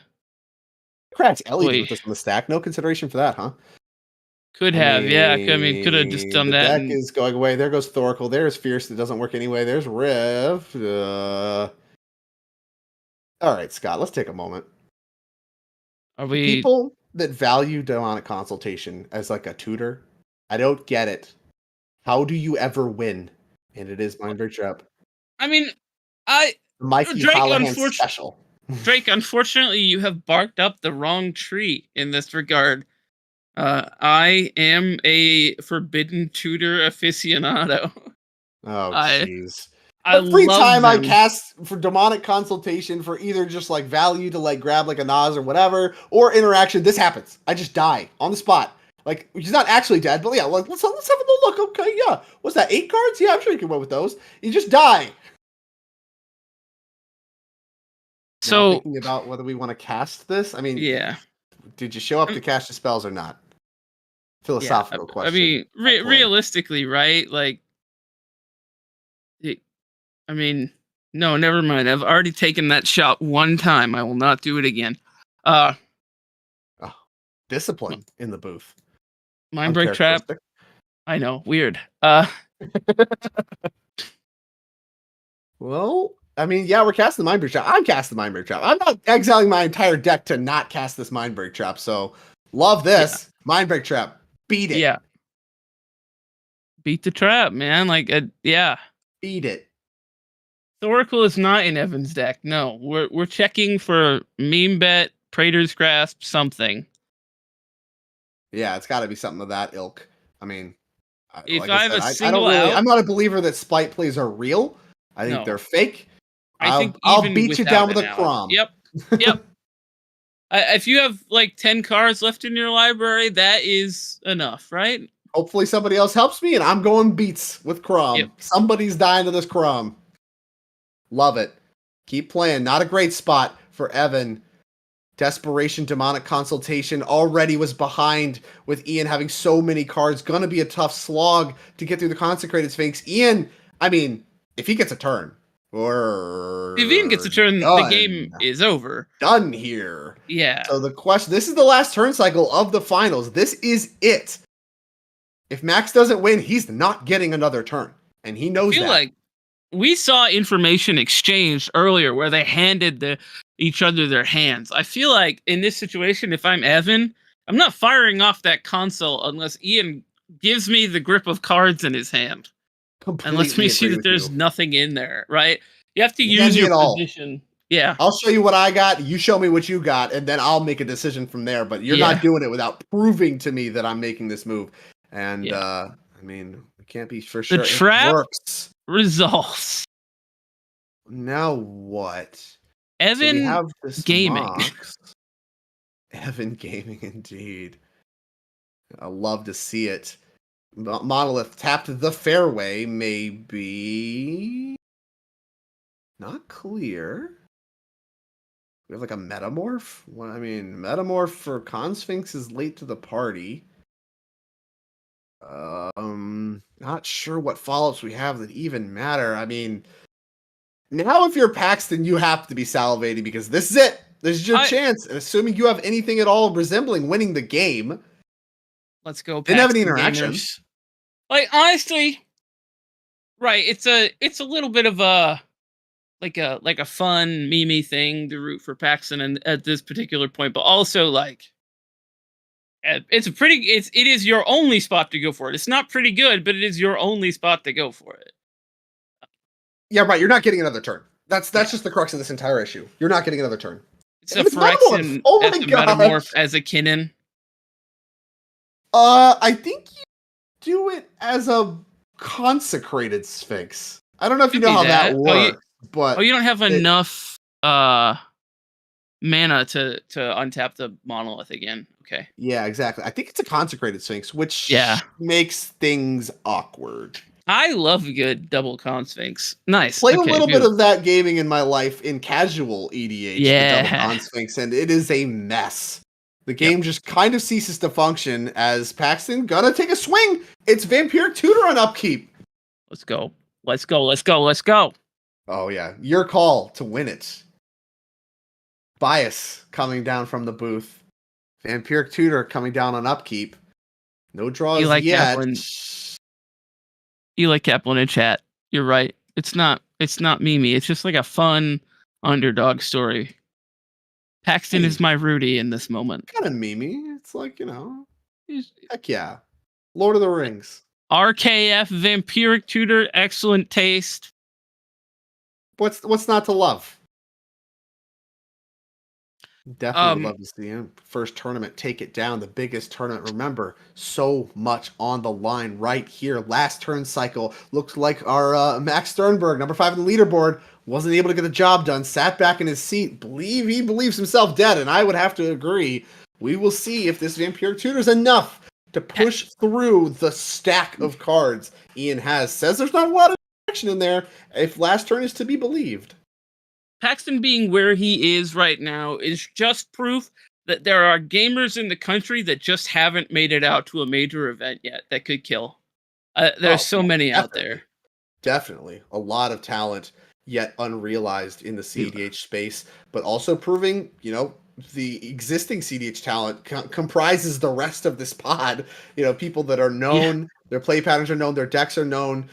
They are good, and they prove it time and time again, are doing so again here. We'll see if Paxton can beat through that. With Vampiric Tutor, like I said, draw step happens, and now we are drawing to... Oh, yeah, it started. Oh, yeah. Oh, yeah. So, Consecrated Sphinx is a May. And it draws off of each other. So what you get to do here with your Consecrated Sphinx buddy is you get to say, we get to draw on 2s. Tell me when you want to stop. Or I will tell you when I want to stop.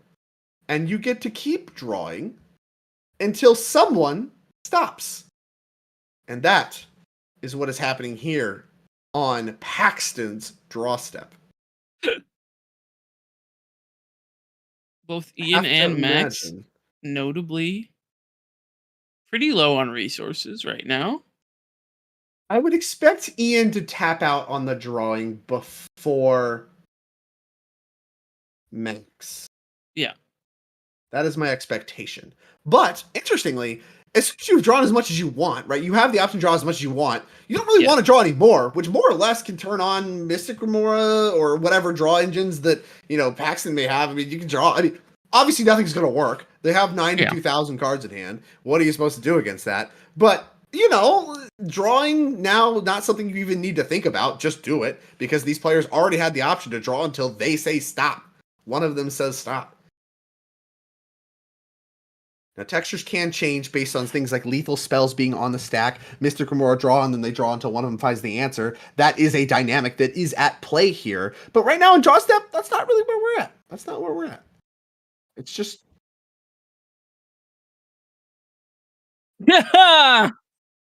L5 Judge, disgusted. L5 Judge, disgusted.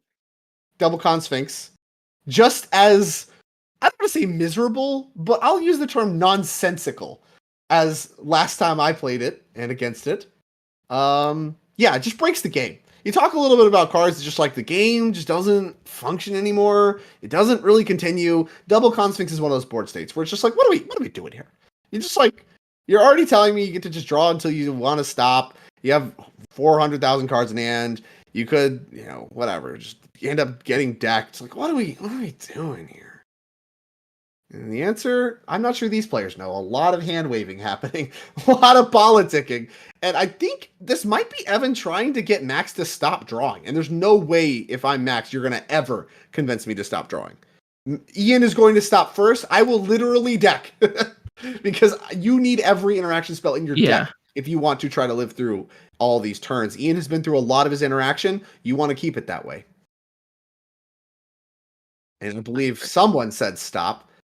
Both players large stacks of cards for their hands. If you're Ian, you got to be feeling good. And for someone that started off absolutely destroyed, no second land, and your Soul Ring got mental misstepped. Ian's looking pretty good, but Thassa's Oracle is in play. Consultation in response. There is a Mystic Roar trigger. Have to imagine someone's going to have something for this. Do we have any backup for Paxton? If not, game over right now. Evan, don't draw. Evan, don't draw.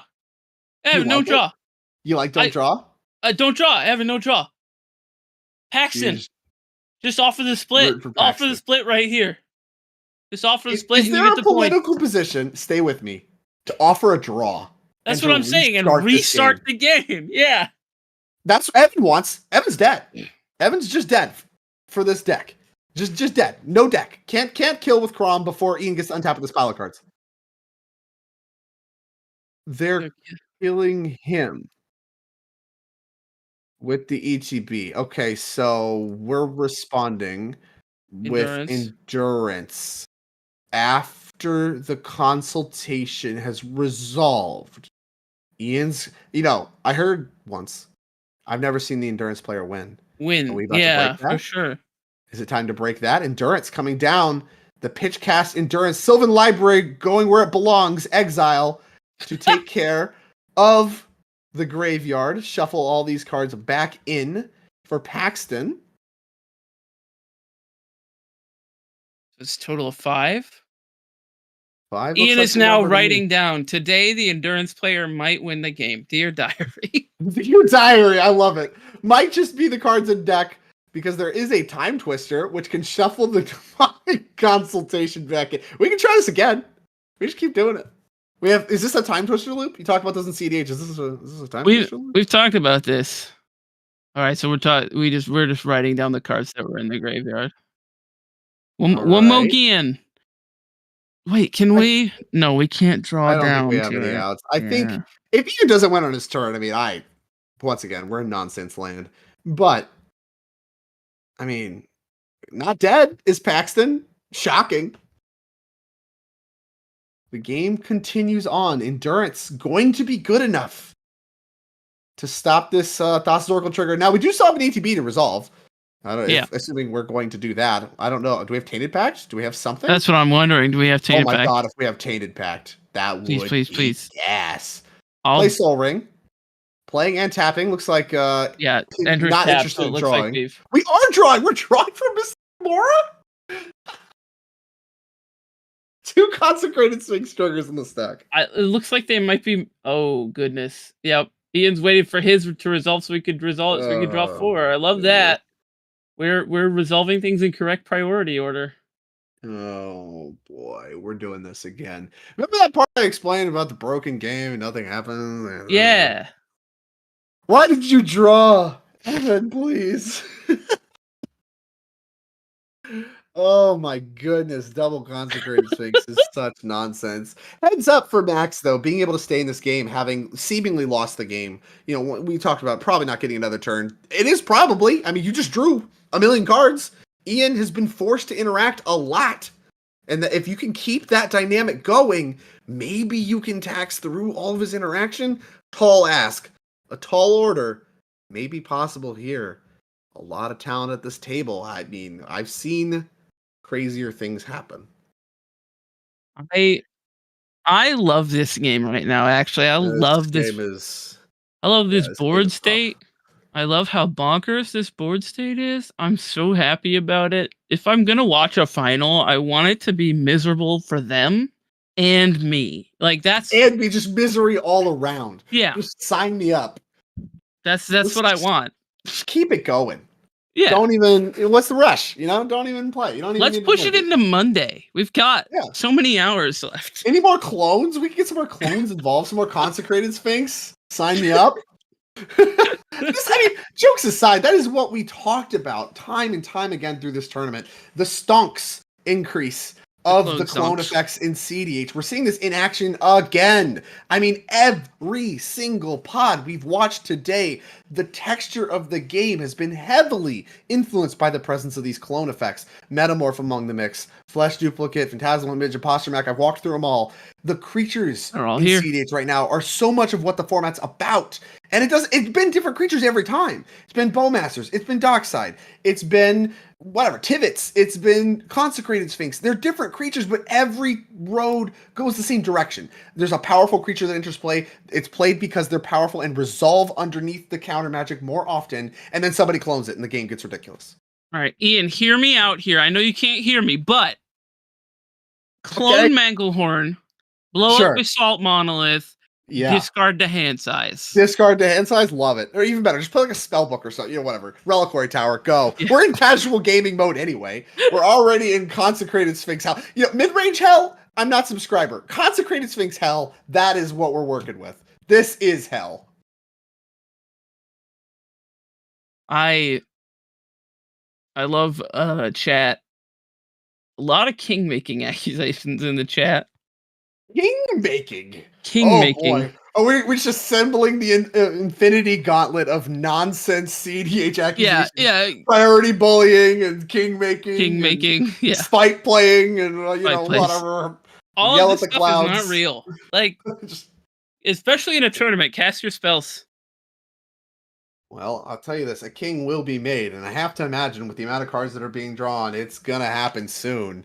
Not sure what Ian's looking for exactly. Again, I think he's the one you care about. He's gonna be the one on top of the Consecrated Sphinx cards first. He has the mana up now. He's gonna untap the Consecrated Sphinx cards first. As it stands, it looks like neither player in turn order, as we do finally go to Evan, is gonna be able to present a win. So Ian looks, I don't know what could stop him. We've been in this position before. I don't know what can stop him. Yeah. Maybe the answer is a little bit more complex now, but I'm not sure I buy that. Drake, I would like to interject. These men are all kings. Kings. All men are kings. All right. Anyway, that's objectively untrue. What's the point? What's the incredible saying? If everybody's super, no one is. Is that kind of thing? Anyway, we're in Evan's main phase. Fish is in the graveyard. We're in Evan's main phase. We have like 0 cards in our deck. Actually, a lot of mana. I don't know. Maybe do we have anything that matters in our hand already? If we do, it's game time. If not, it's die time. What are we doing? We're rewinding something. We're going backwards. Gotta go back. Snusky in chat asking, if this game was a sandwich, what kind would it be? Peanut butter and mayonnaise, brother. Peanut butter and mayonnaise.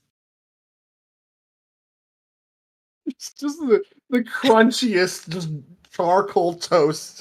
The bread, just mayonnaise oozing out of this thing. Peanut butter desperately clinging on as the drops of mayonnaise overpower the peanut butter defenses. Just a mess in every meaning of the word. Crumbs from the charcoal falling everywhere. Just nothing about this neat and clean. Just a mess. We left it on the smoker a little too long, honestly. Put it in the microwave. Why not? Oh, incredible, insightful chat interactions. I think fitting for this particular game of Magic. I don't know what I expected. I'll say that. I don't know what I expected. When you show up to a pod full of the best names in CDH and a clear up-and-comer that has done a great job finding a spot, despite kind of the whole game falling out of his hands. Paxton, did a great job presenting a win there. I expected, I guess, a game that's a little bit more serious. Not serious, just Magic the Gathering. That's what I'm looking for. I'm looking for something resembling Magic the Gathering, and I think we've long eclipsed this game being Magic the Gathering. Cards are just in exile. Cards are just in people's hands. The libraries for these players are everywhere but the actual library. Yeah. And it's just a mess. I have Locum no 013 idea in the what chat. Evan is doing right now. Yeah, he's pulling all the lands out of his exile pile. Are we looking for a fetchable? I think so. Are we down a card? No, I think we have a fetch in hand because he pile shuffled before the game and counted. I think we have a fetch in hand and we're looking for a fetchable mana source. Sure. Looks like we have all 6 duels in play or in exile, and then 2 shocks. Does he run the extra ones? Yeah. Is that the cap? We have his deck list right here. Something he actually does not have. Does he have a Blood Crypt? I can't imagine it'd be Blood Crypt, would it? I mean, I don't think. He's Yeah, not on Blood Crypt, Water and Grave he's Hollow Fountain. not on Sacred Foundry, so he has no Final fetchables. Fortune. Final Fortune. I mean, I guess. I mean, What are it's we a cooking? heave, but what else do you do? We have no Thoracle, right? Like I think the face up like thing you would think seeing this is like, okay, we're just gonna draw a card and then Thoracle with 2 cards in the library and hope that works. We have clones. There is a Thoracle in play.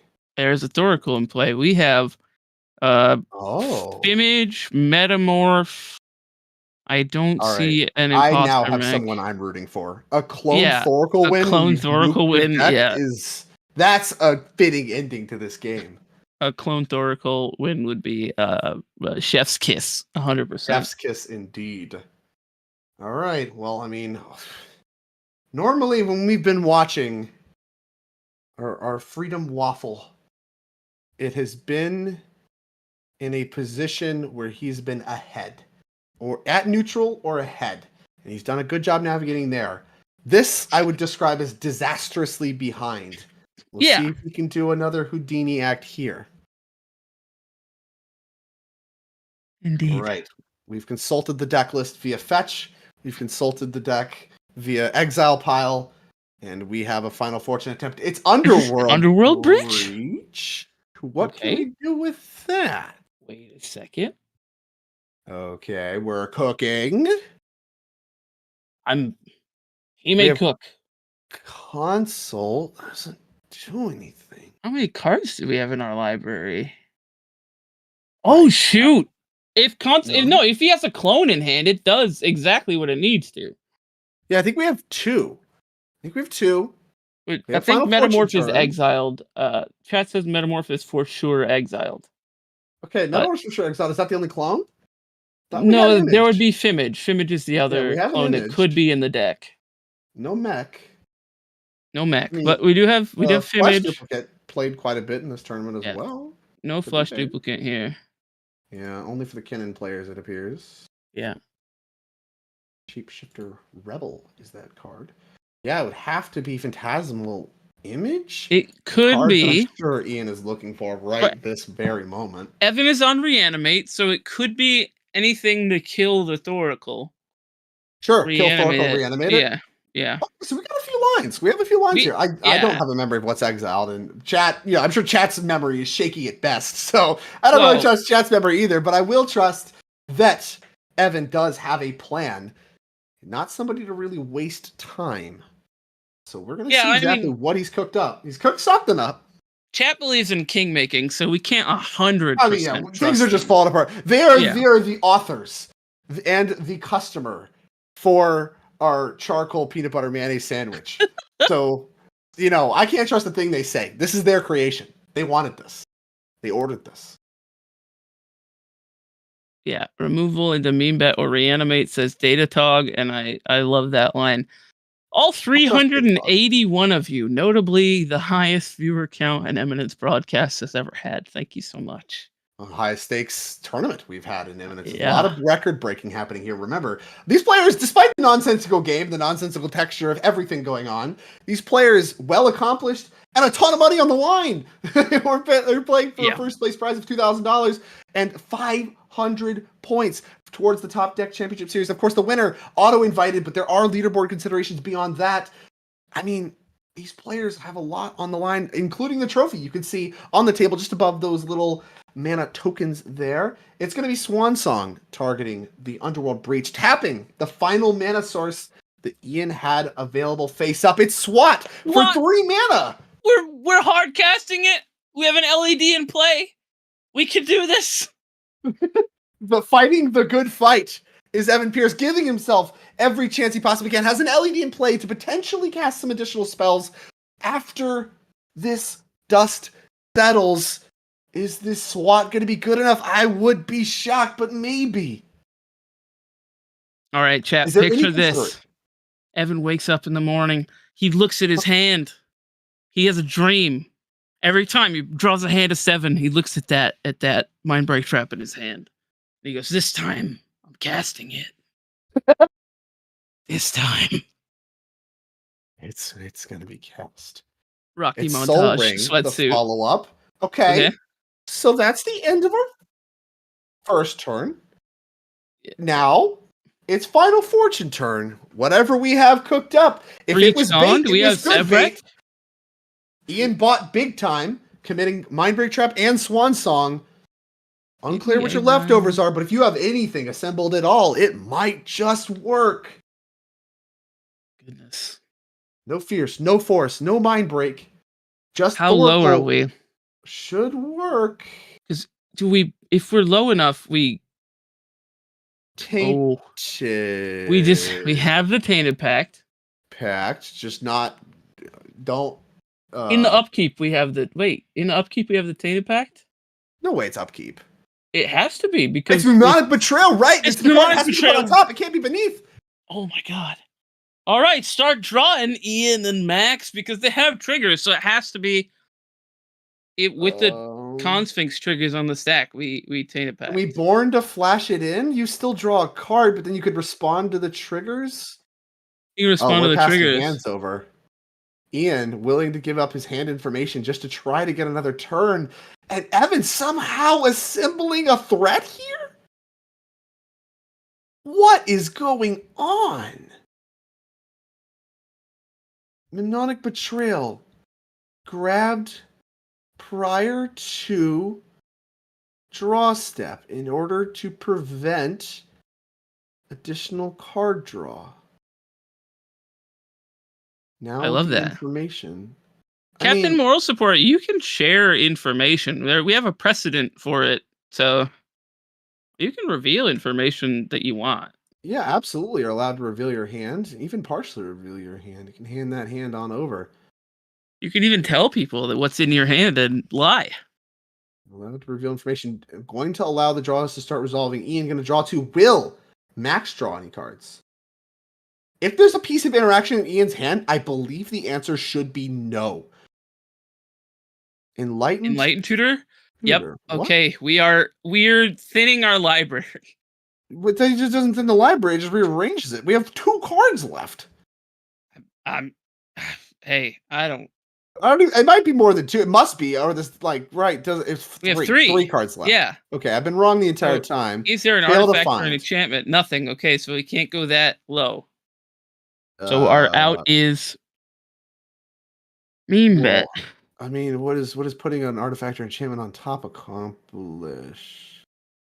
Oh, that's true. I Is don't know. prior to Nothing. draw? Maybe it's prior to draw. This is prior to draw. Yeah. We're just seeing if we have any answers at okay. all in our bottom 3. Looking at the outs real quick. This might be a quick out check. I see a Brain Freeze in hand. Mnemonic Betrayal. Maybe not good enough. Let's find out. More actions happening on upkeep. Otawara. Okay. The land for turn. Okay. All right. And Demonic Tutor. Demonic We have Tutor 3 cards gets a left in our card deck, out. and we need them. We're tainted backing for the Mnemonic Betrayal. We're Demonic Tutor for something else. We need the cards in our deck.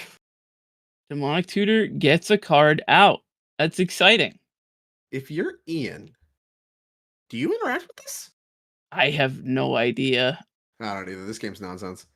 I- Jeweled Lotus among the mix did have a target. Gonna grab Jeweled Lotus. Jewel Lotus makes Crom available for a higher devotion to blue in case the Thoracle is removed. Yeah, that's true.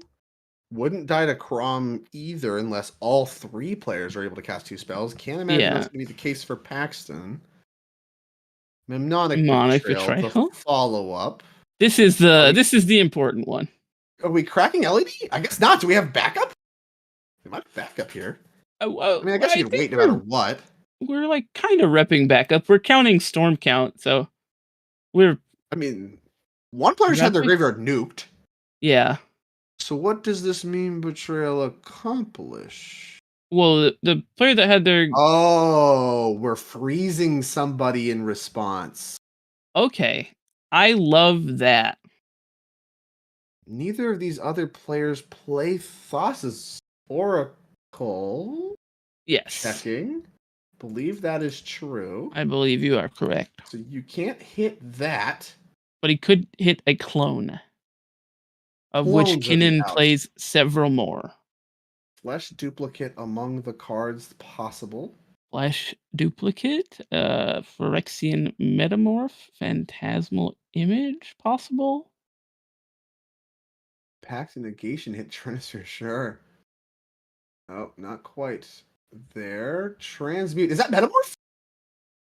Did we just rip it? Yes. That is I Phyrexian think that's metamorph. metamorph. Or is it Jingataxius? It could be Gingitaxius. It's either one of those two It's one of things. those. It's a Phyrexian card that gives it a 50-50. Gosh. Oh, if it's metamorph. It resolved. Did it? No, he's just. It resolved. It resolved. Holy crap!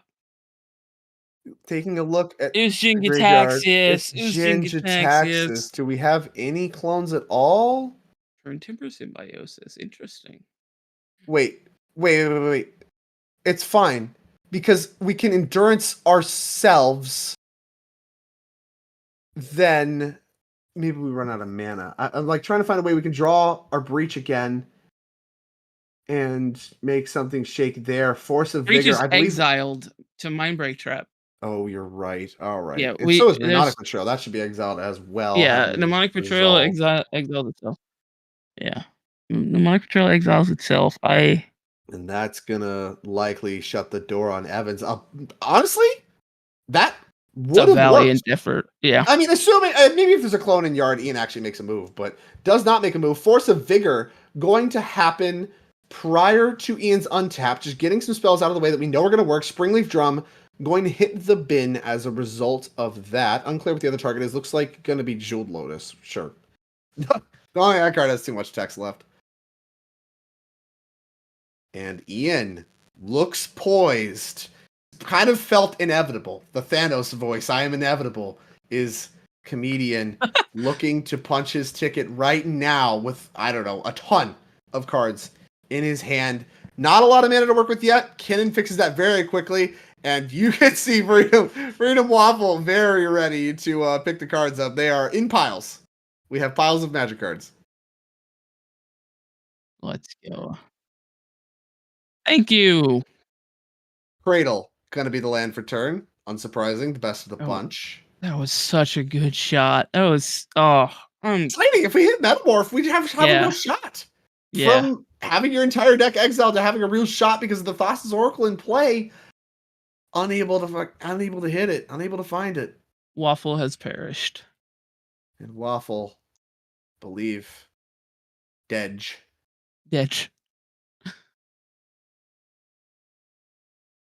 Final Fortune. I don't know, going out in a blaze of glory. Yeah. What a story to tell.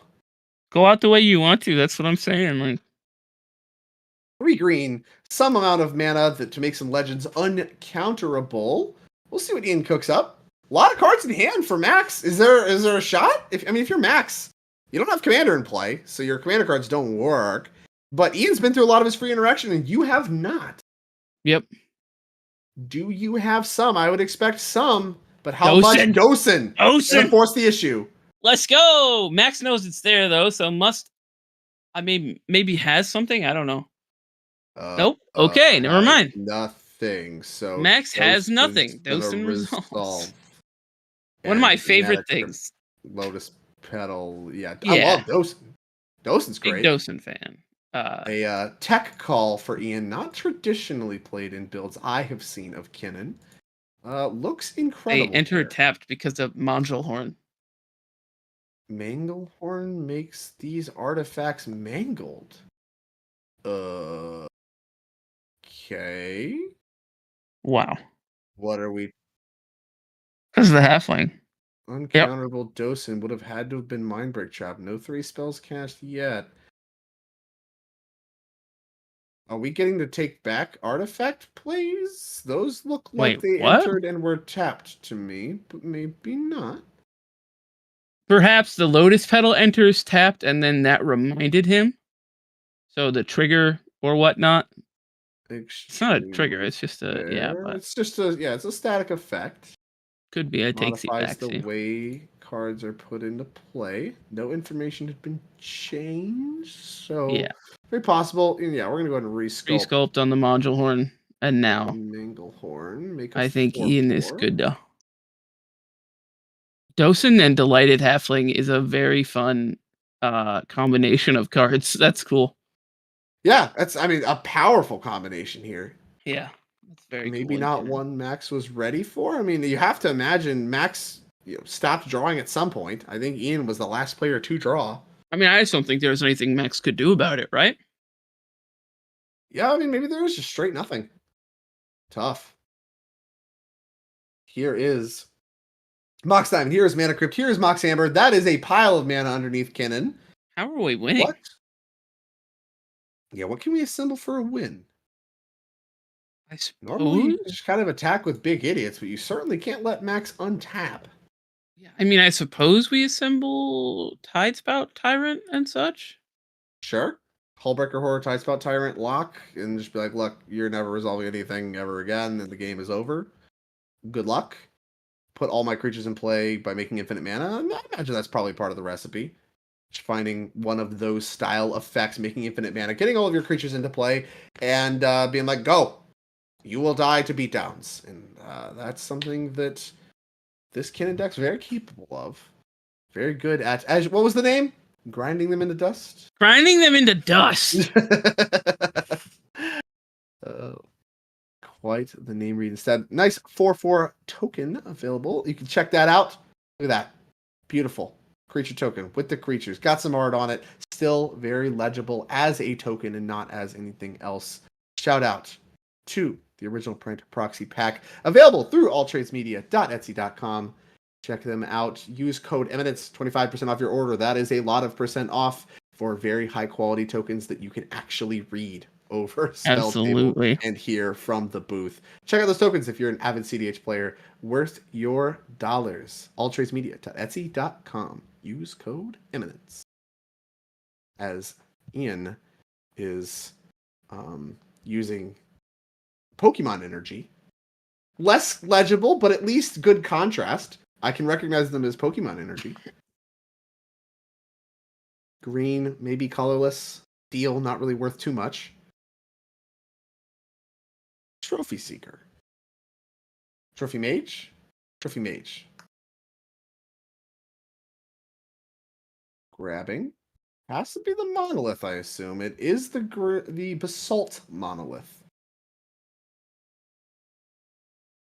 And that is the same infinite mana combo we saw from Max. Yeah, we know how this Was one able works. to be disrupted. And we just have the finale to lock it up right now. Oh, okay. We just have finale. And he's like, well, I'll Hullbreaker Horror, bounce all of your permanents first, and then after I'm done bouncing all your permanents, you are going to big die to Finale of Devastation for Infinite, which is going to deal lethal damage of all kinds. The handshakes are extended. Handshake Comedian, offered, the fist bump from Paxton. your champion. Comedian MTG takes down. Well, we're going to certainly hear from Ian very shortly. 500 points on his way. We were talking about how he's behind on the leaderboard race, came into this tournament 21st on the leaderboard. Now, the winner of the largest CDH event in North America, over 220 players in this event, $2,000, 500 points heading Ian's way, punched a ticket to the end of the year championship, which I know we will see him present for. Yeah. And his reign of terror on the CDH, I'd say format, the CDH tournament metagame for sure. Yeah, is certainly. once again alive and well. Amazing. excited Really, to hear from really closed it out. A double Consphinx and Max just never drew. I mean, must have not had 0 mana interaction left in the library. I don't know, because we were through Forest and Pact and Fierce Guardianship, I think. So we had something, but used quite a bit, I think, already. Ian had as well, though, and the interaction's not flush in the Kinnan deck, so you really only need a few pieces anyway. The uncounterable Dosen, a tech shot for Ian, something I'm definitely going to ask him about here in just a moment, came up huge. I mean, where it counted, at the highest stakes moment, in the highest stakes pod, I mean, came through, uncounterable, put the check mark on the game, and for someone who had their turn 1 Soul Ring misstepped and maybe looked a little bit, I don't want to say hated on, but disproportionately interacted with compared to where things were at, was able to come back from behind in part thanks to the Time Twister and steal the win thanks to Consecrated Sphinx. That was, I mean, it's just a case of, yes, skill is a very important factor, but also getting reloaded and drawing the right thing at the right time was hugely important to how Ian did in this game. And getting Delighted Halfling online to maybe avoid some hate for his Kinnan early, and then it was it was about as good as you can play that deck, I think. And great job. Great job, Email Ian. politics were definitely a part of that game as well, and like I'm very obviously interested to hear about that as well. This is a very stacked pod full of heavy politickers, and I'm sure if you were privy to that, you could watch a masterclass at work. Very interested to hear his thoughts on that. For the rest of our competitors, Paxton and, of course, Evan Pierce, Max Sternberg, a bunch of points, bunch of money headed their way. Leaderboard positions, big shakeups for both of those players. Jorman on the outside looking into this pod maybe has a little bit of a sweat. His lead maybe not quite so wide as it was coming to this weekend as things heat up on the leaderboard. Ian, of course, already punched his ticket, punched his points. We'll see if he wants to continue the fight, the good fight on the leaderboard race, but it locked up the championship already. Second player to do so, joining Ori, as we will see towards the end of the year. Very excited about that event, but already a lot of talent in the CDH space vying for position on the leaderboard, and of course, a ton of winnings. I mean, this is as good as it gets. As someone who has competed in tournament series, things of that nature, it does not get better than this. And these pods, these high stakes, this is what it's about. Because I believe we have Ian on the way. We have an Ian on the way. Left his trophy at the table. That's his now. Got to give that to him. You gotta go back and pack his backpack up still. Oh, sure. Make sure you don't lose your deck, all that kind of stuff. A lot of congratulations to give. Hey. Ian, you hear us? Hi. Ian, you've done it. Congratulations. Thank you, guys. I appreciate it. Congratulations. You won a platinum event. I know. You punched your ticket to the Top Deck Championship. Yeah. How do you feel? It's one of those things where this happens like every time I actually win, where I like go numb for about 25 to 30 minutes and like I get a little overwhelmed. So I'm like right in that phase right now.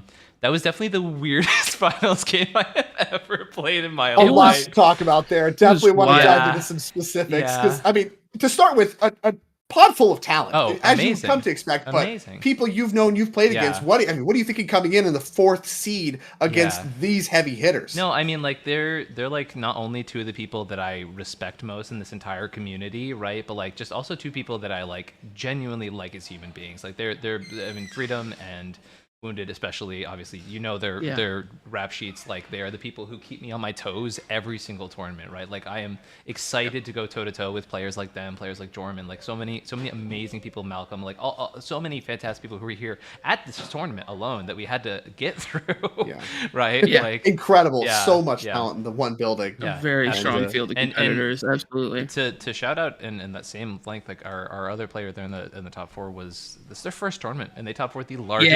US what a tournament. run. Yeah. Insane. So yeah. Big Paxton fan here in the booth. Yeah, Scoots rooting for Paxton the whole time. Loves a little Sauron action. Dude, honestly, Sauron plus the upset would be hot. I'm sorry to take it sick, away. Right? It'd be really good, right? Speaking of Paxton, where are you at when the first turn of the game, you go to play your Soul Ring from 4th position, mental misstep comes down from Paxton. What's going through your head? I'm not gonna lie, I was pretty pissed off. I did not agree with that play whatsoever. I thought like Esper was a very obvious target. It's one of those things too. I'm a very emotionally led person, so it's one of those moments where I've learned to just like be like as that sort of like stone state at that point. So I just went like, why? And I was like, okay, explain his reason. I was like, okay. and just moved on with the game. And I was like, just ate it and just moved on. And luckily we were able to recover. But yeah, that was a tough start going forth too. I mean, yeah. Paxton was kind enough to refill you after that. Yes, though, yes, so, I did. That was sort of the fun karmic balance we got on that one. we saw the con sphinx obviously drawing up the twister. Mhm. What else did you get? Chat really wants to know about that I twister. think it what was you ended like up- 3 lands, GSZ or Green Suns, sorry, and then 4 Psych Rift and Fierce, right? So with the 2 double like free protection, I felt very comfortable like tapping out for a Sphinx there, right? So that part was really nice. That's very cool. I mean, that's it just goes to show how pivotal resetting your hands can be, and how you're never out. Yeah. This is your victory, and you did amazing. I do have one message to relay to you from Lua. She says she loves you. Oh. In the chat, so I'm supposed to pass that on. But Ian, talk me through the consecrated Sphinx standoff there at the end. You both had a gun. Yeah. No, so it's really interesting. Anytime, and I did say this to the guys, I was like, I love that this, obviously it was a crazy interaction. It's one of those things really interesting to like, people will be like analyzing this game for a really long time, I feel like. But, I was kind of hoping for a finals that wouldn't be as just like there's going to be a lot of opinions on this one. There's going to be a lot of people who have a lot to say about this particular notion. But Voice is back. Robot Voice is back. Gotta rejoin video call. Ian, are you back, Ian? I think I'm back. Yeah. Oh, we're back. Welcome back. A lot Apparently, of opinions. I was going Robo. Robo. Yeah, no, people are gonna have a lot of opinions about it. So the standoff in general was just a lot of Max really went for it, right? And the best thing you can do when you go like over the top for it is to have the backup to like be able to at least get back to your turn, right? And I think he played to his out there. I think there was a lot of conversations back and forth. Obviously, Freedom was like pushing pretty heavily. I mean, you saw we were down to the last piece of interaction there. For those who don't know, console. Yeah, I normally am a pretty conservative player. I think a lot of people know that. But I was hitting those triggers not because I wanted to send the game into just this absolute bonanza, but specifically because I didn't have free interaction anymore. I was being very transparent about that, and I was like, "Yo, if you think we can survive this, sick, but like I can't." And then, Max made a very good point of like, hey, look, I got to also survive Ian's turn. So I'm trying to draw all of my free interaction too, right? Yeah. And that's sort of where we got to that point. And I think we just hit this like nihilistic Ian has 60 cards in hand point where I think he just, he saw that I had like Fluster and not the mana to cast it, all that kind of stuff. So I think that's when the cards stopped coming. Yeah.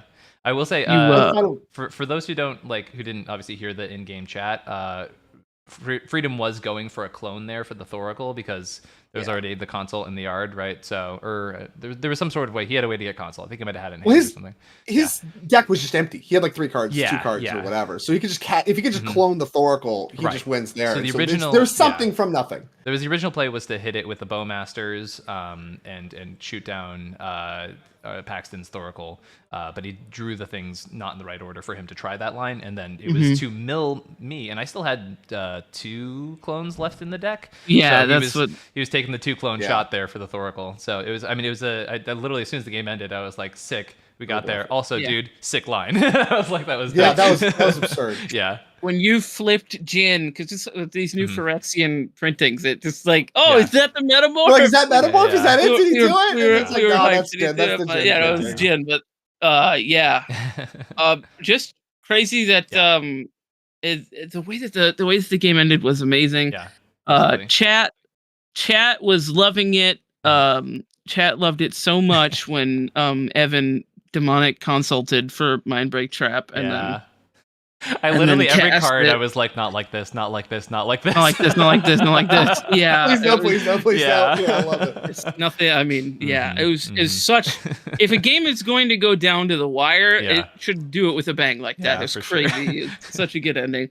Like you said, I think it's going to be talked about for a long time. For sure. Yeah, I agree with that as well. Before I let you go, and I'm done with my questioning, I want to talk a little bit about your deck choice for the weekend and your composition as well. I think we saw some cards come up key, Dosen specifically in the finals there, being able to shut everything off. Bringing Kinnan again, a deck you were very successful with, but you kind of moved off of for a while. Talking about your decision making, your process there, and then we can move along with things. Yeah, absolutely, man. So Dosen specifically, let's talk about that. I have been, as people know, I do coaching as a full-time career, right? So like for over a month now, I've been like, hey, y'all, if people are pushing a bunch of heuristic studies, it helps not being able to cast spells in response to your spells, right? So I know I'm sort of the radical on Dosen, right? For Kinnan specifically, and not a lot of people are playing it, especially because you can't flip into it and all that jazz. But Dosen, I think, is just the same reason we all love Grand Abolisher, right? It's our discount. It's our Grand Abolisher from Walmart, right? And true, Grand Abolisher at home. Yeah, exactly. But you can't hit it off the halfling, which is kind of hot. So that part's pretty cool. And also, I think that did come up towards the end because Max could have had as much free interaction as he wanted, but I had Dosen with halfling, right? Uncounterable Dosen, pretty good against that. I mean, Dosen. Green Sun Zenith getting it in, Finale for 3 getting it in, like it's very, very nice in a creature heavy deck because most of the time they're going to be like what Manglehorn, Mana Dork, whatever, right? And then sometimes Dosen gets in. As far as Kinnan itself as the deck choice, it was my best deck last year, just as far as consistent top results with the deck. I think it's very clearly, if not top 5, if not top 3, top 2 decks in the format. I think it's very powerful, very consistent, very explosive. It's one of those decks that can play a responsible game well, can play the aggressive game well. Like I know people who've built it in the complete opposite way as someone like myself who's like, once again, very conservative with my play. It works for all of the pilots who jump on it. I knew coming around this time, especially for such a big event, last Top Deck event here at this very space, I bubbled out on 2-2-1 and came into today on 2-2-1 as well. And I was so anxious. Wow. I was like, I brought my good deck. I'm like trying to get into this top 16, man. And it's 220 players, but also most of the great players in the US are at this tournament right now. Like, not to discredit anyone else out there, but there are some absolute murderers in this building, right? Like, so for me, I am absolutely just like ecstatic to be here. And I knew I had to bring out the big guns for this tournament for sure, which is what I felt Kinnan was. And you did. Rewarded with a trophy, obviously, a ton of money, ton of points, punched your ticket. Do you have any final shout outs? You mentioned coaching full time. Where can they find you? And then we can close it down. Yeah, I mean, first of all, thank you to the Massachusetts crew, who there's a bunch of people from Mass who got me an Airbnb pretty last minute to come here. Thank you to my loving partner, Lua, who got mentioned earlier in this stream. So many amazing people that have helped me get to this point. For those who don't know, I'm Ian from the YouTube channel Comedian MTG, largest tournament-based CEDH channel on YouTube right now. And I also do coaching as a full-time job. You can find me on the YouTube channel at Comedian MTG on Twitter, Comedian_MTG on Discord, or what's the last one? Oh, email, comedianmtg@gmail.com, baby. Let's go. Perfect job. Well executed. Thank you, Ian. Thank you, absolutely. Comedian, however you prefer to be called. Thank you for being here, and congratulations on your win. We'll leave you to celebrate now, and we can close this show down. Congratulations one more time. Thanks, man. Much love. All right. My partner in crime here, Scoots, seems to have left the booth. I believe this is the end of the show as it is. Thank you all for tuning in. This has been the largest CEDH event across the United States so far. Little Simpsons meme there, a little so far. We'll see how the rest of the events play out as the series progresses. This is the Top Deck Championship Series. It's been a platinum event, highest event you can, biggest stakes there is. Make your way out to one very soon. There'll be more announced on Eminence. You can find them at topdeck.gg, Eminence on Twitter. Plenty of places you can find Eminence. You can support them. You can make your way out to these events. They are high stakes, and as you can see, the sparks do fly. Thank you all so much for tuning in. We will check you all next time. Thanks, everyone.